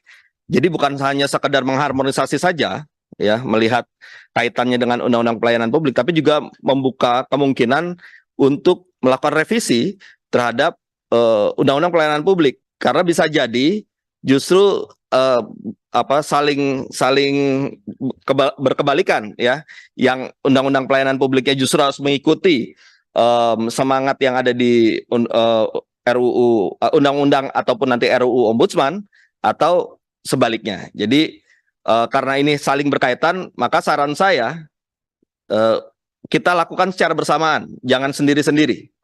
Paralel, betul. Itu yang pertama. Yang kedua, tadi juga Prof. Satya menyampaikan latar belakang dari Ombudsman ya, baik itu secara universal maupun pembentukannya di Indonesia. Yang saya tangkap kan ini memang konteksnya adalah bagaimana kita membangun good governance ya. Nah, kalau kita lihat pengalaman perjalanan ombudsman selama ini, menurut saya salah satu hal yang penting kan bagaimana menempatkan ombudsman ini sebagai suatu hal yang vital dan penting dalam tata kelola pemerintahan.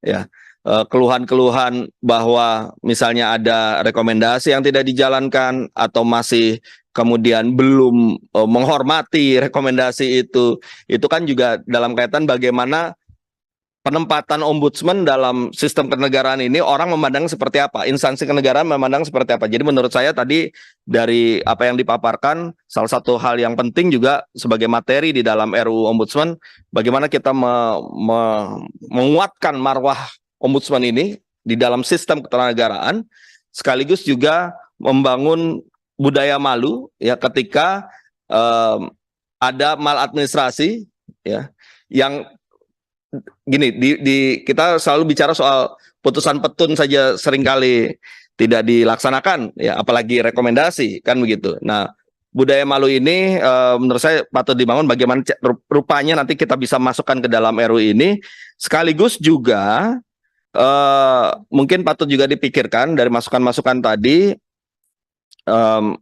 untuk menempatkan ya rekomendasi dari ombudsman ini sebagai salah satu juga rujukan bagi negara dalam hal melihat misalnya karir pejabat negara, punishment, reward, mutasi, demosi, sehingga kalau misalnya ternyata ada seorang pejabat negara dalam rekam jejaknya dia begitu banyaknya mendapatkan rekomendasi ombudsman karena kelalaian karena maladministrasinya, maka semestinya itu juga bisa dijadikan gambaran bahwa si pejabat TUN ini dia tidak kompeten untuk melaksanakan tugas administrasinya. Nah, yang berikutnya tadi juga dikatakan oleh Ibu Nini ya terkait dengan saran agar tetap ombudsman ini sebagai master of influence ya. Jadi tetap bentuknya rekomendasi ya. Ketika kita ingin melakukan penguatan tapi tetap kita harus mengingat menempatkan ombudsman ini sebagai master of influence. Nah, saya ingin mendapatkan tanggapan dari Prof. Satya ya terkait dengan kan tetap kita punya ada keinginan untuk menguatkan ini ya. Ya bagaimana Master of Influence ini tetap dipertahankan, tapi dari segi hukum ketatanegaraan, ya, apa yang bisa kita perkuat dengan posisi yang masih Master of Influence ini, gitu. Atau malah kalau bukan diadu pendapatnya ya, ataukah mungkin Master of Influence ini kalau kita ingin menguatkan sudah tidak cocok lagi barangkali begitu. Saya ingin ada pendapat apakah pendapatnya sama atau berbeda, mungkin ini bisa jadi masukan bagi kita selanjutnya. Yang berikutnya adalah soal penguatan juga terhadap rekomendasi ombudsman. Saya ingin mendapat masukan dari salah satu atau ketiga narasumber ini terkait dengan misalnya kalau kita untuk menguatkan rekomendasi ini menjadikan di dalam RUU ini menempatkan rekomendasi ombudsman ini sebagai titik waktu perhitungan bagi seseorang yang ingin mengajukan gugatan petun dalam hal fiktif negatif. Jadi begini, supaya dia ada mungkin Prof. Satya kali ya di sini ya. Kalau supaya dia ada kekuatan yang lebih, maka ketika ada rekomendasi ombudsman kemudian tidak dijalankan dalam jangka waktu tertentu, maka si pelapor itu akan membuat hitungan tidak dilaksanakannya rekomendasi itu sebagai alasan untuk mengajukan gugatan fiktif negatif, yaitu gugatan tidak dilaksanakannya suatu yang seharusnya keputusan itu dikeluarkan tapi tidak dilaksanakan. Nah, apakah memungkinkan itu? ya, itu kita juga ingin mendapatkan masukannya. Dan yang terakhir, tadi juga disampaikan soal adjudikasi khusus ya yang dihilangkan di dalam draft RUU. Tadi saya langsung coba mengkonfirmasi ke BKD yang memberikan menyusun atau memberikan masukan terhadap draft ini. Menurut BKD, salah satu alasannya saya ingin mendapatkan feedback ya, apakah tepat ataukah memang kita harus pertahankan. Kalau saya pribadi inginnya mempertahankan ya. Jadi kalau menurut BKD ini pencabutan adjudikasi khusus ini karena Ombudsman ini bukan lembaga yang sifatnya yudikatif dan dia sifatnya non eksekutorial ya, sehingga tidak tepat ketika adjudikasi khusus ini diberikan kewenangannya ke Ombudsman ya. Tapi kalau kita lihat dari harapan orang-orang ya, kalau saya justru inginnya kita coba kita pelajari lagi ya, tadi dari Ibu Nini yang dari Prof Tuti juga yang ingin atau mempertanyakan kenapa ini dihapus.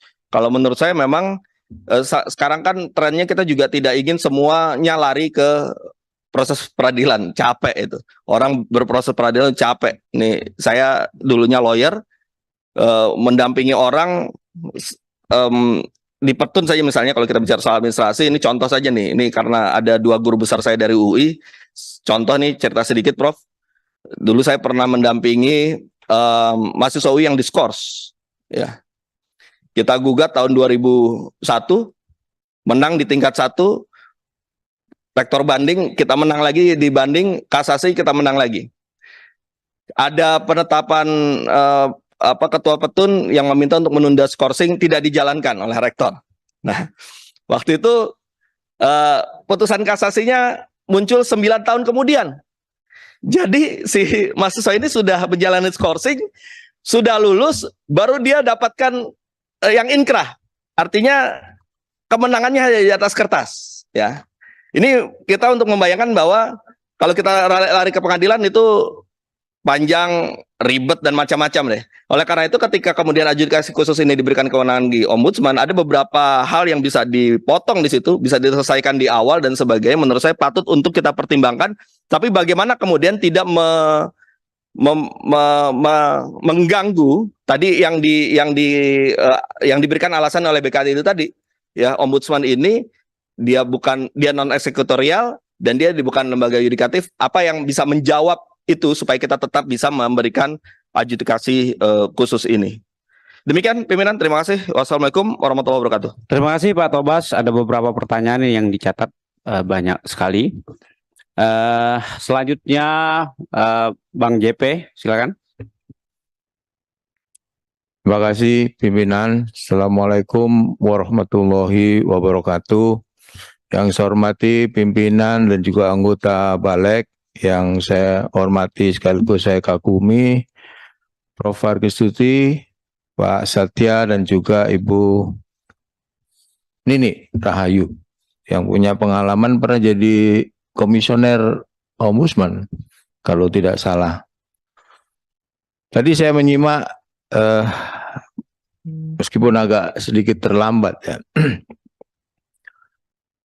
Ada 2 hal yang ingin saya soroti dalam kaitan dengan Ombudsman ini. Yang pertama soal independensi. Kalau undang-undangnya saya yakin 100% lembaga Ombudsman ini harusnya independen, Prof. Yang tidak independen adalah atau independensi lembaga itu akan di bawah mengarah ke perpihakan oleh siapa? Oleh komisionernya. Kenapa saya bilang begitu? Karena proses seleksi yang dilakukan komisioner Ombudsman itu melalui beberapa tahapan baik di pansel maupun di lembaga politik di DPR. Sehingga kalau kita ya ini tentu depend on orangnya ya. Ini tentu sebuah keniscayaan bahwa ada hal-hal yang ingin ya, masuk mencampur atau memberikan yang membuat lembaga ini menjadi tidak independen. Itu yang pertama. Nah, ini mungkin di dalam revisi ini bisa nggak proses itu serinci mungkin, sedetail mungkin, sehingga dipagerin lah komisioner ombudsman ini tidak terpengaruh atau tidak membawa pengaruh yang jelek kepada lembaga ombudsman. Yang kedua berkaitan dengan kewenangan, ya, yang tadi dijelaskan Ibu Nini mengenai ombudsman yang sebenarnya fokus utamanya adalah pelayanan publik, ya, bagaimana membuat pelayanan publik ini governance gitu, kira-kira gitulah. Nah, hasil akhir yang dikeluarkan oleh ombudsman adalah rekomendasi gitu. Tapi saya melihat perjalanan ombudsman ini masih belum clear, ya. Yang disebut ranah pelayanan publik itu apa? Terus bagaimana kekuatan rekomendasi dari ombudsman?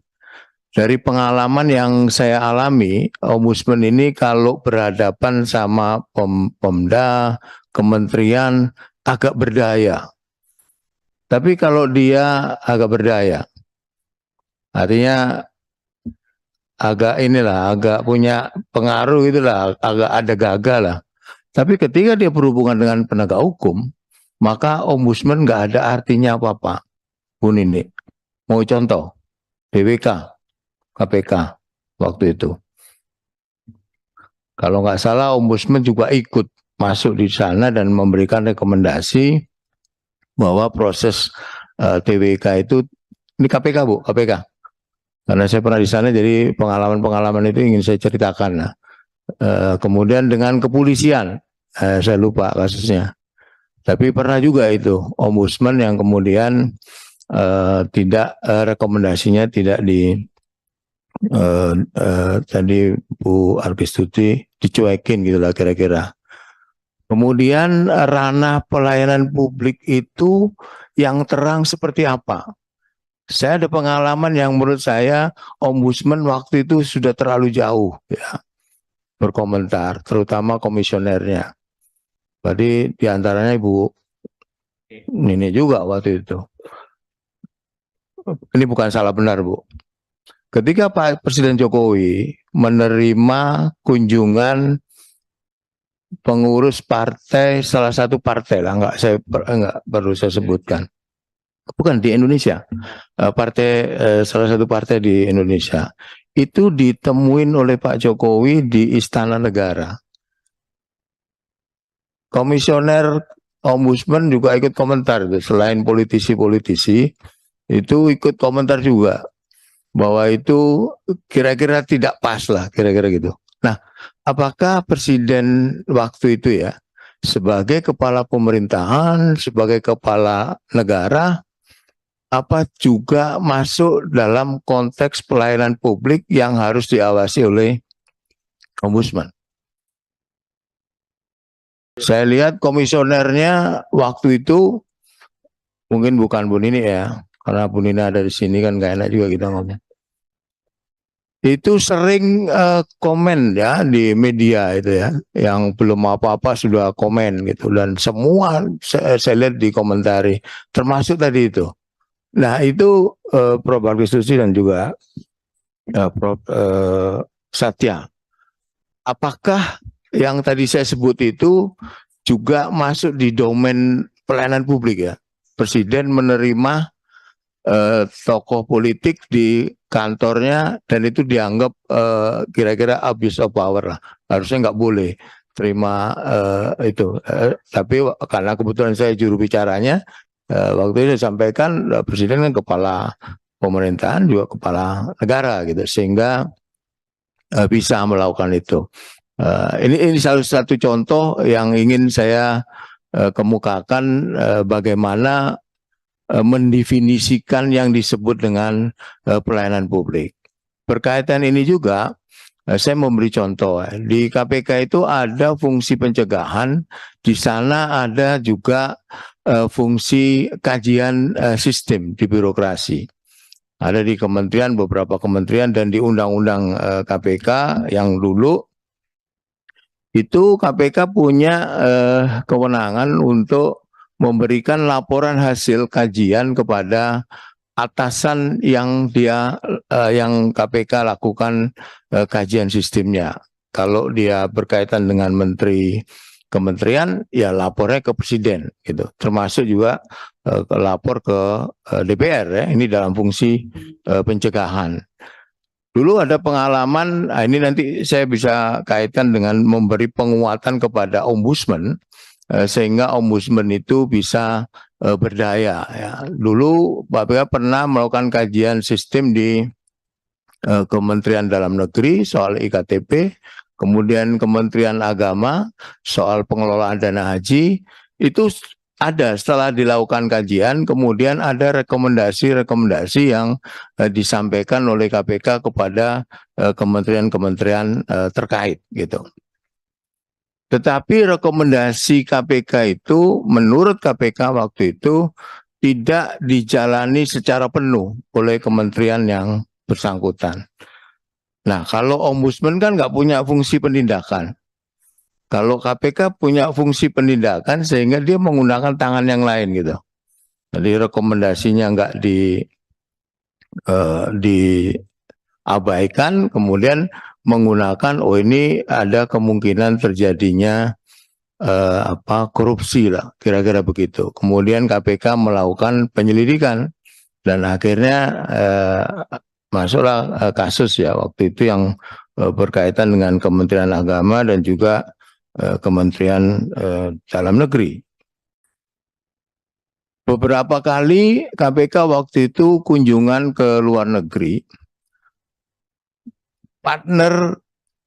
Salah satu partnernya itu adalah ombudsman di Vietnam, di Filipina, sorry. Jadi ketika KPK ke Filipina, itu partnernya adalah ombudsman Filipina. Dan di sana sejauh yang saya ingat ya, karena saya waktu itu ikut pergi ke sana, mungkin Prof Arketusi bisa meluruskan kalau tidak lurus gitu ya. Ketika bertemu di sana, kita partnernya adalah ombudsman. Dan di Filipina itu, ombudsmannya itu kerjasama sama kejaksaan. Nah, kalau di sini Kejaksaan Agung gitu lah. Jadi temuan dia itu bisa langsung diproses penyelidikan. Meskipun bukan dia gitu. Berbeda dengan Vietnam. Vietnam itu bukan ombudsman, tapi inspektorat. Partnernya, dan itu juga inspektorat yang di Vietnam itu tugasnya juga mirip-mirip ombudsman yang ada di Indonesia, berkaitan dengan pelayanan publik juga waktu itu. Jadi ini agak beda-beda ini ya. Jadi kalau mau memperkuat ombudsman, jadi rekomendasinya yang tadi ada keluhan selalu bukan selalu ya, seringkali diabaikan ya, apalagi berkaitan dengan para penegak hukum ya, karena mungkin bisa berbalik ke ombudsman juga mungkin ya, sehingga ini perlu penguatan. Nah, bagaimana yang ingin saya tanyakan, bagaimana dalam konteks memperkuat ombudsman ini sehingga rekomendasi yang disampaikan oleh ombudsman itu tidak hanya sekedar tumpukan kertas, kemudian kertas itu ditaruh di laci meja gitu. Kira-kira gambarannya seperti itu. Gimana menurut Prof. Agristusi dan para narasumber ini dalam rangka menguatkan ombudsman itu, karena saya yakin ombudsman itu di era yang sangat terbuka sekarang ini sangat diperlukan ya. Public services tentu kalau definisi public services-nya nggak benar, aku yakin di situ Pak ada fraud, ada unsur-unsur perilaku yang koruptif ya. Tadi Bu Nini berkunjung ke LP lebih sering menurut saya Bu Nini, ombudsman itu berkunjungnya jangan ke LP tapi ke BPN ya. BPN itu dulu sekali lagi punya pengalaman proses pencegahan yang di KPK itu sering mendatangi itu, sehingga rekomendasinya dibuat papan pengumuman di depan kantornya, berapa sih ngurus ini, syaratnya apa, berapa waktu yang dibutuhkan gitu. Nah, ombudsman saya kira itu bisa melakukan itu dengan tapi itu tadi ya kasihan juga komisioner ombudsman berkunjung ke LP dicuekin, nunggu 5 jam ya, bukan 5 tahun, sorry 5 jam ya. Nah ini gimana nih penghargaan terhadap lembaga ombudsman ini kan nggak dianggap Bu, menurut saya. Nah sekarang kita ini Republik ini sering membuat badan lembaga yang adanya sama dengan tidak adanya itu menurut saya. Karena itu kita tegas saja, ombudsman ini kita perkuat atau kita lebur aja Pak Pimpinan ke lembaga yang lain. Karena itu tadi punya fungsi tapi dia tidak 100% bisa menjalankan fungsi itu dengan baik ya. Termasuk kita juga harus koreksi penghargaan lembaga-lembaga lain kepada lembaga ombudsman ini gitu. Nah ini yang mungkin bisa disampaikan ke Presiden ya. Saya kira itu Pak Pimpinan. Terima kasih. Assalamualaikum warahmatullahi wabarakatuh. Terima kasih Pak JB yang memberikan masukan sekaligus pertanyaan. Selanjutnya Bang Anca, silakan.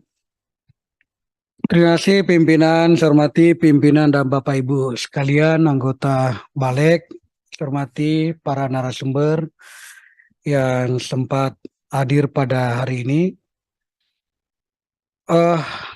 Sebenarnya berbicara tentang ombudsman ini, maka tentu lebih awal kita melihat sejarah awal pembentukannya kira-kira begitu. Nah, semangat pembentukannya ombudsman ini di awal sekitar tahun 2005 Bu ya, 2005 sebelum lahir undang-undangnya tahun 2008 oleh Pak SBY waktu itu. Indonesia mengadopsi ini dari negara Swedia. Swedia melahirkan ombudsman ini sekitar tahun 1809. Berarti luar biasa, negara lain sudah mengadopsi sistem ini, baru kita masuk ke dalamnya. Nah, tapi tidak ada kata terlambat. Saya menyimak betul tadi kalimat demi kalimat yang disampaikan dari pembicara. Yang pertama, saya mau menyoroti tentang terkait kalimat yang disampaikan oleh Pak Prof. Satya, di mana di akhir penjelasan tadi itu beliau menyampaikan bahwa beberapa permasalahan sebenarnya yang terkait dengan ombudsman ini, dia berharap bahwa laporan ombudsman ini sebaiknya jangan atau tidak sekedar bersifat rekomendasi semata. Nah ini menurut saya garis bawahi ini menarik sekali Prof. Nah kalau begitu Prof, kira-kira kondisi kita di sini di Republik ini Prof,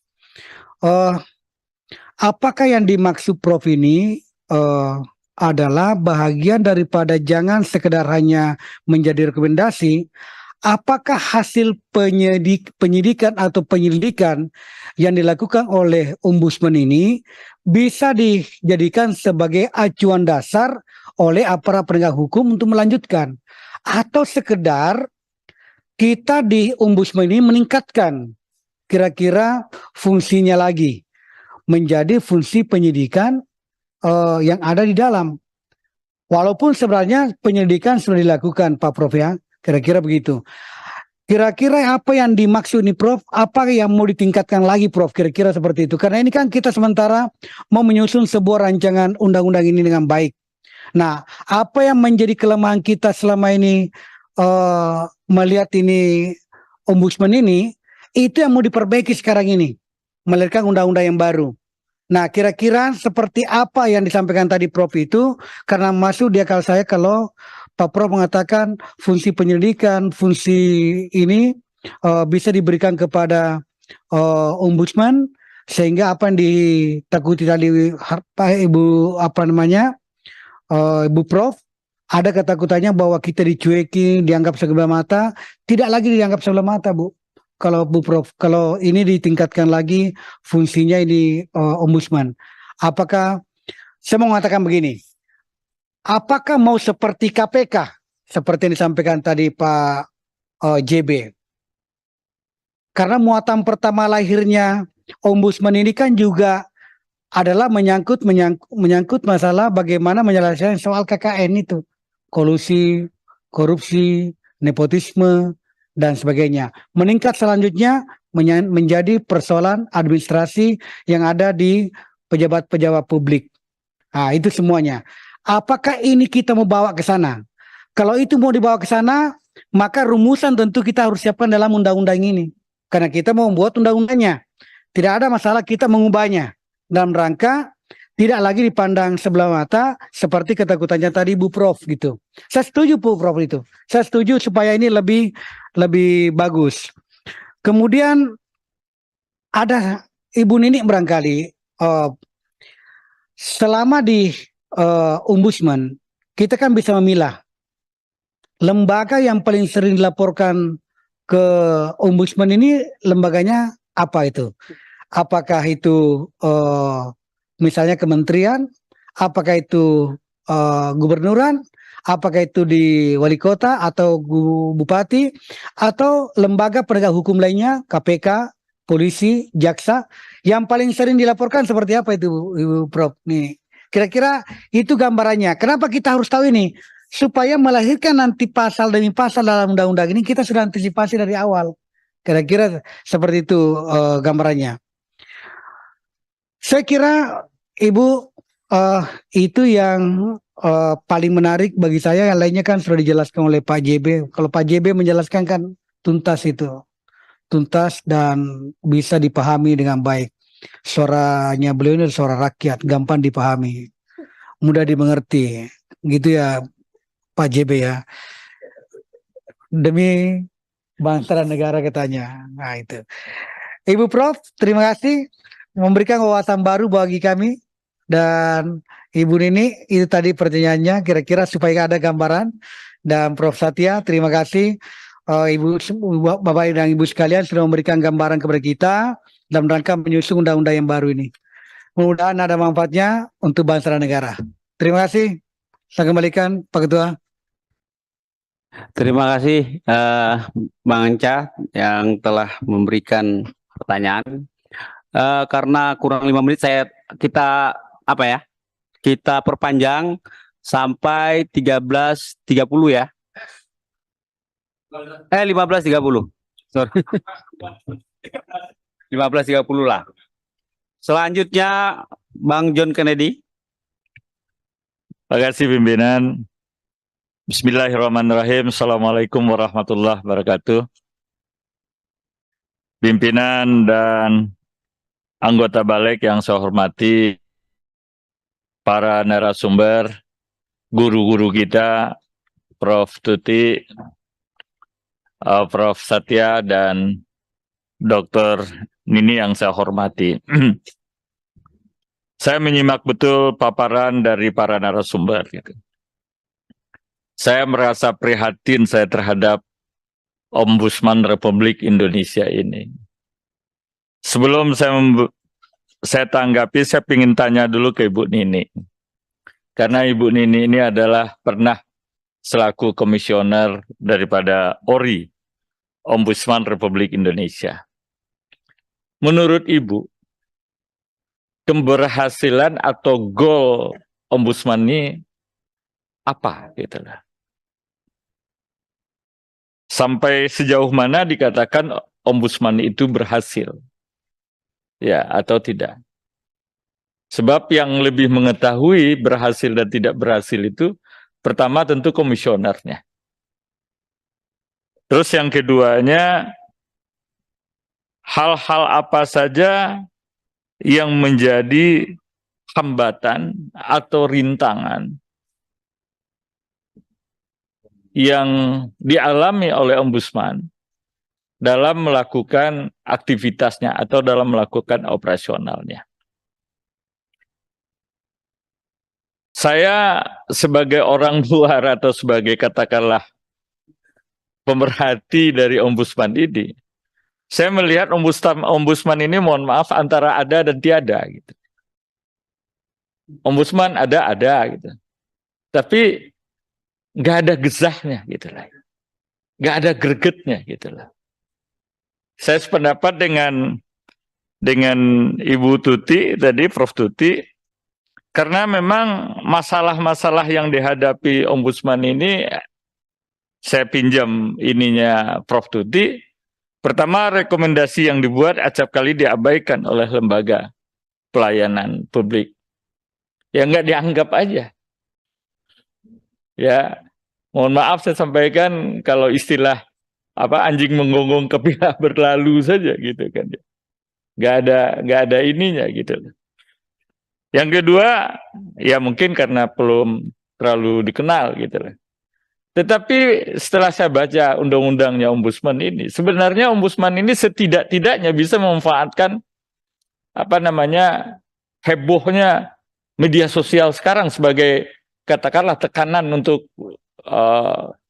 instansi atau kementerian lembaga yang sedang diawasi atau sedang menjadikan target dari Ombudsman gitu.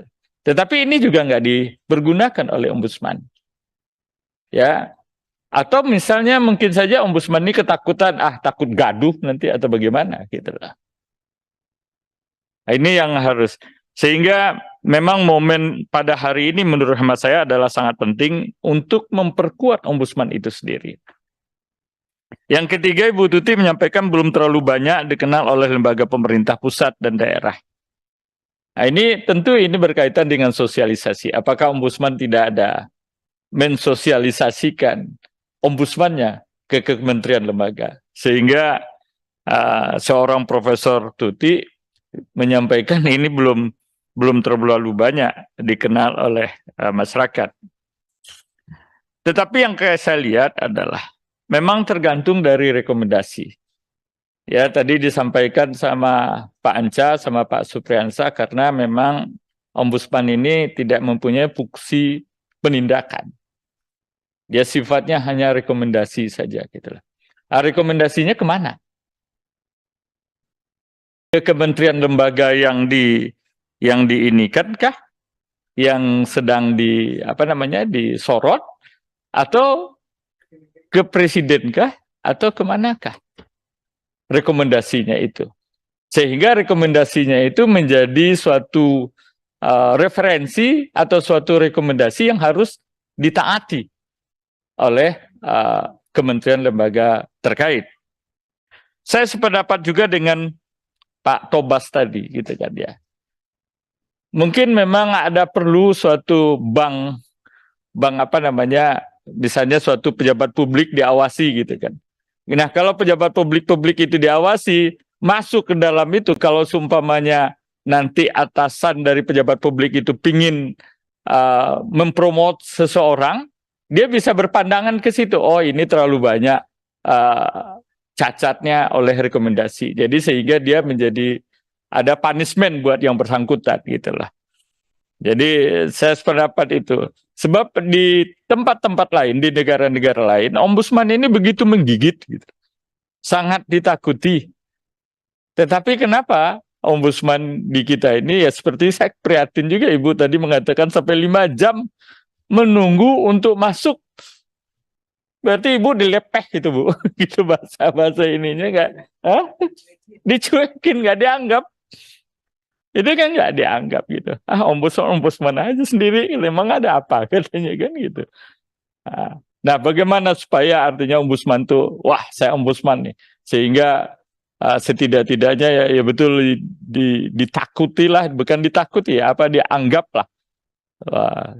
Nah, tapi itu kan tergantung dari kinerja atau rekomendasi dari Ombudsman itu sendiri. Nah, Untuk itulah kita pada saat ini sedang melakukan harmonisasi terhadap perubahan dari Undang-Undang Ombudsman, tentu melalui presentasi atau masukan dari ibu-ibu dan bapak tentang apa yang akan kita perbaiki di Ombudsman ini untuk lebih baik ke depannya. Terima kasih pimpinan. Mohon maaf atas kekurangan. Selamat berpuasa. Assalamualaikum warahmatullahi wabarakatuh. Terima kasih Bang John telah memberikan pertanyaannya nih kebanyakan Bu Nini nih yang paling banyak. Ya silakan Mbak Lulu. Iya, terima kasih Ketua. Assalamualaikum warahmatullahi wabarakatuh. Bapak Ibu, anggota yang berbahagia, Ibu Dr. Nini, aduh ini sahabat super saya ini, dan juga Prof. Arkestuti dan juga Prof. Setia yang juga sama-sama mudah-mudahan terus berbahagia. Itu yang paling penting, sehat berbahagia. Ada beberapa hal yang ingin saya tanyakan juga yang terkait dengan Ombudsman ini. Yang pertama mungkin yang perlu kita sampaikan bahwa kita punya niat baik ya untuk memperkuat kelembagaan Ombudsman. Karena ini benar-benar bisa mewakili kepentingan publik atau masyarakat untuk penyelenggaraan layanan publik yang sangat baik atau prinsip-prinsip good governance lah.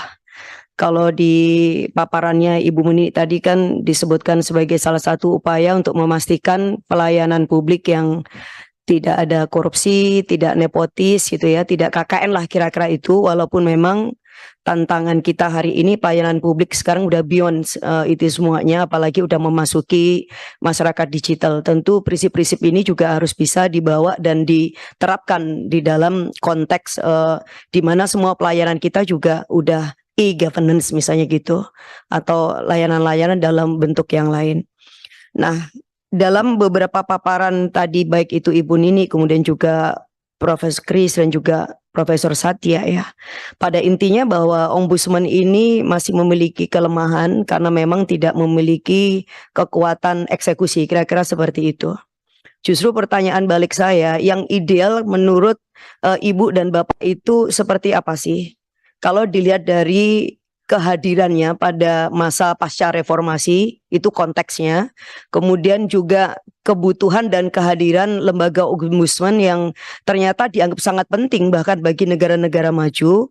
Di sisi lain juga kesadaran publik terkait dengan pelayanan baik itu birokrasi ataupun lembaga-lembaga publik yang lain yang sesuai dengan kepentingan mereka, karena dilayanin secara baik, akuntabel dan seterusnya itu adalah hak publik, karena publik juga membayar melalui pajak dan seterusnya, sehingga wajar kalau kemudian publik itu mendapatkan pelayanan yang terbaik dan nomor satu lah, kira-kira begitu.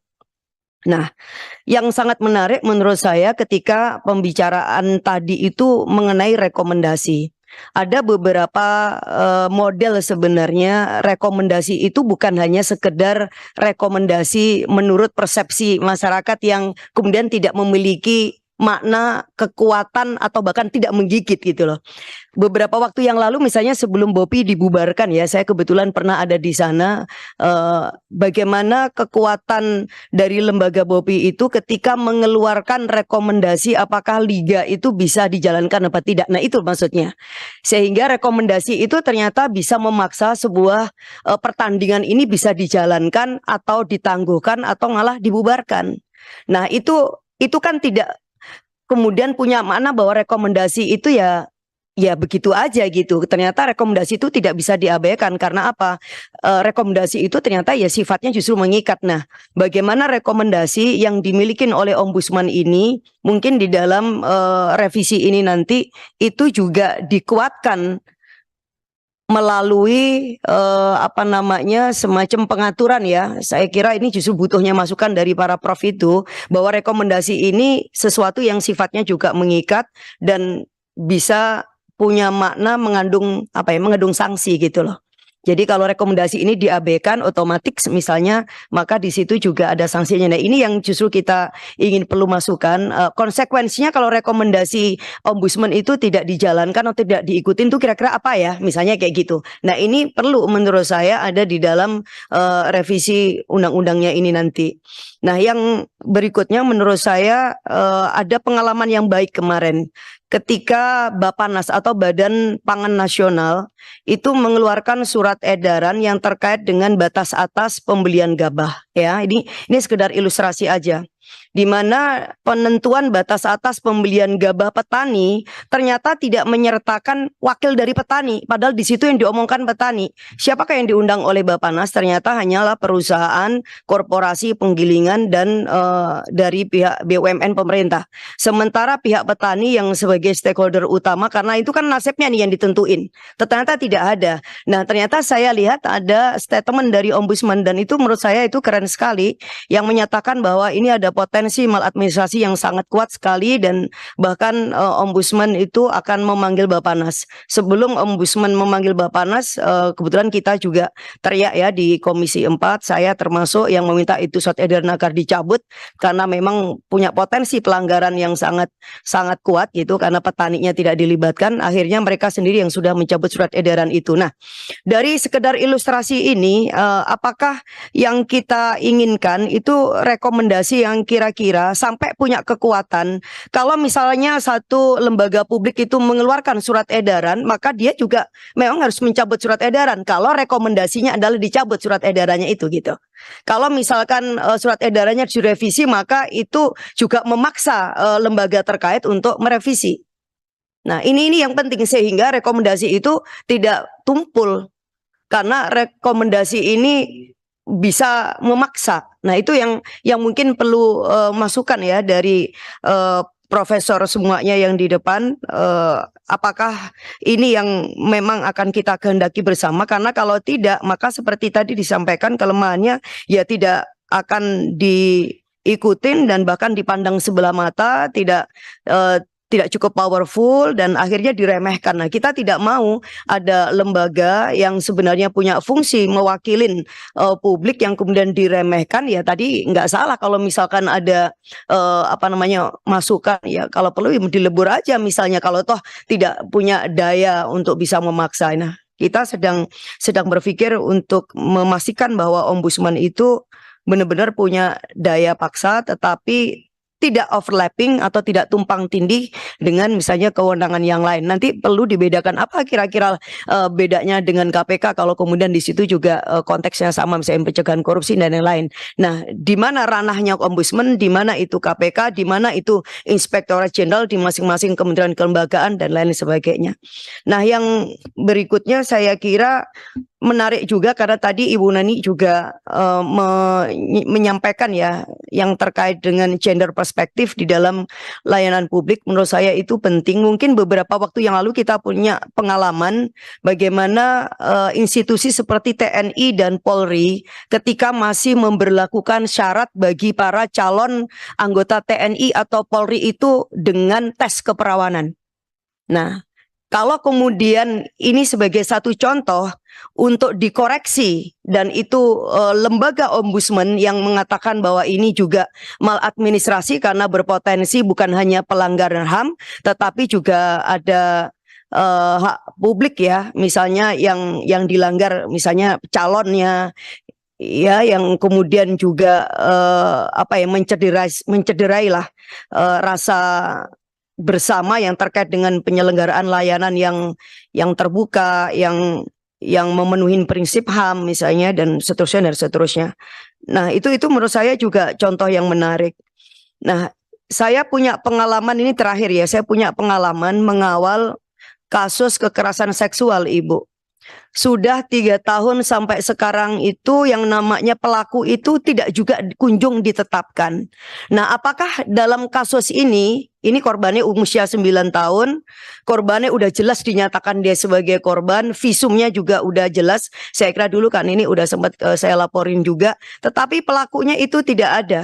Padahal kesaksian korban itu juga sudah menyatakan dan konsisten ya siapa pelakunya. Tetapi kemudian pihak kepolisian ini seolah-olah justru pada posisi yang ingin melindungi pelaku. Nah, apakah di dalam konteks seperti ini, maksudnya itu ombudsman juga bisa masuk? Saya pengen tahu. Jadi ombudsman itu masuk di dalam situasi seperti apa gitu, ya? Dan kira-kira kemudian juga ombudsman bisa melakukan rekomendasi yang menurut pikiran saya sama bisa memaksa kemudian pihak kepolisian untuk melakukan langkah-langkah yang terukur dan memenuhi keadilan bagi korban. Dalam hal ini adalah sebagai pihak yang punya kebutuhan untuk dilayanin kepentingan dan juga kebutuhannya gitu. Terima kasih. Prof, Ibu Nini, Prof Arki-Susi, dan juga Profesor Setia. Salam sehat dan salam bahagia. Assalamualaikum warahmatullahi wabarakatuh. Terima kasih kepada Mbak Lulu yang telah memberikan pertanyaan serta tanggapannya. Selanjutnya kepada Pak Terry. Silakan Pak Terry. Terima kasih Ketua. Pak narasumber yang amat kami hormati. Ada Prof Tuti, Prof Satya, pembimbing saya ini.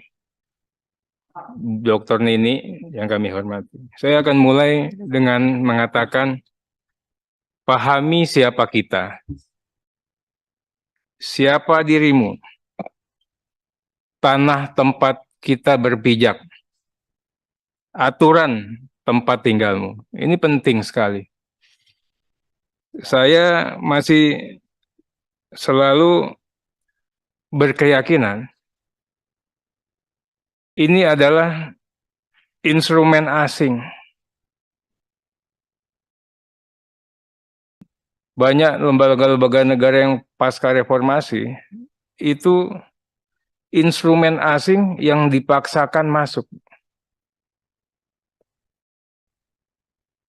Kok dipaksakan? Ya kalau enggak ditandatanganin tuh IMF-nya. Kan laginya begini Bu, begini kan. Pak Harto teken Bu. Itu. Ini penting sekali, Pak. Ini penting sekali. Nah, tapi kita nggak boleh kalah jurus. Kita anggap ini sebagai obat. Nah, tapi kita punya keyakinan makanan aja belum tentu cocok, apalagi obat. Ini yang dipaksakan pada saat euforia reformasi, Pak. Atas namanya good governance. Orang lagi haus, dikasih good governance bla bla bla, diserap. Atas nama pemerintahan yang bersih, bebas KKN. Ini semuanya nih indah semua. Makanya semua produk-produk undang-undangnya pasti mengatakan, bukan saya katakan ini apolitis atau alergi sama orang parpol, tapi pasti mengatakan tidak boleh ada unsur partai politik. Itu, Prof. Kenapa? Wah, partai politiknya jelek. Dia nggak perlu mengatur tidak boleh TNI Polri. Wong jabatan kayak gini TNI Polri nggak bakalan masuk. Jabatan, bukan jabatan karir, cuma 5 tahun. Nah, makanya nggak diatur tuh TNI Polri ASN nggak diatur, tapi parpol diatur. Nah. Saya punya sejarah karena Dr. Nini ini kami yang memilih. Ya dokter, saya ini sangat kagum. Saya yang milih Ibu dokter. Ya. Tapi tadi saya kaget. Tadi ini tidak efektif, kekuasaannya terbatas, kewenangannya terbatas, sumber dayanya terbatas dan sebagainya. Makanya saya katakan, kita paham nggak waktu kita buat ORI ini seperti apa? ORI ini, kalau istilahnya saya diajarkan sama Prof. Satya, ini lembaga negara pembantu presiden. Tapi model yang mana?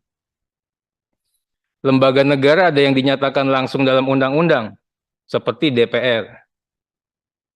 Ada yang tersirat, seperti namanya nggak ada Kejaksaan Agung. Tapi di undang-undang ada KPU. Ini lembaga negara pembantu presiden, Pak. Lebih rendah lagi kelasnya. Hampir sama ini sama KPK. Nah, orientasinya kemana heavy-nya? Makanya dari tadi kok bicaranya kan apakah hanya ke pelayanan publik.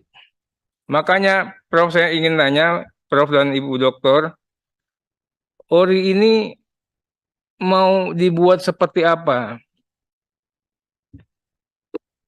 Di bidang penegakan hukum mau ikut-ikutan atau cukup di pelayanan hukum? Kemudian saya ingin tanya, kalau saya diajarkan sama Prof Satya, ini tugas saya dulu kalau sama Prof, coba cari MK yang ada di negara-negara, cari 100 negara atau apa gitu, nyari lagi kita. Asalnya ORI dari mana ini? Di negara asalnya kenapa ORI itu dibuat? Ombudsman itu dibuat. Kemudian di negara-negara mana saja yang ada ombudsman-nya? Biar kita kaya ini. Kemudian apakah di negara-negara tersebut tupoksinya sama?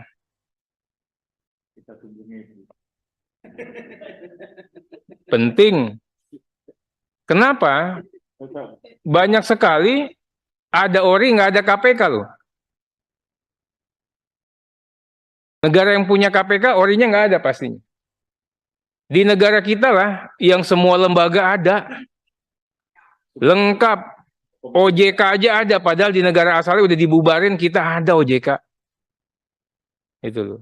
Lengkap, tidak ada satupun lembaga di belahan dunia manapun, dari Asia, Afrika, semuanya diambil sama Indonesia semua tuh. Masukin, ada semua. Nah.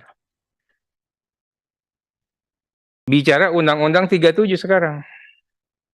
Undang-Undang 37 itu sama dengan ombudsman di negara mana itu? Saya pikir nggak sama di negara manapun.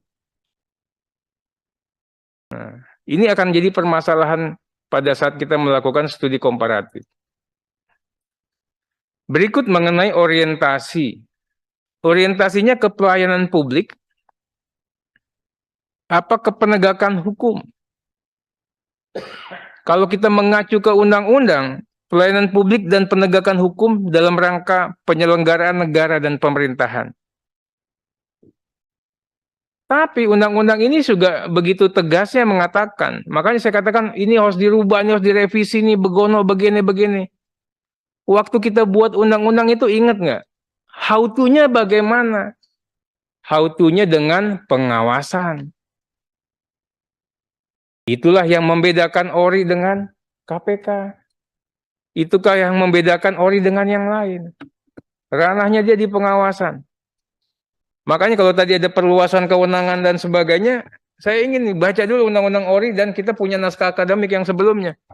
Kecuali kesepakatan kita berubah. Nanti ada overlap lagi. Tapi nggak apa-apa kalau seperti itu. Tapi Ibu Dokter ini saya ingin tanya nih, masalah kita ini masalahnya di regulasi. Apa-apa sih ORI?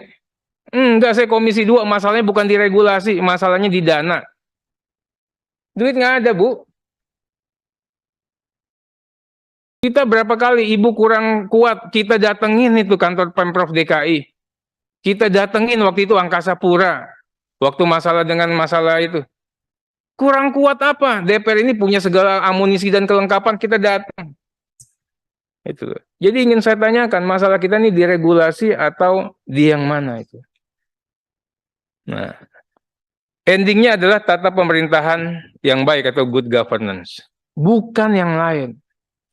Saya ingin kita berdisiplin, sama nih pada saat kita berdisiplin dalam rangka revisi Undang-Undang KPK.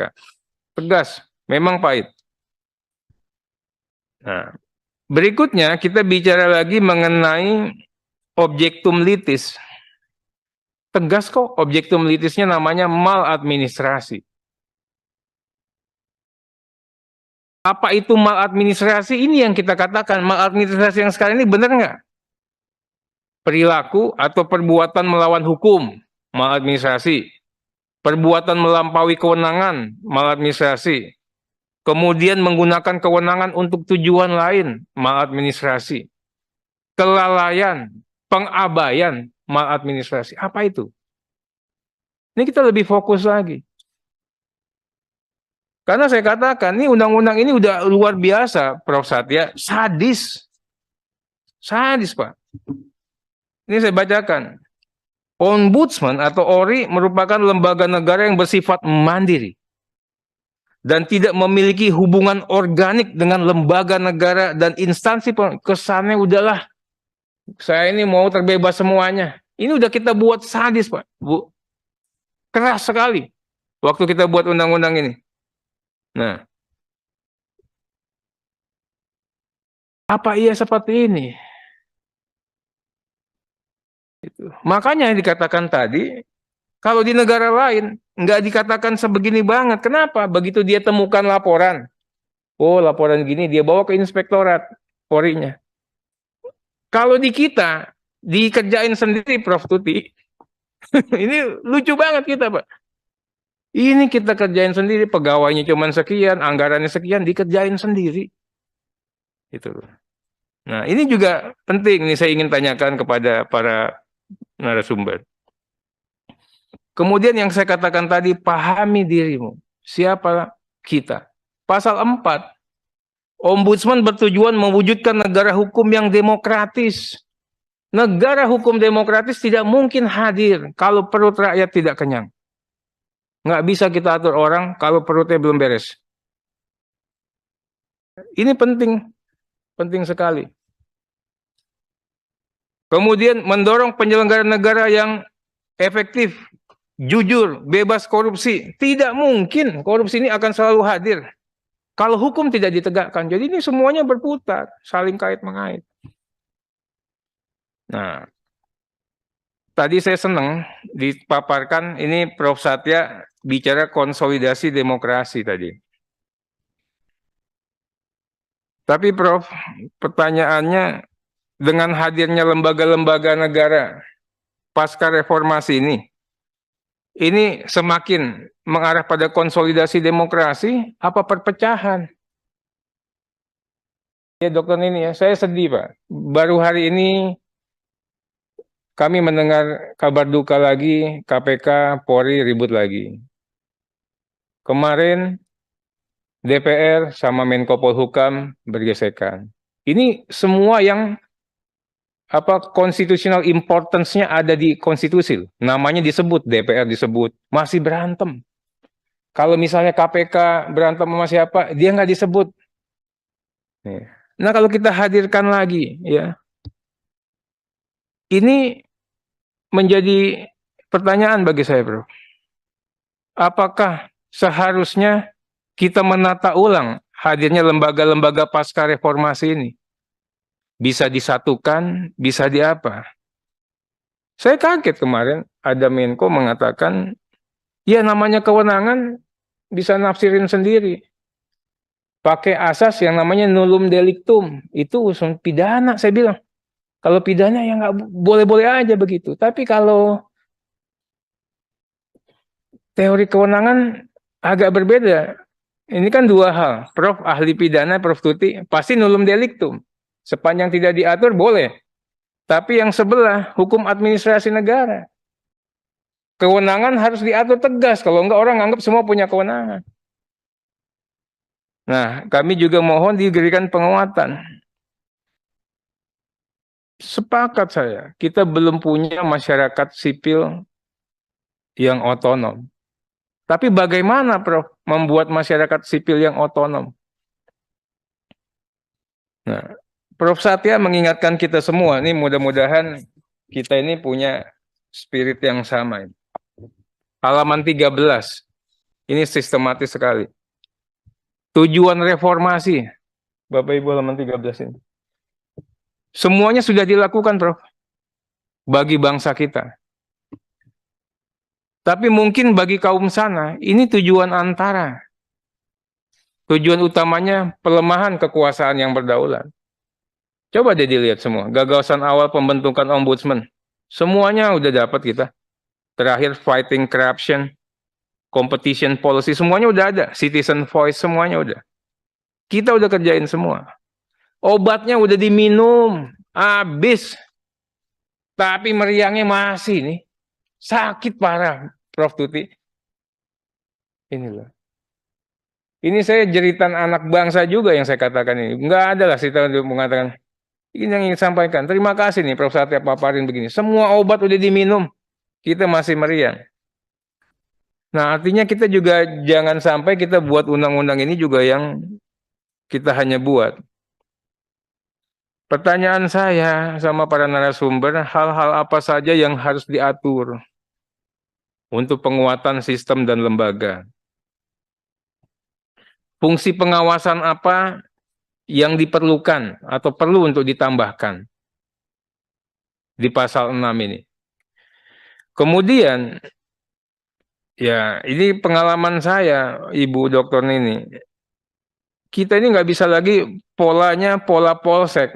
Ada laporan diketik, dibuat masuk. Urusan ombudsman ini seluruh Indonesia, ombudsman Republik Indonesia. Izin saya perpanjang dulu 15 menit ya.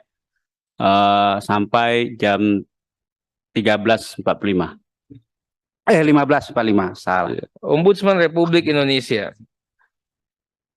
Jadi beda, Pak. Di polisi aja namanya penyidik Bareskrim. Perkara yang 25 miliar ke bawah nggak dia tangani.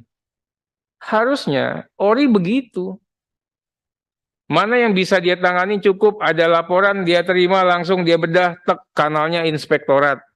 Tek kanalnya kemana? Enggak usah dia tangani, dia cukup meneruskan. Tapi dia melakukan fungsi pemantauan. Enggak dia kerjain lagi. Seperti kemarin. Ini kita udah manajemen polsek, padahal kita ini udah terhormat ini. Nah, berikutnya, ini ada masalah kita. Ini mungkin masalah pemilihan yang ada di DPR mungkin. Semua pemilihan ini endingnya nggak selesai di pemilihan. Di zamannya Dr. Nini kan akhirnya disharmoni. Kita harus jujur, bro. Disharmoni nih. Antara komisioner, ketua sama wakil, ketua sama anggota itu nggak cocok. Yang di zamannya Prof. Wah, saya kan ngalamin semuanya saling curhat. Yang tahu kan kami. Itu loh, Bu. Nah, juga saya ingin masukkan, apakah bisa dibentuk atau diselesaikan dalam konteks regulasi? Nah, kan susah ini. Apakah cara milihnya, nanti milihnya bagaimana? Kemudian pemilihan ketua harusnya bagaimana? Jangan melibatkan siapa. Biar nggak salah, ya udah ketua langsung DPR yang pilih. Gitu loh. Yang kayak gituan juga masih usulan. Nah, berikutnya juga, ini bicara lagi Bu Nini, masalah kenapa penyidik dari ASN nggak boleh. Tadi alasannya begitu. Sama, penyidik polisi meriksa polisi benar. Penyidik KPK meriksa benar. PPNS kehutanan benar. Ini masalah integriti. Kita harus kasih ruang. Pabrik sejelek-jeleknya ASN, PNS, pasti lebih bagus dari orang luar. Udahlah. Sejelek-jeleknya orang parpol pasti lebih bagus dari orang luar. TNI, Polri, ASN, parpol itu pastinya lebih bagus. Pasti lebih bagus. Kenapa kami diajarkan wawasan kebangsaan? Tempat lain nggak belajar, Bu. Di polisi, di ASN mau wawasan kebangsaan nggak lolos, Bu. Itu, Bu. Nah, kami mohon sekali nanti seperti itu. Yang kedua, kita juga bicara mengenai masalah integritas, Prof. Tuti, Pak Satya. Sekarang ini kita punya sumber daya manusia itu bagus-bagus lah. Anaknya pinter-pinter, hebat-hebat, cerdas-cerdas. Tapi kita kurang punya orang yang punya integritas institusional. Integritas personalnya bagus semua. Apa itu integritas institusional? Integritas yang pada saat dia bicara tentang hukum, tentang teknis, tentang apanya, begitu berbenturan dengan Negara Kesatuan Republik Indonesia. Begitu berbenturan dengan kebinekaan. Begitu berbenturan dengan Pancasila, konstitusi, dia ngerem. Nggak ada. Sekarang ini juga kita juga harus nyari orang yang seperti itu. Negara Kalau bisa dipersingkat Pak Terry, karena ada nanti sesi jawaban dari ini gimana di persyaratan dan prasyarat itu? Ngaturnya, diksinya, redaksinya seperti apa? Berikutnya mengenai pemeriksaan. Ombudsman itu bekerja di dalam keheningan. Makanya di banyak negara orang nggak pakai KPK, pakai ombudsman. Nah, sekarang ini malah diusulkan seperti yang tadi ide-idenya ombudsman akan dibuat nggak bekerja dalam keheningan. Kalau mulai yang kayak gini penyidikan apa semua yang penindakannya begini-begini ya. Nah ini juga tolong dipertimbangkan lagi. Berikutnya mengenai rekomendasi, saya persingkat nih Pak Ketua dan minta singkat. Rekomendasi harus tetap menjadi mahkota Dokter Neni. Nggak ada yang lebih daripada itu. Nah tapi harus ada, ingat nih, kita kan hukum tata negara Prof. Satya. Kalau rekom tidak ditindaklanjuti, artinya apa? Pejabat negara tersebut melanggar sumpah jabatan. Melanggar sumpah jabatan paling gampang apa? Tidak boleh sekolah, tidak boleh dipromosikan. Atau sanksi lebih berat ya dimutasi atau dipecat. Inilah yang harus dimasukkan ke redaksi untuk penguatan. Mungkin itu Pak Ketua. Terima kasih Pak. Terima kasih Pak, yang mirip.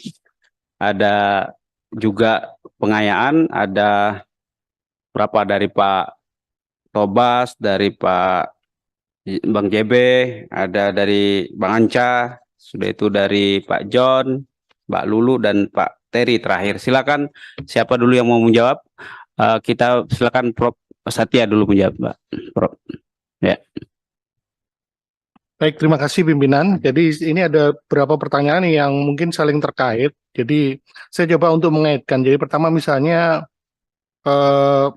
yang fiktif positif tadi ya, saya setuju itu ya. Kalau ada kemungkinan ini pengajuan fiktif negatif. Sebenarnya pemikiran ini kan sudah ada sejak sebelum Undang-Undang Pelayanan Publik. Ingat saya itu Undang-Undang Nomor 5 tahun 86 tentang PTUN itu sudah ada dulu ya. Karena saya ingat diajukan dulu oleh guru saya itu Prof. Patmo Wahyono dulu mengenai fiktif positif itu. Jadi waktu itu sederhana saja, kalau dia sampai batas waktu sekian tidak direspon itu dianggap ditolak atau diterima begitu. Pada waktu itu pemikiran seperti itu. Dan ini kemudian berkembang sampai ke Undang-Undang Pelayanan Publik tadi yang juga disebut tadi oleh Pak Taufik Basari tadi. Nah, terkait dengan pertanyaan tadi, rekomendasi ini dari beberapa tanggapan dan pertanyaan yang saya hormati para anggota Dewan ini sebenarnya tadi sudah ada jawabannya, yaitu misalnya masuk track record itu. Track recordnya kalau pegawai negeri atau ASN ya di BKN setahu saya. Seingat saya dulu zaman kepala BKN, BAKN ya dulu, Pak siapa dulu ya, A.E. Manehuruk ya, dulu Pak Soeharto itu. Pernah saya baca koran itu, ada seorang pejabat datang keliling BAKN itu, terus masuk ke sistem komputer didampingi oleh Pak Manehuruk itu. Terus dia lihat, coba data saya seperti apa, katanya begitu. Saya lupa nama pejabatnya. Dibuka, ternyata di situ salah datanya. Wah ini nggak benar ini, langsung bisa ketahuan di situ. Jadi itu zaman Pak Manehuruk aja sudah bisa. Nah kalau sekarang tentunya harusnya lebih bisa lagi dari zaman itu ya, gitu. Jadi tadi rekomendasi tidak hanya mungkin dari Ombudsman atau ORI, mungkin dari Komnas HAM kalau pernah ada rekomendasi tidak laksanakan, ya nggak masalah masuk ke istilahnya itu ya, data DBIS ya mungkin ya, ke DBIS pegawai yang di BKN itu, saya kira begitu kuncinya. Jadi kan kalau orang mau naik pangkat, promosi segala itu kan ada rapat tuh. Kalau rapatnya itu mungkin melihat juga data itu begitu. Selama ini ada kan perwakilan dari BKN, dari BIN begitu kan ada itu. Tapi itu maksudnya di eselon di BIS-nya itu. Tapi harus akurat karena mungkin kalau orang dicatat salah juga mungkin merugikan yang bersangkutan nanti. Karena bisa jadi orang itu seumur hidup tidak pernah lihat data itu. Saya juga nggak tahu datanya di situ apa, ditulis apa. Saya sebagai pegawai negeri ya. Mungkin nggak tahu Prof. Tuti pernah lihat nggak datanya di BKN itu benar atau tidak begitu. Mungkin tahunya setelah pensiun nanti bahwa dia diurus, ternyata dibilang dia sebenarnya harusnya udah hitungannya dari sini begitu. Ada teman saya yang pernah menjadi pejabat negara, sekarang lagi bingung itu soal SK pensiunnya itu, karena ada perbedaan data yang di BKN itu begitu. Keluhannya seperti itu. Jadi mungkin bagaimana caranya supaya data itu benar tidak ada kesalahan, dan apakah mungkin harus bisa diakses itu? Siapa yang bisa mengakses data itu? Ya kalau orang BKN-nya bisa, pejabat BKN, tapi maksudnya di luarnya yang bersangkutan ini. Gitu. Kemudian tadi masalah jadi itu bisa ya. Tadi semua yang dari Pak Taufik sampai Pak Taufik Basari sampai Pak Artria Dahlan tadi oke, soal penguatan rekomendasi dengan mencantum kalau sudah final dia nggak dilaksanakan juga ya tadi masuk ke track record itu tadi begitu. Tentunya tetap ada dari kemungkinan dari atasan langsung, kan seperti di Undang-Undang PTUN itu kan dulu ada pasal 116 ya kalau nggak salah. Jadi kalau dia pejabat tuh ada putusan nggak melaksanakan, diadukan lagi ke atas. Di atasnya ini nggak melaksanakan, diadukan lagi terus sampai ke presiden. Tapi sampai presiden pasalnya udah berhenti. Jadi kalau presiden nggak melaksanakan begitu, tidak ada yang bisa diadukan begitu. Tapi kalau yang di bawah bisa sampai ke atas. Nah mungkin seperti itu saya kira logikanya mengenai pengawasannya tadi. Kemudian masalah ya ini semua karena banyak ini dari Pak Tobas sampai Pak Johan Budi segala semua saya Pak Peri tadi menyinggung masalah rekomendasi ya, termasuk dalam pertanyaan dalam TOR itu. Saya kira bisa formalisasinya ya BKN itu yang menolak, asalkan catatannya tidak sampai salah gitu. Karena kalau salah merugikan PNS yang bersangkutan, nanti dia dibilang pernah apa padahal nggak pernah dan sebaliknya gitu. Yang tadi masalah Pak Terry masalah terkait dengan negara hukum demokratis itu masalah rakyat yang tidak boleh kelaparan, itu tadi yang saya maksud juga dengan bahwa pembangunan pengawasan itu juga selaras dengan sosial ekonomi tadi begitu. Jadi terintegrasi, bukan hanya semata-mata tata pemerintahannya, tapi apa goalsnya itu apa tadi yang di presentasi saya ada yang saya singgung itu harus ada kaitannya, tidak semata-mata mengawasi saja sebenarnya begitu. Tapi ada aspek lain juga harus yang dipertimbangkan begitu. Kemudian masalah ini ya secara umum tadi yang bersambungan itu ya. Kemudian yang adjudikasi khusus saya kira nanti Prof. Tuti dengan Bu Nini, yang persyaratan juga mungkin Bu Nini lebih tahu yang pernah menjabat di sana ya. Salah ini. Tapi memang ya lembaga pengawasan itu mayoritas itu rekomendasi memang. Ya tadi saya pernah tadi saya ceritakan pernah saya lakukan juga di Komisi Kejaksaan ya, misalnya pada waktu itu. Tapi ya sama saja di sana dia dulu ada Jaksa Agung bidang pembinaan gitu. Dia juga mengawasi juga. Ada Komisi Kejaksaan. Jadi ya yang makanya tadi saya ada usulan untuk menghindari tumpang tindih tadi begitu. Tumpang tindih antar pengawas maupun dengan internal. Jadi waktu itu enak kalau kita bisa sinkron dengan pengawas internal. Jadi malah saling kerjasama sebenarnya. Karena temuan-temuan dia sebenarnya bisa juga buat kita dan temuan kita bisa buat dia juga begitu. Ya waktu itu zaman Pak siapa itu dulu ya. Marwan Effendi saya nggak saya. Waktu itu Jaksa Agung. Jaksa Agungnya Pak ini siapa? Almarhum kemarin. Barusan. Ya ini sistemnya waktu itu dibangun supaya misalnya tidak terjadi tumpang tindih dengan pengawas internal. Nah, Ombudsman juga mungkin bisa juga membangun itu dengan pengawas-pengawas internal, karena banyak sekali yang pakai kata Ombudsman sendiri kan juga banyak dari awal gitu. Sampai sekarang baik yang internal pemerintahan maupun di luar, gitu, maupun yang lembaga negara seperti ini gitu. Ya ini baik sejauh ini itu yang saya kira yang tadi dari tanggapan-tanggapan dari anggota Dewan yang terhormat maupun dari TOR yang diserahkan kami, saya kira yang mungkin bisa dieksekusi yang tadi kekuatan rekomendasi dalam bentuk pencatatan track record di Badan Kepegawaian Negara ya untuk yang pegawai negeri Pak Pimpinan. Tapi yang bukan mungkin juga harus ada mekanismenya. Yang bukan ASN bagaimana begitu? Kan yang bukan ASN juga bisa dipromosikan, dia bisa menduduki jabatan juga begitu. Demikian sementara, terima kasih. Nanti bisa dilanjutkan. Terima kasih Pak Prof. Satya. Selanjutnya Prof. Astuti, silakan. Terima kasih Pak Ketua dan para anggota yang masih bertahan untuk sore ini. Ombudsman adalah satu, tadi ditanyakan, ini memang di transplantasi dari Eropa ya, dari Swedia. Tadi disampaikan oleh Pak Anca ya namanya ya, bahwa itu memang dari 1800-an, dan di Swedia itu ombudsmannya satu orang.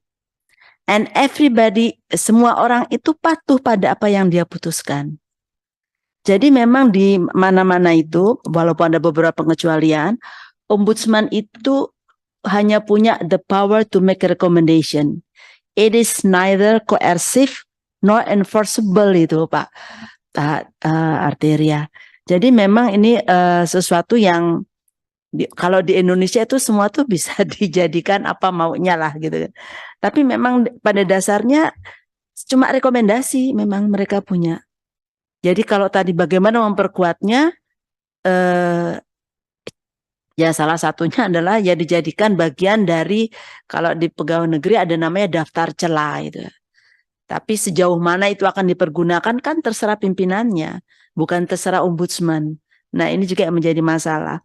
Jadi kalau kita melihat memang ke rekomendasi ini, idenya tujuannya adalah untuk memperbaiki kondisi yang ada.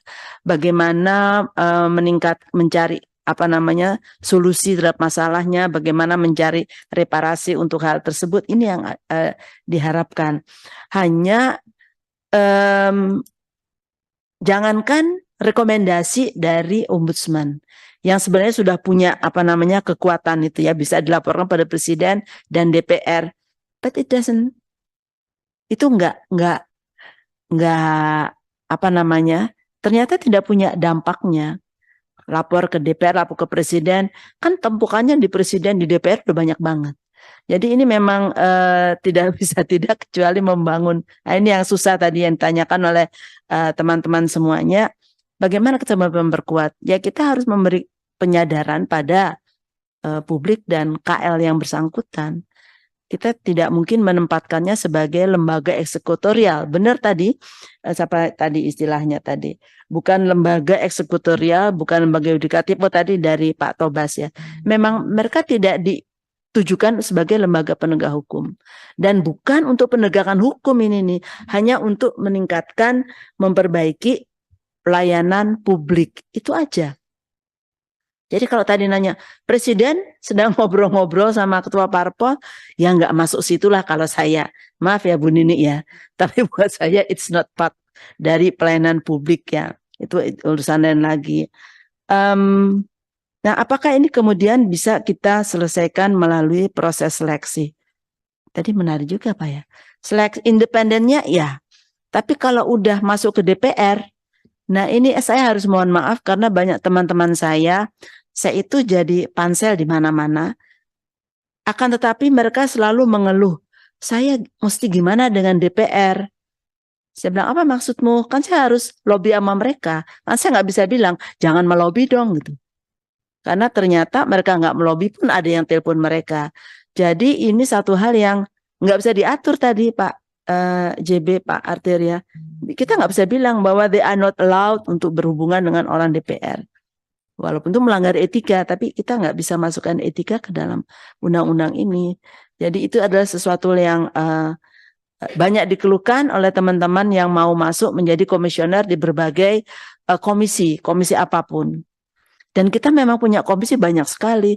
Ada kepolisian, Pak Satya di kejaksaan, ada yudisial, yang semuanya memang mengawasi pekerjaan dari lembaga-lembaga yang mereka awasi itu. Sedangkan kalau dari ombudsman, apa ya batasannya? Saya juga nggak bisa memberikan batasan karena ternyata itu yang tadi saya katakan, bisa lapor ke komisi yang bersangkutan, bisa lapor ke pengadilan, baik pengadilan negeri maupun petun, bisa laporkan Komnas HAM, tergantung bagaimana cara mereka mendesain masalah yang mereka alami. Ini buat saya merasa ini masalah buat kita. Kenapa akhirnya kita membuang-buang anggaran negara untuk satu hal yang mungkin tidak terlampau serius, tapi yang bersangkutan punya banyak akses untuk mengajukan gugatan kemana-mana buat saya ini. Tapi saya belum ketemu apakah harus dilarang atau harus tetap dibiarkan. Nah, kemudian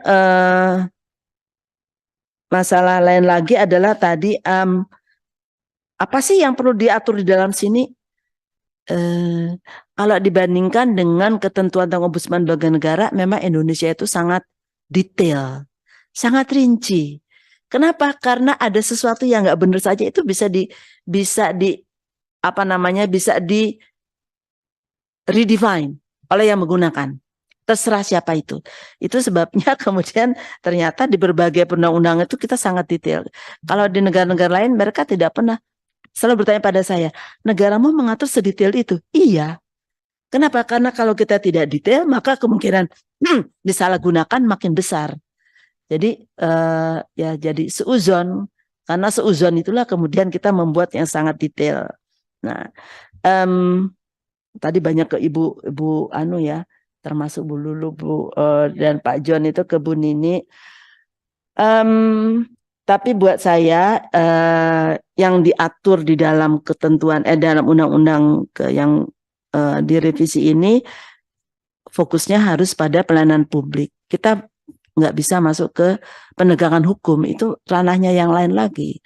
Kalau mungkin di komisi-komisi lain ada, di KPK, di KAI ada, tapi ombudsman memang tidak ditujukan untuk ke tempat lain.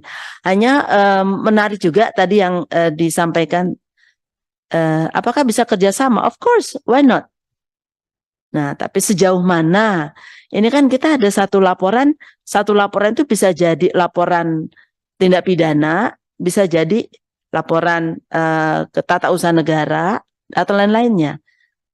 Bagaimana cara kita membatasi itu? Kenapa? Karena makin banyak sarjana hukum, makin pintar mereka untuk mendesain satu kasus yang tadi nggak masuk jadi masuk. Nah, ini memang masalah, kembali lagi ke masalah yang berkaitan dengan integritas. Nah, integritas inilah yang sekarang menjadi PR kita semuanya. Berapa bulan terakhir ini kita ditampar oleh berbagai dishonesty yang dilakukan oleh pejabat publik. Tapi kita ternyata menyelesaikannya yaitu satu demi satu, dan memang menjadi masalah-masalah yang tidak mudah ditangani. Itu saja catatan dari saya. Terima kasih. Assalamualaikum warahmatullahi wabarakatuh. Terima kasih Prof. Astuti.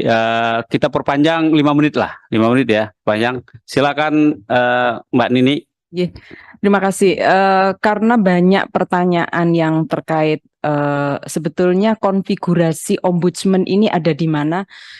Kok saya tadi scroll WhatsApp saya masih ada di sini. Jadi saya minta tolong diperlihatkan terlebih dahulu di sini slide yang kedua, Mbak. Minta tolong.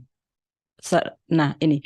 Jadi kalau tadi itu kenapa peran ombudsman itu akhirnya bertambah dan tidak sama persis dengan yang di Swedia. Memang awalnya dia hanya bagaimana orang mengeluh pada raja lalu disampaikan, lalu kemudian ombudsman berubah menjadi pengacara masyarakat gitu, lalu berubah lagi bukan hanya pengacara tapi juga melakukan pengawasan. Dan periode terakhir di Swedia itu selain melakukan fungsi pengawasan juga melakukan fungsi mediasi dan konsiliasi. Maka kalau disebut bahwa Ombudsman Indonesia tidak melakukan penindakan itu salah. Tapi dia bukan penegak hukum. Itu aja yang ingin saya sampaikan ya. Ini perkembangan dari 1809 sampai 2010 di Swedia dan di beberapa negara. Slide berikutnya singkat-singkat saja karena 5 menit. Sorry, langsung lanjut lagi. Ini 2000 kita namanya Komisi Ombudsman. Jadi tahun 2000 kita sudah memulai dengan perpres ya.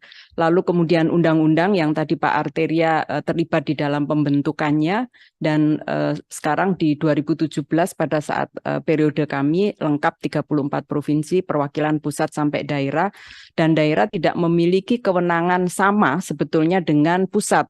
Rekomendasi itu hanya dikeluarkan oleh anggota. Dan ini yang mungkin salah persepsi ya, memberi kesan dari perdebatan tadi seakan-akan produk ombudsman itu hanya rekomendasi, bukan. Hasil investigasi ombudsman itu adalah laporan akhir hasil pemeriksaan. Itu ribuan yang kami kerjakan setiap tahun dan itu dilaksanakan. Makanya saya tidak pernah menyebut rekomendasi mahkota, Bapak, meskipun sudah di mana-mana ya. Yang saya sebut mahkota adalah ketika laporan akhir hasil pemeriksaan ombudsman dilaksanakan, itu mahkota karena berhasil. Kita melakukan mediasi artinya ombudsman melakukan proses penyelesaian dengan mengindahkan usulan penyelesaian dari masing-masing pihak. Kita diem aja nih, mereka usul apa. Atau konsiliasi, kita menawarkan model penyelesaiannya. Dan itu ribuan yang dilakukan setiap tahun. Begitu tidak dilaksanakan, baru keluar rekomendasi. Itu pusat yang melakukan pemeriksaan. Jadi LAHP dulu, dikasih waktu 60 hari, diperpanjang 60 hari, begitu tidak dilaksanakan pindah ke pusat, kami melihat kembali kenapa kok sampai tidak dilaksanakan. Kami akan mengukur jangan-jangan laporan akhir hasil pemeriksaan memang dikeluarkan saran yang kita sampaikan, perbaikan sistem yang kita sampaikan itu tidak diukur. Bisa jadi. Jadi Bapak dan Ibu, sekali lagi rekomendasi sepanjang 5 tahun saya di sana yang tidak dilaksanakan setiap tahun hanya 1. Apakah itu kemudian bisa disebut ombudsman macan ompong? Tidak efektif, saya membantah. Karena tadi salah persepsi.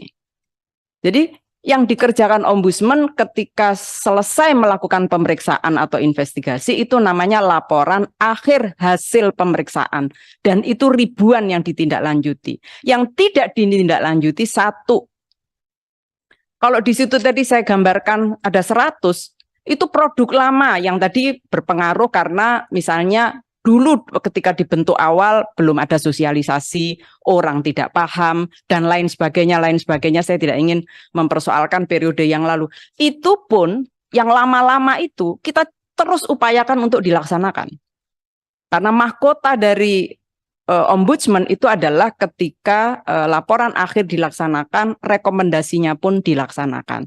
Jadi bisa dilihat selama 5 tahun hanya 6 yang tidak dilaksanakan rekomendasi, tapi ribuan yang kita keluarkan dilaksanakan. Slide berikutnya. Nah ini konfigurasi lembaga negara. Ombudsman di Indonesia itu di mana? Apakah dia di bawah presiden? Tidak. Ya, beda dengan Kompolnas, beda dengan Komisi Kejaksaan, beda dengan BRTI misalnya. Lalu apakah kita memiliki fungsi seperti KPK, LPSK, Komnas HAM atau Komnas Perempuan ya?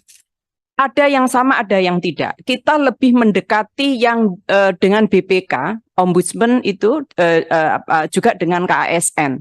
Jadi dia memang memiliki fungsi pengawasan, tapi juga memiliki fungsi mediasi. Mediasi tidak dimiliki oleh Komnas HAM. LPSK nggak punya, kami punya. Kita juga bukan lembaga yang kuasi yudikatif ya seperti Komisi Yudisial atau KPPU maupun Komisi Informasi. Konfigurasi ini penting supaya kita tahu bedanya satu dengan yang lain. Slide berikutnya ini yang karena banyak soal genetika legislatif dalam ombudsman itu ada karena pengawasan. Satu dia lembaga pengawas tapi bukan eksekutorial dan juga bukan lembaga yang menjatuhkan vonis. Itu ya, makanya kalau tadi pengen ada sanksi sebetulnya rekomendasi LAHP itu juga sanksi, tapi bentuk sanksinya itu tidak melalui lembaga yudikatif, tidak sama dengan organ yudikatif. Yang kedua, rezimnya memang influence, pengaruh, ya, bukan rezim sanksi. Yang ketiga, produk akhir yang tadi kalau hasil akhir kita, hasil mediasi nggak dilaksanakan, konsiliasi nggak dilaksanakan, baru rekomendasi. Lalu ada hak imunitas. Ya, dan hak imunitas ini untuk menjaga jangan sampai anggota dikriminalkan. Yang lainnya adalah stelsel aktif. Slide. Nah, ini magister of influence versus sanction. Apa bedanya? Silakan. Ini hal-hal mendasar yang perlu diketahui supaya kita tidak salah ketika nanti akan memaknai superioritas ombudsman, 2 fungsi ombudsman. Lanjut, Mbak. Cepat aja. Nah ini, apa makna dari Magister of Influence? Yang pertama adalah menjaga martabat. Makanya yang kita lakukan adalah melakukan perubahan korektif sistem. Makanya tindakan korektif kita tidak diserahkan pada terlapor, tapi diserahkan pada atasan terlapor. Pertanyaannya adalah, loh kenapa kemudian atasannya tidak menindaklanjuti? Contoh yang paling populer kemarin ini soal pajak, soal rangkap jabatan gara-gara soal pajak. Kami sudah mengeluarkan pada tahun 2020 dan terakhir itu sudah kami sampaikan kepada Presiden. Bahwa kami menemukan ratusan pejabat negara yang melakukan rangkap jabatan. Di akhir masa jabatan kami sampaikan lagi itu. Itu kemudian kalau kita usulkan perubahan di undang-undang ini apa? Misalnya, apakah tidak memungkinkan ombudsman dalam periode tertentu kemudian dihadirkan pada rapat kabinet terbatas, terutama pada kementerian lembaga yang terkait anak buahnya terlapor. Jadi jangan sampai ke presiden gitu. Di kabinetnya ini ada rapat terbatas, sehingga kalau itu misalnya ya, yang paling banyak tadi yang ditanya paling banyak, pemerintahan dalam negeri. Di tingkat provinsi itu adalah DKI, udah otomatis ya, Jawa Timur, kemudian Sumatera Barat, itu paling banyak daerah ya. Lalu stelsel-nya aktif, dia mencari bukti. Pimpinan, sedikit pimpinan. Dan untuk menambahkan informasi tadi Bu Nuni mengenai rangkap jabatan ya. Jadi seolah-olah bahwa ombudsman kemudian memberikan semacam rekomendasi bahwa rangkap jabatan adalah sesuatu yang bermasalah gitulah kira-kira gitu. Dan itu ternyata nggak ditindaklanjuti juga ya. 2-3 tahun sebelum kepemimpinan Bu Nuni di Ombudsman, saya waktu itu di KPK mau kajian yang sama Bu.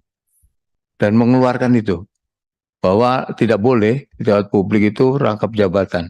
Ada itu di kajian sistemnya di KPK. Itu pun juga disampaikan pada Presiden ya waktu itu. Ini soal efektivitas Bu. Makanya. Jadi bukan soal ombudsman ini berhasil atau tidak. Kalau Ibu mengukur ombudsman telah berhasil ya nggak apa-apa.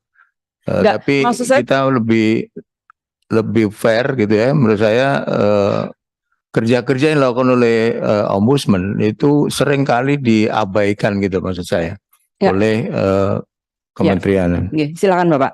Konteks yang ingin saya sampaikan adalah soal atasan terlapor yang tidak menindaklanjuti itu loh, maksud saya. Bahwa kita sudah menyampaikan, tapi itu bentuknya belum rekomendasi ya, karena itu hasil investigasi. Konteks kita bukan pelaporan tapi pencegahan.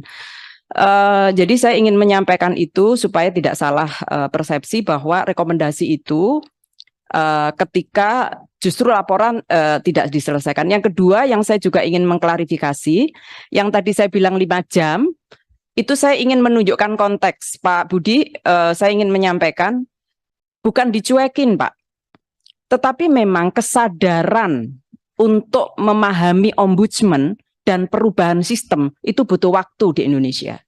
Jadi saya tadi memberikan konteks, pertama kali saya sidak memang 5 jam. Saya terus saja lakukan. Apa yang terjadi 5 menit langsung dibuka, Pak. Jadi itu maksud saya.